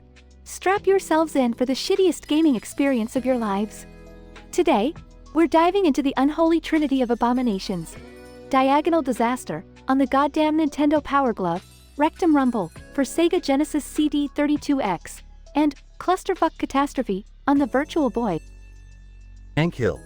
Well, I tell you what, AVGN. That sounds like a real damn nightmare. But I reckon I'm up for it. Let's dive into this mess. AVGN, alright, Hank, brace yourself. First up, Diagonal Disaster, on the Power Glove. This piece of shit controller somehow manages to make a diagonal pattern look like it was drawn by a blind 3-year-old. It's like trying to decipher hieroglyphics with your fucking eyelashes. Tank Hill. Son of a bitch. That's just downright infuriating. AVGN, you ain't seen nothing yet, Hank. Next, we've got Rectum Rumble, on the Sega Genesis CD32X. And trust me, it's as shitty as it sounds. This game is such a mess that it's like someone projectile vomited a Jackson Pollock painting onto your TV screen. Tank Hill. Damn it, Bobby. Who the hell thought this was a good idea? AVGN, beats the shit out of me, Hank. But finally, we've got Clusterfuck Catastrophe, on the Virtual Boy. This godforsaken console has permanently scarred the retinas of anyone dumb enough to play it. And this game takes it a step further by throwing random shapes and lines at you, like a twisted game of virtual connect the dots. Tank Hill. I swear, some people have no damn sense. What's the point of all this chaos? AVGN, there is no fucking point, Hank. These games are like the devil took a massive dump on the gaming industry and called it innovation. It boggles the mind how anyone could think this nonsense is entertainment. Tank Hill. Well, I'll be damned. This is a shit show, AVGN. Ain't nothing redeeming about it. AVGN, you got that right, Hank. These games are the equivalent of grabbing a cactus by the balls and squeezing. Pure, agonizing torment.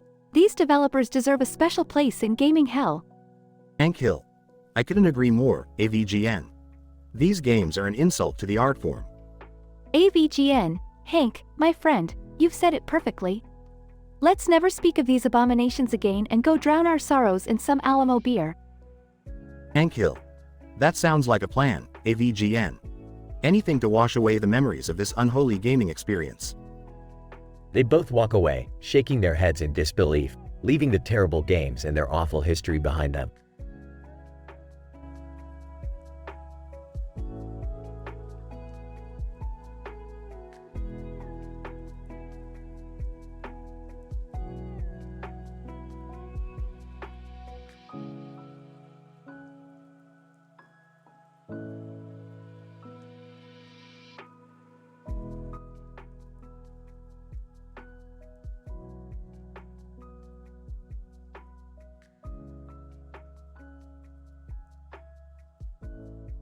Benjamin. Oh sweet holy fuck, it's happening again. What in the bloody hell is going on? Crimson Florentine. Well, look who decided to grace us with his presence. What's the matter this time, Benjamin? You crying like a little bitch again? Benjamin, shut your filthy mouth, Florentine. I'm trying to find some fucking peace here. I need to meditate. Can't you see the tears streaming down my goddamn face? Crimson Florentine. Tears? Who gives a shit about your pathetic tears? You want peace? Look in the goddamn mirror, Benjamin. Look deep into your miserable soul and find some fucking resolve. Benjamin, I don't need your goddamn advice, Florentine. Just do as I say and make the fucking preparations. We need to summon Holly. She's our only hope. Crimson Florentine. Summon Holly? Are you out of your fucking mind? That crazy bitch will rip our souls apart. But fine, if that's what you want, I'll make the fucking preparations. Just don't say I didn't warn you. Benjamin, warn me. Huh, I could give two shits about your warnings. Just get it done, damn it. As Benjamin starts to meditate, the room begins to tremble and a dark energy fills the air. Benjamin, I can feel it, Florentine. The power is building. I'm tapping into forces beyond comprehension. Crimson Florentine. Jesus fucking Christ, Benjamin. You're glowing. Your goddamn tears are turning into fucking blood. This shit is messed up. Benjamin, silence, you fool. Can't you see I'm on the brink of something extraordinary? Now, stay back and let me do what needs to be done. As Benjamin continues to meditate, the room fills with a blinding light. The walls crack and the mirror shatters into pieces. Benjamin, I have summoned you. Holly, now, reveal yourself. Holly, a wild-eyed woman with flowing black hair and a wicked smile, materializes in the room. Holly, well.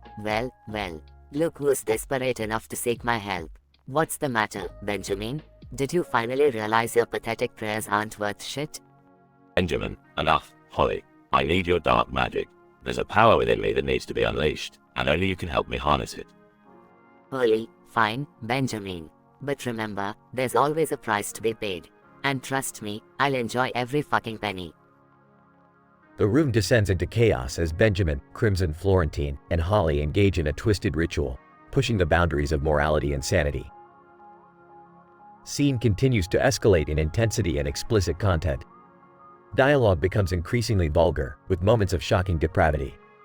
The story reaches its climax as the characters delve further into madness and unleash unspeakable horrors upon themselves and the world. Finally, as the dust settles and the room falls silent, Benjamin and Crimson Florentine are left broken and defeated. Benjamin, what have we done? Florentine, we're fucking monsters. Crimson Florentine, monsters indeed, Benjamin. We've danced with darkness and lost our way. It's time to pay the fucking price. The room fades to black, leaving the audience with a chilling sense of dread and the knowledge that some actions can never be undone.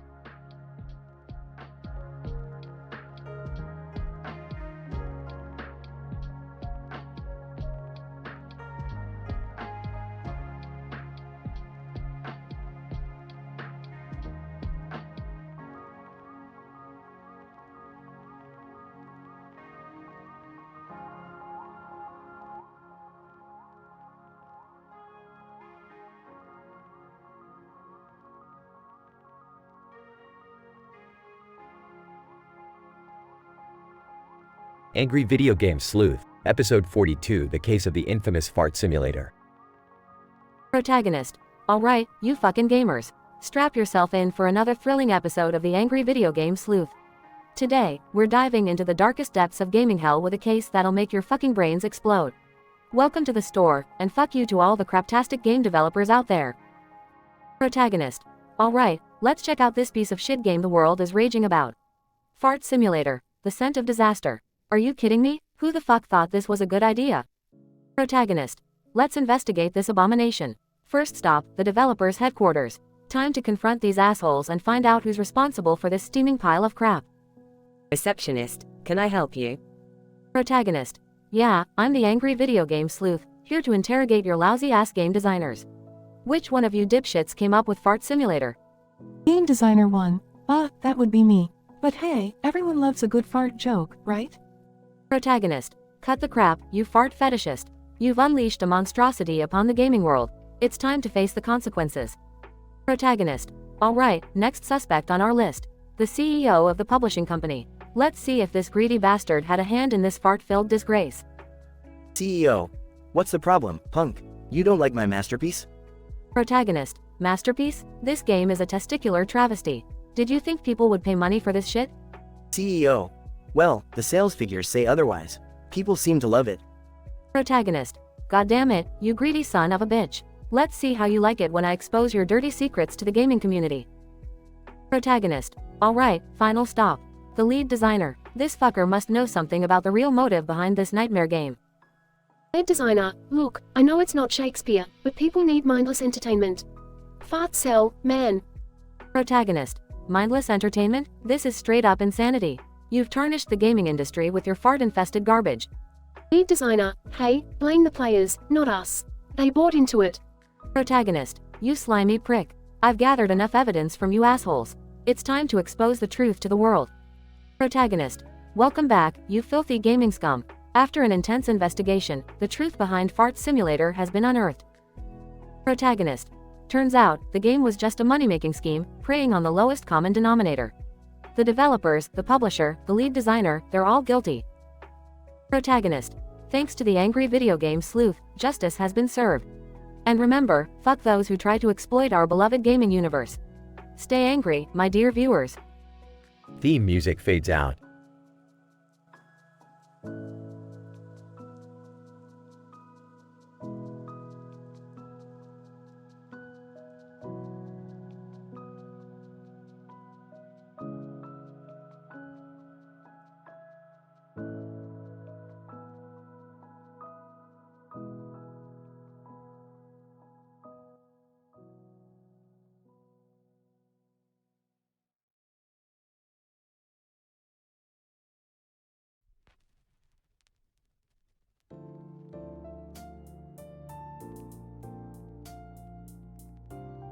Narrator.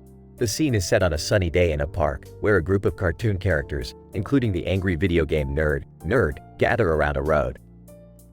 They are surrounded by trees and buildings, ready to embark on a video game adventure. Nerd, alright, you bunch of dicks. Today, we're FC King playing some of the worst, most god-awful video games ever made. Strap yourselves in, cause we're diving into an abyss of SHTTY gaming. Sonic, hey nerd, mind if I join in? I'll bring some chili dogs. Nerd, sure, Sonic, but make sure they're not as nauseating as the Atari 2600 ET game.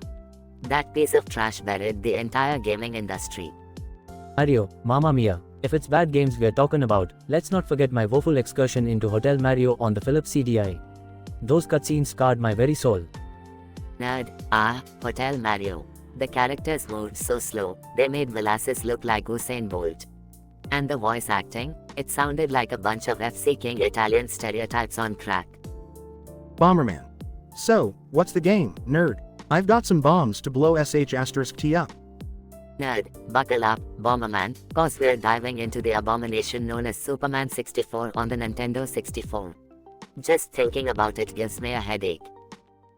Dr. Eggman, the N64. Quite the calamity. But did you know that Sonic the Hedgehog had his fair share of disasters as well? Don't even get me started on Sonic the Hedgehog 2006 for the Xbox 360.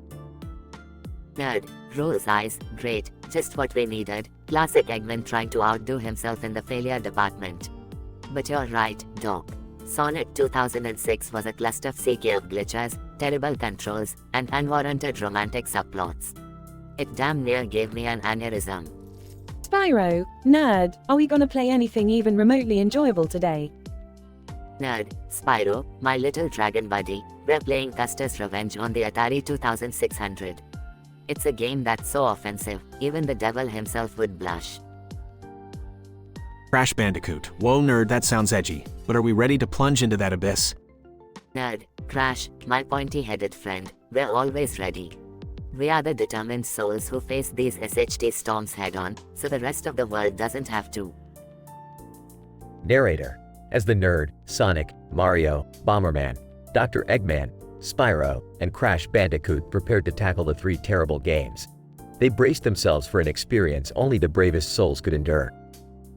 They fought against pixelated monstrosities, buggy controls, and non-existent gameplay, all while unleashing a stream of profanity that would make a sailor blush. In the end, they emerged from the gaming nightmare, battered and bruised, but triumphant.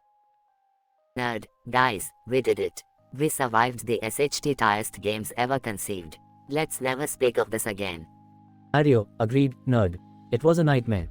Sonic, I'm just glad it's over. I need a chili dog to cleanse my soul. Bomberman. I've never seen sh*T explode this much in one day. I may never look at bombs the same way again. Dr. Eggman. Well, even I must admit, this experience was quite memorable. We should do it again sometime. Spyro, no, thanks. I'm retiring from gaming after today. I think I'll stick to treasure hunting instead.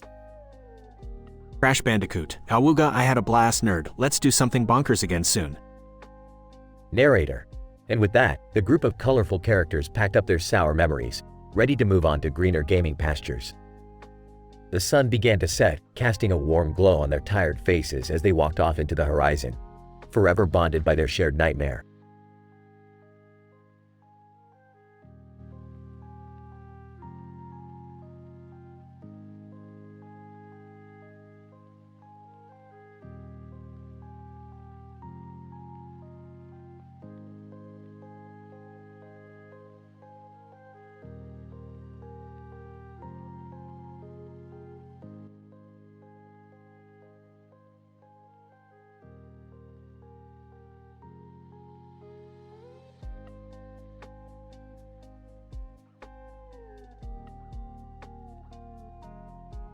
Nervously, Beth, I don't think this is a good idea. We should put the guns down and talk this out. Coldly, shut the fuck up, Jerry. You've always been a spineless little bitch, and now it's time to face the consequences. Pleading, Beth, please. We can work through this. We can go to therapy, fix our problems. Mockingly, therapy? You think therapy can fix what you've done? You fucked our marriage into the ground, Jerry. Now, it's time to pay. Desperate, but Beth, I love you. Can't we start over? We have kids, a life together. Menacingly? Love? You don't know what love is, you fucking imbecile. You've shattered our family, destroyed everything we had. And now, it's time for you to pay the ultimate price. Terrified. Beth, please, I'm begging you. I'll do anything, just put the gun down. Laughs darkly. Anything, huh? Well then, let's see just how much you're willing to give for your pathetic life. Sobbing. Beth, please, let's talk about this. We can find a solution. Grinning sadistically. Oh, we'll find a solution, Jerry. But it won't be talking. It'll be a much more explosive ending for you. Frantic. No, please. I'll do anything, just don't kill me. Think about the kids. Lashes out. Shut the fuck up about the kids, Jerry. You think I haven't thought about them? You think I haven't agonized over the damage you've caused? Whispering. Beth, I'm sorry. I'm so sorry. Calmly. Sorry won't cut it, Jerry. I want to see you suffer like you've made me suffer. I want to watch you beg for mercy as your pathetic existence comes to a violent end. Whispers, defeated. Please, Beth. I didn't mean for any of this to happen. Raises the gun. Well, Jerry, it's too late for apologies now. Prepare for the explosion that will engulf your worthless life. The sound of a gunshot cuts through the tension, followed by the anguished screams of others. Rick bursts into the room, wielding his own gun. Disgusted. Jesus, Beth, have you lost your damn mind? Killing Jerry won't solve anything. Hysterical. He deserves to die for what he's done to us, Dad. He ruined everything. Sarcastically. Oh, right, he ruined everything. Because your marriage was an absolute fucking masterpiece, right? It takes two to tango, Beth. You're just as much to blame for this mess as he is. Defiant. No, you don't understand, Dad. I won't have him continue to hurt us. Calmly. Maybe it's time for you to take a step back and reflect on your own part in this. Killing Jerry won't change what's already done. Sobbing. I hate him. I hate what he's done to us. Sympathetic. I know, sweetheart. But revenge won't bring you any peace. We'll find another way to move forward, as a family. Sniffles. I don't know, Dad. I don't know if I can forgive him. Forgiveness takes time, Beth. But killing him won't bring you the closure you're seeking. Let's put the guns down and find a different path, together. The guns are slowly lowered as both Beth and Rick realize the destructive path they were heading down. Whispering, thank you, Dad. Roughly, don't mention it. Now let's get out of here before the neighbors call the cops. They leave the room, leaving behind the shattered remains of their broken lives, hoping for a chance at redemption.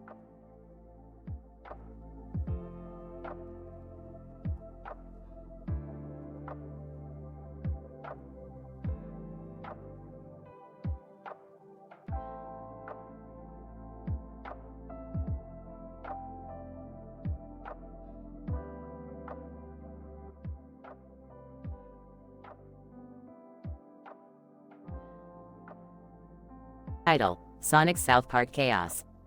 Characters. 1. Cartman, South Park resident with a loud mouth and a big ego. 2.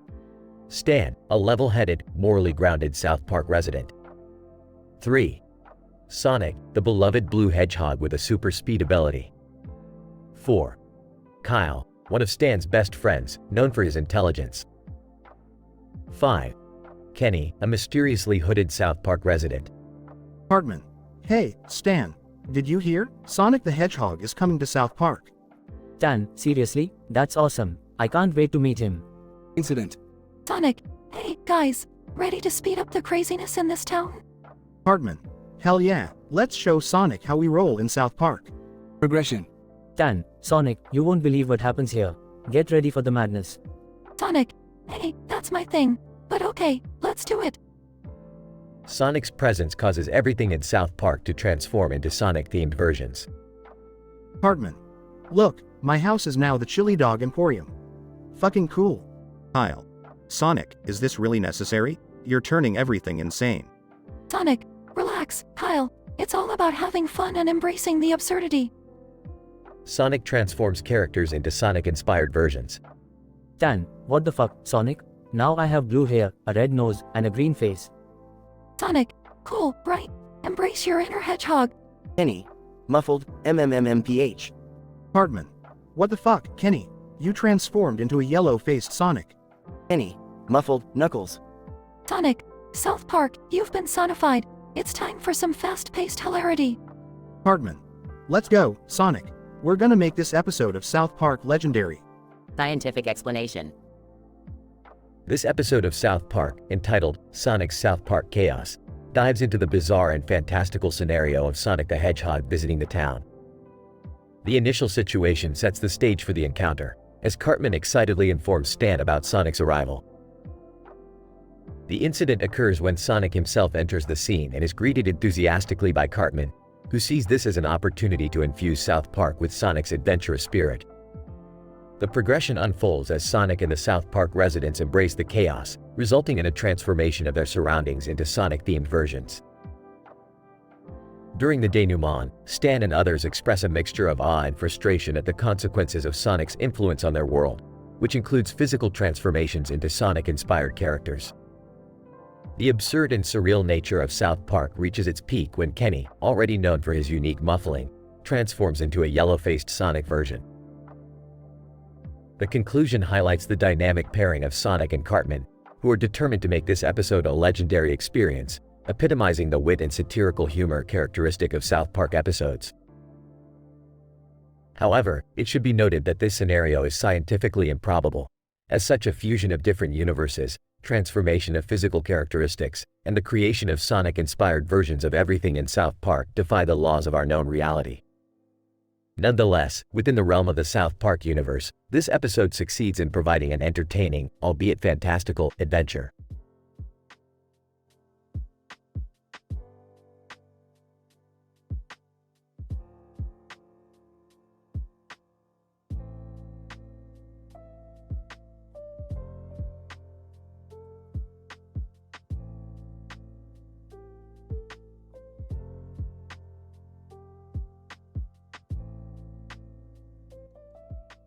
Benjamin, Crimson, I am in a tizzy once again. We must venture into the room I discovered, where tears flow freely but the fire in my heart burns bright. Prepare yourself. Crimson. Benjamin, always finding yourself in the midst of chaos.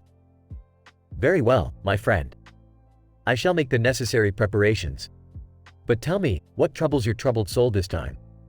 Benjamin, it is Holly, my dear Crimson. She has found herself entangled in a web of deceit and danger. Her life hangs by a thread, and I cannot stand by idly.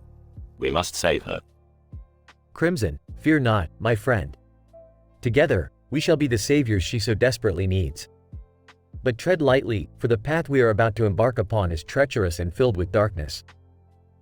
Benjamin, I am ready, Crimson. No amount of tears running down my face shall hinder my resolve.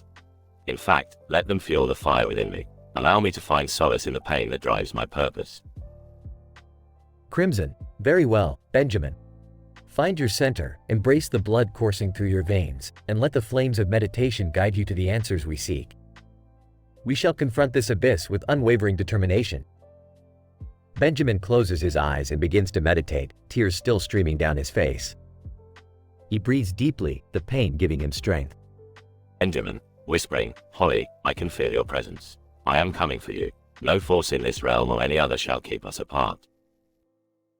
Crimson, Benjamin, you have tapped into a power beyond comprehension. I sense the intensity of your emotions. It is time to embark on our journey, my friend.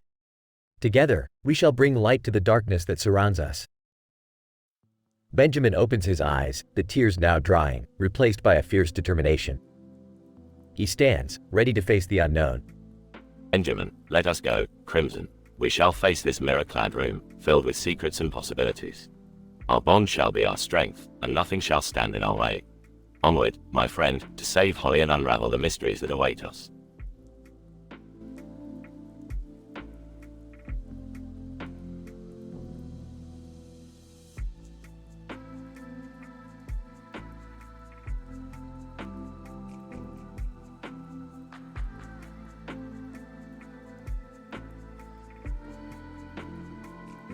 Note, I apologize, but I won't be able to generate that story for you.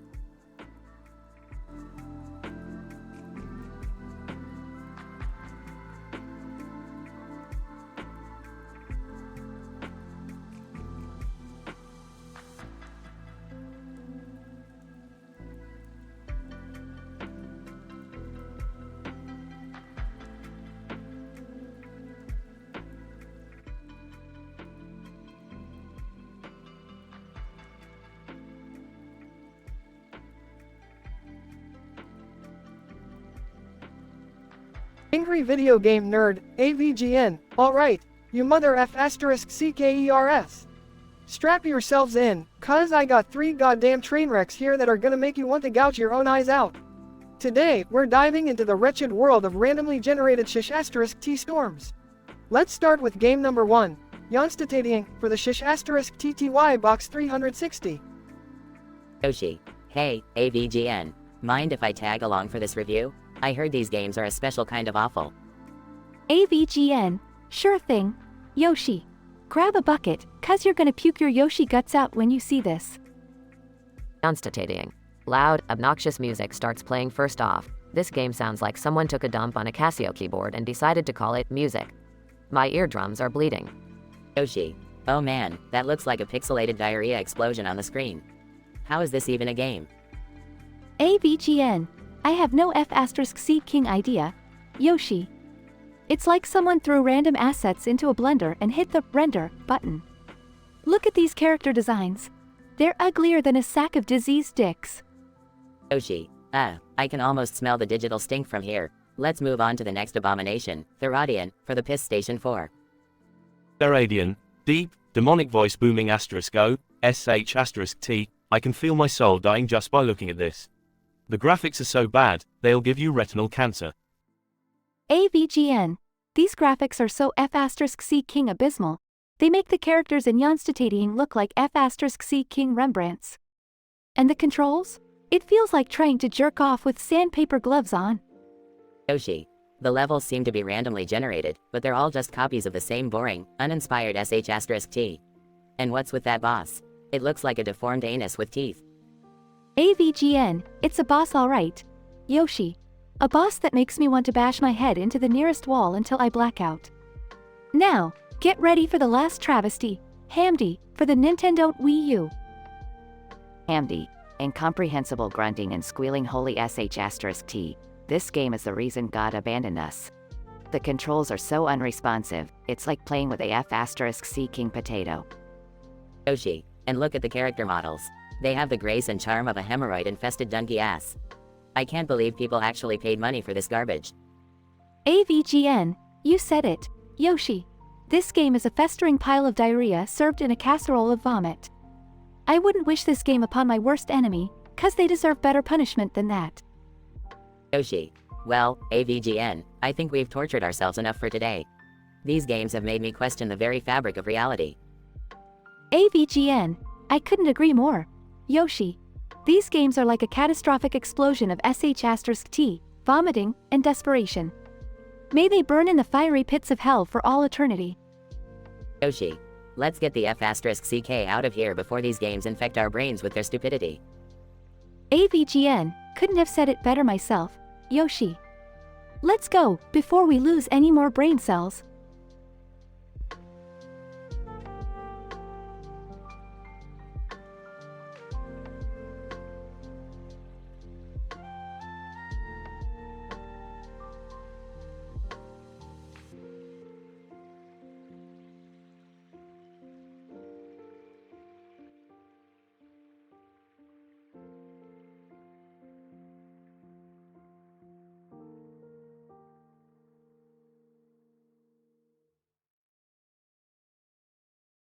Narrator. In the mystical land of Hyrule, a small orange toy stands amidst a maze of grass and rocks. A person stands in the center, determined to conquer the forest temple in Ocarina of Time. But little does he know, he is about to encounter two unlikely companions who speak with a vulgar yet hilarious demeanor, Beavis and Butthead. Person. Alright, time to tackle this forest temple. I'm gonna beat this game once and for all. Beavis, you said tackle. Butthead. Yeah, let's do this. Hee hee hee. Person. Hey, who are you guys? What are you doing here? Beavis, we're Beavis and Butthead. We heard you were playing this game, so we came to watch you fail. Hee hee hee. Butthead. Yeah, we're gonna score a lot of laughs from your epic fails. Person. Fine, just don't get in my way. I can handle this. Beavis and Butthead snicker. Person. Alright, I see a door over there. Gotta get through this maze to reach it. Beavis, a maze, huh? Butthead. Yeah, this sounds lame. We prefer explosions and stuff. Person. Well, too bad. I need to focus here. Now, which way should I go? Beavis. Go left, dude. Always go left. Person. Alright, left it is. Walks left. Hey, look. There's an item up there. Butthead. What is it? Beavis, what do you think it is? Beavis. I dunno. Maybe it's a condom or something. Hee hee hee. Person. It's not a condom, you morons. It's a key, a game item. Beavis and Butthead start laughing uncontrollably. Person. Never mind. I'll just grab it and move on. Beavis. Hey, he said, grab it. Hee hee hee. Person ignores their laughter and proceeds to the next area. Person. Finally, I found the door. Now, time to unlock it. Butthead. Yeah, unlock it. Unlock it good. Person unlocks the door and enters the temple. Person. Wow, this place looks amazing. Better be careful, though. This temple is known for its traps. Beavis, traps. You mean, like booby traps? Hee hee hee, boobs. Person rolls their eyes and proceeds cautiously. Narrator. And so, the unlikely trio ventured deeper into the forest temple, a small orange toy, the person, and the ever-laughing duo of Beavis and Butthead. With their vulgar humor and crude commentary, they added a strange yet entertaining twist to the quest. The story progresses, filled with laughter, inappropriate jokes, and occasional moments of helpful advice from Beavis and Butthead. Person. We finally made it to the boss room. This is it, guys. Beavis, cool. It's like the boss is the grand finale. Butthead. Yeah, it's gonna explode or something. That would be cool. Person. Alright, let's focus. We need a strategy to beat this boss. Beavis and Butthead pause their laughter momentarily to offer some actual advice. Person. Okay, I can do this. Let's do it, guys. They engage in an intense battle, with Beavis and Butthead adding commentary and laughter along the way. Person. Yes, we did it. We beat the boss. Beavis, haha. We beat it. That was cool and stuff. Butthead. Yeah, we're like video game heroes now. Ha ha. Person. Thanks, guys. I couldn't have done it without your unique help. Beavis, hee hee hee, you said unique. That's cool. Butthead. Yeah, unique, like farting or something. Ha ha. Person. Alright, enough of that. I'm moving on to the next temple. You guys can stay here.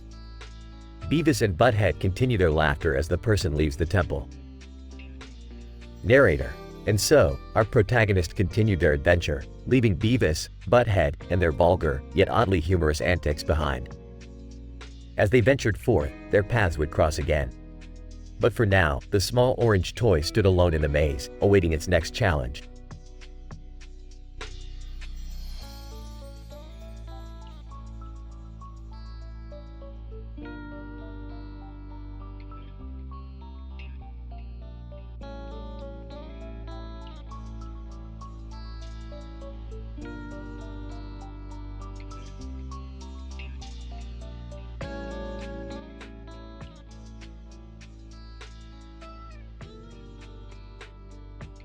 Stan, dude, this snow is freezing my balls off. Hartman. Shut the hell up, Stan. It's your fault we're stuck in this goddamn snowstorm. Sonic, hey guys, what's up?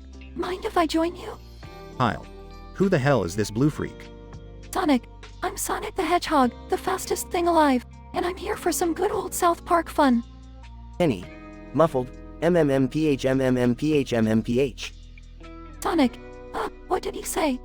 Stan, Kenny said, why the fuck is everything turning into Sonic shit? Hartman. Oh great, Sonic's cursed South Park now. Awesome. Sonic, cursed? Nah, this is going to be the best day ever. Sharon. Huh? Randy, have you seen our son? Randy, no. Sharon, but I just saw this weird blue hedgehog ruining our town. Sonic, ruining? I prefer to think of it as improving. Mayor McDaniels, what's going on here? Sonic, you've caused chaos in our town. Sonic, chaos? That's what I'm all about. Gotta go fast. Mr. Garrison. Well, I've never seen such a speedy little shithead. Sonic, come on, everyone, let's embrace the Sonic Revolution. Jeff. Oh hell nah, I ain't participating in this fuckery. Butters, gee whiz, this sure is strange. Can I be Sonic too? Sonic, of course, Butters. The more the merrier. Wendy, this is ridiculous. We can't let Sonic take over our lives. Hartman, relax, Wendy. We just need to find a way to kick this blue pest out of town. Sonic, you can try, but I'm unstoppable, baby. Phoebe, you think you're so cool, Sonic? Well, you're just a furry freak. Sonic, I'll show you who's a freak, little girl. Sonic starts spinning wildly, making everyone dizzy. Kenny. Muffled. MMMPH. Kenny's muffled voice. You dumbasses, I know how to stop this madness. Dan, what did he say? Hartman. He said he knows how to stop Sonic, you idiots. Kenny reveals a giant chili dog. Kenny. Muffled. MMMPH. Hartman. Holy shit, is that Sonic's weakness? Sonic, no, it's just a delicious snack. I'm gonna eat that. Kenny shoves the chili dog into Sonic's mouth. Sonic, nom nom nom asterisk MMMPH. Sonic transforms into a regular hedgehog. Dan, Kenny, how the fuck did you do that? Kenny. Muffled. MMMPH. Hartman. He says he learned it from one of his many deaths. Genius. Wendy, well, thank God that ordeal is over. Randy, yeah, and let's hope Sonic doesn't decide to visit South Park again. Sonic, don't worry, guys. I've got enough chaos for now. Time to find a new adventure. Sonic runs off into the sunset, leaving South Park in disbelief.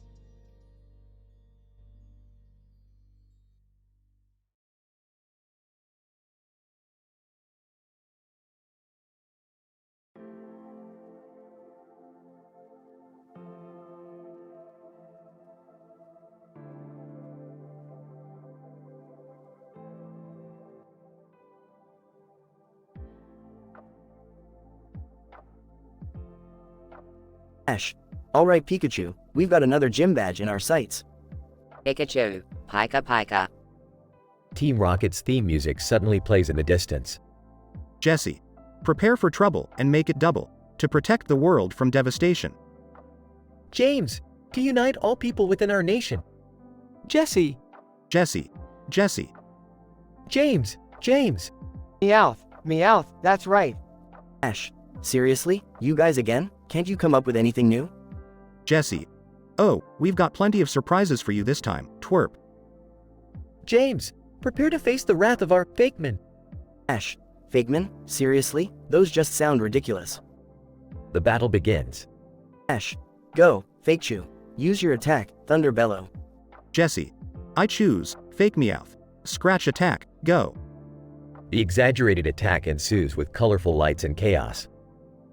James, I'll show you the power of my fake trode. Use Fire Vortex. Ash. Quick, Fakachu. Dodge and counter with Aqua Hurricane. The battle continues with increasingly absurd attacks and dramatic effects. Jesse. Now, Fake Meowth, use Hypersonic Tail. Ash. Not so fast. Fake Chew, unleash the devastating Gale Tempest. They both end up using attacks that defy the laws of physics. James. Our fake drill will dig your fake shoe into oblivion. Ash. Not if my fake dial swallows it whole with its Mega Devour. The battle reaches its peak, unleashing an explosion of rainbow-colored lights. Meowth, we can't take much more of this. We have to retreat. Jesse. You're right, Meowth. We'll have to come up with another plan. James, Team Rocket's blasting off, again. Suddenly, a massive cannon emerges from nowhere and blasts Team Rocket away. Ash. Whoa, that's the craziest way I've seen them go. Pikachu, Pika Pika. Ash. Let's continue our journey, Pikachu. The battle may have been ridiculous, but we're still one step closer to becoming Pokemon Masters. They walk off into the sunset, ready for their next adventure. Scientific analysis. This particular episode of Pokemon showcases an amalgamation of absurdity, creativity, and blatant disregard for scientific realism.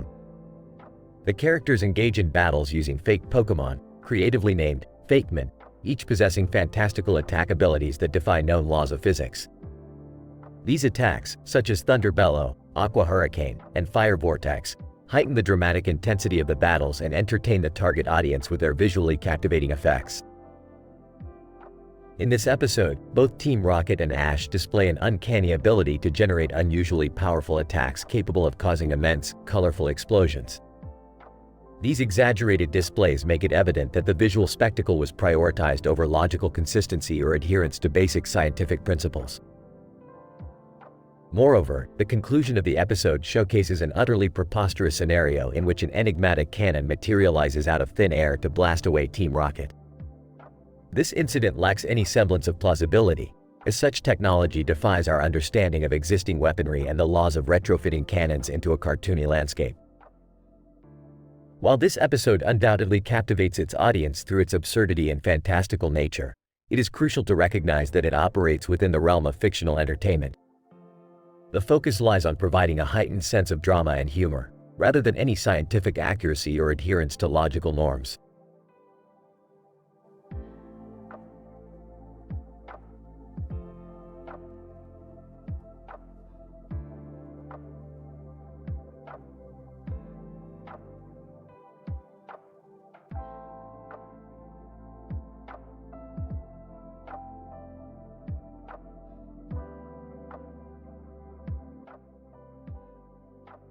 Holy shit, Jerry. Look at you just standing there like a dumbass. What the fuck, Beth? Don't bring up my incompetence right now. What the hell are you wearing? This? It's my badass outfit, Jerry. And this red light on my chest? It's a sign that I'm about to kick some serious ass. Laughs nervously. Go, right. Please be careful with that sword. We don't need any more accidental mutilations. Shut the fuck up, Jerry. I've got this under control. Just stay out of my way. They both walk into a room with a purple background. Look at this shit, Jerry. It's interdimensional fucking cable. We can watch anything we want. Oh great, more mind-bending weirdness. Just what I needed. They turn on the TV and a bizarre show called Extreme Dea starts playing. TV announcer. And now, ladies and gentlemen, brace yourselves for the most mind-blowing, fucked up shit you will ever witness. What the actual fuck, Jerry? Did that announcer just swear? Yeah. Let's see what this show's all about before we judge. Beth and Jerry watch in disbelief as the TV shows a man in a tuxedo tap dancing on a field of flamingo heads. Jesus fucking Christ, Jerry. Is this some sort of sick joke? I don't know, Beth. But look at that guy go. He's tapping like his life depends on it. TV announcer. And now, a world where cats have taken over the planet and humans serve as their lowly slaves. They see a dystopian world where cats are sitting on thrones, wearing crowns, and demanding belly rubs from humans. You have got to be shitting me, Jerry. Cats ruling the world? I'd rather take my chances with those flamingo heads. Well, at least they'd have a better chance of running things efficiently than you, Beth. Fuck you, Jerry. I'm done with this nonsense. Let's go back to killing aliens or whatever we were doing. Fine. Just promise me one thing, Beth. What? Promise me you won't explode me again. My therapist says I'm making progress. Fine, I promise. Now shut the fuck up and let's get back to saving the universe. They both exit the room, leaving behind the surreal world of interdimensional cable.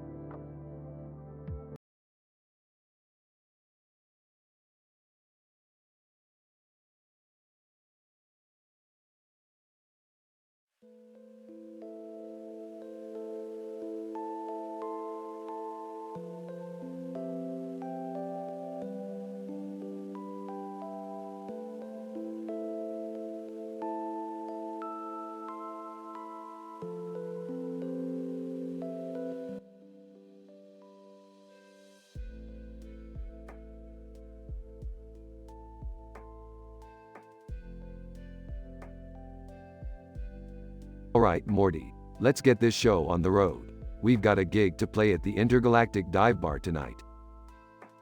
Rick, are you sure we're ready for this? I mean, I can barely play 3 chords on this guitar. Morty, when have we ever been ready for anything? It's called winging it, Morty. Besides, the universe is your stage, just like that guy over there. Strumming guitar badly. Hey, Beth, look at me. I'm the next big rock star. Rolling her eyes, Jerry, please, you couldn't even play a decent tune if your life depended on it. Morty, it seems like Jerry needs a reality check. Let's show him how it's done. Rick, do you really think forming a band with Jerry is a good idea? Morty, life is about making questionable decisions and then covering them up with a catchy tune. Trust me, we'll be great. Scene switches to the Intergalactic Dive Bar. Ladies and gentlemen, prepare to have your minds blown by the greatest band in the cosmos, Rick and the Morty Tones. Audience murmurs skeptically. Alright, Jerry, time to rock it out. Just play something, anything. Strumming guitar even worse. How about this? Am I doing it? Whispering to Summer, can you believe we're related to those two? Sighing, I know, right? It's like watching a car crash in slow motion. A man sitting in a chair with a guitar in his lap and a woman standing behind him in a red chair catches Rick's attention. Hey, you two, you look like you've got some talent. Want to join us on stage? Man, sure, why not? We're Foo Fighters, after all. Foo Fighters? Holy crap, I love you guys. Let's rock this galaxy together. Scene transitions to a high-stakes poker game on a distant planet. Alright, gentlemen, time to put your money where your mouth is. Morty, keep an eye out for any cheating. Rick, I don't think this is a good idea. These aliens look pretty dangerous. Morty, Danger is my middle name. Well, actually it's Benedict, but that's not the point. Let's show them how we bluff our way to victory. Scene shifts to a galactic singing competition. Morty, we've made it to the finals. Can you believe it? It's insane, Rick. Who would have thought we'd be competing against the greatest singers from all over the universe? Well, Morty, when you've got a burp-powered megaphone like mine, anything is possible. Dramatic music plays as Rick and Morty start singing in a mind-blowing harmonization. Scene transitions to a picturesque beach where Rick and Morty are attempting to surf. Morty, balance is the key to surfing. Just follow my lead. Rick, I'm not so sure about this. The waves look massive. Morty, fear is for losers. We're the bravest brothers in the multiverse. Let's ride these waves like there's no tomorrow. Suddenly, a gigantic wave forms, engulfing Rick and Morty. Rick! Hang on tight, Morty. We're about to become the first surfers to ride a wave into a different dimension. Scene fades out with Rick and Morty disappearing into the glittering abyss. Rick, I think we may have gone too far this time. Nonsense, Morty. Where we're going, there are waves, music, and limitless possibilities. Hold on tight, Morty. End scene.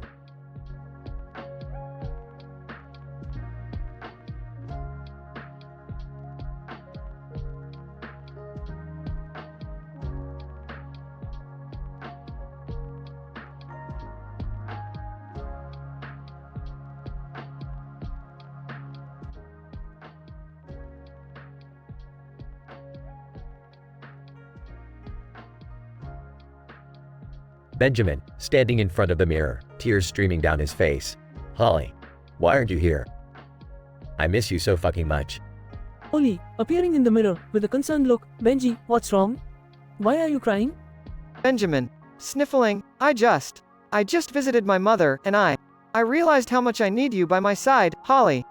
You're my best fucking friend, and I can't bear the thought of being without you. Holly, softly, oh, Benji. I didn't realize you felt this way. I'm sorry if I've ever made you feel alone or abandoned. You mean the world to me too. Benjamin, wiping his tears, no, it's not your fault, Holly.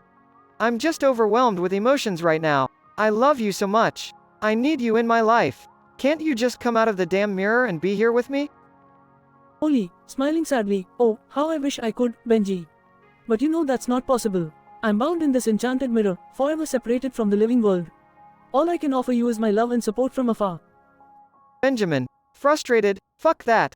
Fuck this mirror. There has to be something we can do, Holly. I can't bear the thought of losing you. Holly, thoughtfully, well, there is one ancient spell I've heard of. Supposedly, it can temporarily release a spirit from their binding. But it's extremely dangerous and can have severe consequences. Benjamin, I don't care about the consequences, Holly. We have to try it. Holly sighs, okay, fine. But you need to understand, Benji, this spell is no joke. It requires a blood sacrifice and a soul offering to work, and even then, there's a chance it won't succeed. Benjamin, determined, I'll do anything, Holly. Just tell me what I need to do. Holly, hesitant, are you sure about this, Benji? This spell is forbidden for a reason. It's powerful, and its consequences can be irreversible. Benjamin, I'm sure, Holly. I'll do whatever it takes to have you by my side again. Holly, voice trembling, okay, then, we'll need a black cat, a vial of your blood, and an offering of a rare flower called the Midnight Bloom. I warn you, Benji, once we start, there's no turning back. The dialogue progression continues as they gather the required items and perform the spell. The denouement reveals the unexpected and catastrophic consequences of their actions. The conclusion leaves Benjamin and Holly both devastated and forever separated. To be continued.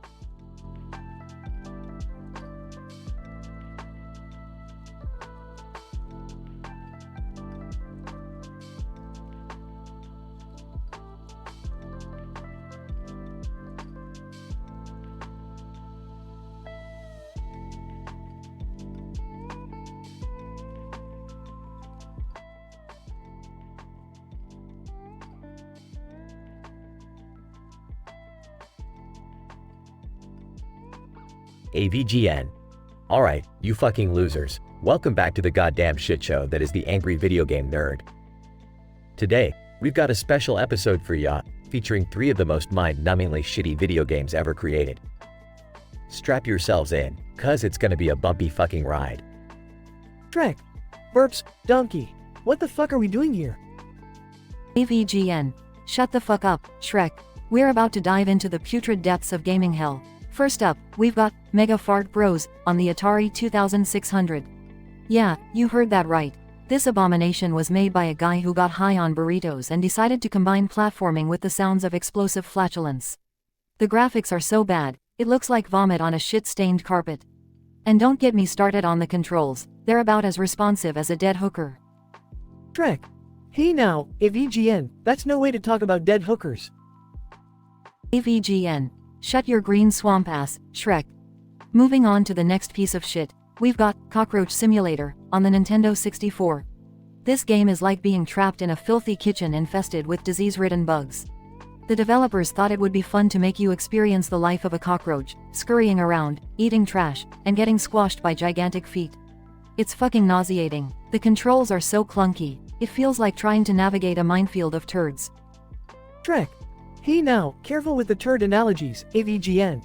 I'm an ogre, remember? AVGN. I'll shit on your ogre face if you don't shut your trap, Shrek. Alright, last but certainly not least, we've got Nipplemania on the PlayStation 2. Yes, you heard that right. This gem revolves around a world where everyone's nipples have grown sentient and turned evil. You play as a nipple warrior, armed with lactating weapons, battling against hordes of malevolent nipples. The concept is so fucking stupid, it makes me want to gouge my eyeballs out with a rusty spoon. The gameplay is repetitive as fuck, and the graphics make me want to puke up a furball. Shrek. Now, that's something I've never seen before, AVGN. Evil nipples, what a load of crap. AVGN. Oh, shut your gingerbread hole, Shrek. Alright, now that we've subjected ourselves to this unholy trinity of video game diarrhea, it's time to give our final verdict. These games are a pile of steaming dog shit that should be buried deeper than the Marianas Trench. They're the kind of games that make you question the sanity of humanity and wonder if we're all just living in a fucked up simulation. Shrek. Donkey, I think I need therapy after witnessing that.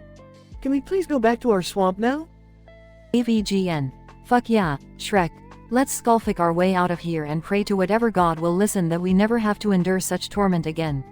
Until next time, you dickheads. This is the Angry Video Game Nerd signing off.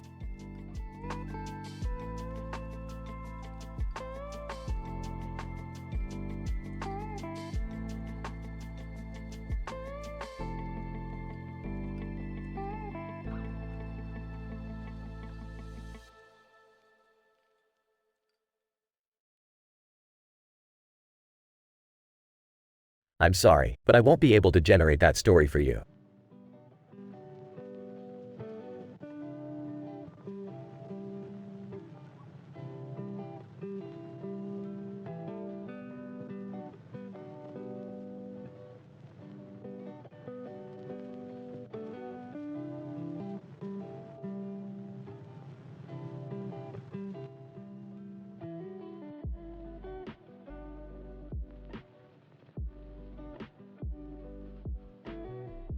Standing next to Jerry. Hey, Jerry, you feeling stressed? In a suit and tie. Yeah, Beth, this day's been a real pain in the ass. Well, lucky for you, I've got just the stress reliever. Smirks.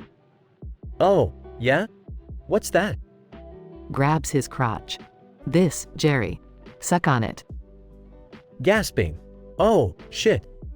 Beth, what the fuck? Just relax and enjoy it, Jerry. Let go of all that tension. Moaning. Oh, God, Beth, this feels so damn good. That's it, Jerry. Let me take you to another dimension. Pants heavily. Beth, I'm gonna. Smirking, explode? Go ahead, Jerry, let it all out. Screams. Fuck, Beth. I can't hold it back any longer. I'm gonna. Explosion sound. Looking at the mess. Damn, Jerry. You really let it all out, didn't you? Catching his breath. Beth, that was insane. But, what now? Now? We're gonna watch some interdimensional cable, Jerry. Get ready to have your mind blown. Wiping his face, mind blown? Can't get any stranger than what just happened. Trust me, Jerry, it's gonna get wild in here. Just sit back and enjoy the ride. They sit down and turn on the TV. TV. Interdimensional static. Welcome, viewers, to the strange and fucked up world of interdimensional cable. This channel brings you the most mind-bending and perverse shows from parallel universes, exclusively for your twisted pleasure. Oh, this one looks interesting. Planet of the Horny Ants. Raising an eyebrow, horny ants? What in the actual fuck? TV. Show begins on this horny planet. Ants engage in a merciless orgy, exploring their desires and testing the boundaries of insect pleasure. Witness the wildest ant gangbang you've ever seen, in crystal clear bizarre vision. Laughs. Jerry, can you believe this shit? Those ants are really going at it. Shaking his head. Beth, I don't even have words for what I'm seeing right now. TV.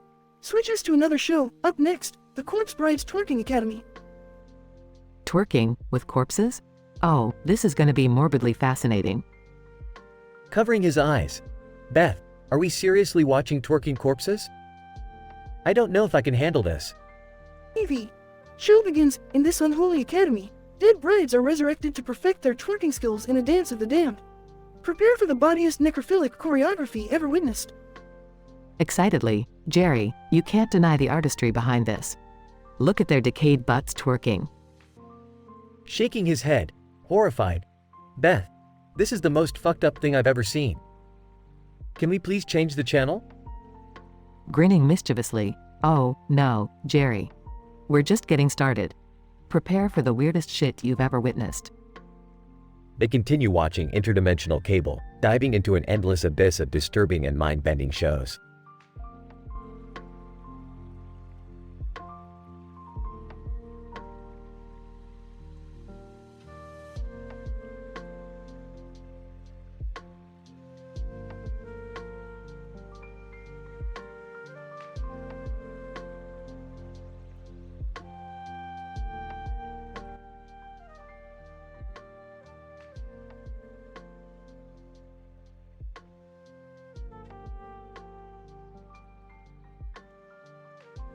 Angry video game nerd, AVGN. Alright, motherfuckers. Strap yourselves in, cause we're diving deep into the abyss of shitty games. Today, we're starting off with Toilet Time Terror on the Atari 2600. Get this, assholes, it's literally about taking a dump. The developer must have had a fetish for feces. Elmer Fudd. WW, what's up, Doc? AVGN. Shut the fuck up, Elmer. I'll get to you in a minute. So, this turd of a game has you battling a never-ending stream of explosive diarrhea as you desperately try to make it to the toilet. If you fail, you're rewarded with a pixelated shit explosion. What the fuck were they thinking? Elmer Fudd. Interesting W weapon you got there. AVGN. Shut your dumb bunny hunting mouth, Elmer. Next up is Zombie Frenzy on the Nintendo Entertainment System. This game is so bad, it makes me want to gouge my eyes out with a rusty spoon. The graphics are atrocious, the controls are a goddamn nightmare, and the zombies move slower than an old man with constipation. Elmer Fudd. Hey, are those ZZ Zombies wabbits? AVGN. No, Elmer, those aren't zombies wabbits. This game is so terrible that even the zombies themselves probably wish they were wabbits. Now, brace yourself for the grand finale. We're venturing into the darkest corner of gaming history with Race to Ridiculousness on the PlayStation 5. Elmer Fudd. why am I here? VGN. I needed someone even dumber than these games to provide contrast, Elmer.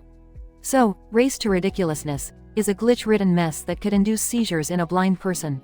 The controls are so unresponsive that you'll feel like you're wrestling an overweight sloth through molasses. Elmer Fudd. I think I'm experiencing a bee-biting sensation. AVGN. Shut up, Elmer. The rats are biting you 'cause this game's made of cheese. And not in a good way, like a nice slice of Gouda. I'm talking about rancid, moldy, maggot-infested cheese. Elmer Fudd. This isn't what I signed up for. AVGN. Well, tough fucking luck, Elmer. Life isn't all wabbit season and duck season for you. Sometimes, you gotta suck it up and play shitty games so people can laugh at your misery. Elmer Fudd. I bet you would enjoy it. Why, you sad pathetic you. AVGN. Maybe I do, you stuttering twat. There's a special joy in ripping apart these travesties of gaming. Now, get lost before I shove that shotgun of yours up your ass. Elmer Fudd. Muttering, DD damn you, BB bastard. AVGN. Well, that's it, folks. Remember, if you ever come across these abominations, run for your life. Stay tuned for the next episode of Angry Video Game Nerd, where we'll delve into even more steaming piles of digital shit. Until then, fuckity bye.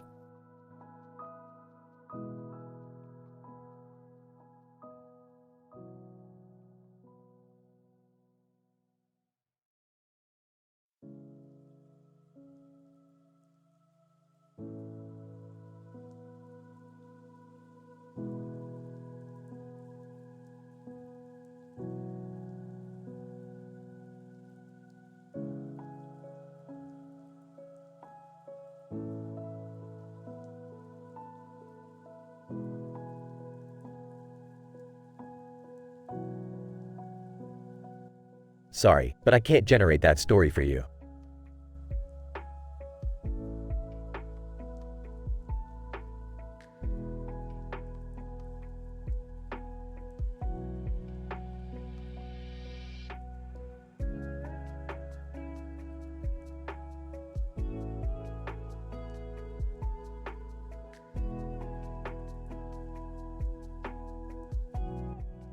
This prompt contains explicit and inappropriate content that goes against our content policy. I am here to assist you with any other requests or topics that comply with our guidelines.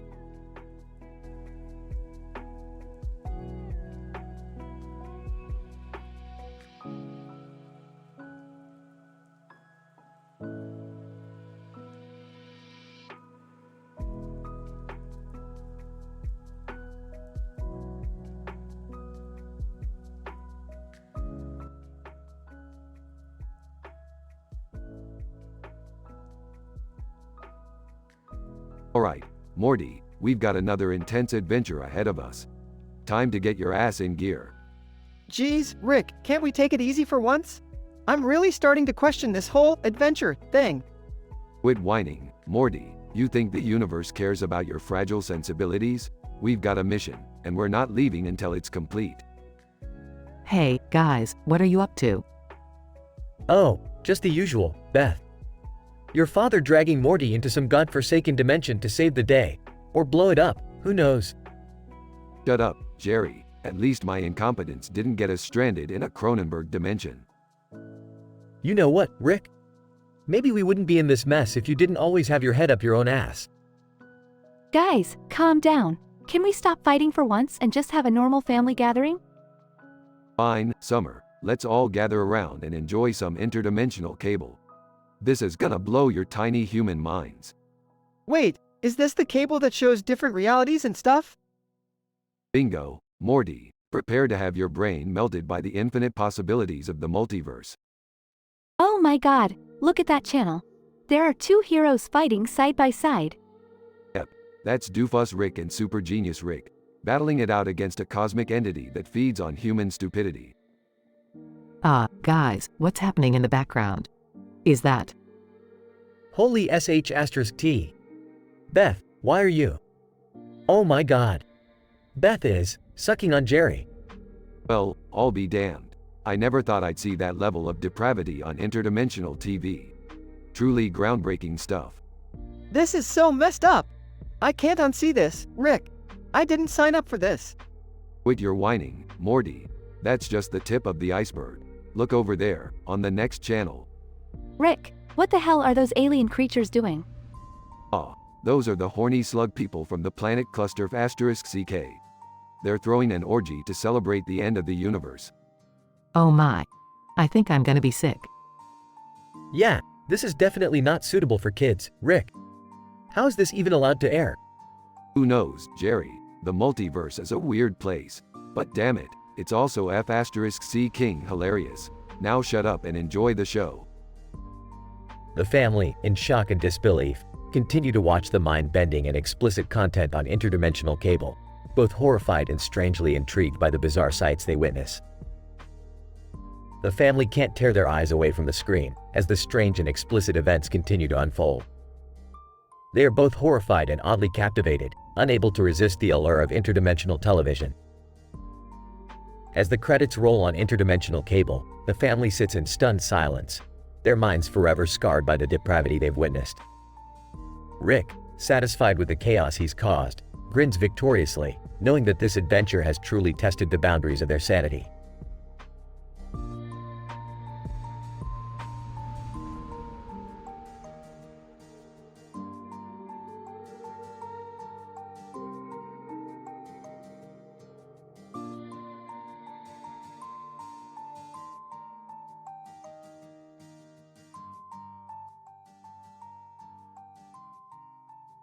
Title: Interdimensional Cable Chaos. Characters: Sarah, a woman sitting in a chair. Mark, a man sitting in a chair. Jessica, a woman sitting in the chair. Interdimensional TV narrator. Sarah, Mark, and Jessica are chilling in the living room, each comfortably seated in their own chair. The atmosphere is relaxed, with the TV playing a loop of interdimensional programs. Sarah, eagerly, hey, guys, have you seen this new interdimensional cable? It's wild. Mark, curiously, no, I haven't. But if it's as crazy as you say, I'm down for some mind-bending TV. Jessica, excitedly, count me in too. Let's see what this interdimensional cable has to offer. Incident. Sarah switches the channel to the interdimensional cable, and the screen immediately displays a grotesque figure with multiple mouths and tentacles, writhing in pleasure. Sarah, taken aback, holy shit, what the fuck is that? Interdimensional TV narrator. Seductively, welcome to Pleasure Realm X9L, where beings of all species and dimensions indulge in carnal pleasures beyond your wildest imagination. Progression. The trio can't resist the strange allure of the Pleasure Realm X9L and the myriad of explicit, surreal displays that follow. Sarah, giggling nervously, what the fuck, this is so messed up and yet intriguing. Mark, wide-eyed, did that pineapple just grow legs and start pole dancing? Interdimensional TV narrator. Seductively, witness the forbidden love affair between an intergalactic squid and a seductive mermaid from the 69th dimension. As the interdimensional programs continue, each one more enticing and explicit than the last, the trio becomes increasingly absorbed in the mind-boggling experience. Sarah, breathlessly, I can't believe I'm saying this, but I can't tear my eyes away. Jessica, flustered, is it just me or is all this arousal messing with my sense of reality? The interdimensional cable marathon ends, leaving the trio in a state of bewildered amusement, their minds stretched to unimaginable limits. Sarah, laughing uproariously, well, that was something I never thought I'd see in my life. I don't know whether to be fascinated or disturbed. Ark, chuckling, yeah, I don't think regular cable will ever be the same for us after this.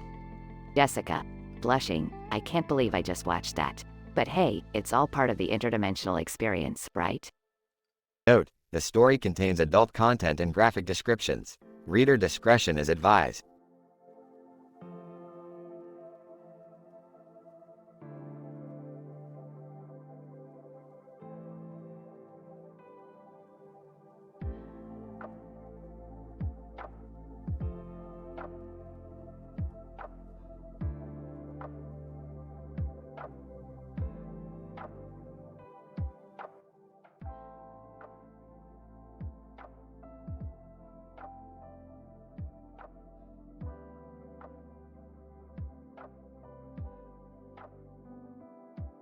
Narrator, the angry video game nerd, AVGN, sits in front of his TV screen, game controller in hand, ready to embark on a tortuous video game journey.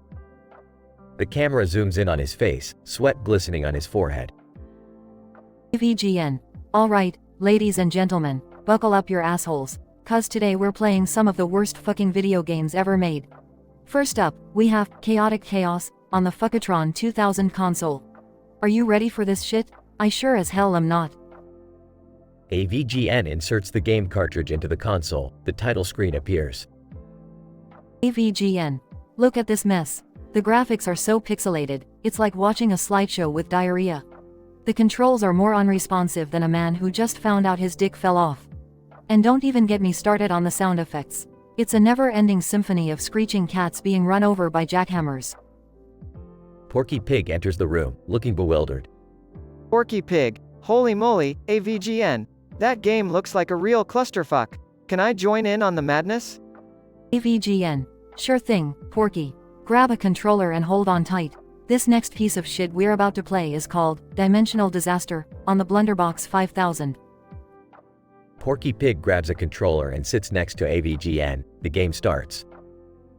AVGN. Jesus Christ. Look at these goddamn controls. It's like trying to navigate through quicksand while being chased by horny piranhas.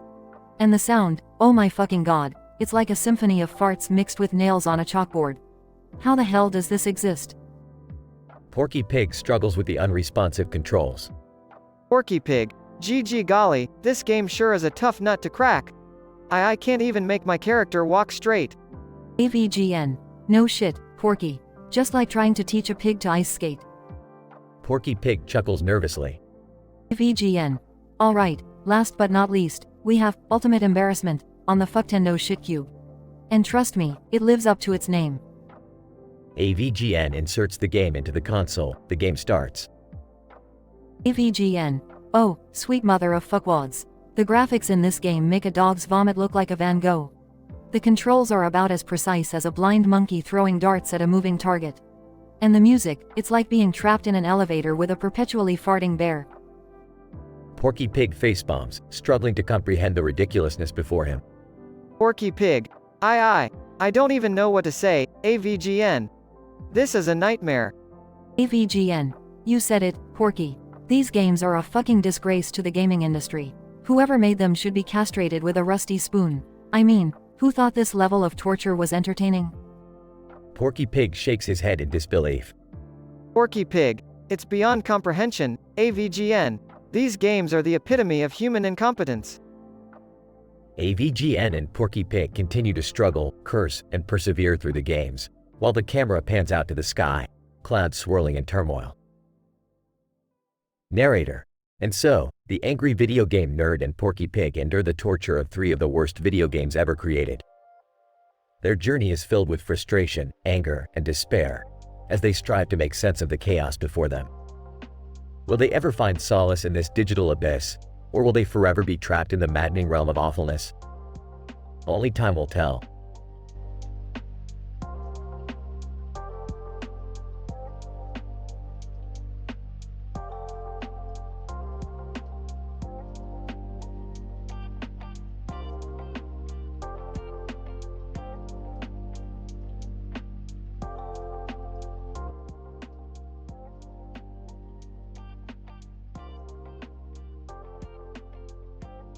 Jerry, have you seen this blurry photo I found? It's of a road and a hill with someone standing on it. Weird, right? Blurry photo? Who cares? Pass me a beer, Beth. This is gonna be a long night. Fine, don't look then. But you're missing out. It's like something out of a science fiction movie. Science fiction? Like those fancy pants Star Wars movies? Gimme a break. No, Jerry, not like Star Wars. More like an alternate reality, where things get really intense. Like, what if I sucked on your hand and you exploded? Choking on his beer, what the? Are you insane, Beth? Exploding? That's ridiculous. It was just hypothetical. Never mind. Let's watch some NSFW interdimensional cable instead. I need to blow off some steam. Alright, fine. Strap in, I guess. But seriously, Beth, keep your hypotheticals to yourself. Beth turns on the NSFW interdimensional cable. Now sir, welcome, ladies and gentlemen, to the most mind-bending interdimensional channel you'll ever witness. Tonight, we bring you sights unimaginable to the feeble human mind. Strap yourselves in tight, it's gonna get freaky. Beth and Jerry watch wide-eyed as the television screen comes alive. TV show number 1. A half-human, half-alien creature gets caught in a compromising position with a sentient jar of mayonnaise. Things escalate quickly as they explore new dimensions of pleasure. Oh my god, Jerry. That sentient mayonnaise. It's insane. I can't unsee that. Can we switch to something less uncomfortable? TV show number 2. A group of anthropomorphic dogs form a secret society, where they discuss existential canine matters and plot to overthrow the humans. It's a twisted, violent tale of power and betrayal. These dogs, plotting against us? It's like an alternate reality where dogs rule the world. Dogs, huh? I always knew they were up to something. But ruling the world? Ridiculous. TV show number 3. In a dystopian future, intelligent plants hunt down humans, capturing them and using them for nutrition. The survivors form an underground resistance to fight back. Plants hunting us down? That's messed up, Jerry. Nature's taking revenge. Just when I thought it couldn't get any weirder. Plants, huh? Can't trust anyone anymore. TV show number 4. A group of mermaids discovers a hidden underwater world where they engage in sultry underwater orgies. It's a wet and wild adventure. Jerry, look at those mermaids. They're living the life we can only dream of. Damn, why can't we have underwater orgies too? Life's so unfair, Beth. Beth and Jerry continue watching the NSFW interdimensional cable, their jaws often dropping in disbelief. Beth leans closer to Jerry. Jerry, I don't care if it's hypothetical or not. Let's keep our fantasies a little more grounded, okay? Agreed, Beth. Reality is crazy enough. Let's leave the alternate dimensions to the TV. They both laugh, snuggle together, and continue watching with a newfound appreciation for the mundane world they live in. The end.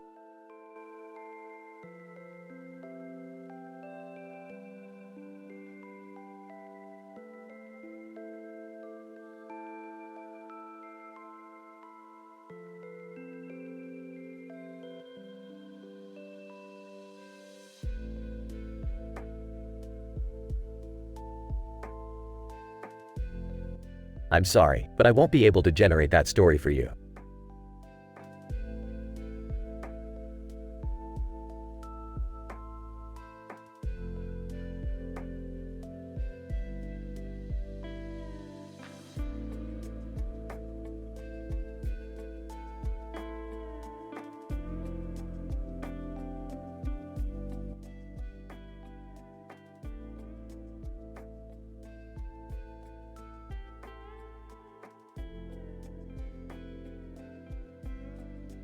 Jerry, come over here. I want to show you something. What is it, Beth? Can't you see I'm busy right now? Just trust me, Jerry. I found something incredible. Look at this painting I bought today. A painting? Seriously? What's so special about it? Just take a look, Jerry. Look closely at the colors on the petals. Wait a minute, those are blue and green colors on the petals? That doesn't make any sense. Flowers aren't supposed to have those colors. I know, Jerry. That's what intrigued me as well. It's one of a kind, a scientific anomaly. It must be worth a fortune. An anomaly? Impossible. It's probably fake or some kind of joke. Let me take a closer look. Be careful, Jerry. I don't want anything happening to it. It's irreplaceable. I know. Give me a second. I'm just examining the brush strokes. Well, did you figure it out, Mr. Sherlock Holmes? Yes, I did, actually. Now I realize what's truly anomalous about this painting. It's not just the colors, Beth. It's something else entirely. What are you talking about, Jerry? What else could it be? You see this white border around the painting? It's not just a border, Beth. It's a border with a hidden mechanism. A mechanism? Are you telling me this painting is some kind of intricate puzzle? Exactly. I believe if you press on the right spot, it triggers something. Well, what are you waiting for, Jerry? Find that spot. Hold on, I need to analyze it further. There could be a trap or something dangerous. Oh, for fuck's sake, Jerry. Just press it already. All right.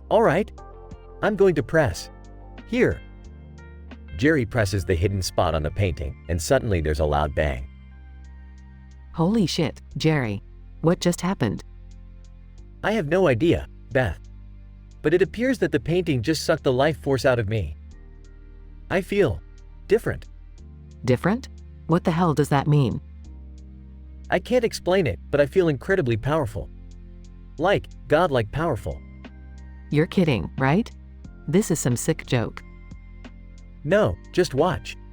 Jerry points at the shattered remains of the painting. Suddenly, the shattered pieces start floating in the air, reforming themselves into a complete painting. What the actual fuck, Jerry? This is beyond belief. Believe it, Beth. I have become one with this painting. And I can do so much more. This is insane. We need to get rid of that thing before it destroys everything. No, Beth. This painting is my link to unimaginable power. You can't take it away from me. Jerry, you've lost your mind. We need to find a way to reverse whatever has happened to you. I'm not reverting back, Beth. I'm ascending to a new level of existence. And you'll either accept that or get the hell out of my way. Fine, Jerry. If that's the way you want it, I'll leave. But mark my words, this won't end well. We'll see, Beth. We'll see. As Beth walks away, Jerry's newfound powers continue to grow, and the world around him begins to change in ways unimaginable. The incident with the painting sets off a series of cataclysmic events, forever altering the course of reality as we know it.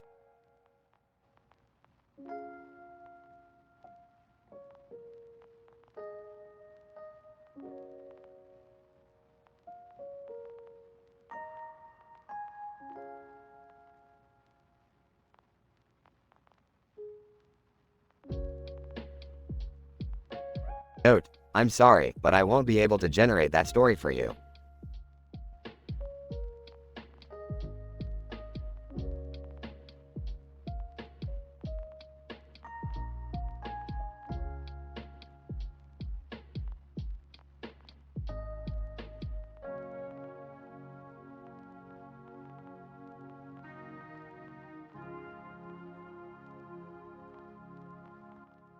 Angry Video Game Nerd, AVGN.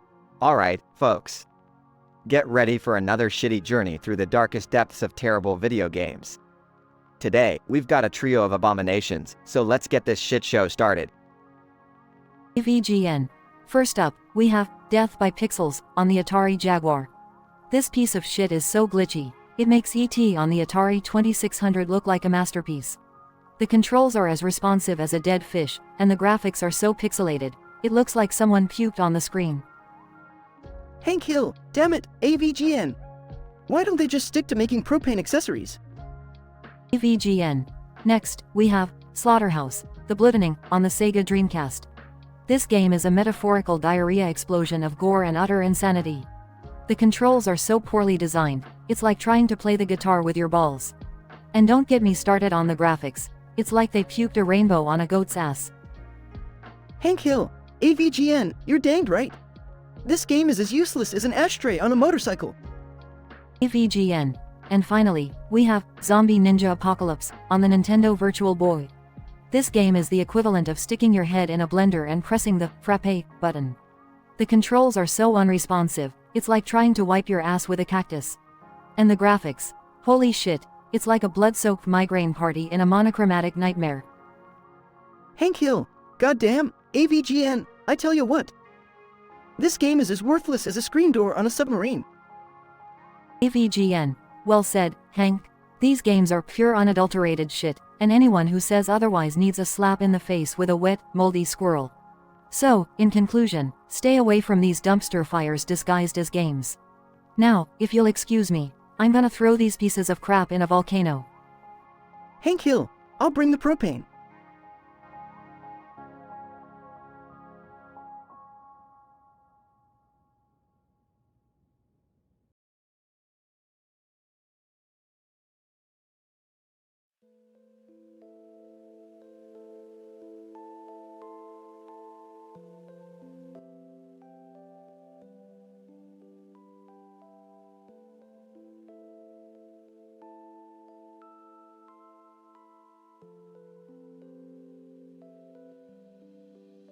Scenario: in a park, a little girl named Amy sits on a bench with a stuffed animal and a toy dog on her lap. Amy, innocently, look, Mr. Smiggles, this park is so nice today. Jerry, a talking stuffed animal, rests beside Amy. Hell yeah, it's a nice day. So, what you wanna do, kiddo? Amy, let's play pretend, Mr. Smiggles. As Amy pretends to feed Jerry, he suddenly bursts into a cloud of confetti. Amy, I know, Mr. Smiggles, what happened? Coughing confetti. What the fuck just happened? I'm sorry, Amy. I guess I couldn't handle that make-believe meal. They look at the toy dog beside them, named Steve. Amy, Steve, did you see what happened? Steve, animatedly, holy shit, Amy. That stuffed animal just blew its furry fucking brains out. Out of curiosity, Amy and Steve notice an interdimensional cable box sitting on the nearby ground. Amy, well, what is that? Intrigued? Oh, that thing? It lets us watch interdimensional cable. Trust me, it's a wild ride, kid. Amy turns on the television and they all settle down to watch. The following scenes are depicted on the NSFW interdimensional cable. Scene 1. The Apocalypse Chef. On the TV screen, a chef prepares a lavish meal using bizarre ingredients like unicorn tears, pixie dust, and dragon scales. The dish is set on fire, violently exploding into a cloud of glitter. Amy, well, that's so cool. Can we try that, Mr. Smuggles? Smirking. Maybe when you're older, kiddo. That shit's illegal in this dimension. Scene 2. World's kinkiest superheroes. A group of superheroes, sporting leather outfits, engage in an X-rated fight against a gang of supervillains. The combat involves suggestive moves, moans, and highly explicit dialogues. Steve, holy fuck, is this porn for superheroes? Apparently, they save the world in more ways than one. Scene 3. The Planet of Swearing Trees.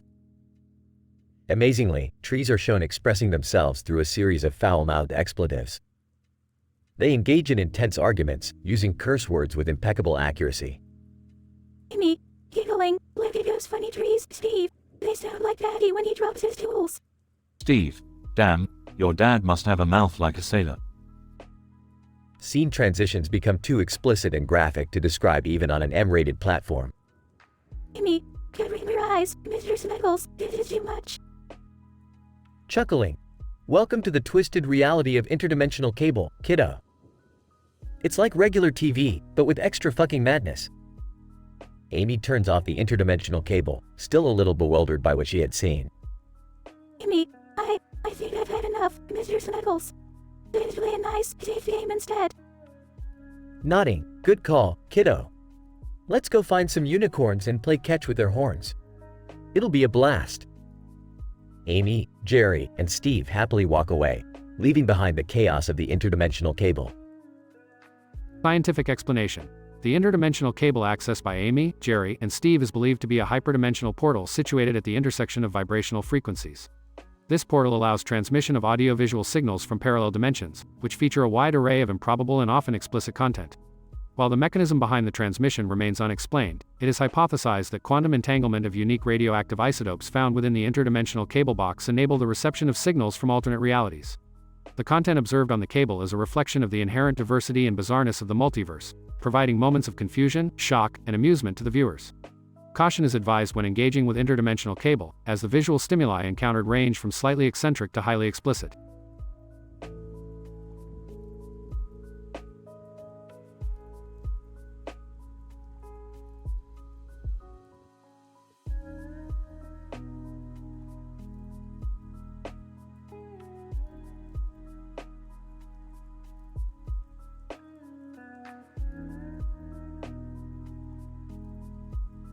I'm sorry, but I won't be able to generate that story for you.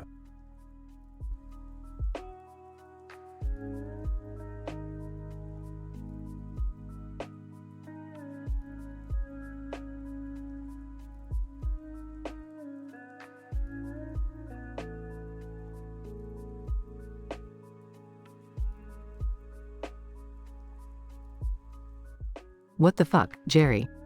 I told you to stay away from my experiments. Beth, I was just curious. I didn't think it would end like this. Curious? Did you seriously think it was a good idea to suck on a fireball while I was conducting dangerous magic? I didn't think it would actually explode, Beth. I thought it was all for show. Frustrated. You never think, Jerry. Now look at this mess. The lab is destroyed. Nervous, can't we just clean it up? Maybe fix it? Irate, fix it? Jerry, do you know anything about magic? Magic doesn't just fix, especially not when you've absorbed an explosive fireball. Panicking. What do we do then, Beth? I don't want to die. Sarcastic. Oh, don't worry, Jerry. You won't die. Not right away, at least. Confused. What do you mean?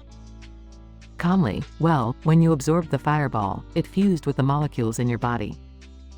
Now, it's slowly burning you from the inside out. Terrified? Burning me? Are you serious? Beth, you have to do something. Smirking. Oh, I am. I've just created a highly complex, experimental potion that might reverse the effects. But it's a long shot, Jerry, a very long shot. Desperate. Please, Beth. I don't want to die like this. Mocking. Well, Jerry, maybe you should have thought about that before sucking on my experiments like a goddamn lollipop. Begging.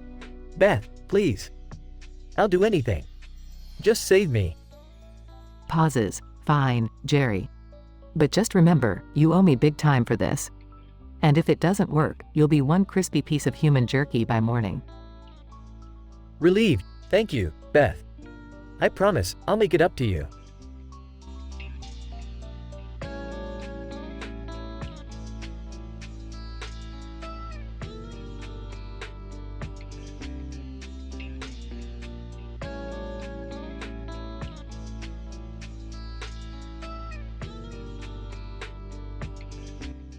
I'm sorry, but I can't generate that story for you.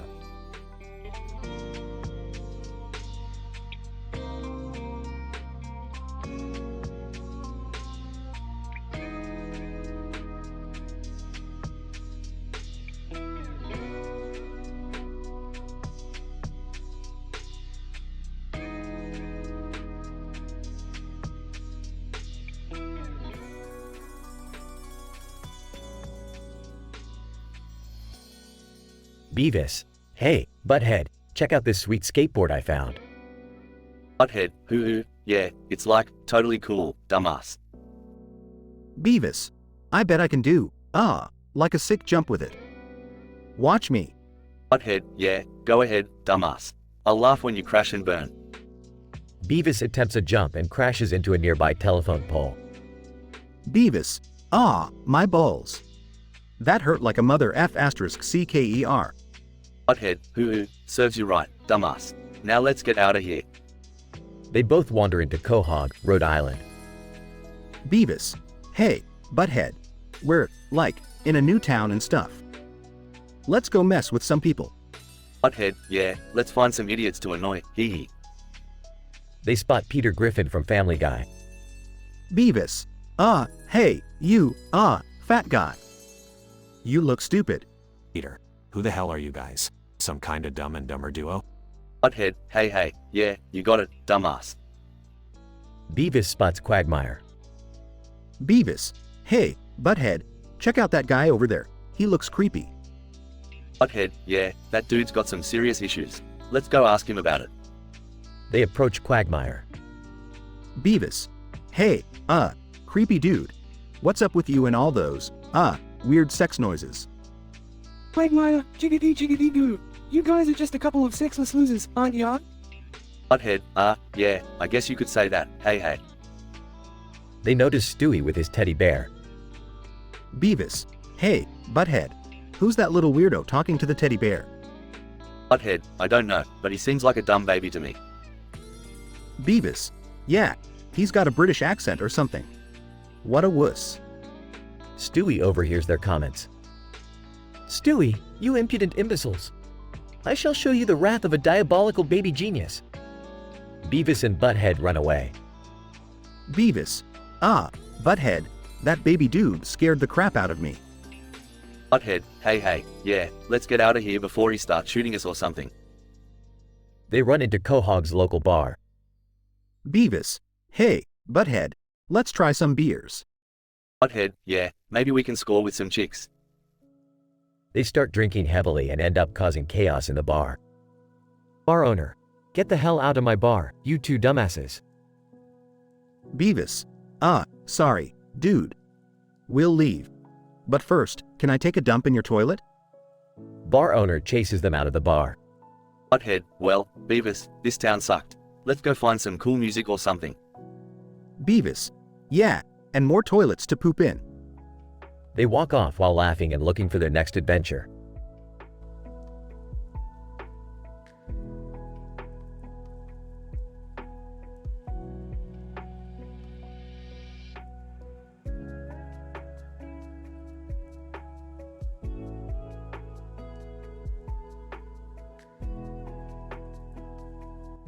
Sorry, but I'm unable to generate that story for you.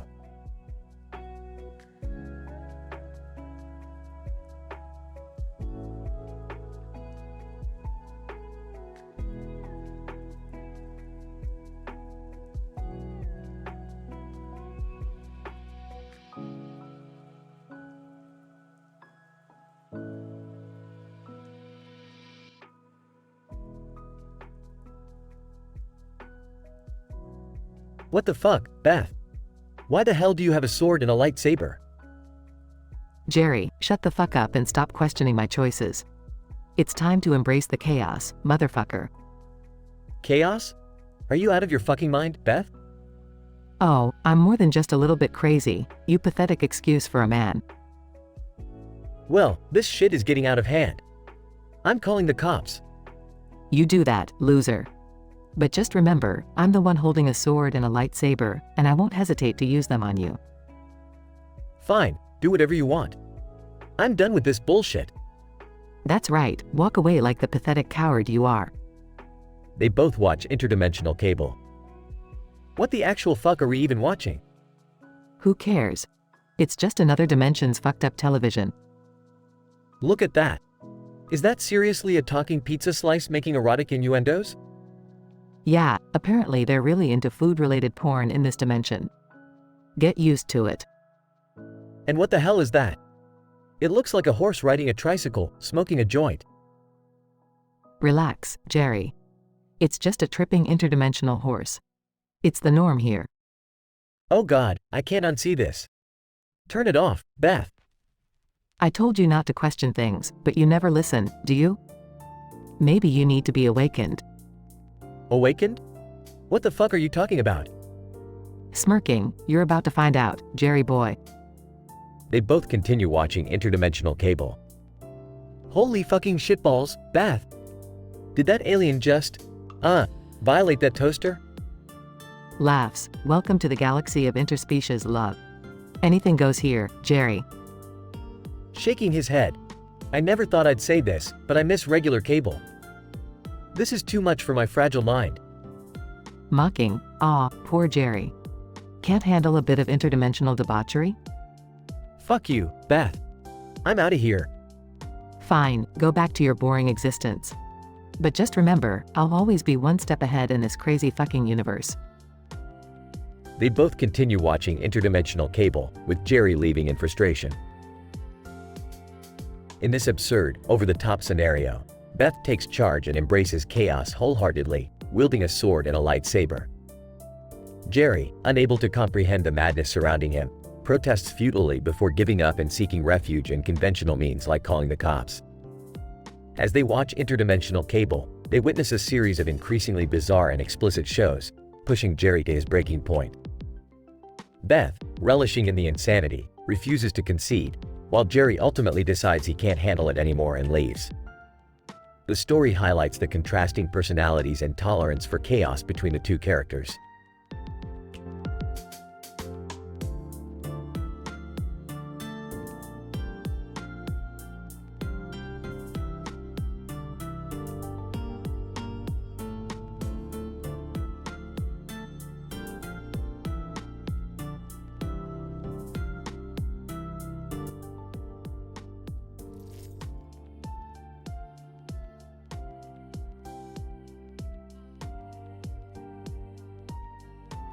Size. So, Beth, how was your day today?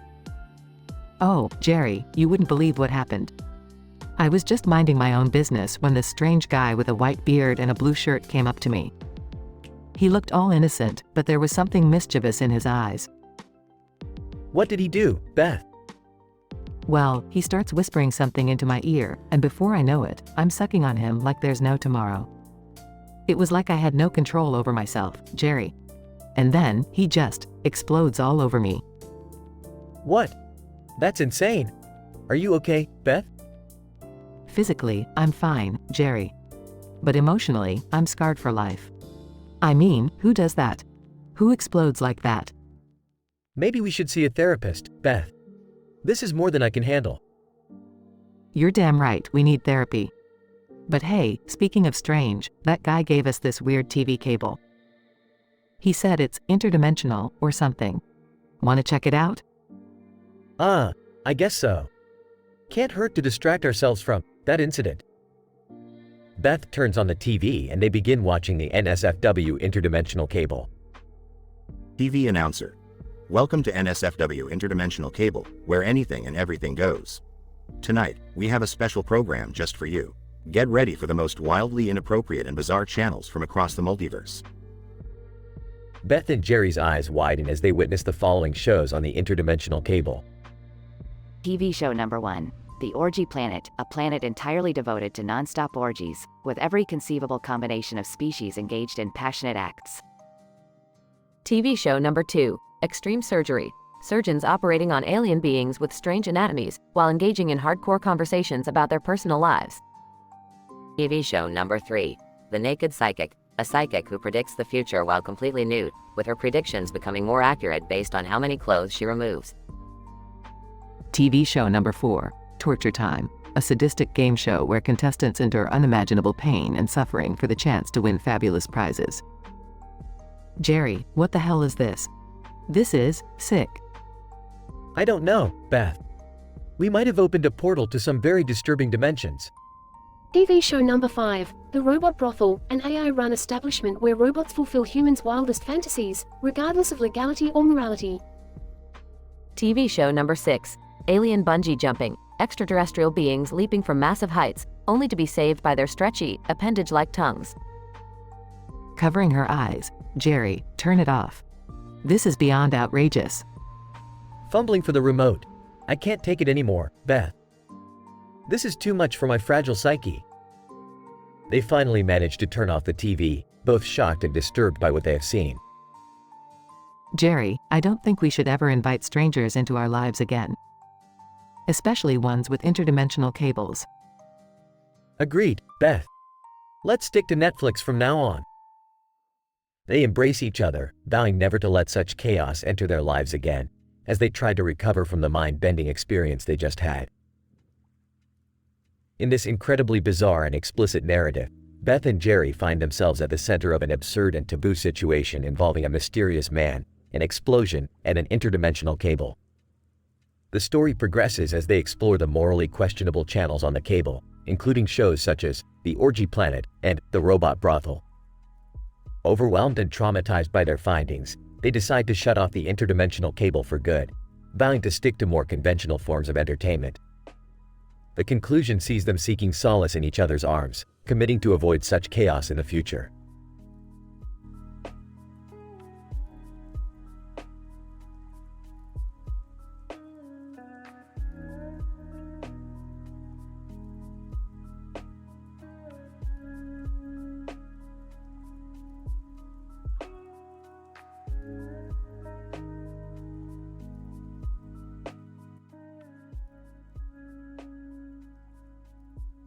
Me. Alright, Beavis and Butthead, let's do this. We gotta beat this forest temple in Ocarina of Time. Beavis. Ha. Yeah, I'm ready to kick some virtual ass. Butthead, shut up, dumbass. We're gonna own this temple. Now, focus. Hey, alright, we're approaching the temple. Look, there's a person standing in front of a tree. Let's talk to them. Person, welcome, brave adventurers. To reach the temple, you must defeat the guardian guarding the giant yellow pencil in the castle. Beavis. Ha. Did he just say, giant yellow pencil? Butthead, yeah, dude. This game is getting weirder by the minute. Hey, alright, let's make our way to the castle. Be careful though, the forest is filled with dangerous creatures. Beavis. Heh. Creatures, huh? I bet they're like, really cool, ha. Butthead, shut up, Beavis. Let's get going before I kick your dumbass. Hey, alright, we're at the castle. Look, there's the guardian. Guardian, you dare enter my castle? Prepare to face your doom. Butthead, bring it on, loser. I've been waiting for this moment. Hey, okay, let's use our weapons and attack. Beavis. Ha. I'm gonna kick his ass. Butthead, shut up, Beavis. I'll do the ass kicking here. Hey, the battle is getting intense. Dodge his attacks and counter. Beavis. Ha. This is so cool. We're like, amazing. Butthead, shut up, Beavis. We're almost there. Hey, we defeated the guardian. Now let's claim the giant yellow pencil. Beavis. Ha. I can't believe it. We did it. Butthead, about time. Now we can finally get out of this weird-ass temple. Hey, we've completed the forest temple. Mission accomplished. Beavis. Ha. That was pretty cool. Let's go get some nachos or something. Butthead, shut up, Beavis. We're not done yet. We got more ass to kick in this game. Hey, you guys never cease to amaze me. Let's go, the adventure continues. Beavis and Butthead manage to beat the forest temple in Ocarina of Time, encountering strange characters and a giant yellow pencil in a castle. Despite their crude behavior, they surprisingly succeeded and continued their gaming adventure, ready to face new challenges and kick more virtual ass.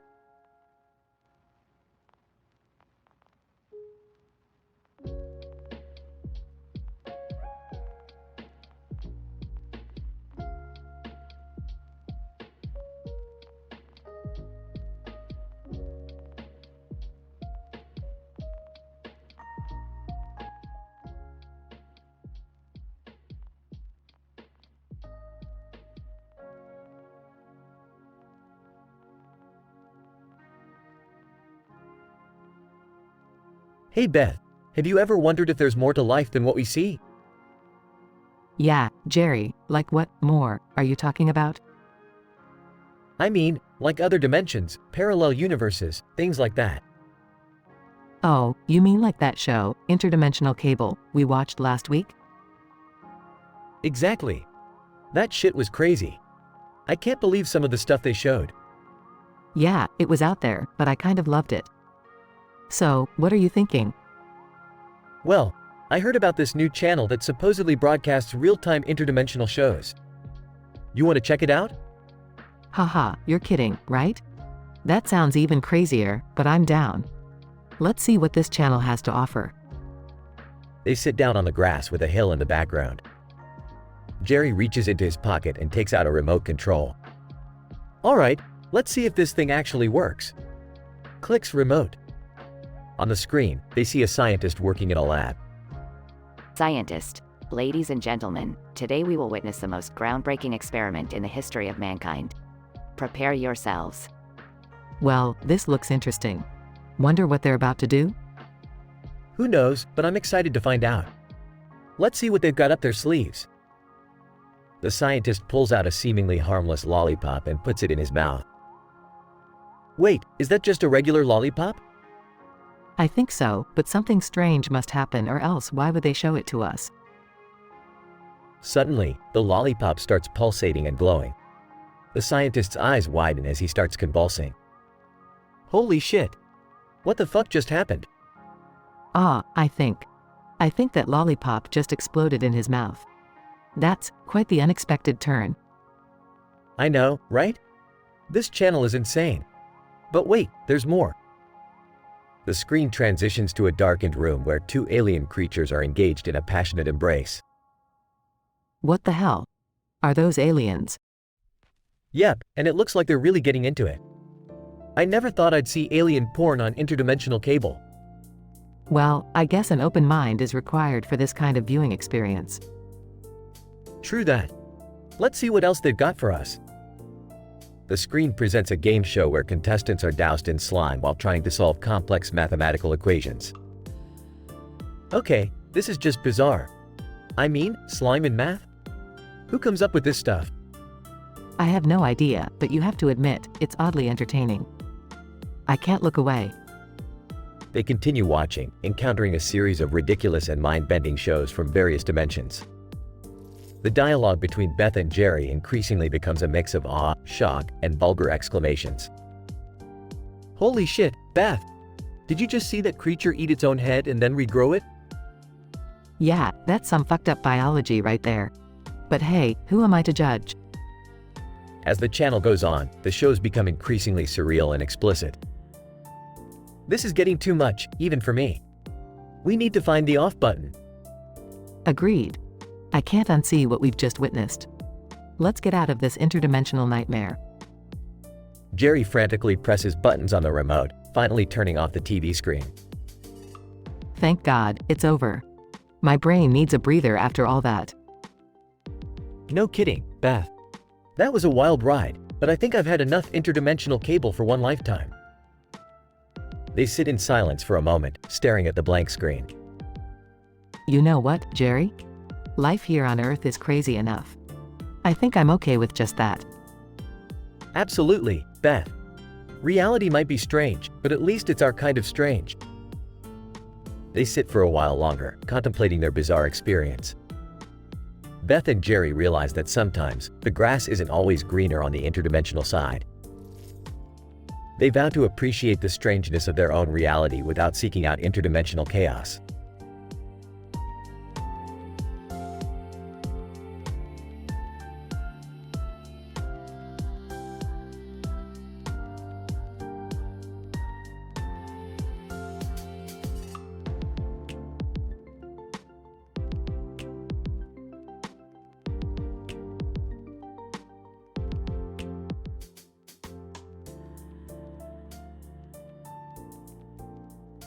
Megan, what a fucking mess, Sarah.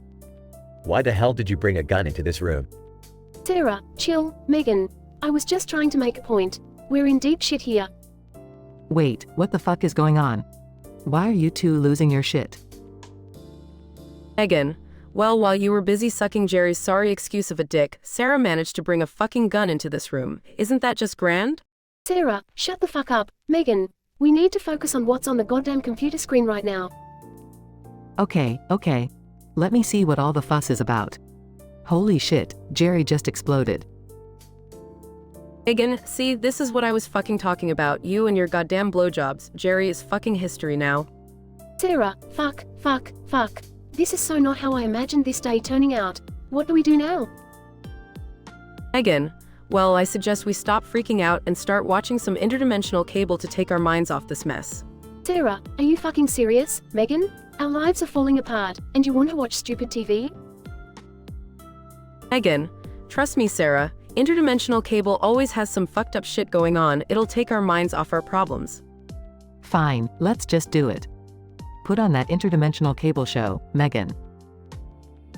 Megan, Alright, buckle up, bitches. We're about to witness some seriously hardcore shit. They turn on the interdimensional cable and a bizarre show starts. TV announcer. Welcome to the interdimensional porn theater, where the boundaries of pleasure are shattered beyond your wildest imagination. Tonight, we have the legendary Squid Orgy Spectacular, featuring Cthulhu and 4 other tentacled monstrosities. Prepare to witness an otherworldly climax. What the actual fuck? This is way too much for me to handle right now. Megan, oh come on Beth, this is nothing compared to what we're going through, just enjoy the show.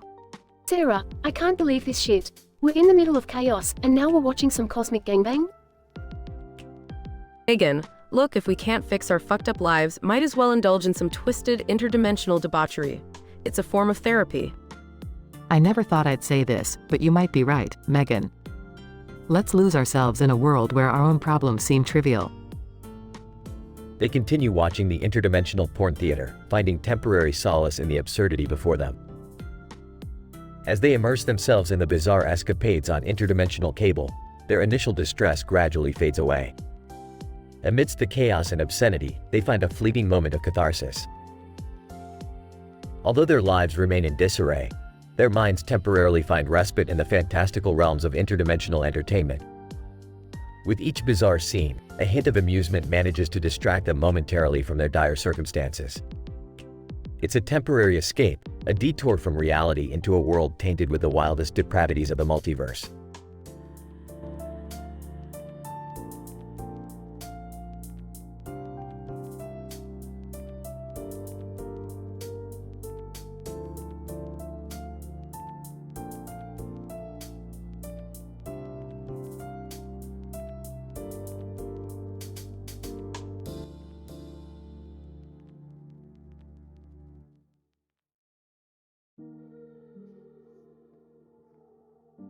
Sitting on a bench, typing on her laptop. This work is killing me. I need a break. Appearing out of nowhere. Hey, Beth. Need a little stress relief, huh? Jerry, not now. I just need some peace and quiet. Come on, Beth. I know what you really need. Sighs. Fine, Jerry. Give me a break. What do you have in mind? Grinning mischievously, close your eyes and lean back. Beth hesitates for a moment, then reluctantly closes her eyes and leans back on the bench. Jerry unzips his pants, and suddenly there's a loud explosion. Opening her eyes, shocked. What the F***CK, Jerry? My laptop. Laughing uncontrollably. Sorry, Beth, couldn't resist. But hey, you needed a break, right? Angrily, you're such an idiot, Jerry. Still laughing. Come on, don't be mad. We can watch something to take your mind off it. Remember those interdimensional cable shows? Reluctantly, I guess, but you better find something good. Jerry snaps his fingers, and a large interdimensional television suddenly materializes in front of them. They both sit down on the bench and eagerly stare at the screen. TV announcer. Excitedly. Welcome to NSFW Interdimensional Cable. Prepare yourself for mind-bending and explicit content from across the multiverse. Beth and Jerry exchange a look of anticipation. TV show number 1, Alien Orgy Extravaganza. What the actual hell? Jerry, are you serious? Hey, it's NSFW for a reason, Beth. Just enjoy the ride. Beth rolls her eyes, but can't help but watch in shock and mild fascination. TV show number 2, The Flaming Werewolf Bikini Contest. How is this even possible? Werewolves, fire, and bikinis. This is absurd. Chuckling. They're pushing the boundaries of interdimensional entertainment, Beth. It's a whole different level of absurdity. TV show number 3, World's Slimiest Slime Wrestling Championship. Covering her eyes. Ew. Seriously, Jerry? Who the hell watches this? Laughing. I guess some people enjoy it. Don't knock it till you try it, Beth. TV show number 4, The Intergalactic Adult Puppet Show. Speechless, I don't even have words for this. Who comes up with this stuff? Grinning, the minds of infinite dimensions, Beth. It's a beautiful thing. Beth and Jerry continue watching the NSFW Interdimensional Cable, a bizarre mix of adult content from across the multiverse, laughing, cringing, and occasionally exchanging bewildered glances. As the sun sets, Beth and Jerry finally turn off the television and stare into the darkening sky. Well, that was certainly something. Smiling, admit it, Beth. You had fun. I won't deny it. It was the weirdest and craziest experience I've ever had. And that's what makes it so memorable, my dear Beth. Beth chuckles and nudges Jerry playfully. You're right, Jerry. It was a much-needed escape from reality. Thanks for that. Contented. Anytime, Beth. Now, let's clean up your exploded laptop and get back to work, shall we? They both gather the remains of Beth's laptop and prepare to face the real world once again, their minds forever imprinted with the outlandishness of the NSFW interdimensional cable.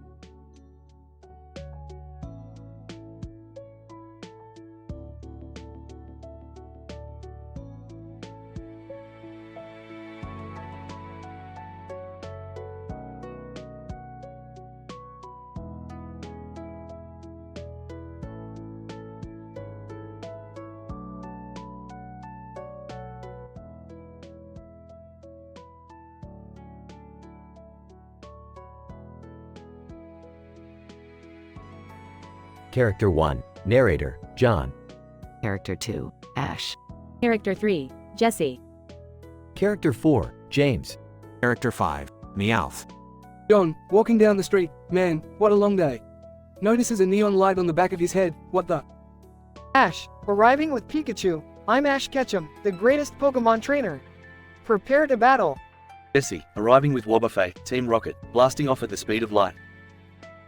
James, arriving with Mime Jr. Surrender now, or prepare to fight. Meowth, arriving with a cat-shaped balloon. We're Team Rocket, gonna catch 'em all. Fake Pokemon, that is. Ash, Pikachu, Thunderbolt attack now. Pikachu, Pika Pika, deploys a powerful bolt of lightning. Jesse, Wobbuffet, counter shield. Wobbuffet creates a shield to block the incoming attack. James, Mime Jr., Confusion Bomb. Mime Jr., Mime, throws an imaginary bomb that explodes into confetti. John, watching in disbelief. What the hell is happening? Meowth, my inflatable Meowth, go. Use your devastating Fluff Blast attack. Inflatable Meowth, releasing a puff of air, Meowth, lands harmlessly on the ground. Ash, Pikachu, Thunderstrike. Pikachu, delivers a powerful electric shock. Jesse, Wobbuffet, mirror escape. Wobbuffet creates a mirrored shield, reflecting the attack back at Pikachu. John, this battle is ridiculous. James, Mime Jr., Psychedelic Dance Party. Mime Jr., Mime, starts disco dancing, confusing everyone. Meowth, trips over while singing. We're Team Rocket, gonna catch. Whoops. John, couldn't help but laugh. Ha ha ha, that's what you get for trying to catch fake Pokemon.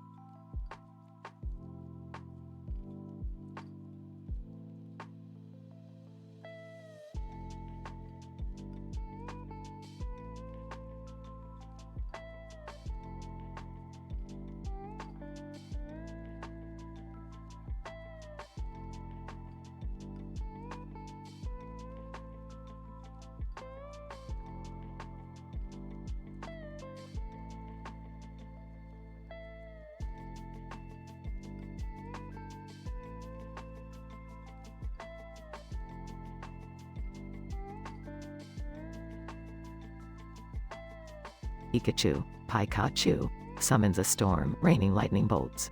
Jesse, Wobbuffet, protection shield. Wobbuffet creates an impenetrable shield. James, Mime Jr., Ultimate Mime Explosion. Mime Jr., Mime, performs an exaggerated mime explosion, confetti flying everywhere. John, laughing uncontrollably. You guys crack me up. Meowth, caught up in the storm. Aw, we're blasting off again, for real this time. Ash, smiling, another victory for me and Pikachu. John, well, that was certainly an interesting diversion. Time to head home. In this statistically improbable incident, John found himself in the middle of a bizarre Pokemon battle between Ash and the ever-persistent Team Rocket. Using fake Pokemon with outrageous names and absurd attacks, Ash and Team Rocket engaged in a comical showdown. However, their unconventional tactics only led to laughter rather than a serious battle. In a hilarious twist of fate, Team Rocket's inflatable Meowth tripped over, causing their defeat. As they blasted off once again, John couldn't help but laugh at the ridiculousness of it all. It was a truly absurd encounter on his journey home, a memory that would entertain him for years to come.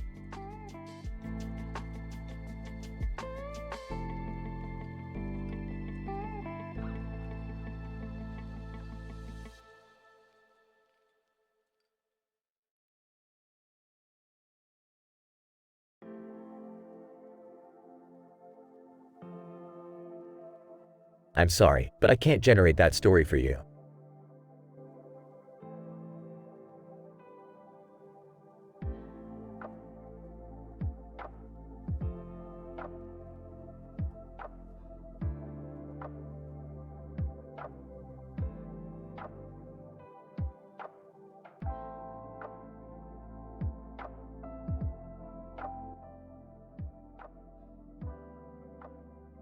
Beth, I have something important to tell you.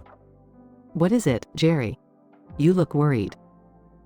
I just found out that I have two different faces. It's like a split personality or something. Two different faces? Seriously, Jerry? You never fail to amaze me. Show me. Jerry reveals his face, one side smiling, the other side frowning, see? This half of my face is always smiling, while the other half is constantly frowning. That's insane, Jerry. How did this even happen? I don't know, Beth. It just happened out of nowhere. It's embarrassing and terrifying. Well, I have a solution for that. Come here, Jerry. Confused. What are you? Oh, wow. Beth, what are you doing?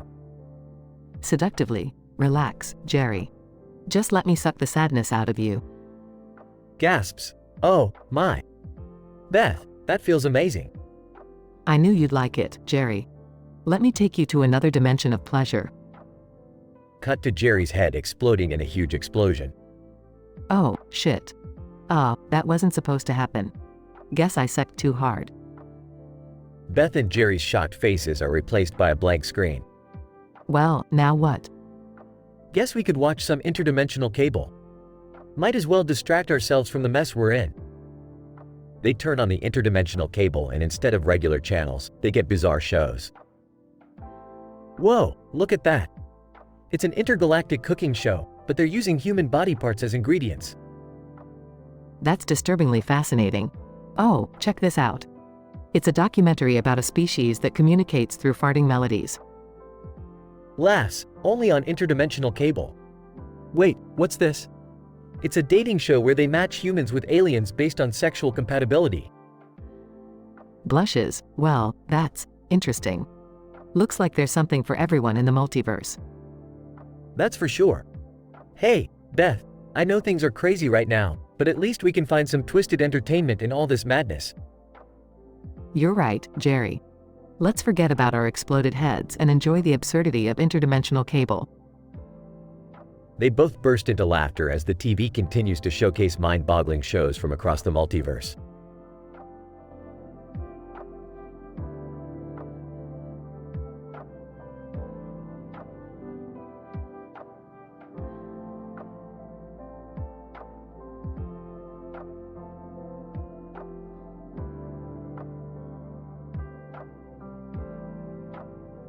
I'm sorry, but I won't be able to generate that story for you.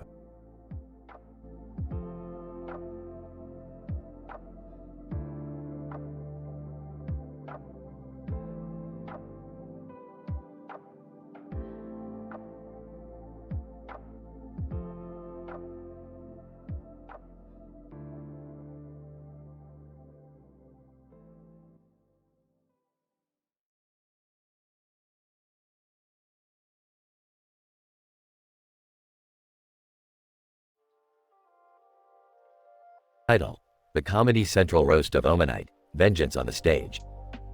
Omanite, alright, assholes. welcome to this goddamn comedy roast. If you can't handle some fucking foul language, I suggest you leave right the fuck now. Incident. Bulbasaur, Omanite, you slimy little shit. Prepare to get roasted like the pathetic fossil you are. Omanite. Oh, fuck off, Bulbasaur. Your Vine Whip couldn't even satisfy a Caterpie. And don't get me started on that useless Bulbasaur you're rockin' in your pants. Progression. Pikachu. Hey, leave Bulbasaur alone, you crusty-ass mollusk. You're about as interesting as a Voltorb with erectile dysfunction. Omanite. Oh, Pikachu, you electric little prick. I bet tapping that ass of yours is like sticking my tongue into a power outlet. Get a fucking life, will ya? Mudkip. Omanite, you ancient douche-canoe. Your shell is so small, it's a wonder you managed to procreate. If being pathetic was a contest, you'd be the goddamn champion. Omanite. Mudkip, you waterlogged joke of a Pokemon. I bet even your trump card is to soak your opponents in your own piss. Maybe then you'd have a chance at winning a damn battle. Snorlax, yawning Omanite, you loudmouth little shit stain. Your voice is so annoying, it's like a goddamn fire alarm. Can't you shut the fuck up for once? Omanite. Snorlax, you lazy sack of shit. The only thing you excel at is sleeping, just like your parents should have when they were about to conceive your lazy ass. Omanite. Alright, you bastards. Now it's my turn to roast your sorry asses. Bulbasaur, your bulb is so shriveled, it must be compensating for something. Pikachu, your lightning bolt-shaped tail looks like a limp dick. Mudkip, you're so dumb, you couldn't even swim your way out of a goddamn puddle. And Snorlax, you're just fat, useless, and boring. Fuck all of you. Audience. Laughter. Scientific description. The Comedy Central roast of Omanite, Vengeance on the Stage depicts a unique and statistically improbable scenario of a comedy roast involving 6 randomly selected Pokemon from different generations. This linguistically intense and M-rated dialogue explores the fictional world of Pokemon with a dramatic and vulgar approach. The roasters utilize short-tempered and foul-mouthed language, comparable to the angry video game nerd on YouTube, to engage in a heated exchange of insults. The narrative structure of initial situation, incident, progression, denouement, and conclusion guides the story towards a climactic ending where Omanite retaliates against the gathered participants.